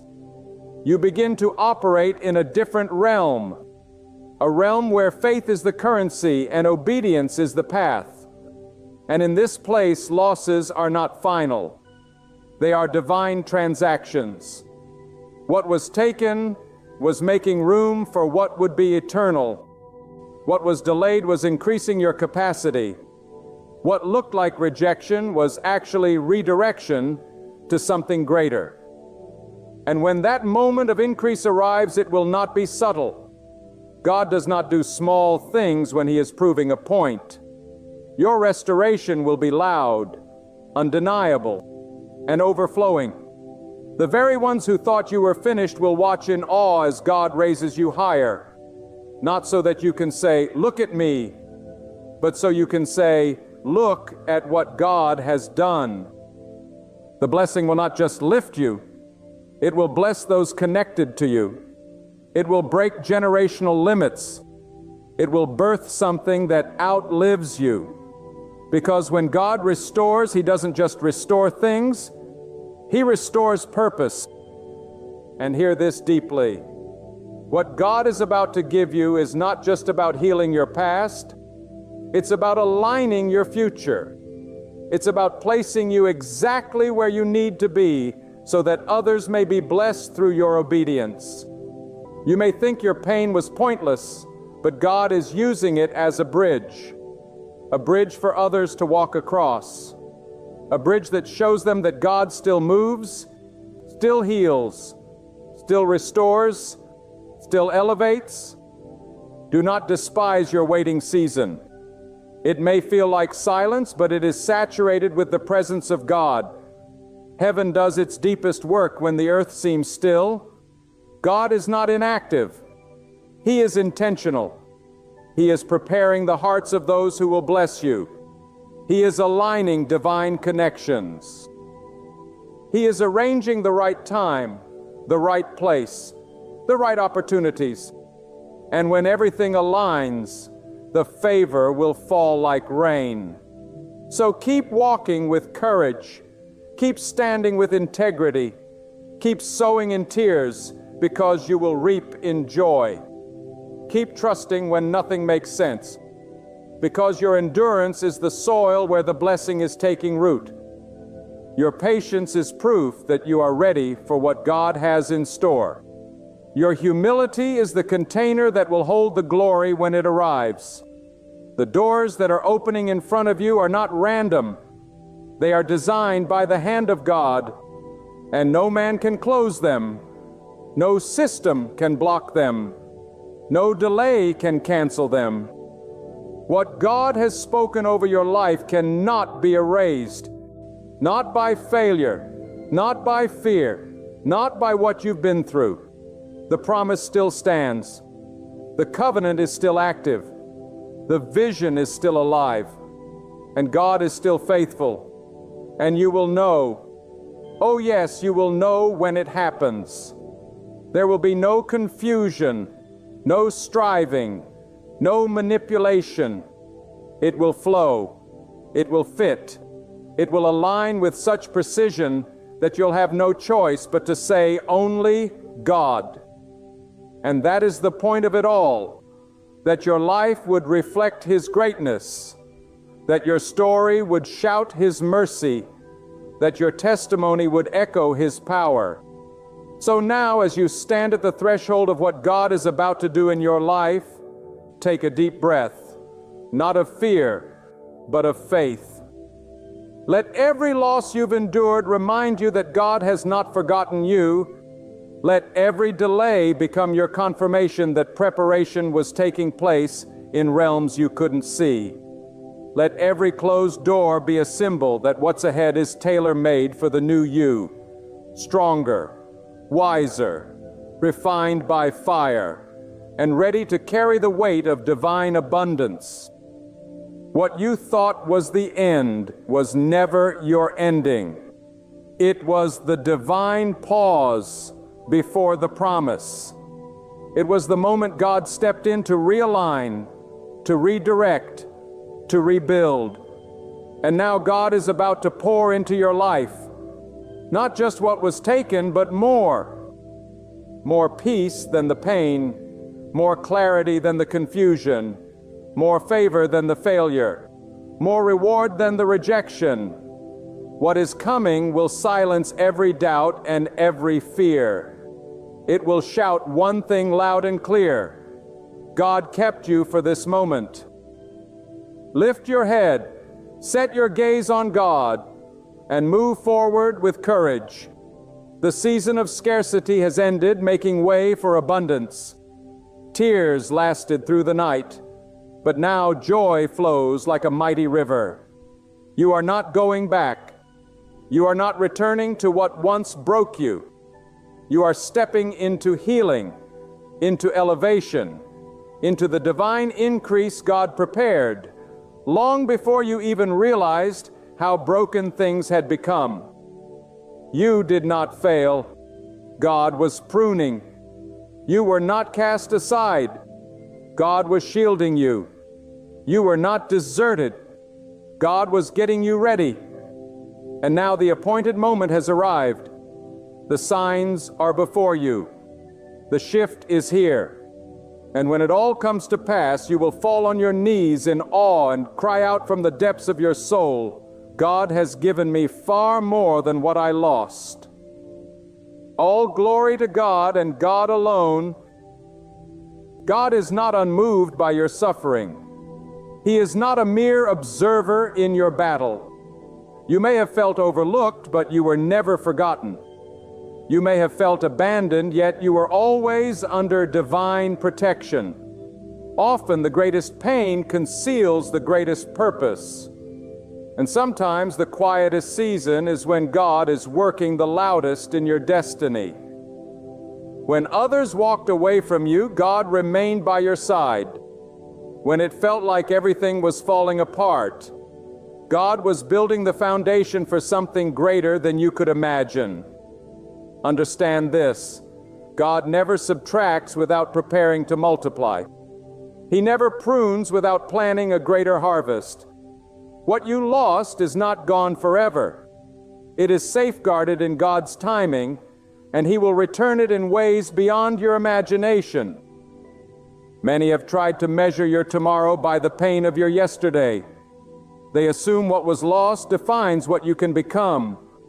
But God does not shape your future through the lens of past wounds.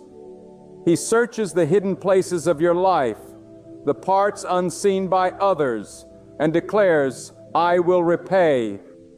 And when He repays, it is never just what was taken. It is always better, deeper, stronger. What He restores is not a replica. It is something brand new. The world may strip you and people may disappoint you, Bob. But God never forgets those who trust in Him through fire and loss. Your suffering was not a waste. Your waiting was not in vain. God is a recorder of faithfulness. He does not miss even the smallest act of endurance. Some of you endured heartbreak silently. You didn't retaliate. You didn't seek revenge. You chose peace. And maybe you thought no one noticed, but God did. And now the season is coming where God will reward what you kept hidden. The sacrifices you made, the patience you showed, the love you gave even when it wasn't returned. These things were written in the eternal record. And God never forgets. He will repay you not only to comfort you, but to glorify His power through your life. There are times when we look around and see everyone else winning, growing, receiving, rising, and we wonder why our prayers go unanswered. But what if the delay is not denial? What if the silence is the setup? God doesn't rush because He's not trying to give you a temporary solution. He's preparing an eternal result. You may be walking through a dry season right now. You may be carrying disappointment like a cloak over your shoulders. But listen, this is the kind of pain that produces purpose.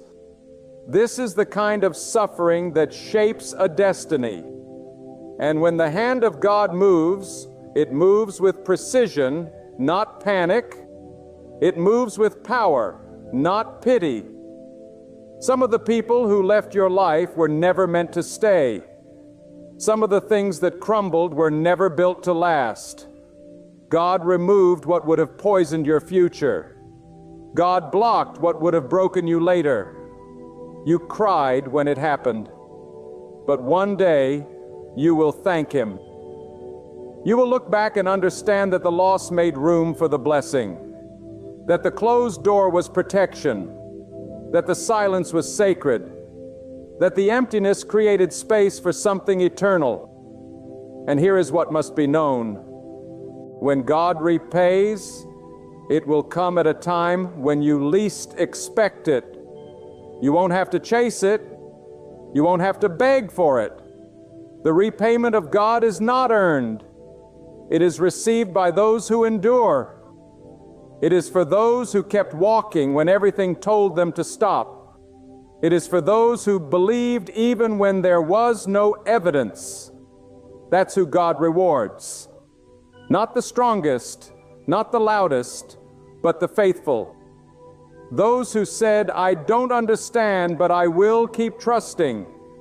That kind of heart touches the throne of heaven. If you've lost years to pain, to trauma, to injustice, God can restore in one moment what was taken in 10 years. If you've lost relationships, God can bring the right ones in due time.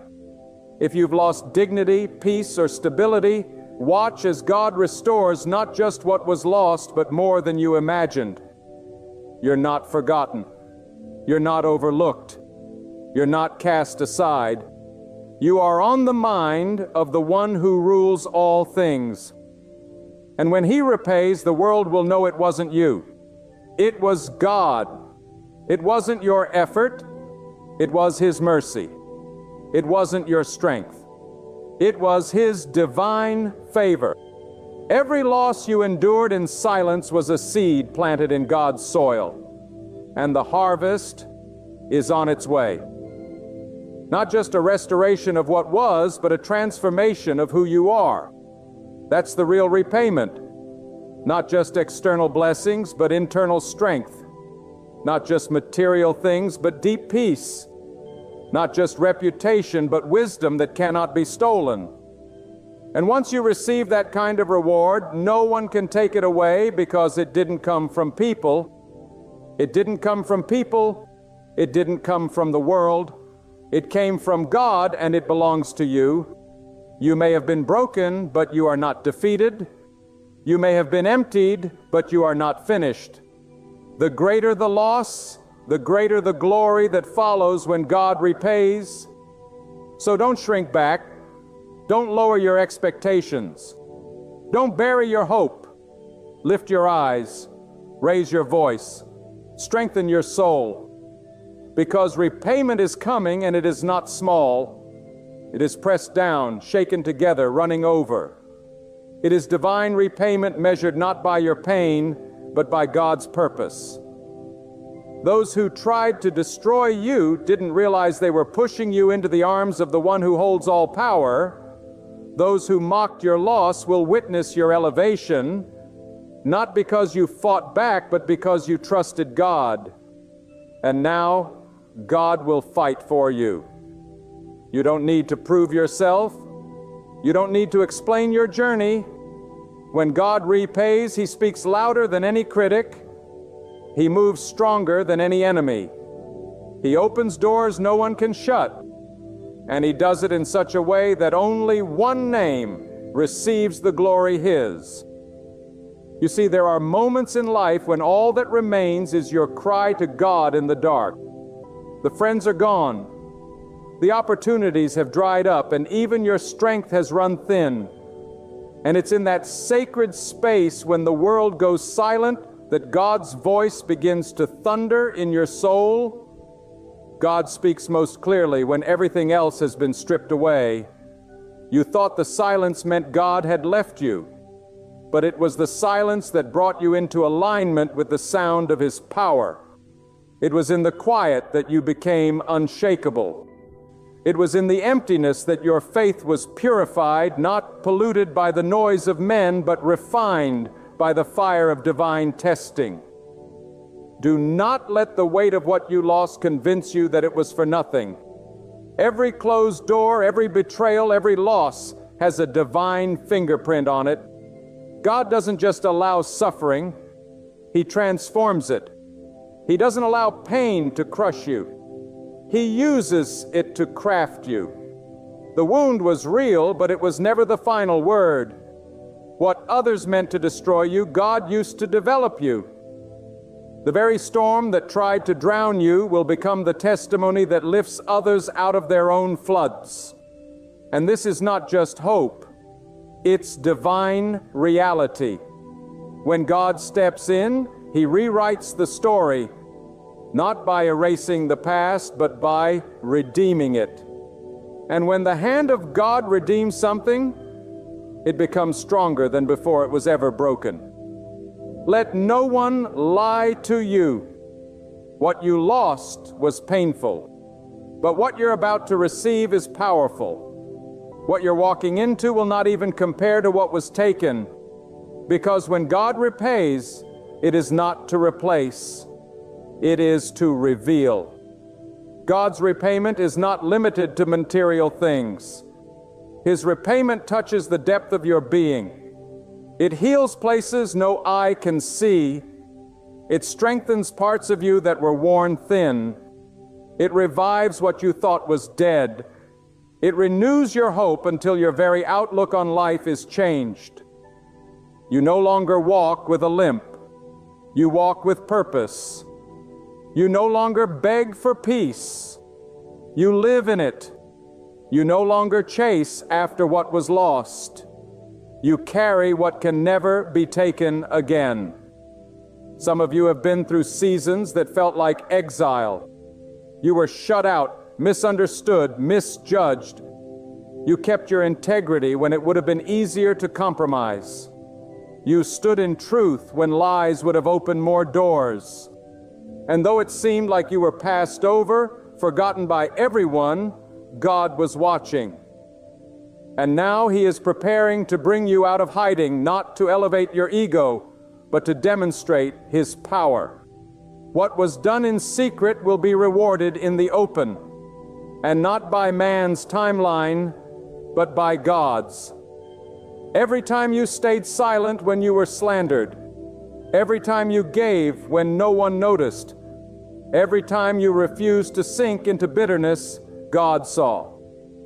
And now the heavens are rumbling with movement on your behalf. The repayment of God is coming, not because of who you are, but because of who He is. He is just. He is aware. He is never late. And when He repays, He not only fills what was empty, He overflows it. He doesn't just settle the score, He raises the standard. And those who thought your story was finished will have to witness the next chapter written by God's own hand. You might feel like your life has been in delay. You prayed, you hoped, you waited, but nothing changed. Listen carefully. God's delay is not denial.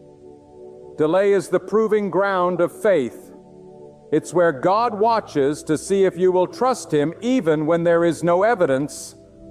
Will you still believe when nothing seems to move? Will you still stand when every voice around you says, "Sit down"? Will you still expect the rain when the sky is dry? That's where the strong are separated from the shallow. That's where the strong are separated from the shallow. That's where the strong are separated from the shallow. That's where the faithful rise. And for those who have endured that kind of season, God has a reward that no one can calculate. Not only will God repay you in your lifetime, but your legacy will carry that reward forward. Generations will be blessed because of how you endured. Entire bloodlines will be shifted because you chose to believe when it would have been easier to quit. This is not just about you. This is about what God is building through you. Your life is the ground where divine restoration is being planted. Your future is the field where the harvest will come. So let them talk, let them laugh, let them mock, because what is coming will speak louder than their words ever could.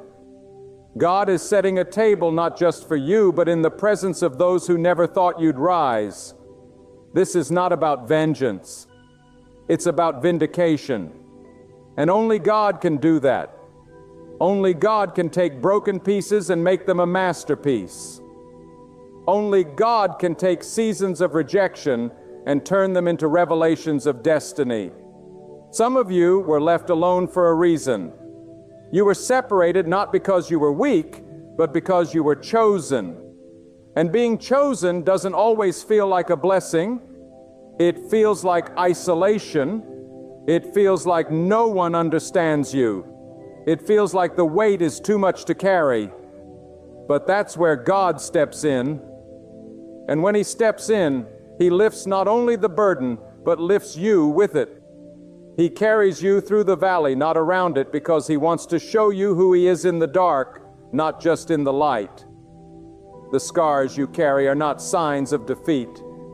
They are signs of survival. You made it. You didn't break. You didn't surrender. You bent, yes, but you did not break. And for that endurance, there is a reward.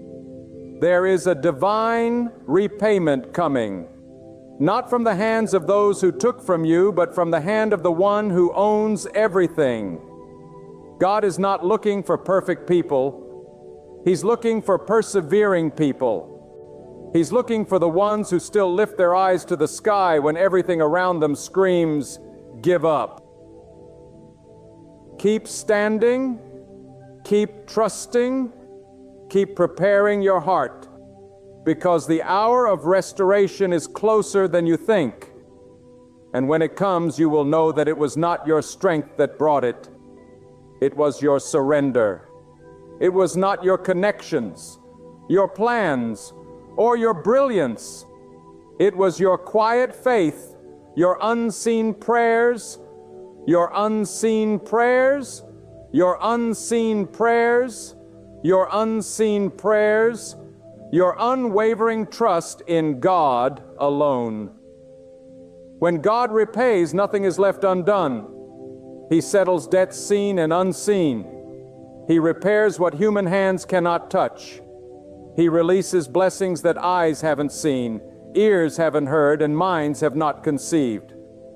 That is who God is, and that is what He's about to do. You didn't suffer for nothing. You didn't lose for no reason. You didn't wait in vain.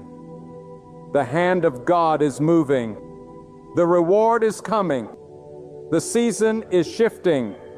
And the story will not end in sorrow but in glory. All from the one who never forgets, never forsakes, and always fulfills what He has promised. You must understand this. When God allows the stripping away of things from your life, it is not an act of cruelty, but an act of cleansing. God removes to renew. He tears down what was never meant to stay so that He can build upon solid ground. Many of the things you lost were not stolen. They were surrendered by divine design. They were allowed to exit your life because they could not go with you to where God is taking you. And what God is preparing for you requires space. It requires clarity. It requires a deeper trust in Him alone. Because if your faith is still anchored in what people say, in what your eyes see, or in what your hands can hold, then it's not yet anchored in God. There is a kind of peace that only comes after the storm. There is a kind of wisdom that is born from waiting. There is a strength that only rises when you've been brought low. And that's why some of you had to go through the pain, the loss, the confusion, so that what you now carry is not shallow belief, but unshakable conviction. God is not interested in surface-level faith. He desires a heart that knows Him in the valley as deeply as it does on the mountain. He desires a soul that doesn't need applause to keep going, that doesn't need affirmation to keep believing. God wants you to know Him as your source, your sustainer, your rewarder. You see, when people repay you, they pay you back with the same measure you gave. But when God repays, He adds purpose to the pain, beauty to the ashes, and eternal value to what was temporary suffering. You're not just receiving compensation, you're being crowned with wisdom, with dignity, with a story that no one can take from you. People can take positions, they can take recognition, they can even try to steal your voice, but they cannot take what God has deposited in your spirit. And when that spirit is built upon trust in the Almighty, nothing on this earth can uproot it. You didn't walk through fire for nothing. You didn't weep in the shadows for no reason. God has a way of taking what looked like defeat and turning it into distinction. He has a way of putting favor on the faithful in such a way that it confounds logic. And when it happens, no one will be able to explain it. They will try to find a reason. They will search for a cause. But all they will find is the evidence of God's hand at work. Let them wonder. Let them ask how you made it. Let them ask how you survived what should have crushed you. And let the only answer be this: God did it. Not talent, not timing, not opportunity, but God. God lifted. God restored. God opened the way. And God repaid. This is not theory. This is truth. And you're not just hearing it. You're about to live it. There are things you lost that you haven't even grieved properly because life moved on too fast. But God doesn't forget what your soul remembers. He knows the weight you carry in silence. And His repayment comes not just to replace, but to redeem. He doesn't return things as they were. He transforms them into what they were always meant to be. That broken relationship you cried over, that opportunity that slipped through your fingers, that time you feel you wasted, none of it was meaningless. In God's hands, even regret becomes a tool for renewal. Some of you are carrying the pressure of proving yourself. You feel like you have to succeed just to silence the voices of doubt around you. But listen carefully. Your worth does not come from proving others wrong. It comes from knowing that God is always right. And when He says He will repay, that's all you need to stand on. Don't waste your energy on revenge. Don't waste your heart on bitterness.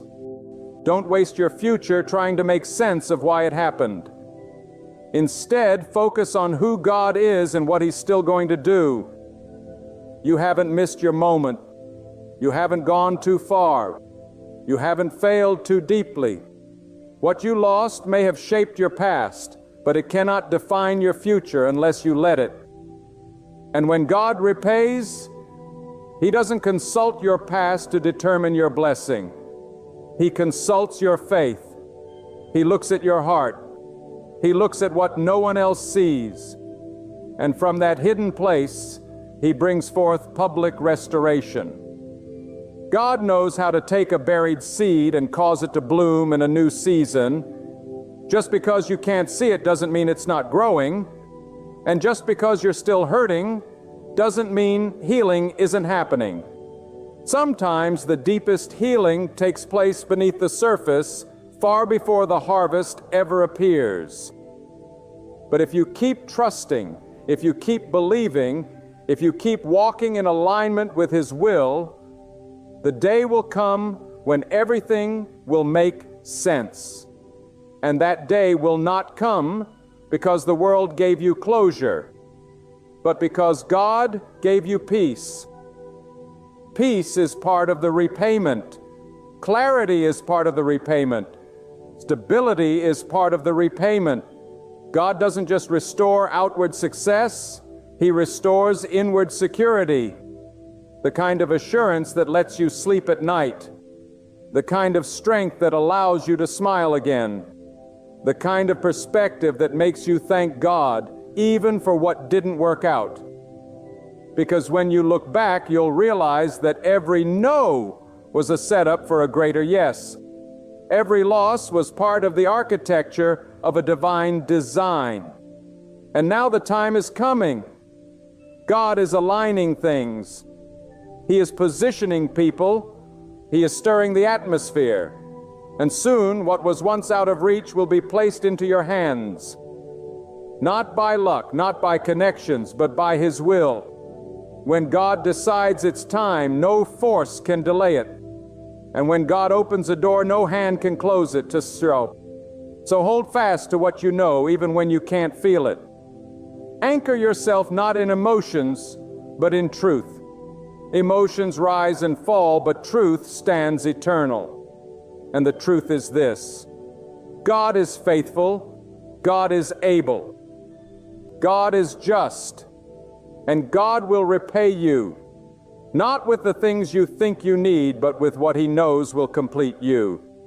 And when it comes, it will be more than enough. It will be more than expected. It will be more than you can contain, because that's how God repays, pressed down, shaken together, and overflowing. You're not at the end. You are not being punished. You are being placed. What you thought was buried is about to spring to life. What you believed was lost forever is returning in a way that will surpass every expectation. And when that season arrives, give all the praise to the one who never left you, who watched the whole journey and prepared your reward even while you walked through the storm. God was not merely a bystander to your pain. He will repay it with purpose, with peace, and with power. His timing is always perfect. Hear this clearly. When God promises restoration, He does not do it in pieces. He does not return only a portion of what was taken. He brings increase. What was stolen in sorrow will come back to you in triumph. What was endured in silence will return in joy. What was buried in darkness will rise in the light. But understand, the repayment of God is not measured by your timeline. It is measured by your transformation. Some of you are looking for compensation in material things, Bobby. But God is preparing to give you something much greater: unshakable peace, divine discernment, and a soul fortified by truth. You must not confuse the process with punishment. You must not mistake waiting for being forgotten. God delays only because He is perfecting. And when He perfects, He makes no error. The weight you carried was not because God was unaware. It was because He was preparing you to carry something heavier, something holier, something more permanent.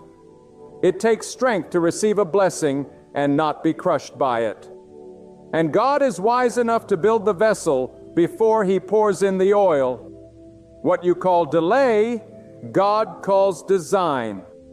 And the day is coming when you will understand why it couldn't happen sooner, why it had to fall apart first, why they had to leave, why the door had to close. Because when the divine answer finally comes, it will not come to the old version of you. It will come to the version that pain prepared. Let the world chase quick gain. Let them celebrate temporary victories. But as for those who trust in God, we are anchored in something far deeper. Our blessing is not in the rush. It's in the root. God does not raise people for applause.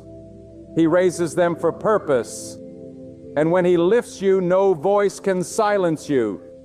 No hand can pull you down. No enemy can erase what God has ordained. The repayment you're about to receive will not be based on fairness. It will be based on divine justice. And divine justice does not ask permission. It does not consult the opinions of men. It moves by the command of the Almighty. You must be ready. Ready not only to receive, but to carry the responsibility of what is coming.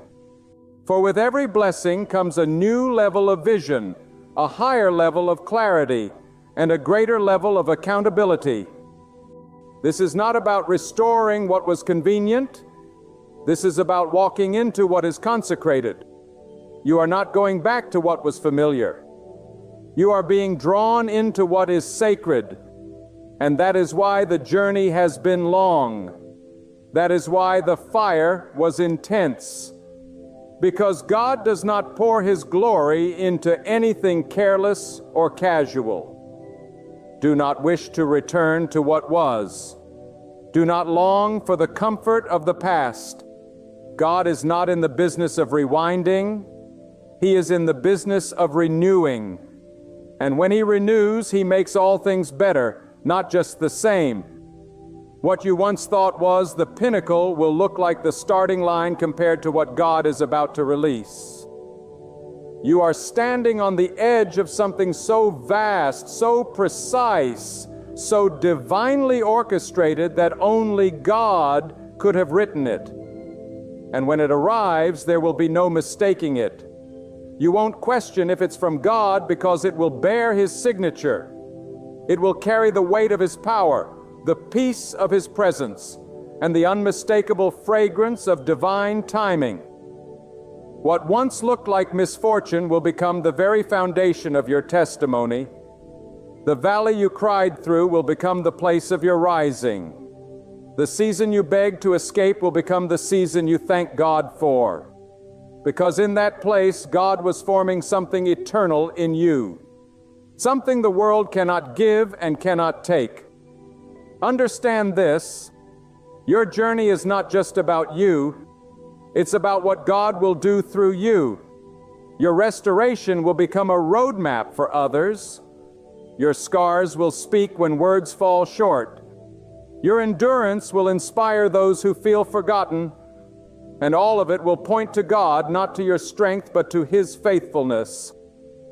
When people see your rising, they will ask, "How did this happen?" And your answer will be simple and unshakable: God did it. There is a shifting taking place.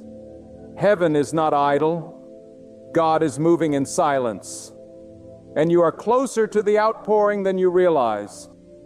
That pressure you feel is not destruction. It's delivery. You are birthing a new chapter, a higher season, a deeper understanding. And when it arrives, you won't have to apologize for it. You won't have to explain it.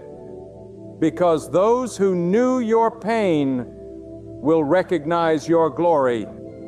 And those who doubted your endurance will witness your elevation. Let your faith rise. Let your hope stand tall. Let your spirit awaken. Because the time for mourning is passing, and the time for rejoicing is drawing near. Your weeping endured for the night, but morning is approaching. A morning not defined by the sun, but by the light of God's intervention. A morning where the weight is lifted, the promise is revealed, and the heart finally breathes again. God has seen every step. He has counted every sacrifice. He has recorded every moment of obedience. And now the storehouses of heaven are opening, not because you are perfect, but because you are prepared. When the hand of God moves, it is never by accident. It does not tremble. It does not hesitate. It moves with power, with perfection, and with purpose. You must understand that God is not working on your life based on convenience. He is working based on covenant. He made no mistake when He allowed you to walk through loss. He made no error when He permitted the storm, because through it all He was shaping your soul to carry the very reward He prepared for you long before the pain ever touched your life. God's plan for your restoration didn't begin after the loss. It was already in motion before the first tear ever fell. There are some seasons where you feel invisible, not because you are insignificant, but because God has hidden you in His protection. God does not expose what He values prematurely. You weren't rejected. You were preserved. You weren't discarded. You were hidden. When others couldn't see your worth, it wasn't because you had none. It was because God was keeping you from the wrong hands. He was concealing what He intended to reveal in the fullness of time. And when the time is right, not even your enemies will be able to deny the work of God in your life. Every delay, every detour, every disappointment was building something within you that could not be developed in comfort. God trains those He intends to trust with something greater. You were not abandoned in the dark. You were anointed in the dark. And now the season of revealing is coming. Not because you forced it, not because you earned it, but because God decided it was time to repay. You see, God's repayment doesn't arrive as a reward for doing everything right.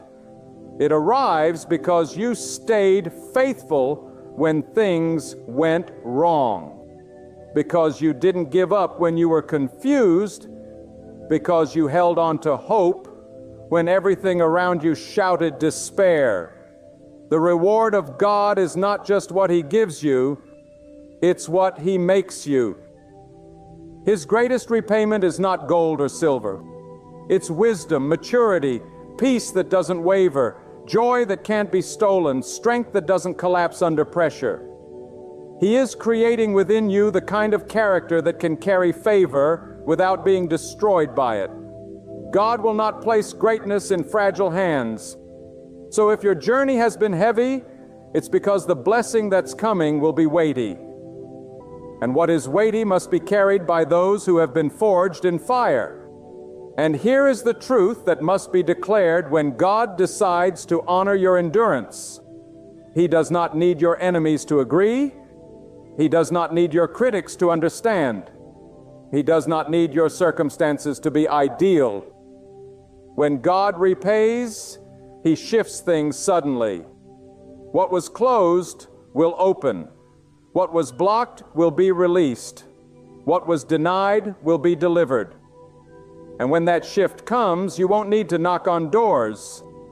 Those doors will swing wide of their own accord, because it was never about human favor. It was always about divine timing.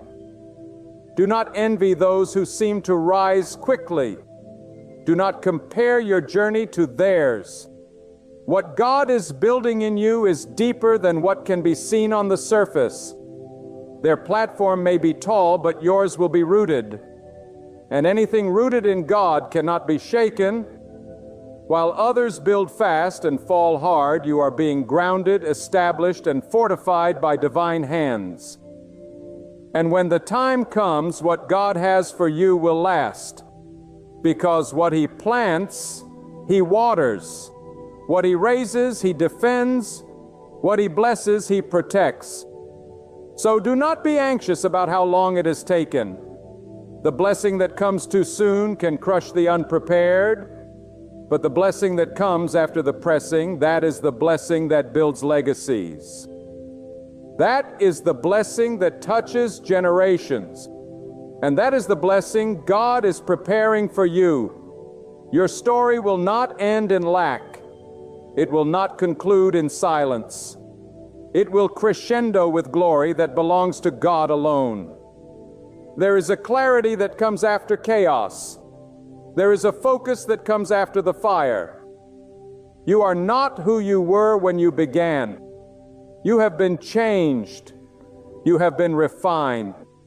And now what God is about to release will not only restore what was taken, it will redefine your entire future. You are being aligned not just with opportunity, but with purpose. God is not blessing you with a replacement. He is rewarding you with destiny. You thought you were chasing healing, but God was preparing wholeness. You thought you were asking for survival, but He is delivering victory. And when it arrives, you will no longer carry the wounds of your past. You will carry the wisdom of your journey. Everything you endured has a purpose, and everything you lost has a return. But you must not lose your focus now. You must not trade your expectation for doubt. You must not let fatigue make you forget what God already promised. Stand tall. Speak life. Keep your posture of praise. Because the repayment is not in the far distance. It is closer than your breath. And it will not come empty. It will come full of joy, full of clarity, full of abundance, full of divine proof that God has been with you all along. So rise in your spirit. Let your heart remember who your source is. Not the people who turned on you, not the systems that failed you, not the plans that crumbled. Your source is God. And He is not running out. He is not second-guessing. He is not calculating whether you're worthy. He already decided on. And when God decides to repay, there is no force, no voice, no darkness, and no delay that can stop it. The next chapter of your life is not built on what others allowed you to have.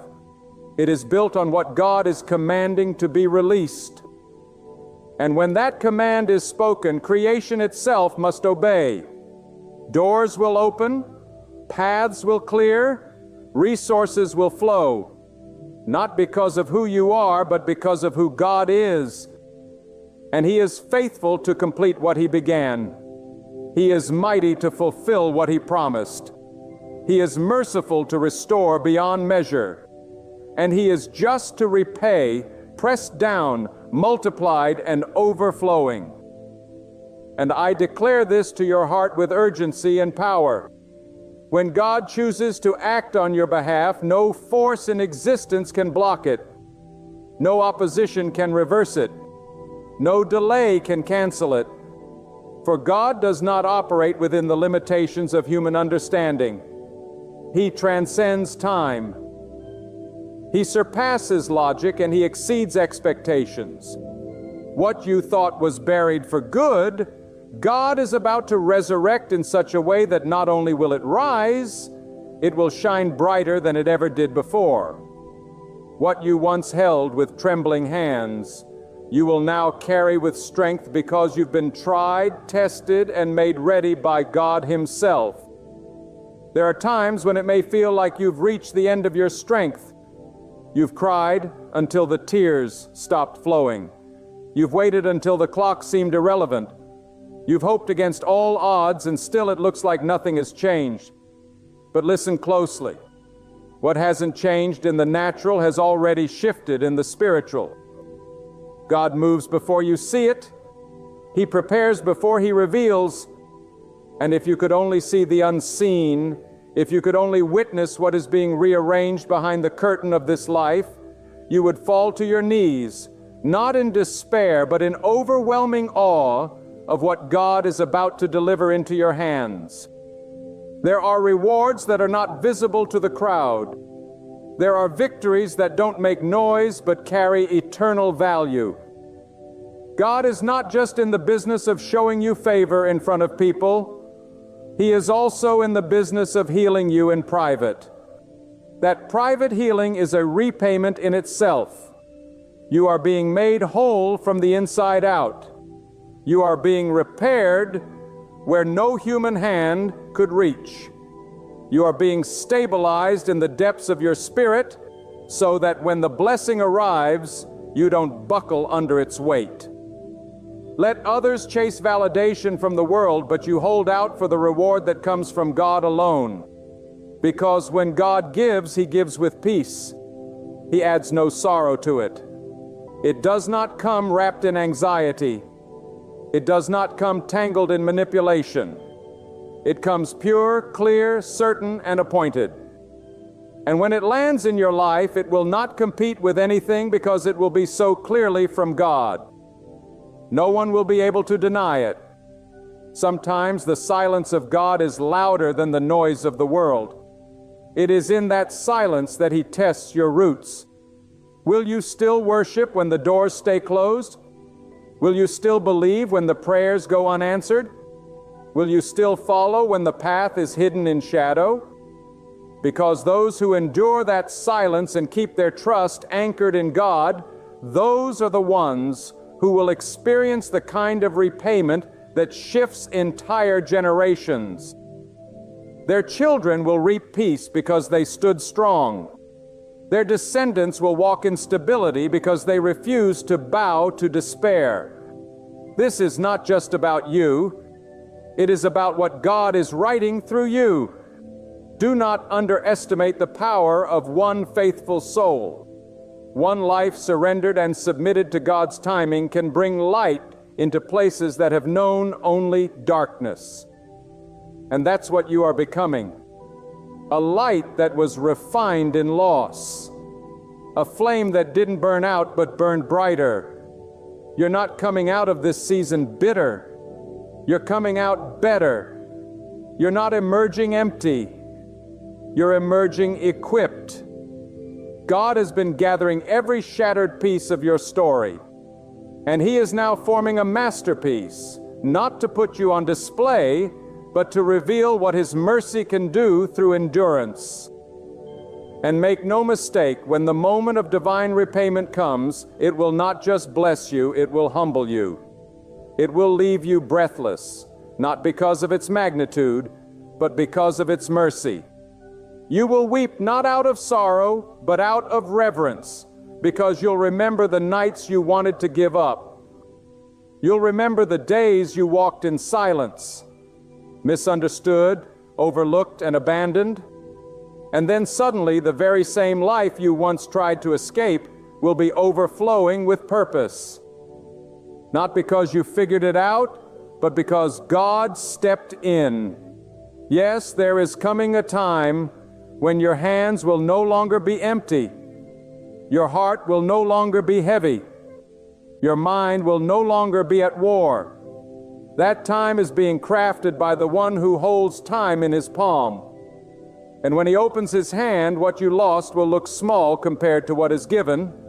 Or because God does not merely return what was taken, he multiplies it, he enriches it, he elevates it, and he sanctifies it for something greater.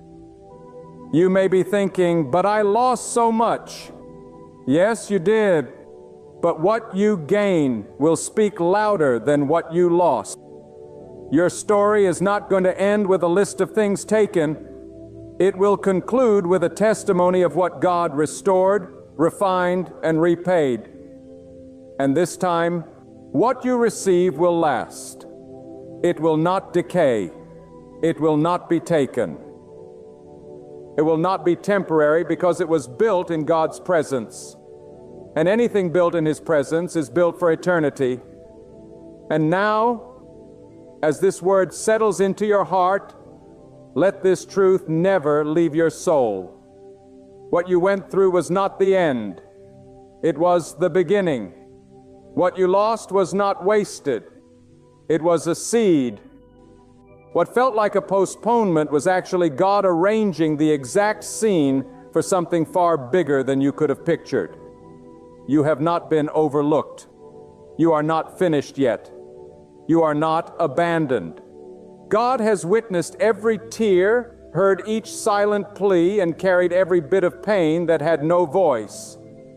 In His perfect wisdom, He has appointed a season not merely for healing, but for full restoration. Hold fast. The season of divine recompense is approaching. What arrives will bring clarity to all that once made no sense. What is being lifted up will quiet every lingering doubt. When it comes, you will not only be made whole, you will be refreshed. You will rise not as someone defeated by loss, but as a vessel of purpose, a living witness to God's righteous restoration, and proof that the Most High repays with abundance, overflowing beyond measure. Move forward now, not with fear, but with faith. The one who allowed the loss is the same one who will restore it, pressed down, shaken together, and lifted in glory. And when it unfolds, let every eye that sees it know this was the work of God alone. Have you ever walked through a season where every part of you wanted to argue, to defend, to prove your point, yet God whispered, "Be silent," not because you lost the battle, but because He was preparing to move in such a powerful way that your words would only interfere? This silence is not defeat. It is the pause before the downpour of blessings. It is the holy quiet that comes just before a miracle so undeniable it will speak louder than anything your voice could declare. God does not require noise. What He requires is your trust. And sometimes the greatest proclamation of faith is to remain silent. Be still. That is the decree that flows not from man, but from the throne of heaven itself. Be still, not because you lack strength, not because you doubt, not because you lack direction, but because in the silence, God is accomplishing what words could never explain. There is a moment in every believer's life when God says, "Be quiet, wait, trust, don't announce it, don't fight it, just be silent until I bring the miracle." And in that moment, your obedience in silence becomes your loudest declaration of faith. You see, the world teaches us to speak up, to defend ourselves, to react, to make our voices heard. But God works differently. God says, I will fight for you. You need only to be still. When God is preparing a miracle, He often demands your silence. Why? Because some blessings are too sacred to be exposed to human interference. Because what God is about to do in your life will not require your explanation, your announcement, or your defense. It will speak for itself. There are moments when the storm rages and you want to shout your pain, you want to cry out your confusion, you want to scream your disappointment, but God whispers, hush, hold your peace, I am working behind the curtain. And those who obey, those who choose silence in the middle of chaos, are the ones who witness the glory of God in full measure. Because silence is not weakness, silence is reverence, silence is trust, silence is the language of those who know that God is still on the throne. Think of it. When a seed is planted in the earth, no sound is heard. No trumpet sounds when the roots take hold. No announcement is made when the first sprout pushes through the soil. But beneath the silence, something is growing, something is shifting, something is becoming. So it is with your life. While the world sees stillness, God sees preparation. While others see nothing, God is nurturing a miracle beneath the surface of your silence. You must understand, when God tells you to be silent, it is not to punish you, but to protect what He is birthing in you. There are spiritual enemies who feed on your word. There are people in your life who would destroy your dream if they heard even a whisper of it. That's why God silences you, not to stop your destiny, but to preserve it. Some miracles require privacy. Some victories must begin in the quiet place, where only God sees and only God knows.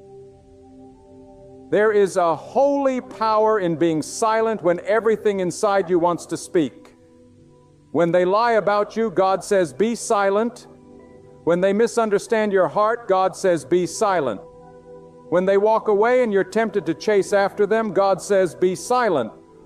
Because your silence is not the end of the story. It is the opening act of something glorious. You are not losing when you are quiet. You are building. You are trusting. You are aligning with the rhythm of heaven, where stillness speaks louder than words. Let them think what they want. Let them draw their conclusions. Let them assume. You do not need to defend yourself when God is your defender. You do not need to argue when the truth will outlive the lie. You do not need to explain when God is about to make it clear. Some miracles are so divine, so sacred, so overwhelming that the only right response is to step back and let God speak through the outcome. Too many people miss their miracle because they couldn't stay silent long enough to see it unfold. They opened their mouth and exposed what God meant to hide. They told people who weren't meant to understand. They defended themselves when God was already preparing their vindication. But not you. You will be different. You will wait in silence because you trust the God who does not sleep, who does not forget, who does not fail. You see, silence is not passive. It is powerful. Silence does not mean nothing is happening. It means everything is happening. But under divine management, the most powerful moments in your life may come not when you shout, but when you are silent and let God move. Your silence becomes a sanctuary. It becomes a testimony. It becomes a holy space where God says, now I can work without interference. When God tells you to be silent, He is inviting you into a sacred partnership. He's saying, let me speak for you. Let me make the way. Let me shut the mouths of the lions. Let me silence your accusers. Let me show them what I can do with a vessel that knows how to wait in stillness. Because those who wait in silence are those who rise in strength. They don't waste energy trying to prove anything. They don't exhaust themselves explaining to people who are never meant to understand. They conserve their faith. They protect their promise. They guard their peace. And yes, it's hard. It's hard when you're misunderstood. It's hard when people walk away. It's hard when your name is dragged through the mud and all you want to do is shout the truth. But God is not asking you to shout. He's asking you to trust. He's asking you to let Him reveal the truth. Because when God vindicates you, it will be undeniable. When God blesses you, even your enemies will have to admit that something divine has taken place. So do not fear the silence. Do not curse the quiet season. That silence is sacred. It is the pause before the breakthrough. It is the breath before the birth. It is the stillness before the storm breaks in your favor. Some of the loudest victories begin in absolute silence. When you learn to be silent in faith, you allow God to speak in power. There are seasons in your life when you must walk with sealed lips and open hands. Not because you have nothing to say, but because you trust the one who says it all. God does not need your explanations. He does not need your arguments. What He needs is your surrender. And silence is a form of surrender. Silence says, I could speak, but I choose to trust. Silence says, I could fight, but I choose to believe. Silence says, I could explain, but I choose to wait on God. And God honors that kind of faith. He honors that kind of discipline because He knows the power that is coming. He knows the miracle that is on the way. And when it comes, it will speak volume. The very people who doubted you will have no choice but to watch. The very situations that tried to break you will become the foundation of your testimony. But only if you can stay silent long enough to see it through. The silence is not empty. It is full of God's movement. It is full of angels being dispatched. It is full of closed doors being unlocked. It is full of favor that is being arranged. It is full of the impossible bending to the will of the Almighty. But if you speak too soon, you disrupt the flow. If you act too early, you miss the perfect timing. If you try to handle it yourself, you might delay what was meant to come quickly. So be silent, not in fear, but in faith. Not in weakness, but in wisdom. Not in defeat, but in divine expectation, because something is coming. Something is shifting. Something is being orchestrated that you couldn't plan even if you tried. But it requires your stillness. It requires your restraint. It requires your ability to sit in the presence of God and let Him do what only He can do. Some of you have been praying for something big, something life-changing, and God heard you, but now He's saying, let me work. Let me finish what I started. Stay quiet while I build the miracle. Your job is not to announce it. Your job is to prepare for it. Your job is to stay in the secret place, holding on to your peace, keeping your mouth shut and your heart open. Because the more silent you become, the louder God will speak through the outcome.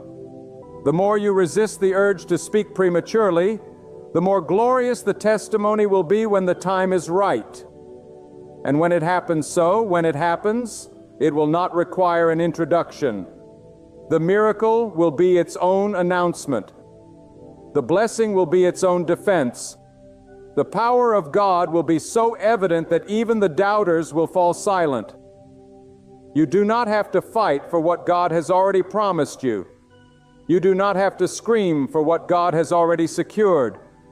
Be silent and let the evidence speak. Be silent and let the harvest reveal what was planted in secret. Be silent and let God show the world who He has been shaping you to become. Because the truth is, the ones who are the most powerful in the kingdom are not the loudest. They are the most obedient.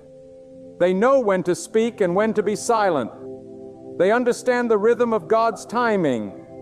And when you learn that rhythm, you will walk in a peace that cannot be shaken and a power that cannot be stopped.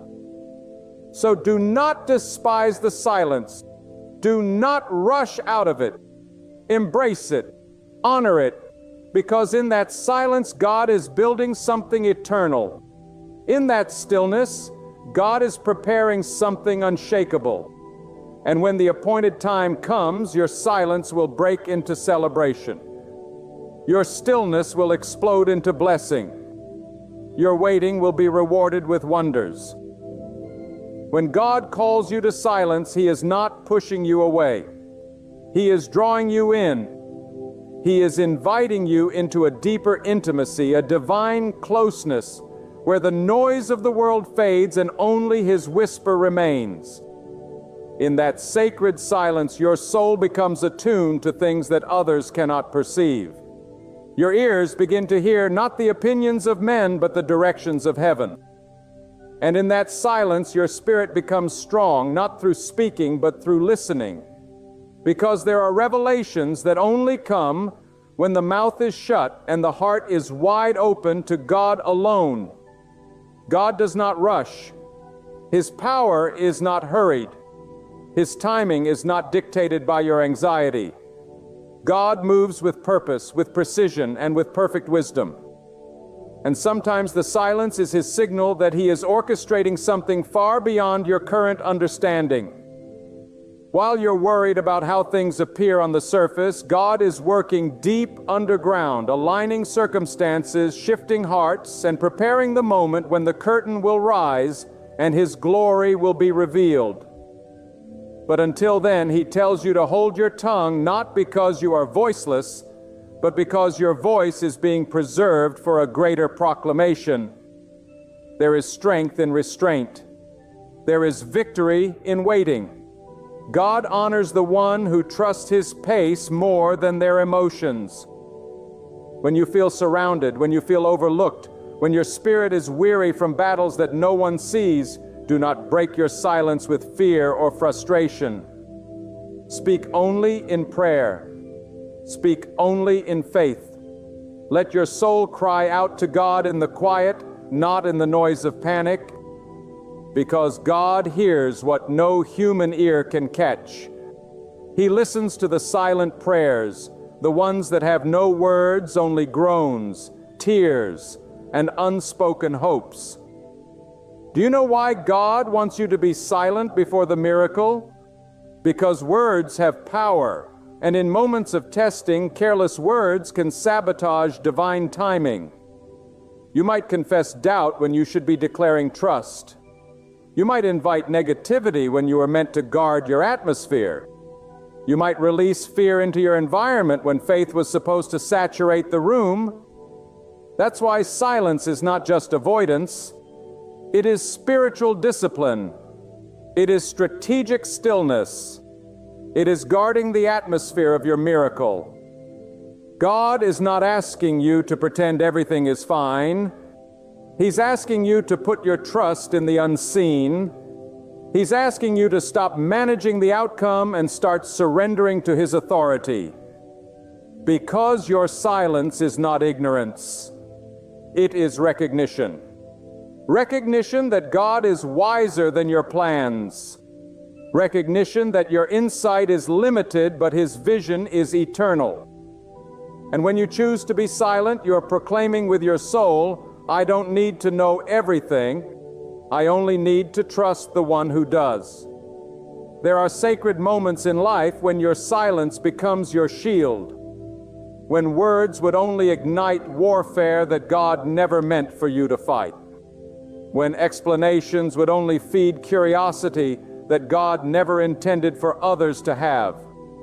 Some things are meant to be carried in silence because they are too holy to be mishandled by careless ears. God is saying, let me conceal you for now. Let me preserve this for the right time. And if you obey, if you stay silent when everything in you wants to speak, you will witness a miracle that no human power could manufacture. Silence is not a pause in your story. It is part of the plot. It is a page being written with invisible ink, soon to be revealed under the light of God's timing. You may not see it now, but silence is sacred soil. It is where your roots grow deep, your character is refined, and your spirit is anchored. When God keeps you quiet, it is not rejection. It is preparation. You are being forged in the fire of faith. You are being trained to carry glory that cannot be tainted by the noise of this world. Don't confuse silence with stagnation. Just because you don't see movement doesn't mean there isn't progress. God does some of His most powerful work in the dark, in the quiet, in the unseen. Look at the sky. It moves in silence. The earth rotates without a sound. The heart beats without shouting. The most essential forces in life operate without noise. So it is with God. His greatest acts often come wrapped in silence until the moment they explode into undeniable reality. God may silence you not to hold you back, but to push you forward without distraction. He may be keeping you quiet so He can shield your vision, protect your growth, and prepare your breakthrough in a chamber of stillness. Sometimes the silence is your ark, the place where you are sealed off from the flood of confusion and opinion. God shuts the door not to isolate you, but to preserve you. And when the rain stops and the waters recede, you will step out into new territory, refreshed, renewed, and ready. God is not in the business of empty silences. Every quiet season has a divine purpose. Every unanswered question, every restrained word, every withheld explanation, all serve a greater plan. You may not understand it today, but one day when the miracle unfolds, you will look back and thank God that He taught you to keep your peace. Because if you had spoken too soon, if you had exposed the vision too early, if you had tried to explain what only heaven could interpret, you might have delayed what was destined to be yours. You must understand God is not only working in your situation, He is working in you. The silence is molding you. It is teaching you the strength of stillness, the courage of surrender, the wisdom of restraint. You are learning that not everything deserves your reaction. Not every situation requires your words. Sometimes the most powerful thing you can say is nothing and let God be the one who responds. Even when they question your silence, even when they mock your stillness, even when they pressure you to speak, stay grounded. Trust that God sees what others don't. Trust that He is building a testimony that will require no introduction. Trust that what He has promised in the quiet will come to pass in the light. And when it does, those who laughed at your silence will be silenced by your results. Let your quiet confidence in God become your shield. Walk through the storm with peace. Let the winds rage. Let the doubters speak. Let the noise rise. None of it will move you because you are anchored in the presence of the Almighty. You don't need to shout when heaven is already roaring in your defense. You don't need to prove yourself when God is the author of your reputation. In time, the silence will end. In time, the voice of God will thunder. In time, the miracle will manifest. And when it does, your obedience will have been the seed that unlocked it. So hold fast. Don't break the silence just to satisfy the flesh. Don't disrupt the process just to ease your emotions. There is a reward for those who wait quietly, faithfully, fully surrendered to the will of God. When the appointed time arrives, your silence will turn to song. Your stillness will erupt into strength. Your private trust will produce public breakthrough. And all will know it was not your words that brought the victory. It was your surrender. It was your obedience. It was your willingness to be silent, even when silence was misunderstood. There is a time when silence becomes your shield, not just from the chaos around you, but from the traps the enemy sets ahead of you. The enemy thrives on your reactions. He listens closely to your panic, feeds on your impatience, and seeks to twist your words against you. But when you are silent, truly silent in the presence of God, you strip the enemy of his weapon. You confuse the camp of darkness because they cannot figure out what you are thinking, what you are planning, or what you are expecting. Silence frustrates the enemy because it means you're no longer reacting. You're waiting. You're no longer trying to control. You're surrendered. And when you surrender to God, no force on earth or in the unseen world can stop what He has ordained. There is a stillness that does not come from laziness, but from boldness. It is the stillness of the one who knows, I've placed it in God's hands and I will not pick it back up. There is strength in sitting down when everything in you wants to rush ahead. There is wisdom in keeping quiet when everything in your flesh wants to scream. And there is power in trusting that the one who formed the stars is perfectly capable of handling the details of your life. God is not seeking those who panic in the waiting. He is seeking those who trust in the pause. Do you know why God tells you to be silent before the miracle? Because He wants you to recognize that He alone is the source. Not your words, not your wisdom, not your networking, not your charisma, only God. He wants your testimony to be free from contamination, free from pride, free from the fingerprints of man. That when the blessing comes, it will be undeniably marked by the power and presence of God. And no one else will be able to take the credit. The silence is not a punishment. It is a purification. It is the place where your motives are refined, where your desires are tested, where your heart is aligned with God's will and not your own. In the silence, you are stripped of distractions, illusions, and pride. You are brought face to face with the reality that no matter how loud the world gets, the only voice that truly matters is the voice of God. Some people cannot handle silence because they are addicted to noise. They seek validation from people. They chase applause. They need someone always agreeing with them to feel right. But when God takes you into the silent place, He severs your dependence on external affirmation. He detaches your peace from people's approval. He teaches you to live off of His voice alone. And that kind of transformation cannot be bought, cannot be borrowed, cannot be imitated. It can only be learned in the stillness with God. You see, when you stay silent, you are not just avoiding speaking, you are tuning in to hear the instructions that only come in stillness. Because there are assignments that God will only whisper, not shout. There are directions He gives only to the soul that is quiet enough to receive them. If your life is filled with constant noise, constant venting, explaining, overthinking, you may miss the subtle nudge of God that shifts everything. But in silence, you become sensitive. You begin to discern what others overlook.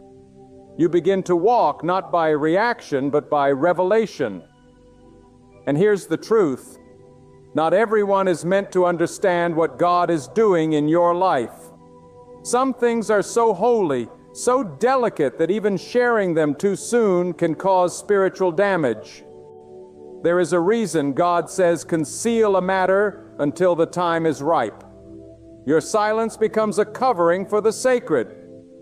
When you keep quiet, you preserve the oil. You protect the process. You shield the seed until it becomes fruit. Do not let the pressure of others force your voice before God gives you permission to speak. Let the world assume. Let them question. Let them laugh. Because in the end, it won't be your argument that convinces them. It will be the undeniable manifestation of what God has done.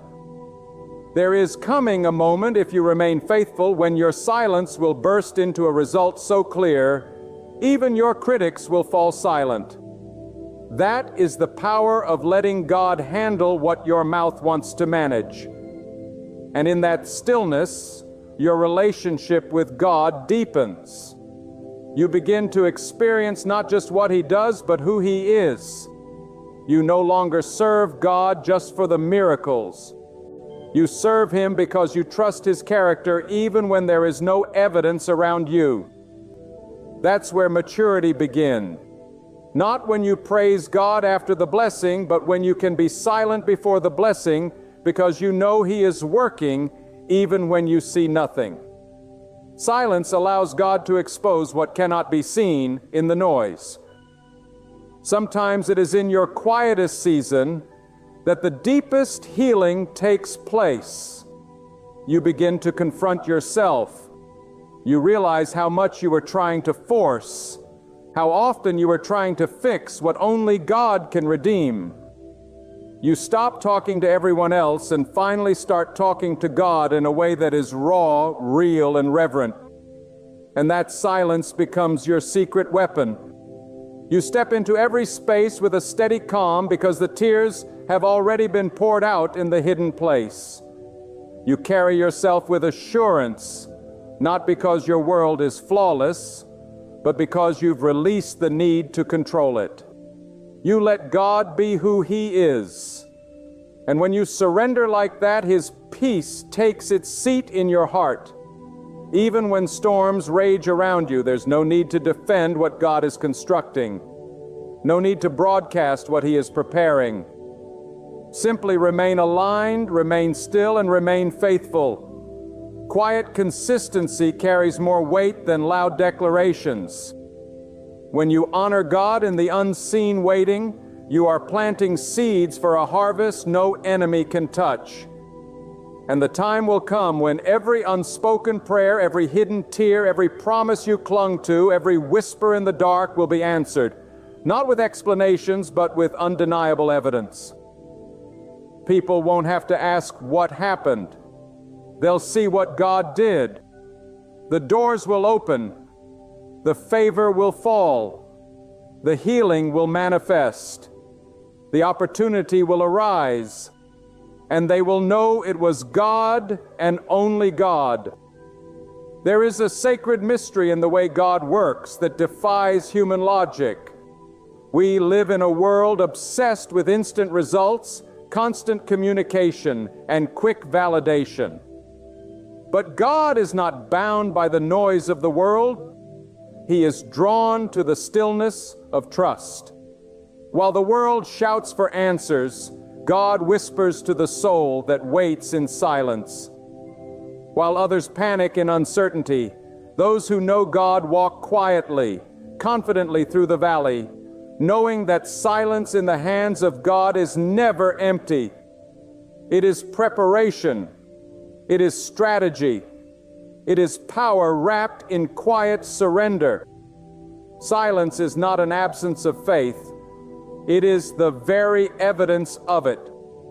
When you can keep quiet in the middle of the storm, when you can resist the urge to speak before God has finished what He's doing, when you can stand in the middle of delay without doubting His presence, you are walking in a dimension of spiritual maturity that few ever reach. Because silence is not just the absence of speech. It is the fullness of trust. It is the soul saying, God, even if I don't understand it, I believe you are good. Even if I don't see the way, I know you are leading. Even if I don't hear the answer, I know you have already spoken it into existence. In this world, we are trained to announce every step, to promote every decision, to gather approval from others before we even begin. But when God places a vision inside you, He often requires that you conceal it until it has matured. You are not hiding it out of fear. You are guarding it out of honor. You are protecting what is holy from being handled by what is carnal. Because when something is in seed form, it is vulnerable. And God says, "Let me water it in silence. Let me grow it in secret. Let me prepare the soil before you shout to the world what I've begun in you." When you remain silent, you are not disengaged. You are aligning yourself with a deeper current. You are stepping into the divine rhythm of patience and purpose. You are no longer reacting to the noise of the world. You are moving to the heartbeat of heaven. And when you move with God, you do not need to rush. You do not need to explain. You do not need to convince.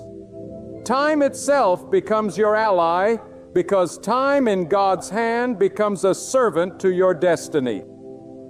Some of you are being tested in the waiting room of silence. You are sitting between the promise and the fulfillment, and everything in your flesh wants to speak. You want to justify yourself. You want to rush the outcome. You want to declare what hasn't yet manifested. But hear this with the authority of spiritual truth. If you wait upon God in silence, you will be preserved, protected, and positioned in ways that the loud and impulsive will never understand. Let them question your stillness. Let them misinterpret your quietness. Let them assume you have nothing to say, because soon the fruit will speak. Soon the outcome will roar louder than anything you could have said. And in that moment, your silence will be vindicated. Because it was not silence out of weakness, it was silence out of obedience. It was not fear, it was reverence. You were not mute. You were listening. And the one who listens in silence is the one who will hear the secrets of heaven. God does not reveal His deepest plans in the clamor of the crowd. He speaks in the stillness to the one who turns off the noise, who shuts the door, who quiets the soul before Him and says, "God, I don't need the world's noise. I need your guidance." That is the soul God will fill. That is the life God will use. That is the vessel God will pour out His glory upon. You must learn to trust that silence is not avoidance. It is a vessel that holds the promises, the instructions, the whispers of God that carry more weight than the loudest human voice. When God instructed His chosen ones to walk around the city walls without speaking a word, it was not for lack of courage. It was a divine strategy, because sometimes the miracle does not come when you shout. It comes when you are willing to walk in silence, trusting that the command of God is greater than your need to be understood. There are moments in your life when the silence will be your shield from destruction.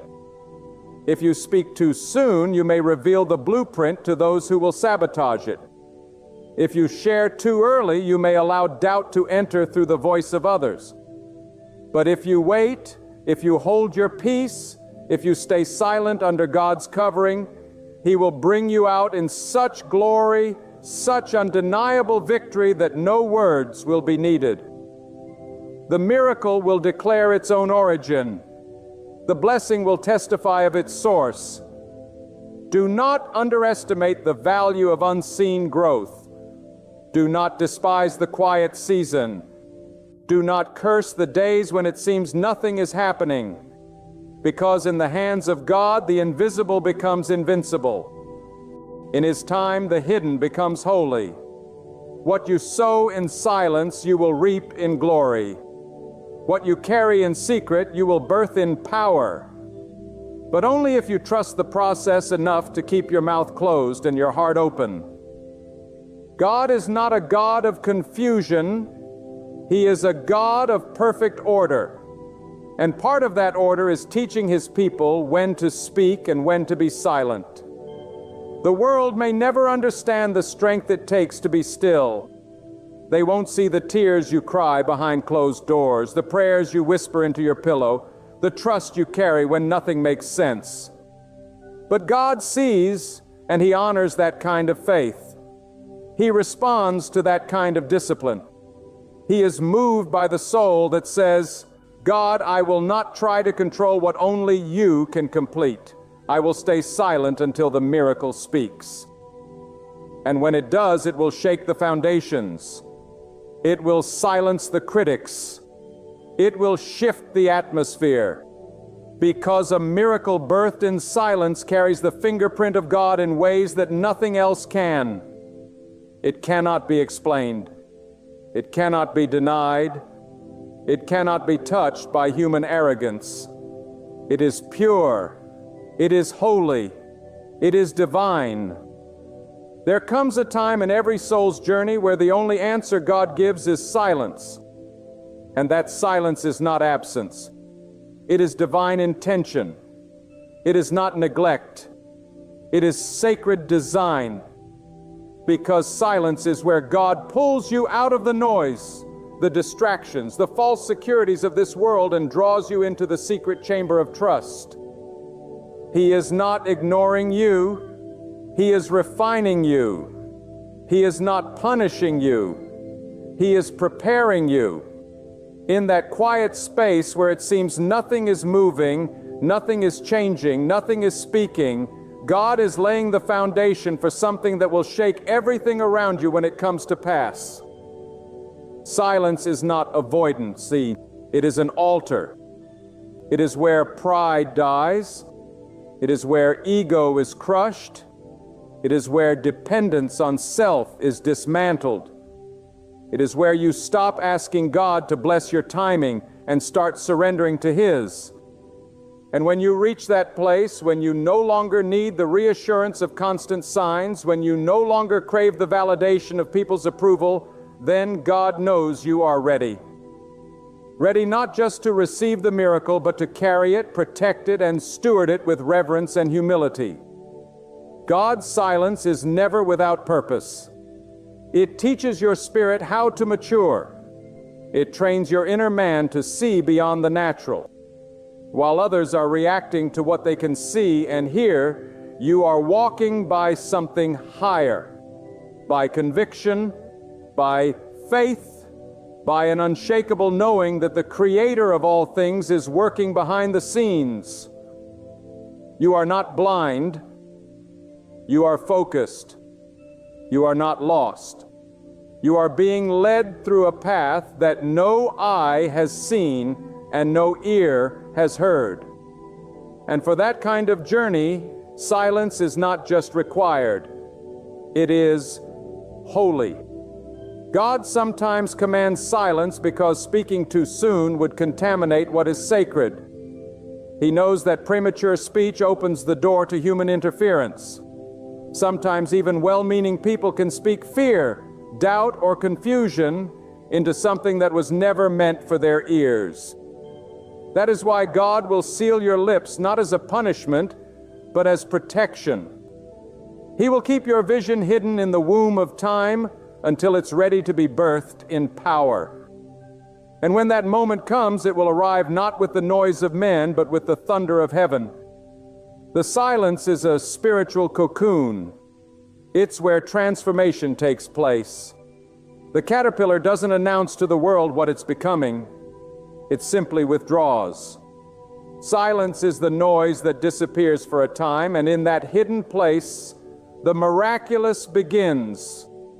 So too, God pulls you away, covers you in silence, and begins the sacred work of changing you from the inside out. And when He finally brings you forth, you will not be the same. You will not need to explain what happened. Your presence will carry the evidence. Your peace will testify. Your victory will speak volumes. People may mock your silence. They may question your inactivity. They may misread your restraint as weakness.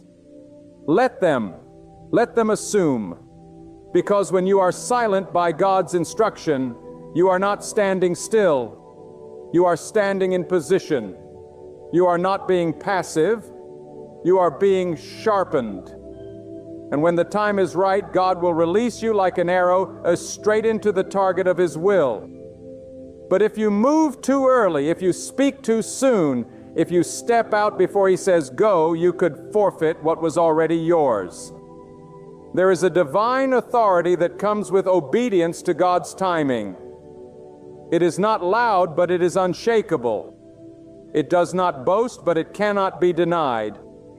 It is the authority of one who has been tested in silence, refined in waiting, and released in perfect alignment. That kind of authority cannot be taught. It must be cultivated in the fire of surrender. And only those who walk through the valley of silence and still choose to trust God will carry it. When God tells you to be silent, He is saying, "Let me speak for you. Let me show them who you are. Let me reveal the truth. Let me bring justice. Let me shine light on what has been hidden." You do not need to rush to defend yourself. You do not need to fight every accusation. When God is involved, He will not only vindicate you, He will elevate you. And your silence will become your crown. There is something deeply powerful about refusing to speak against what God is allowing.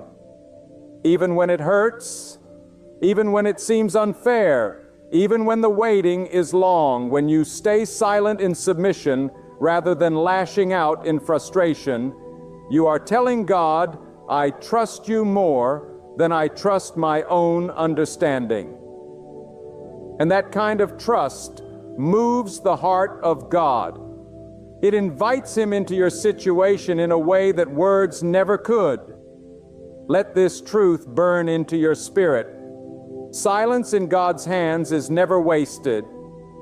Every second of your quiet obedience is building a testimony that will thunder when it is released. You may not feel it, but roots are growing. You may not see it, but foundations are being strengthened. You may not hear it, but doors are unlocking in realms you haven't even entered yet. And when the appointed time arrives, God will reveal what He was doing all along. And the silence will have been the soil that nourished the miracle. So endure the silence with courage. Embrace the stillness with reverence. Do not rush to speak just to feel in control. Do not allow your impatience to drown out the quiet voice of God. There is power in staying quiet until God gives the release. And when that release comes, it will come with undeniable evidence. It will come with favor no man can fabricate. It will come with a peace that silences every voice of doubt. Remember, even the earth had to wait in silence before light was spoken into existence. Even the night must yield in stillness before the morning breaks. And even your life must sometimes dwell in silence before the next season begins. Don't fear the quiet. Don't fight the pause. Don't resent the wait. God is not inactive. He is preparing something so complete, so holy, so divine, that it requires a stillness you must honor. So remain grounded. Let the silence do its work. Stay humble in the hidden place. Keep your spirit surrendered. Let your silence be worship. Let it be faith in its purest form, not spoken, but lived. And when God moves, and He will move, your silence will become a song. Your stillness will become strength. And your waiting will birth wonders that no words could ever fully describe. And now, beloved soul, hear this final truth with the weight it deserves. Silence is not the absence of faith. It is the highest expression of it. When you choose to close your mouth and open your heart to God's timing, you are declaring with your entire being, God, I trust you more than I trust my feelings. I believe in your plan more than I believe in what I see. That kind of faith does not tremble. It stands firm. That kind of obedience does not waver, for it waits with holy expectation. You may be in a season right now where everything seems still. The world is moving around you. People are making noise. Things are happening for others. And yet God has told you to be silent. Do not look at this season with bitterness. Do not reject the quiet moments. For in the hush of silence, God is crafting what will one day be the most powerful testimony of your life. He is shaping something within you that can only be born out of stillness. Something holy, something eternal, something untouched by human hands. So keep your peace, protect your heart, trust His timing. The very God who led you into this silence will be the same God who ushers you into the miracle. And when that miracle appears, it will need no announcement, no defense, not even your words, for it will bear the undeniable mark of God alone. Until then, remain still, remain steadfast, remain quiet, because this silence is not a conclusion. It is a holy beginning. And when God moves, every eye will see. It was never your effort, but His power. Never your labor, but His command. And the silence you carried will be revealed as the seed that opened every door. When God intends for you to be with someone, creation itself responds in ways beyond human understanding. The wind carries a new melody. The heavens align with divine order, and the timing unfolds so perfectly that you know it cannot be chance. It is not luck. It is the very hand of God directing your path. And if you have ever wondered whether your journey was meant to intertwine with another's, if you have ever found yourself standing where love and destiny meet, lean in. Because when God is the one writing the story, nothing can interrupt it. A deep peace settles within your soul. With God at the center, you don't need to force it. You don't need to chase after it. You don't need to plead for anyone to remain. When the Lord ordains a union, it flows naturally. It breathes life. It grows in grace. Anxiety does not exist in the will of God. There is only certainty. If your heart has been shattered by those who failed to see your value, if you have endured lonely seasons thinking God overlooked you, hear this truth. God's delay was never meant to wound you. He was preparing you. He was preparing the other person. Because divine timing requires divine molding. When God wants you with someone, He'll first isolate you. He'll pull you away from distractions, from toxic attachments, from what your flesh wants, so that your spirit can begin to discern what is truly sent by Him. He will break down your own desires until your will aligns with His. That is why some relationships had to fall apart. That is why some people walked away. It wasn't rejection, it was redirection. God removes what is not meant for your destiny so you can receive what is designed to build you, bless you, and bring you closer to Him. And you must understand, when God chooses someone for you, it will not always look how you imagined. It will not always come in the package you were praying for, but it will come with a peace you never knew existed. It will challenge you to become better. It will push you toward purpose, not pull you into confusion, because God is not the author of chaos. He is the architect of harmony. When He connects two souls, it's not based on shallow attraction or fleeting emotion. It's based on spiritual alignment, purpose, and divine order. There are signs, oh yes, undeniable signs when God is drawing two lives together. He will give you clarity. He will confirm it through His Word, through your prayers, through your peace. You won't have to second guess it day and night. You won't have to sacrifice your dignity to keep it. When God wants you with someone, it will never require you to lower your standards or compromise your values.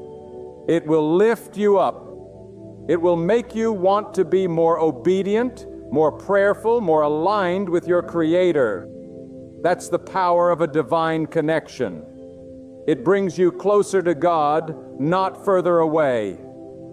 And don't think for 1 second that you have to manipulate your way into someone's life.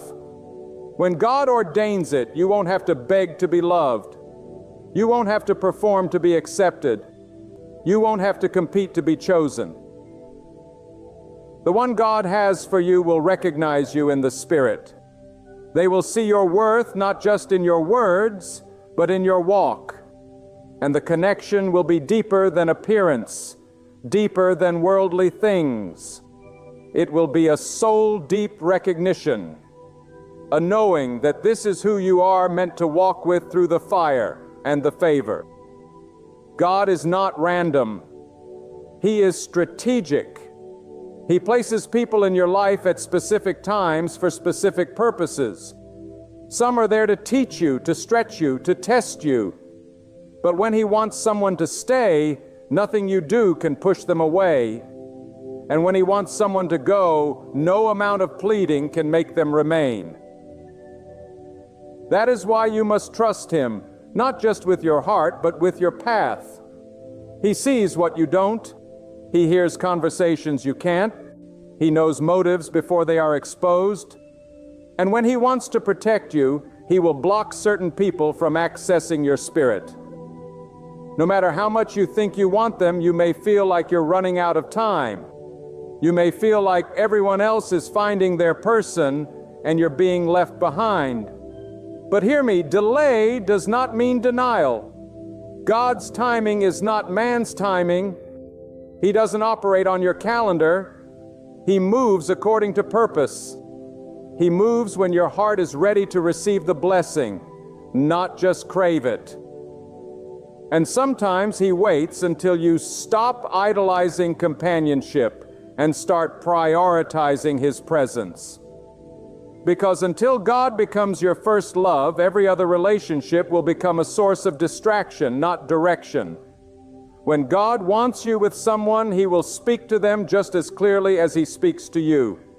He will not be one-sided. He will not be full of confusion. God is a God of confirmation, and He will show you through their actions, their intentions, their prayers, their pursuit. And you will not have to wonder where you stand. You will not have to live in a cycle of hot and cold. There will be consistency. There will be integrity. There will be peace. And peace is one of the clearest signs that God is in something. Because wherever He is, peace follows. Do not be deceived by emotions alone. Emotions can be misleading. They rise and fall. They are subject to mood, to loneliness, to insecurity. But when God is behind it, it goes deeper than feelings. It is rooted in truth. It is sustained by faith. It is built on trust. You will feel it in your spirit before you feel it in your skin.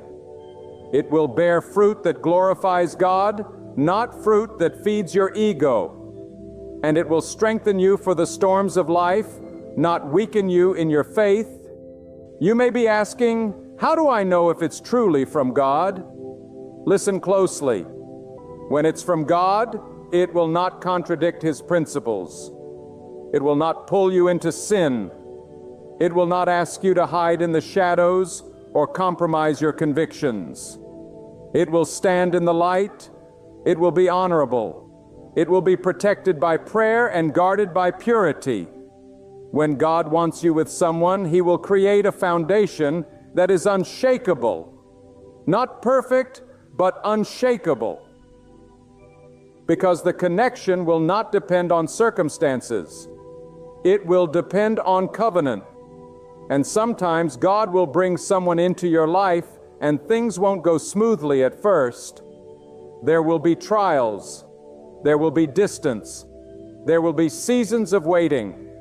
But do not mistake process for punishment. What God is doing behind the scenes is bigger than what you can see in the present. He may be refining both of you in the fire, so that when He brings you together, the union is strong, refined, and ready to fulfill its divine assignment. Because every God-ordained relationship has a purpose beyond just companionship. It has a mission. It has a spiritual responsibility. That is why you cannot attach yourself to just anyone. The wrong connection can delay your destiny. The wrong person can drain your purpose. Be careful who you align your life with. Not everyone is called to walk beside you. Not everyone is carrying what you need. But when God brings the right person, your strengths will complement one another, your faith will multiply, your vision will align. You will sharpen one another, not sabotage each other. You will find that the relationship does not distract you from God. It drives you deeper into His presence. You begin to pray more. You begin to walk in humility.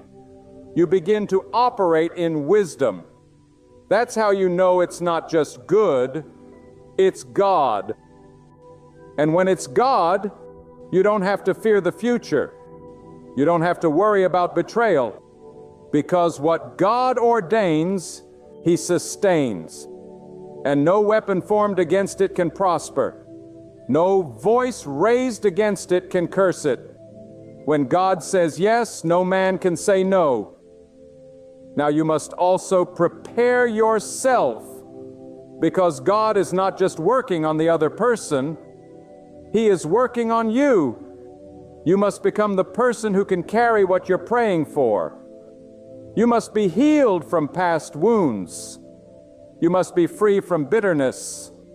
You must walk in forgiveness. Because if you carry old baggage into a new blessing, you will contaminate what God has designed to be pure. Let Him purify your heart. Let Him strip away the ego, the pride, the insecurities. Let Him rebuild you into the person who is ready for love, that is rooted in heaven, not earth. And if you've already met someone and you feel the pull, but things seem uncertain, go to God, not to your friends, not to social media. Take it to the one who sees all. Fast, pray, seek wisdom, ask for discernment, and be willing to walk away if God gives you no peace. Do not hold on to something just because it feels good. Feelings lie, but the Spirit of God does not.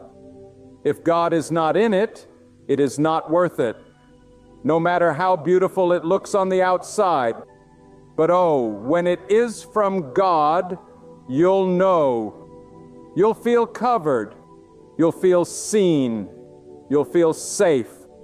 You won't have to fear being yourself. You won't have to fight to be valued. You will be loved with a love that reflects the heart of God. And together you will rise. Together you will pray. Together you will walk through valleys and mountaintops with grace and grit. Because when God wants you with someone, He doesn't just bless you with a partner. He gives you a warrior, a teammate, a spiritual covering, a purpose-filled companion who will stand beside you and never let go. When God writes your story, every detail carries eternal weight. Every conversation, every detour, every delay is perfectly placed not to confuse you, but to craft something greater than your human heart can comprehend. You see, when God aligns your destiny with another, it is not about romance alone. It is about the fulfillment of divine assignment. It is about two souls joining forces, not to please each other, but to glorify the one who created them. The connection God ordains is not rooted in selfish desire. It is born out of spiritual necessity. It is not meant to complete you, but to complement your calling. There is something holy about timing when it is governed by God. You may be ready, but the other person might still be in the process. You may feel eager, but God may still be preparing your character. Because God will not allow what is meant to bless you to come into your life when you are not equipped to handle it. He does not give sacred things to careless hands. He does not join hearts that have not been healed. And so if it seems delayed, it is not rejection. It is protection. It is preservation of something sacred. You must not confuse loneliness with lack. Sometimes God separates you so He can sanctify you. He removes all noise from your life so His voice becomes the loudest. Because when your heart is too entangled in the world, you cannot hear the whispers of heaven. And when God is preparing to place someone in your life by divine design, He requires your ears to be tuned to Him, not your own longing. He wants you to choose with clarity, not craving. To walk in wisdom, not desperation. For God does not bless rushed decisions. He blesses surrendered obedience. When God wants you with someone, He begins to adjust your life so that your purpose aligns with theirs. He will shut doors that seem promising. He will remove relationships that looked stable. He will allow you to feel alone, not to harm you, but to bring you closer to Him. Because only in that solitude do you truly learn that no one can fill your soul like God. And until that lesson is rooted deep within you, every relationship you pursue will fall short, will crumble under pressure, will turn to dust. Because no human can carry what only God is meant to uphold in your life. God doesn't just send you what you prayed for. Oh, He sends what will grow you. That's why when the right person comes, you will not only feel loved, you will feel stretched. Your comfort zone will be challenged. Your hidden wounds will be revealed for healing. Your faith will be tested and your character refined. And through it all, God will be the center, guiding, correcting, strengthening. Because a God-ordained relationship is not a destination. It is a journey. It is the starting point of a greater assignment. And if you're not willing to walk in truth, to sacrifice, to forgive, to remain faithful, you are not yet ready for what God has planned. This is not about finding someone to make you feel good. This is about God positioning you beside someone who mirrors your values, honors your presence, and joins you in the sacred task of walking upright before the Almighty. When God places someone in your life, they will not pull you into darkness. They will push you into purpose. They will not cause you to hide. They will inspire you to rise. They will not drain your spirit. They will water your soul with truth, with discipline, with encouragement rooted in righteousness. And your union will not only bless you, it will become a testimony to others of what happens when God is the matchmaker. And do not expect perfection. God does not pair perfect people. He pairs purpose-driven people. He brings together those who, though flawed, are willing to surrender to His will. Those who recognize their weaknesses, yet strive daily to walk in humility. And when trials come, and they will, it is not your feelings that will hold you together, but your faith. It is not your emotions that will carry you, but your obedience to the one who brought you together. Because in God-ordained unions, love is not simply a feeling. It is a decision rooted in reverence for God and fueled by commitment to His plan. So be alert, be watchful. There are many who will come into your life with smooth words and smiling faces, but they are not from God. They are distractions, not destiny. And if you do not have discernment, you will fall for charm and miss the covenant. But when God sends someone, their spirit will confirm what their words proclaim. Their presence will reflect reverence for God, not confusion. Their actions will reflect reverence for God, not just attraction to you. Because when it is God, you won't have to guess. You will know deep down in your soul that this is not ordinary. This is divine. And for those who are weary from waiting, for those who have cried in silence wondering if God sees your loneliness, know this: God has not forgotten you. Your prayers have not been in vain. Your patience has not gone unnoticed. God honors those who wait on Him. He rewards those who place their trust in His wisdom, not their own timeline. And in the perfect moment when your heart is ready and your path has been prepared, He will unveil what He has kept hidden for you. And it will be worth every tear, every sleepless night, every moment of longing. Because what comes from God comes with peace, with power, with purpose. You must also be willing to let go. Let go of what you thought your future should look like. Let go of the image you created in your mind. Because sometimes what we think we want is far smaller than what God has in store. He will exceed your expectations, but you must release your limitations. Stop holding on to people who are not tied to your future. Stop reopening doors that God has sealed shut. Stop chasing those who walk away. God will never allow what is truly yours to miss you. If someone left, they were not assigned to your journey. Do not mourn what was never meant to remain. When God wants you with someone, the connection will be undeniable, but it will also require effort. God may bring the person, but it is your responsibility to walk in love, to serve with humility, to communicate with wisdom. Do not think the presence of God removes the need for discipline. Divine unions demand divine character. They require both parties to grow, to yield, to sacrifice. And when the storms of life come, and they will, you will not be shaken because your foundation will not be built on temporary feelings, but on eternal truth. This is not a fairy tale. This is a faith walk. And every step must be taken with God leading the way. You will not always understand. You will not always feel secure, but you must trust the one who sees what you cannot.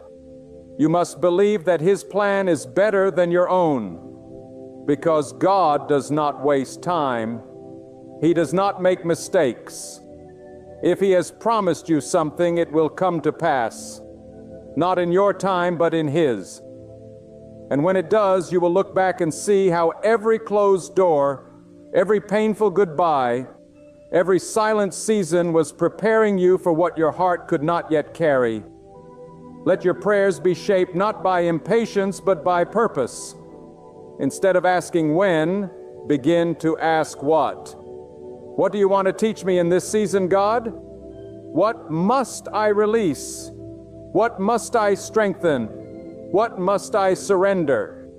Because when your heart is postured in surrender, God can pour out blessings that no eye has seen, no ear has heard, no mind has imagined. And the person He sends will not only be a blessing to your life, they will help you become a blessing to others. There is beauty in waiting. There is power in patience. There is transformation in trusting God. And when that divine connection enters your life, it will not bring more questions than answers. It will bring peace that surpasses understanding. It will bring growth. It will bring alignment. And together you will walk into the future, not hand in hand for your own glory, but united for the glory of God to fulfill His will and accomplish the assignment that can only be completed through unity. And listen closely. When God truly ordains your steps towards someone, He will not only prepare the way, He will prepare your heart to carry the weight of what's coming. Because love sent by God is not light. It is powerful. It is life-altering. It demands a higher level of discipline, faith, and surrender. It calls you out of selfishness and into sacrifice. And until your heart is willing to serve, not be served, until your soul is anchored in trust, not pride, God will keep molding you in the fire, not to punish you, but to purify you. He's not delaying to destroy your hope. God is waiting because He is enlarging your capacity. You need to see this clearly. When the Lord places someone in your life, it is not to make you comfortable. It is to fulfill His purpose. That relationship comes with responsibility.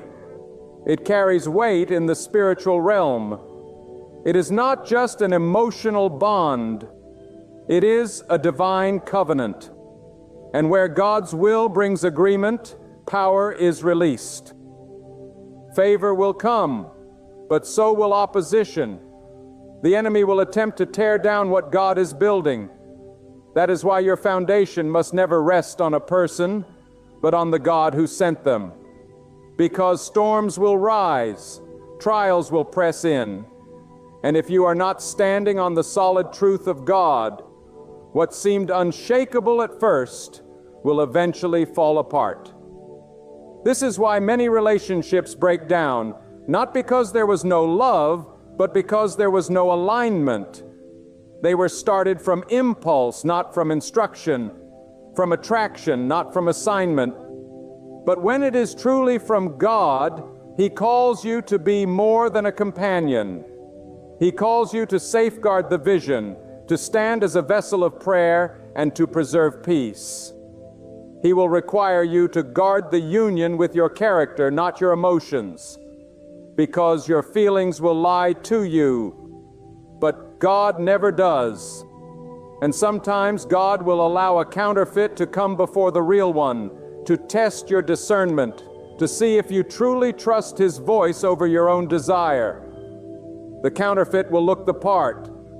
They'll say the right thing, but something in your spirit will feel uneasy. Something won't sit right. That's not fear. That's God warning you. Don't silence that voice. Don't override that signal. Because when you ignore God's warning signs, you invite unnecessary pain. But when you obey, even when it hurts, you make room for what is truly meant. When God wants you with someone, the connection will mature you. It will not always feel easy, but it will always feel purposeful. You will begin to grow in ways you never have. You will feel stretched, not to break you, but to build you. Because God doesn't just send someone to walk beside you. He sends someone to challenge the parts of you that need growth. The right person will call you higher. They will correct you in love. They will hold you accountable to God's standard, not just affirm your comfort.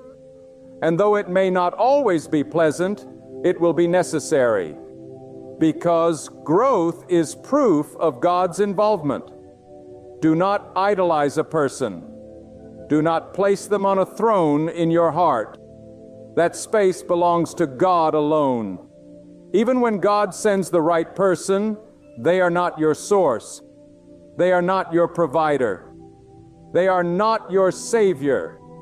They are a blessing, but never the foundation. God remains your anchor. And the moment you place more trust in a person than in God, you will feel the shaking. You will feel the misalignment. Because no human being is meant to carry the weight of your soul. Only God can. You must walk into divine connections with open eyes and a guarded heart. Not closed off, but discerning. Let God lead the way. Let Him confirm, not just once, but over and over again through peace, consistency, and clarity. If you have to constantly convince yourself it's from God, it probably isn't. When God moves, He brings assurance. He brings light into dark places. He brings order to chaos. And what He unites, no confusion can unravel. Don't allow loneliness to be louder than God's wisdom. Loneliness is temporary, but a decision made outside of God's will can cost you years of peace. It can lead you into battles you were never meant to fight. That's why you must silence the noise of the world and anchor your soul in what God is whispering. Sometimes His voice is quiet, not because He's absent, but because He's testing your willingness to still seek Him when the answer isn't instant. And when you show God that your trust doesn't waver in silence, He rewards that faith with clarity. Remember, God doesn't show you someone's soul through their appearance. He reveals it through their patterns. Pay attention. Are they stable? Are they consistent? Are they guided by principles or by emotions? Are they bringing you closer to God or closer to compromise? These questions are not rooted in fear, they're rooted in wisdom. Because what you join your life to will either lift you or limit you. And when God wants you with someone, that person will be a builder, not a burden. A multiplier, not a divider. A carrier of peace, not confusion. Sometimes the connection will come after you've been broken, after you've healed from battles that left you breathless, and you'll wonder why God waited so long. But the truth is, He was waiting for the version of you that is whole, not wounded. Because if He sent the right person when you were still carrying the residue of your past, you would sabotage what He intended to bless. So He waited. He protected you. He held back the blessing until you were ready to receive it with wisdom and walk in it with responsibility. And don't mistake quiet seasons for empty seasons. When God is silent, He is still working. When nothing seems to be moving, trust that He is positioning everything behind the scenes. He is aligning schedules. He is softening hearts. He is removing obstacles. And when everything is ready, He will bring that person into your life in such a way that you will know only God could have done this. The timing, the setting, the mutual recognition, it will be divine. Not because it's dramatic, but because it's drenched in God's fingerprints. This is not about romantic feelings alone. This is about divine purpose. When God joins you to someone, your missions will intertwine. Your spiritual paths will align. Your goals will not compete. They will complement. You will build something that outlives your emotions, something that stands as a testimony of obedience, faith, and surrender. And when people see your union, they will not just see two people in love. They will see what God can do when two souls walk in agreement under His hand. You are not forgotten. You are not unseen. God is faithful to complete what He begins. And if He has whispered to your spirit that He has someone for you, trust Him. Keep building your character. Keep walking in truth. Keep praying with boldness. Keep releasing what doesn't belong. Because when the appointed time comes, the door will open. Not through your striving, but through your submission. When God brings someone into your life, you won't have to compete for their attention. You won't have to chase their affection. God does not write stories of desperation. He writes stories of destiny. He does not pair a confusion with purpose. He does not place peace in the arms of chaos. What He brings will be whole. What He sends will bring stillness to your spirit, not storms. And when He writes the story, you won't have to add to it. You'll just have to walk in it with gratitude and grace. And if you are currently walking alone, know this: solitude with God is never wasted. In this season, He is shaping you. He is strengthening you. He is removing what could destroy you. He is pruning your character so that when He places you beside someone, you will not just survive, you will thrive. You will not just exist in their life, you will enhance it, because you have been molded by the hands of the one who sees the end from the beginning. When God designs a connection, He doesn't look at surface compatibility. He examines the soul. He sees the unseen. He knows what your future holds and what kind of spirit needs to walk beside you. That is why you must stop looking for someone who simply looks the part and start seeking someone who is aligned with the purpose God placed within you. The person who is meant to walk with you will not only share your laughter, they will share your burdens.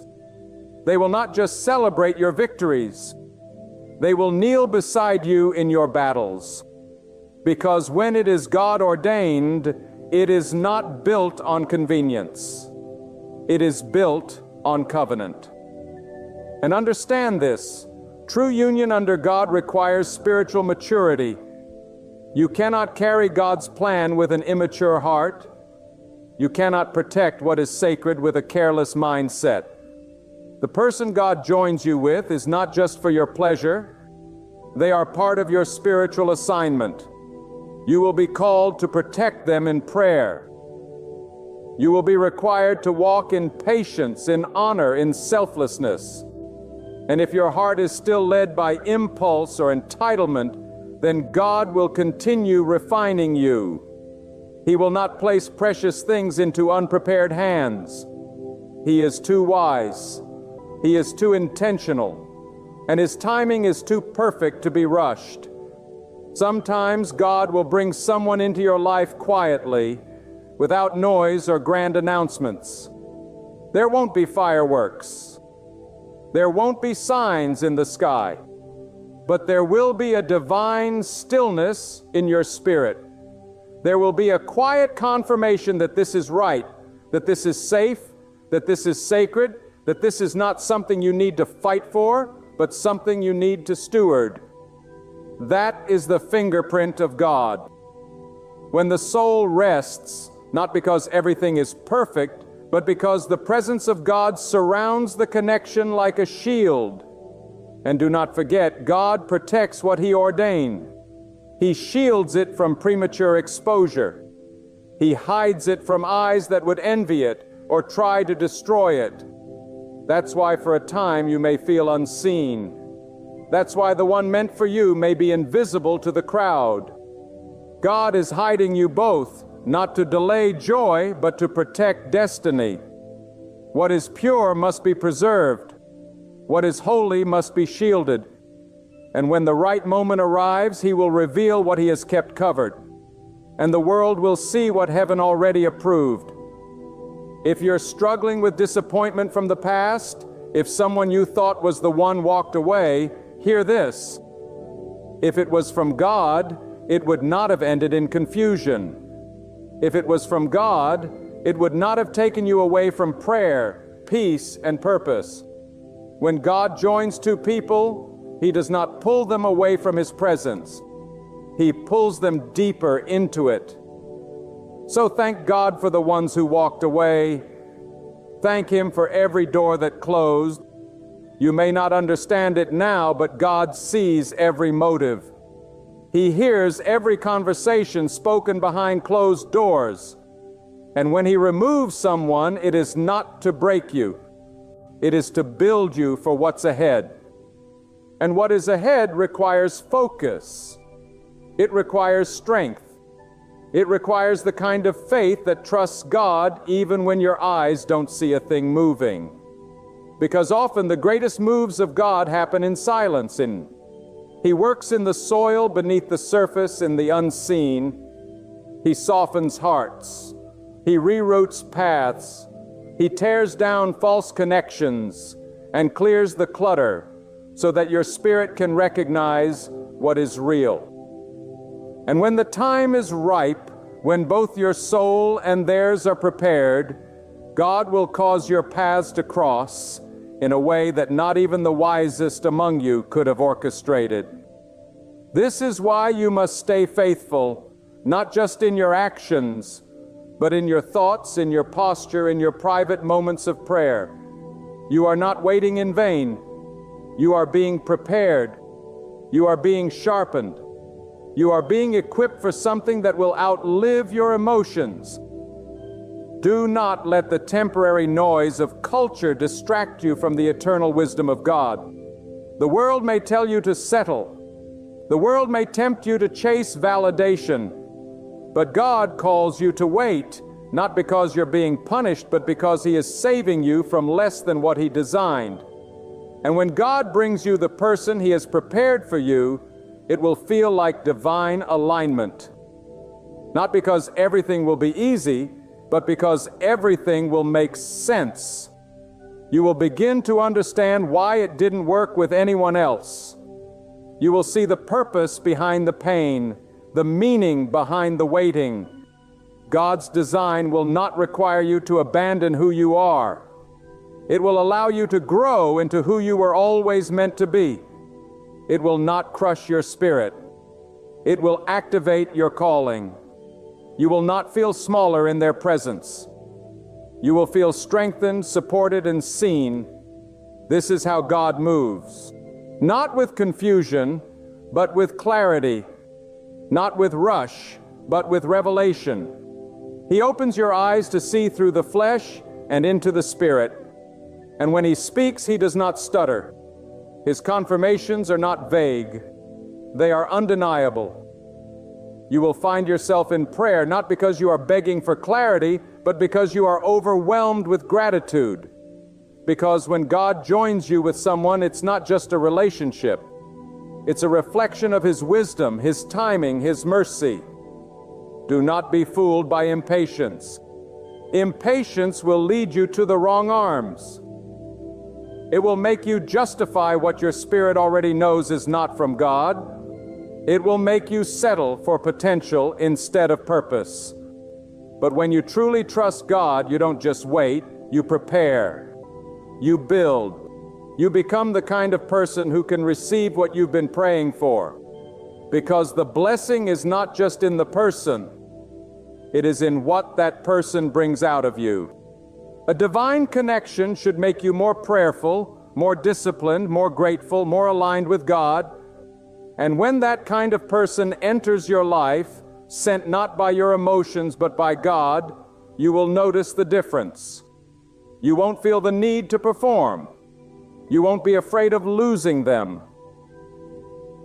You won't be tormented by doubt because they were never yours to keep. They were God's to give. And what God gives, He sustains. What He ordains, He surrounds with peace. You will not have to compromise to keep them. You will not have to abandon your values to stay close. Instead, you will rise. Both of you will rise in strength, in purpose, in truth. When God joins your path with someone, it is not for shallow companionship.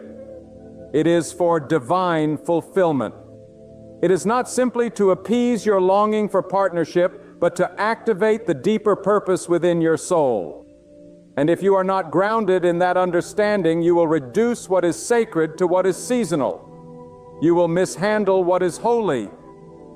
That is why God sometimes holds back what you desire, because He loves you too much to give you something you'll destroy with immaturity. He waits until your character can protect what your prayers have requested. He sees beyond the surface. He sees beyond the smile, beyond the words, beyond the physical. God looks at the spirit. He examines the motives. He weighs the intentions. And before He allows someone to walk hand in hand with you into your future, He evaluates their ability to carry the weight of your destiny. Because who you walk with will either multiply your light or drain your fire. The wrong person can silence the voice God placed within you, but the right one will fan the flame. The right one will speak life when you're weary and remind you of who you are when doubt tries to whisper lies. When it's from God, they won't just understand your calling. They will honor it. And it will never require deception. It will never require you to pretend, to shrink, to twist yourself into someone else. What God sends will meet you at your most authentic place. You will be fully seen and fully safe. And they will not come to take. They will come to give. Not because they want to gain control, but because God has taught them how to pour without expecting, how to lead without dominating, how to love without conditions. That's the fruit of someone who's been with God. That's the mark of a heart that's been surrendered, refined, and matured by the hands of the Almighty. But you must stop seeking validation from broken places. You must stop trying to convince people to see what only God can reveal. When God intends for someone to recognize you, He will open their eyes. He will awaken their spirit. You won't have to force clarity. You won't have to beg for love. You won't have to fight for position in someone's life. God does not assign confusion to His promises. He assigns peace. And peace is not passive.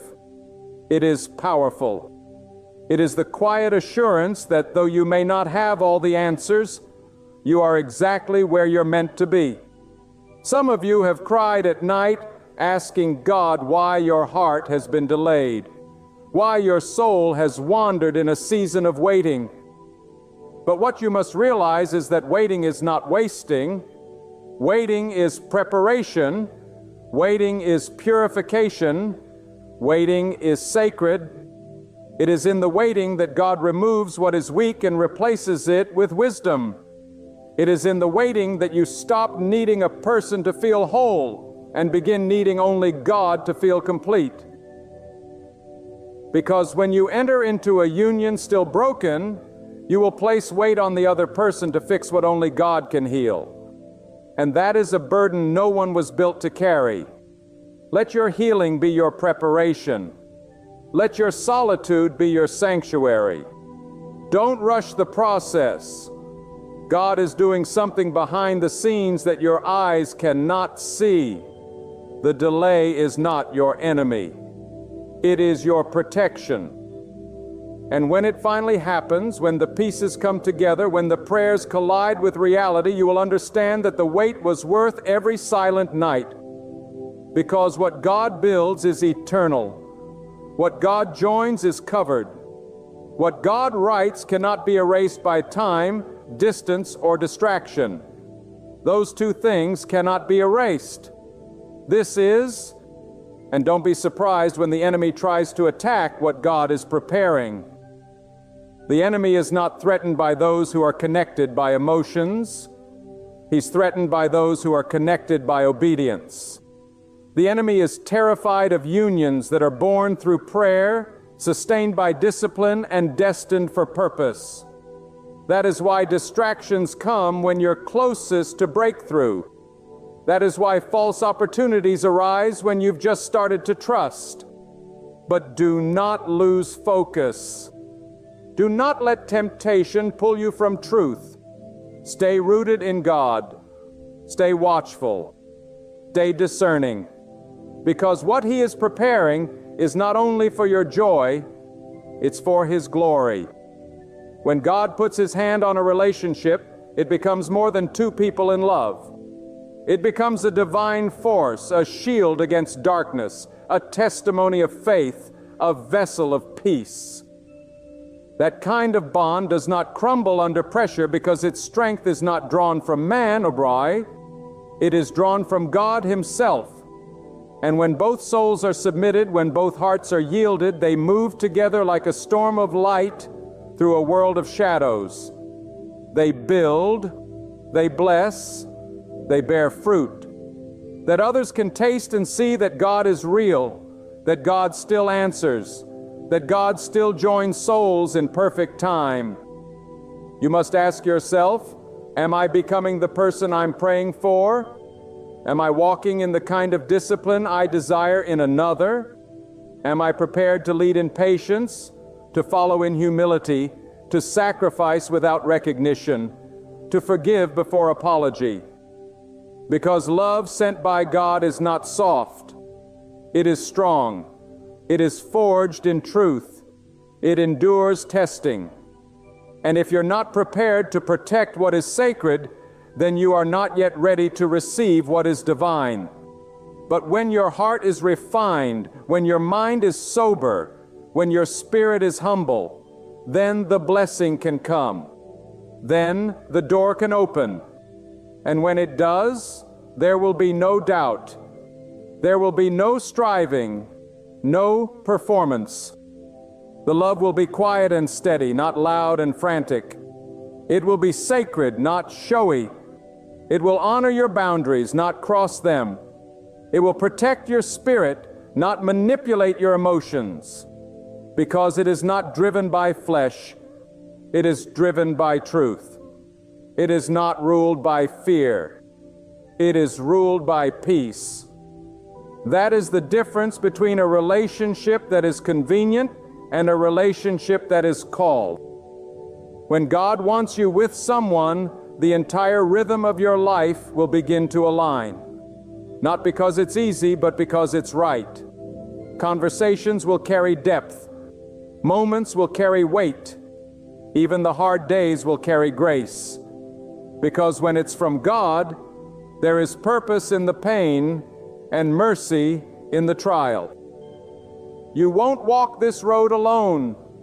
You will travel together, shoulder to shoulder. Not in front, not trailing behind. Equally strong, equally faithful, equally surrendered to the design of the one who joined you. So I urge you, ready yourself not only for the blessing, but for the duty that accompanies it. Get ready to lead, to hear, to pray, to stay. Get ready to guard what God entrusts to you, not with force, but with the Spirit. Remain in prayer, remain humble, and keep watch, for the hour is close. When the blessing comes, may your recognition be measured not by its appearance, but by how it draws your heart nearer to God. And when it arrives, remember the giver, for this union is not the finish line. It is the doorway to a higher call God has been arranging since the dawn of time. There are seasons in life when it feels like everything is crashing in at once. Pressures from society, echoes from your past, and the weight of an uncertain future. Your heart pounds, your thoughts race, and your soul quivers. But hear me today, if you truly long to receive the deepest desires of your heart, you must grasp the divine secret so many forget. Rest. Be still within. Quiet your soul before the Lord. For in that sacred stillness, in that holy pause, you open the way for God's power to move mountains for you. The world urges you to strive, to fight, to seize what you want. Yet God in His wisdom often calls us to the opposite path. To step aside, to release control, to trust Him enough to take over. Because true strength isn't born in restless striving. It's found in surrendered stillness. It's rooted in the quiet assurance that God knows who you are, knows what you need, and knows the perfect moment to deliver it.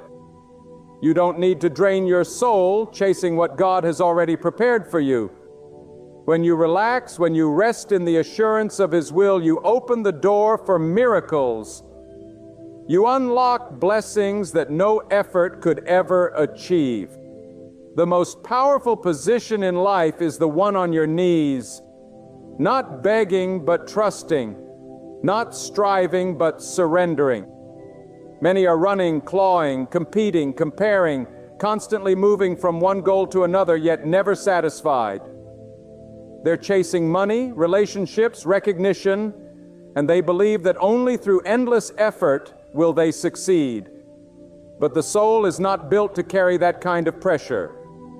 It is only when we pause and realign with God that we realize what matters most was never far, It was waiting for us to be still. If the heart is restless, nothing you gain will ever satisfy. But when your heart is at peace with God, even the smallest thing becomes a blessing. The greatest treasures of life, peace, favor, purpose, fulfillment, are not taken by force. They are received in faith. Some of you have been praying for years, waiting, hoping, fasting, pleading. But I ask you today, have you tried relaxing in the presence of God? Have you tried letting go of your anxious grip and simply telling Him, God, I trust you? Because sometimes the answer doesn't come through your intensity. It comes through your peace. Sometimes God waits for you to stop running so He can begin moving. Sometimes the door won't open until you stop banging on it and quietly sit before it in faith, knowing that if it's meant to be yours, God Himself will turn the key. There is a holy kind of rest that is not laziness, not apathy, but divine confidence. It says, even if nothing changes today, I know God is working. I know He's aligning the right people, the right opportunities, the right timing. That kind of rest is powerful. That kind of rest releases angels. That kind of rest brings clarity, because when your spirit is calm, you begin to hear the voice of God more clearly. Not the voice of fear, not the voice of culture, but the voice of purpose and direction. Look around at nature. The rivers do not rush anxiously, yet they reach their destination. The stars do not compete to shine, yet each holds its place in the heavens. The sun does not rise early or late, yet it brings light to the world every single day. God has built balance and order into everything He created. And you, who are made in His image, are not meant to live in panic and pressure. You are meant to live in divine alignment. There is power in calm. There is glory in rest. There is victory in trust. And trust is what it all comes down to. Do you trust that God has your back? Do you believe that He's not just watching from a distance, but orchestrating things in your favor? Because if you do, then you don't need to chase after what's already chasing you. Favor follows faith. Breakthroughs follow belief. When you relax in the presence of God, you position yourself to receive what is already yours in the Spirit. You stop striving for crumbs and begin preparing for the feast He's been setting in your honor. But if your hands are full of worry, how will you receive what He is trying to place in them? Many people lose what was meant for them simply because they didn't know how to be still. They rushed ahead. They tried to force it. They let fear dictate their pace. But faith is not afraid to wait. Faith is not afraid to rest. Faith knows that when God moves, no man can stop Him. And when God says now, nothing can delay Him. That's why when you relax, not in the flesh but in the Spirit, you activate a heavenly force that goes before you, making crooked paths straight and turning impossible situations into testimonies. Some of you are tired, not because you've worked too much, but because you've trusted too little. You've placed the weight of your future on your own shoulders, forgetting that it is God who carries you. Relax. Let Him lift it. Let Him handle what you cannot. Stop trying to control what was never in your hands to begin with. That relationship, hand it to God. That job, hand it to God. That dream that seems so far off, hand it to God. And then breathe. Breathe knowing that the one who created the universe is not confused about your life. There is a kind of peace that comes when you stop begging for signs and start believing in the unseen. When you know that God is not slow, He is strategic. When you believe that the delays are not denials but divine development. Sometimes God is preparing you for the blessing just as much as He is preparing the blessing for you. And if you receive it too early, it may crush you. That's why he says, be still. That's why he tells you to wait. Not because he's forgotten you, but because he's perfecting what concerns you. The world honors those who never resting. They call them hustlers. But heaven honors those who rest in God. They are called the faithful. And the faithful always inherit the promise. They don't miss it. They don't lose it because they understand this one truth. When you stop trying to force your way, God makes a way. And His way is always better. His way doesn't bring burnout. It brings peace. His way doesn't lead to emptiness. It leads to overflow. But it starts with trust. It starts with surrender. It starts with relaxing the grip of fear and picking up the mantle of faith. You've cried enough. You've worried enough. You've begged long enough. Now is the time to rest in God. To lean into Him like never before. To say, God, you see what I cannot, you know what I do not. So I will stop wrestling and I will start resting. And I promise you this, when you relax in Him, He begins to work for you in ways you could never imagine. The closed doors begin to open. The lost opportunities begin to return. The broken pieces begin to form a masterpiece, not because you forced it, but because you trust it. And trust is never passive. It is the most powerful action a soul can take. Trusting God is not doing nothing. It is doing the most.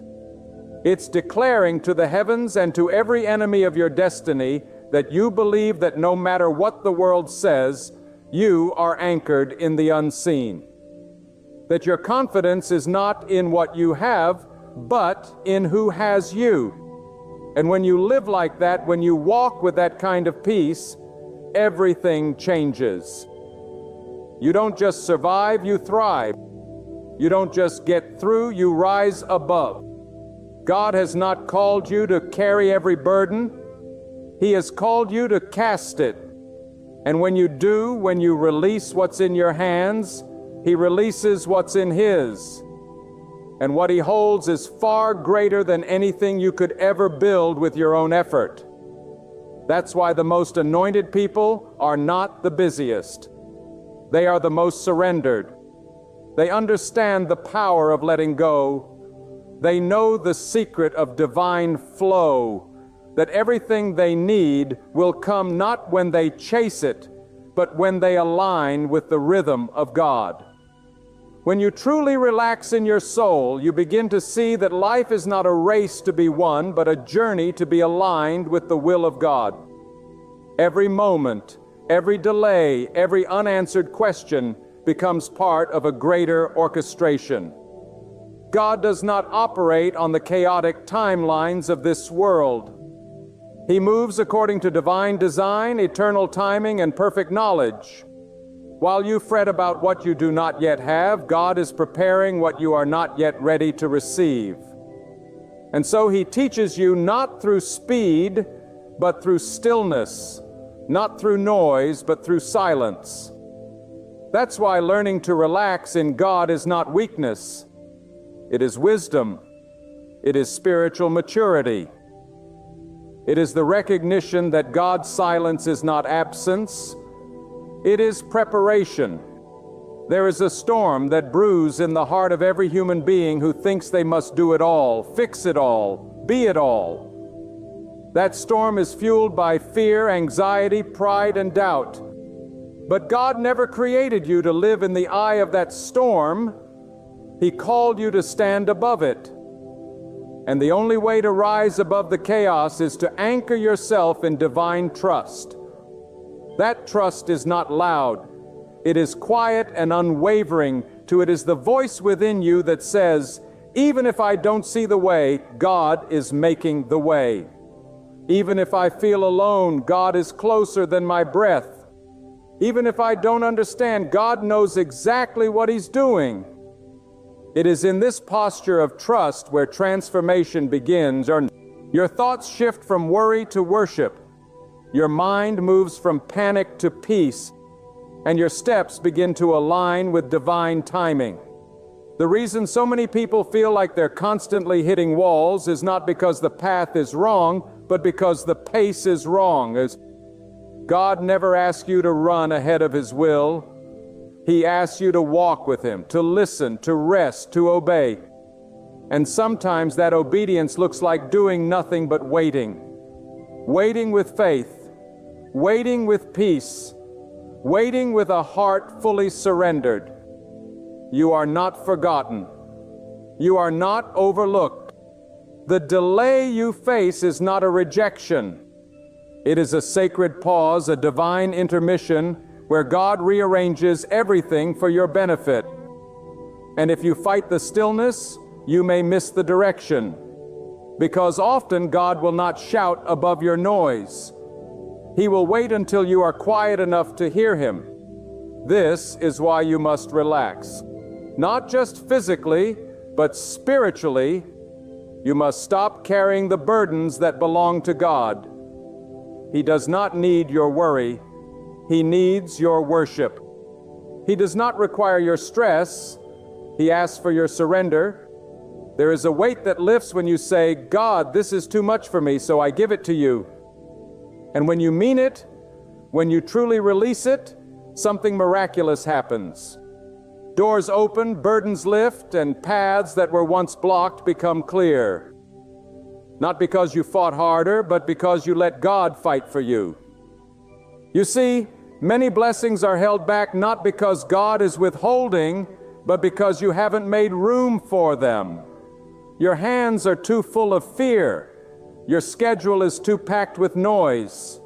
Your heart is too burdened with self-reliance. But when you relax, when you clear the clutter of anxiety, God rushes in. He is not impressed by how much you can carry. He is moved by how much you're willing to lay down. The most powerful people in the world are not the ones who shout the loudest or work the hardest, but those who are in perfect alignment with the will of God. And that alignment comes through peace, a peace that says, God, I trust you more than I trust my understanding. I choose rest over worry, surrender over striving, patience over panic. That is the kind of heart God honors. That is the kind of spirit He blesses. Look back at your life. The moments where you were the most anxious, the most desperate, the most restless. Did they bring you peace or did they drain your spirit? Now look at the moments where you let go, where you said, God, if this is your will, then I surrender to it. Weren't those the moments when everything began to shift? When things started to fall into place, not because of your effort, but because of your surrender. That is the sacred pattern of faith. Let go and let God lead. And remember, relaxing in God does not mean giving up on your dreams. It means trusting that God is the keeper of those dreams.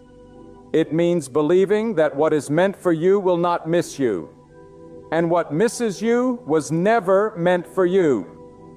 God's plans are not fragile. His timing is not flawed. His blessings do not require your manipulation. They require your trust. So stop trying to control what only God can orchestrate. Stop tying yourself to outcomes. Detach from the need to understand everything and anchor yourself in the knowledge that God understands everything. There is a place in the soul where anxiety cannot survive. It is the place where you meet God face to face. Not in the noise of performance, but in the quiet of trust. There you are reminded that you are not what you do, not what you have, not what people say about you. You are who God created you to be. Fearfully, wonderfully, purposefully made. You don't need to chase validation. You don't need to impress the world. You need only to rest in your Creator. And when you do, a peace descends like rain on a dry land. A peace that cleanses, restores, and renews. Let God renew you. Let Him strengthen you, not through constant activity, but through divine rest. Stop trying to outrun the process. Stop comparing your pace to others. What God is doing in your life is unique. You are not behind. You are not late. You are exactly where God needs you to be. And even if you feel stuck, even if you feel like nothing is moving, understand this. God does His greatest work in stillness, silence, in the soil where nothing seems to be growing, but deep roots are forming beneath the surface. And yet there are those who still believe that peace is only for the privileged, that rest is for the lazy, that stillness is for those who've given up. But I declare to you with every fiber of conviction, peace is for the obedient. Stillness is for the wise. Rest is for the one who trusts that God is enough. You do not rest because the journey is over. You rest because you know who walks with you. You relax not because the battle is finished, but because you know that the battle is not yours, but God's. And when you truly believe that your soul stops shaking, your hands unclench, your eyes lift not to the problem, but to the provider. What the world teaches you is to grind, to press, to push harder when things get tough. But what God teaches is that when the load gets heavier, you go lower. You humble yourself. You submit the pressure at His feet. You say, God, if you brought me this far, you won't leave me now. If you opened one door, you will open another. When you walk in faith, you're not walking alone. When you rest in God, you're not being passive. You're declaring spiritual war against the forces that want you to burn out, give up, and forget your purpose. Relaxing in God is not ignoring your responsibilities. It is doing them with a heart that is not ruled by fear. It's applying for that job, but trusting that God decides the outcome. It's taking care of your family, but knowing that God is your ultimate sustainer. It's showing up every day not to impress the world, but to honor the one who gave you life. That kind of relaxation does not lead to laziness. It leads to clarity. You start to see where your energy should go. You stop trying to control everything and start moving only where God leads. Some of you are exhausted because you've been trying to do God's job. You've been playing the role of the provider, the protector, the planner, the judge. But there is only one who holds that authority.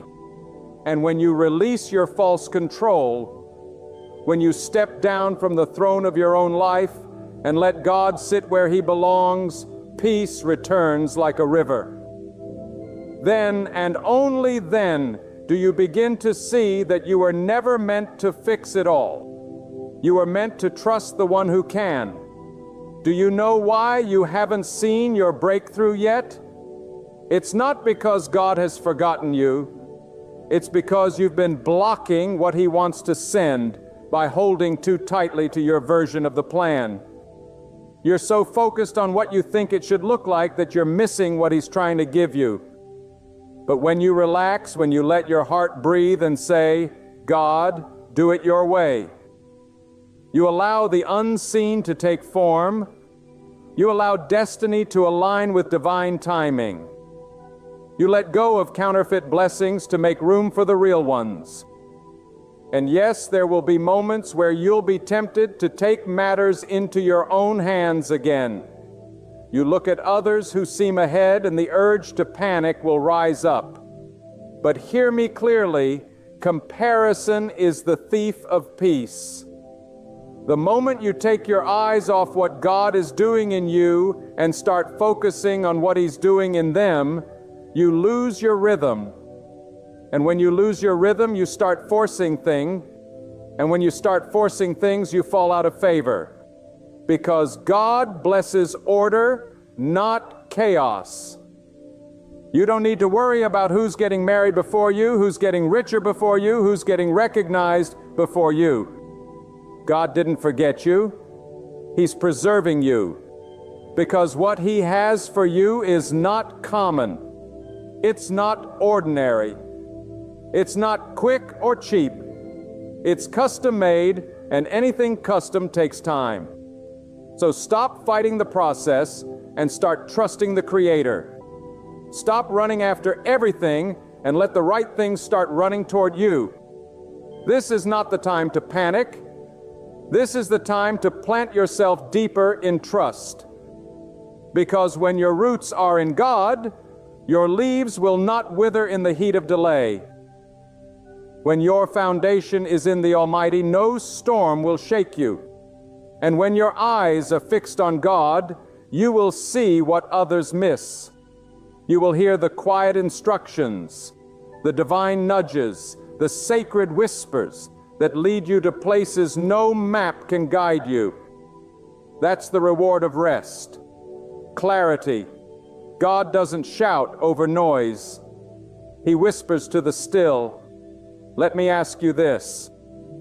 What would happen if you truly believed that nothing good would ever pass you by? That anything meant for you would find you? Not when you're stressed, not when you're anxious, but when you are at peace with God's pace. That's not fantasy. That's the promise of those who walk in surrender. They may not move the fastest, but they always end up exactly where they were meant to be, because their steps are not based on pressure. They are based on divine instruction. So yes, relax. Let people think you're being too calm. Let them wonder why you're not rushing like everyone else. Let them question your peace, because when your breakthrough comes, and it will, they'll understand. They'll see that your calm was not foolishness. It was faith. They'll realize that your peace was not passivity. It was power. Because God always defends those who place their trust in Him. He always honors the ones who wait on Him. And waiting is never weakness. Waiting is preparation. A farmer doesn't pull up the seed each day to see if it's growing. He waters it. He tends to it, and he trusts the process. That's exactly what your waiting is accomplishing. It's watering your faith, building your endurance, shaping your character so that when the harvest arrives, you won't just receive it, you'll carry it well. Because every gift from God comes with preparation.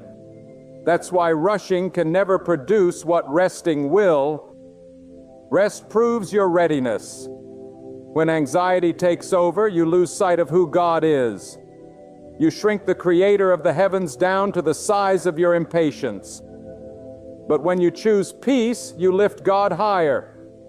You exalt His power above your need. You lift His will above your worry. And that's when doors swing open. That's when favor follows. That's when heaven moves. Not because you shouted the loudest, but because you trusted the deepest. You don't need to convince God to bless you. You just need to get in position to receive. And the position is peace. The posture is surrender. The expression is trust. That's where the real power is. That's the secret. Most people never discover that the most successful, the most fulfilled, the most anointed people are not always the busiest. They are the most rested in God. They move with purpose. They walk in wisdom. They don't chase, they attract because they are aligned. And alignment always beats ambition. And now I tell you, there is a deeper revelation that comes when you truly make peace with God's pace. It's not just about relaxing your body or even calming your thoughts. It's about entering into a sacred dimension of trust where you realize the timing is not yours. It is God's. the timing of your promotion, the timing of your healing, the timing of your vindication. All of it is governed not by chance, not by coincidence, but by the hands of the Almighty, who sees the end from the beginning and the beginning from the end. You must stop living like life is something you have to figure out on your own. You were never created to carry the burden of your own destiny. God didn't design you to be the architect of every detail. You are not God. You are His creation. And your greatest strength will be found in the moment you truly accept this truth. You are not in control. And that's the most freeing thing you will ever realize. Because once you release the illusion of control, God can begin to reveal the divine orchestration already taking place behind the curtain of your circumstances. Let me tell you, there are blessings already in motion that your eyes have not yet seen. There are solutions to problems that haven't even reached you yet. There are provisions being built in secret, not because of your performance, but because of your positioning. And the position God requires is not a frantic hustle, it's faith. Not inaction, but alignment. Because it's possible to be busy and still be disobedient. It's possible to be active and still be far from the will of God. But when your spirit is in tune with His direction, your steps become strategic, your words become anointed, and your rest becomes a weapon. You see, the enemy wants to steal your rest because he knows that in rest, your discernment becomes sharp. In rest, your hearing becomes clear. In rest, your spirit becomes sensitive to God's movement. That's why so many are agitated, confused, doubtful. It's not because they don't have access to God. It's because they haven't created the silence necessary to hear Him. But when you quiet the distractions, when you turn down the volume of fear, when you detach from the endless noise of comparison and anxiety, you begin to hear something deeper, the whisper of destiny. And that whisper doesn't rush. It doesn't panic. It doesn't demand that you have all the answers. It simply calls you to trust, to believe that even when the night is long and the way is unclear, God is still working. He is still weaving every delay, every setback, every closed door into something far greater than you imagine. Sometimes what feels like rejection is simply redirection. Sometimes the thing you're begging God to do now is something He's intentionally withholding because He knows what's ahead and He's protecting you. So don't mistake the silence of God for the absence of God. Don't interpret a closed door as a divine no. It might just be a not yet. And if you'll stay in faith, if you'll hold your peace, if you'll relax into the rhythm of trust, you'll see that the very things you thought were being denied are actually being prepared for a more perfect time. God is never early and He is never late. He moves with precision. He answers with perfection. He gives not just what you ask for, but what your soul truly needs. Some of you have cried, "Why haven't I seen it yet? Why is this taking so long? Why do I feel stuck?" And I say to you, it's not because God has turned away. It's because He's building something deeper inside of you.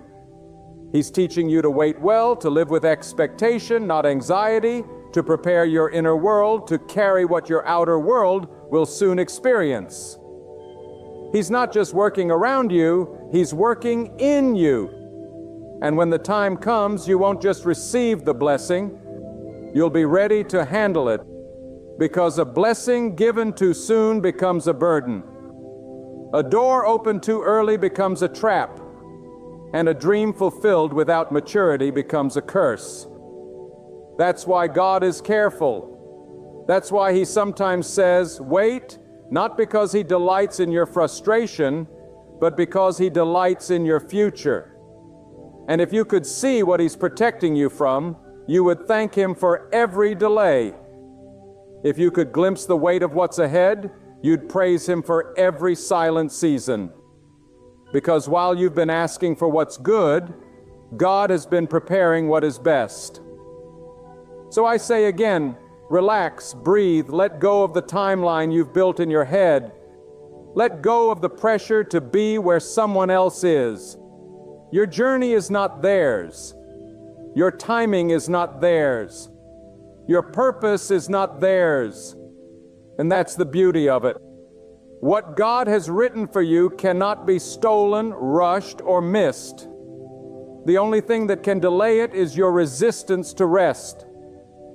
When you try to force open what God has closed, you may find yourself drained, discouraged, and distant from the very peace that was promised to you. But the moment you step back, the moment you say, God, I choose your pace over mine, your way over mine, your will above mine, that's when the shift begins. Not always immediately, not always visibly, but spiritually something breaks open. Because God honors those who trust Him. He elevates those who wait on Him. He pours out abundance on those who rest under His covering, knowing that in their stillness, He is moving. You want to see miracles, learn to be still. You want to receive answers, learn to listen. You want to walk in divine timing, learn to wait, not passively, but actively, with praise, with faith, with expectation. Let your relaxation be a declaration of your belief that God is not done with you yet, that what He started, He will finish, that what He promised, He will perform, that what He prepared for you is on its way. Not because you chased it, but because you trusted for it. And when it comes, and it will, you'll look back and realize that every moment you chose peace over panic was a seed that birthed your harvest. Every time you said, I will not worry, I will worship, you moved the heavens. Every breath of surrender, every step of obedience, every act of faith brought you closer, not to what you wanted, but to what God always knew you needed. And that, my friend, is where everything changes. And now I urge you to reflect. Truly reflect on what it means to rest, not just with your body, but with your spirit, to relax in the depth of your soul. Because some of you have grown weary, not from the work of your hands, but from the war in your mind, the constant thoughts, the racing doubts, the whispers of not enough, the echoes of too late, the torment of what if. These are not just mental battles. They are spiritual attacks sent to steal your focus, your confidence, and your peace. But God, in His mercy, is calling you into a different realm, a higher dimension of trust, where anxiety cannot enter, and fear cannot speak. You see, peace is not the absence of noise. It is the presence of God within the noise. And when you carry God within you, when your heart is saturated with the knowledge that He is in full control, no storm on the outside can shake the stillness within. The enemy's greatest weapon is not disaster, it is distraction. If he can keep you busy with worry, hurried with fear, and pressed with pressure, he can keep you from hearing what God is whispering. But when you choose stillness, when you choose to relax in God's sovereignty, you render the enemy powerless because your peace becomes your shield. Your calm becomes your declaration of war against chaos. There is a supernatural order that begins to unfold when you remove your hands from the wheel and say with every fiber of your being, God, I trust you more than I trust myself. That's not weakness. That's wisdom. That's maturity. That's spiritual courage. Because only the brave can truly let go. Only the spiritually mature can choose to rest when the world demands they panic. Only those who truly know God can say, even if everything falls apart around me, I will not be moved. For I am not held up by my circumstances, but by the invisible hand of the Almighty. And I speak this into your spirit. Now some of you have been grinding, striving, praying with clenched fists, fasting with fearful hearts, pushing doors that won't open, and crying out, "Why is nothing changing?" And the answer is this: because you have not yet surrendered the weight. You have given God your words, but not your worry. You have offered Him your praise, but not your pressure. You have spoken of faith, but lived in fear. And God, in His divine love, is not punishing you. He is inviting you to a rest so deep, so sacred, so holy, that it shifts your entire atmosphere. When you enter that rest, you stop begging and start believing. You stop chasing and start attracting. You stop surviving and start thriving. Not because life became easier, but because your soul became anchored. Anchored in the truth that God is not watching your life unfold like a spectator. He is writing it like a master author. Every chapter, every page, every punctuation mark is intentional. Nothing is random, nothing is wasted, and nothing is outside of His reach. The pain, the delay, the heartbreak, the confusion, it's all being used, being molded, being transformed into something far greater than your finite mind can grasp. And yes, I know you've waited.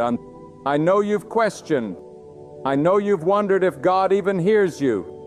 But I declare to you today, He hears. He sees. And He is nearer than you think. But sometimes He waits for your silence before He speaks. Sometimes He waits for your surrender before He sends. Sometimes the greatest answer is not in what He gives, but in what He takes.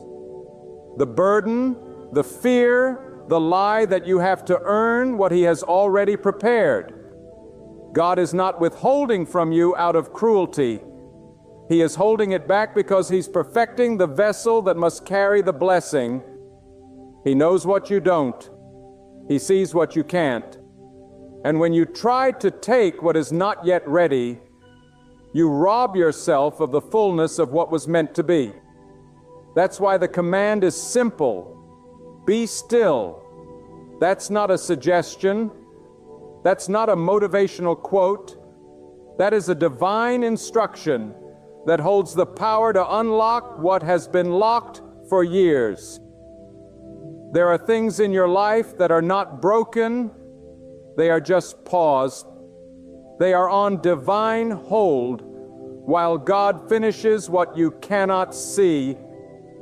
And the moment you stop fighting the delay and start trusting the delay is the moment the spiritual tides begin to turn. God does not operate in panic. He is not hurried. And if you are made in His image, neither should you be. Learn to walk with the calm of someone who knows that everything they need is already in motion. Learn to rest like one who knows their name is written in the plan of God. Because when you trust God deeply, you begin to live differently. You don't speak from fear, you speak from faith. You don't act from desperation, you act from direction. You don't run after every opportunity. You wait for the one that has your name on it. And when people ask, "Why are you so calm?" you'll say, "Because I know who holds my life. I know who guides my steps. And I know that what's meant for me will never pass me by." Let me tell you, the greatest victories are not always loud. Sometimes the greatest victory is peace in a storm. A calm spirit in a world that's spiraling. A heart that smiles in the waiting. That's when the enemy knows he's lost. When you're not shaken by what should have shaken you. When you're not bitter about what you lost, because you know God will restore better. When you're not afraid of what's ahead, because you know God has already gone before you. And when you reach that level of trust, your prayers begin to change. They're no longer frantic. They're filled with quiet confidence. You no longer cry out in panic. You speak with authority, knowing you are heard. Your faith is no longer conditional. It's unwavering. You don't just believe when things go right. You believe when nothing makes sense because your hope is not in outcomes. It's in God Himself. And that, my friend, is the place where true life begins. Not a life free from struggle, but a life filled with strength. Not a life absent of storms, but a life anchored in peace. Not a life without delay, but a life full of divine timing. And it all begins the moment you relax. Not from indifference, but from unshakable faith. The moment you say, God, I give it back to you. I will move when you say move. I will speak when you say speak. Until then, I will rest in your plan. Because peace is power, rest is strategy, and surrender is the highest form of strength. When you master these, when you truly relax into the arms of the Almighty, you won't just receive the things you prayed for, you'll become the person He created you to be. Not a product of panic, but a vessel of peace. Not a captive of fear, but a warrior of trust. And when you walk like that, talk like that, live like that, the world takes notice. Because the light of a relaxed, God-centered soul cannot be ignored. And now let this truth be written on the tablets of your heart. When your spirit truly rests in God, the world no longer has power over you. The timelines of society, the expectations of others, the lies of fear, they begin to lose their grip because you've anchored your hope in something eternal, something immovable, something no eye can see and no hand can alter. The will of God Almighty. That will is not vague. That will is not uncertain. It is deliberate. It is sovereign. It is unstoppable. And when you align your soul with that will, the chaos outside may rage, but the calm within will stand unshaken. Do not mistake silence from God as inactivity. When you see no movement, God is moving the most. His greatest works are not always performed in the open. They begin deep beneath the surface of your life where pride is broken and character is built. You may want the blessing now, but God is more concerned with preparing you to carry it. And in that preparation, He calls you to relax. Not because the journey is over, but because He's taken the weight off your shoulders and placing it onto His own. He never designed you to carry everything. He designed you to trust. In a world that glorifies busy, God glorifies balance. In a culture that tells you to run, God may ask you to wait. Because the fastest path is not always the right one. The loudest voices are not always speaking truth. And the most visible victories are not always rooted in divine favor. But when you rest in God, you begin to see through the fog of pressure. You begin to recognize the quiet path that leads to true fulfillment. Not worldly noise, but divine nourishment. In mute, God is not moved by panic, He is moved by trust. And when you stop shouting in desperation and start sitting in expectation, that's when the shift happens. That's when what was held back is released. That's when what you thought was lost returns in ways that only God could orchestrate. Because when you let go of your grip, you give room for God's hands to work. When you sit down in surrender, you rise up in strength. Let us not be the people who panic at every delay. Let us not be the ones who think silence means abandonment. God does not forsake the ones who wait on Him. In fact, it is often in the waiting where He reveals the deepest truths. He peels back the layers of impatience and fear until what remains is pure faith. A heart that no longer needs signs to believe. A soul that no longer needs speed to feel secure. A mind that no longer needs answers to walk forward. Some of the greatest blessings come wrapped in stillness. the kind of stillness that breaks chains, the kind of stillness that silences the voice of the enemy, the kind of stillness that says, I don't need to see the whole staircase. I just need to trust the one who built it. That's faith. And faith doesn't scream. It doesn't demand. It waits. It listens. It knows that God is faithful, and if He said He will do it, He will. But so many today are trapped in the illusion of doing. They think their value is in their hustle. They believe their worth is in their results, and in doing so, they exhaust themselves, burn out their spirits, and disconnect from the very source that sustains them. God does not need your performance enough. He desires your presence. He does not ask for your perfection. He asks for your peace. That peace is not found in finishing every task or fixing every problem. It is found in knowing that God is already ahead of you, working on your behalf, orchestrating what your eyes have not yet seen. Even in the darkest of nights, when you feel alone, forgotten, and overwhelmed, know this: God is closest in your calm. He draws near, not when you strive, but when you still your soul before Him. That's when you feel His strength. That's when you hear His voice. That's when you realize you were never walking alone, not even for a second, but the noise of your anxiety was drowning out His comfort. The fire of your worry was clouding His guidance, and the clutter of your thoughts was closing the door to His instruction. But when you quiet your soul, you open the door again. And when that door opens, divine clarity floods in. You begin to see that your delays were not detours. They were doors being installed at the right time. You begin to understand that what felt like silence was a sacred setup. That what looked like a loss was actually liberation from what would have harmed you. God does not misplace His children. He does not forget their prayers.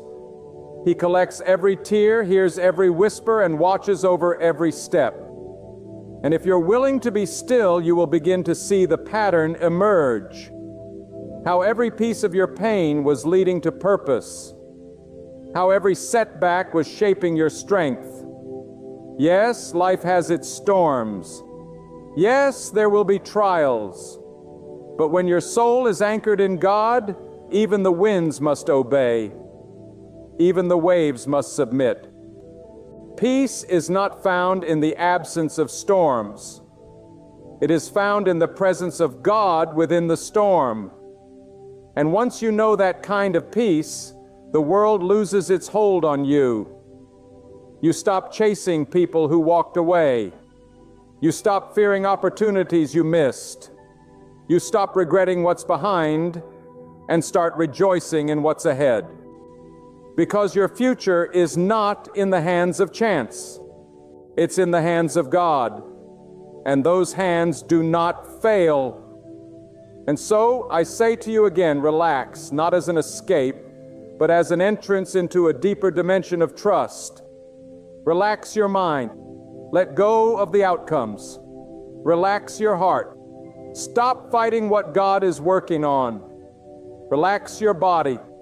Your exhaustion is not a sign of failure. It's a call back to divine rest.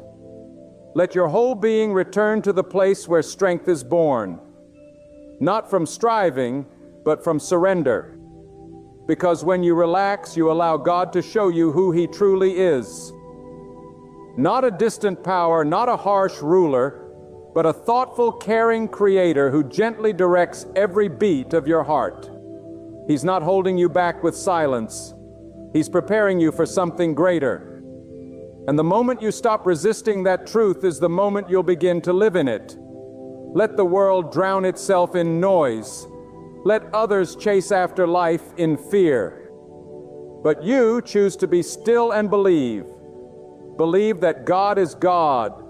Believe that He is more than enough. Believe that He can be trusted. And in that belief, everything begins to fall into place. New doors will swing open, courage will rise, calm will overflow, and the very blessings you once struggled for will begin to flow toward you, because when you walk with God, what belongs to you will come without force. Beloved brothers and sisters, pause whatever you're doing and let this truth ring through your soul. The pain you feel now will not write the final lines of your life. The trials you're enduring are not your concluding chapter. God has not abandoned you. He has not turned away. He has not shut the door of mercy on you. The season of struggle you find yourself in is only for a time. And I proclaim with every bit of conviction in me, God is ready to bring it to an end. You might be shedding tears in the dead of night. You might be crawling through days that stretch like years. Your spirit may feel crushed beneath burdens you cannot voice. Yet this is not the finish line of your story. In His perfect wisdom, God has already appointed the hour when this storm will break and light will pierce your path. He is the writer of your story, and He never closes the book on you with sorrow. He closes it with meaning. Let the winds rage. Let the thunder crash. Let the darkness feel unending. But you stand firm because God is still writing. He sees the pain you've hidden behind your smile. He sees the strength you use just to get through each day. He sees how you continue to be kind while you're breaking inside. And God says, I have seen your tears. I have heard your prayers. I am coming to close this chapter of hardship. You were not created to live in despair. You were not formed from the dust to spend your days under the weight of suffering. God allowed the trial. Yes, He permitted the fire. Yes, but He did not bring you this far to leave you in the ashes. He is the one who lifts people out of the pit and sets them on solid ground. And if you are in the pit right now, then get ready, Bo. God is preparing your rise in your life.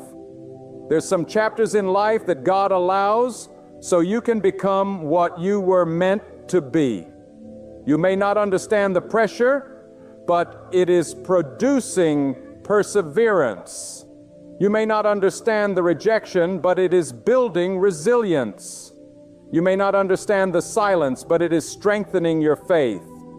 God is not ignoring you. He is developing you. And when He's done, the page will turn, the dust will settle, and what seemed like suffering will be revealed as shaping. You didn't choose this chapter of hardship, but God allowed it for a reason greater than you can see. The pain wasn't sent to destroy you. It was sent to reveal something within you, something that could not be discovered in comfort. Some of the greatest awakenings happen in the wilderness. Some of the deepest faith is born in silence. Some of the strongest people are shaped in storms. You are not being punished. You are being prepared. When God decides to close a chapter, no devil can keep it open. No enemy can reverse His will. When God declares it is finished, then every weapon that was formed against you loses its power. Every chain that tried to hold you breaks. Every voice that tried to silence you is silenced by His hand. He does not need permission. He does not need explanation. When He says the trial is over, it ends.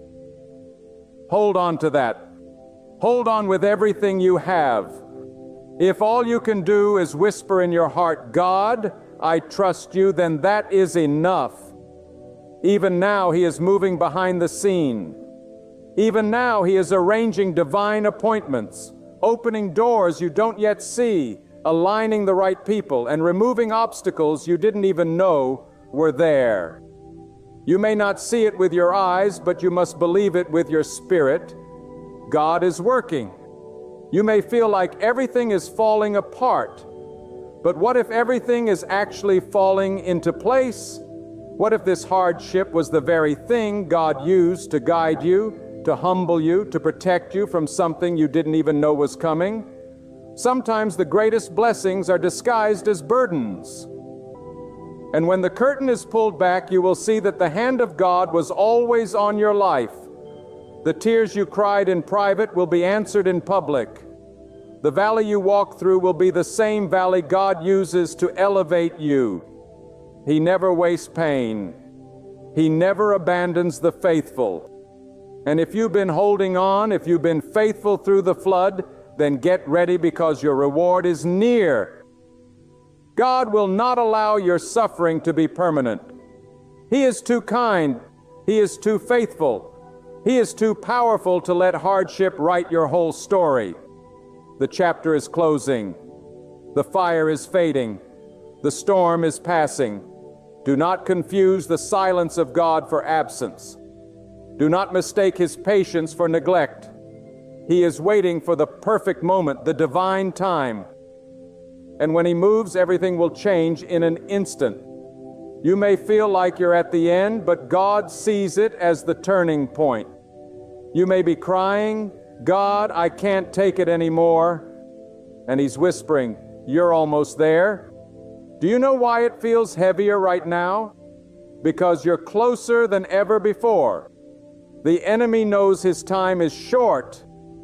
He's throwing everything he can at you because he sees what God is about to release into your life. So stand. Even if your knees are shaking, stand. Even if your heart is tired, stand. Even if your faith feels small, stand.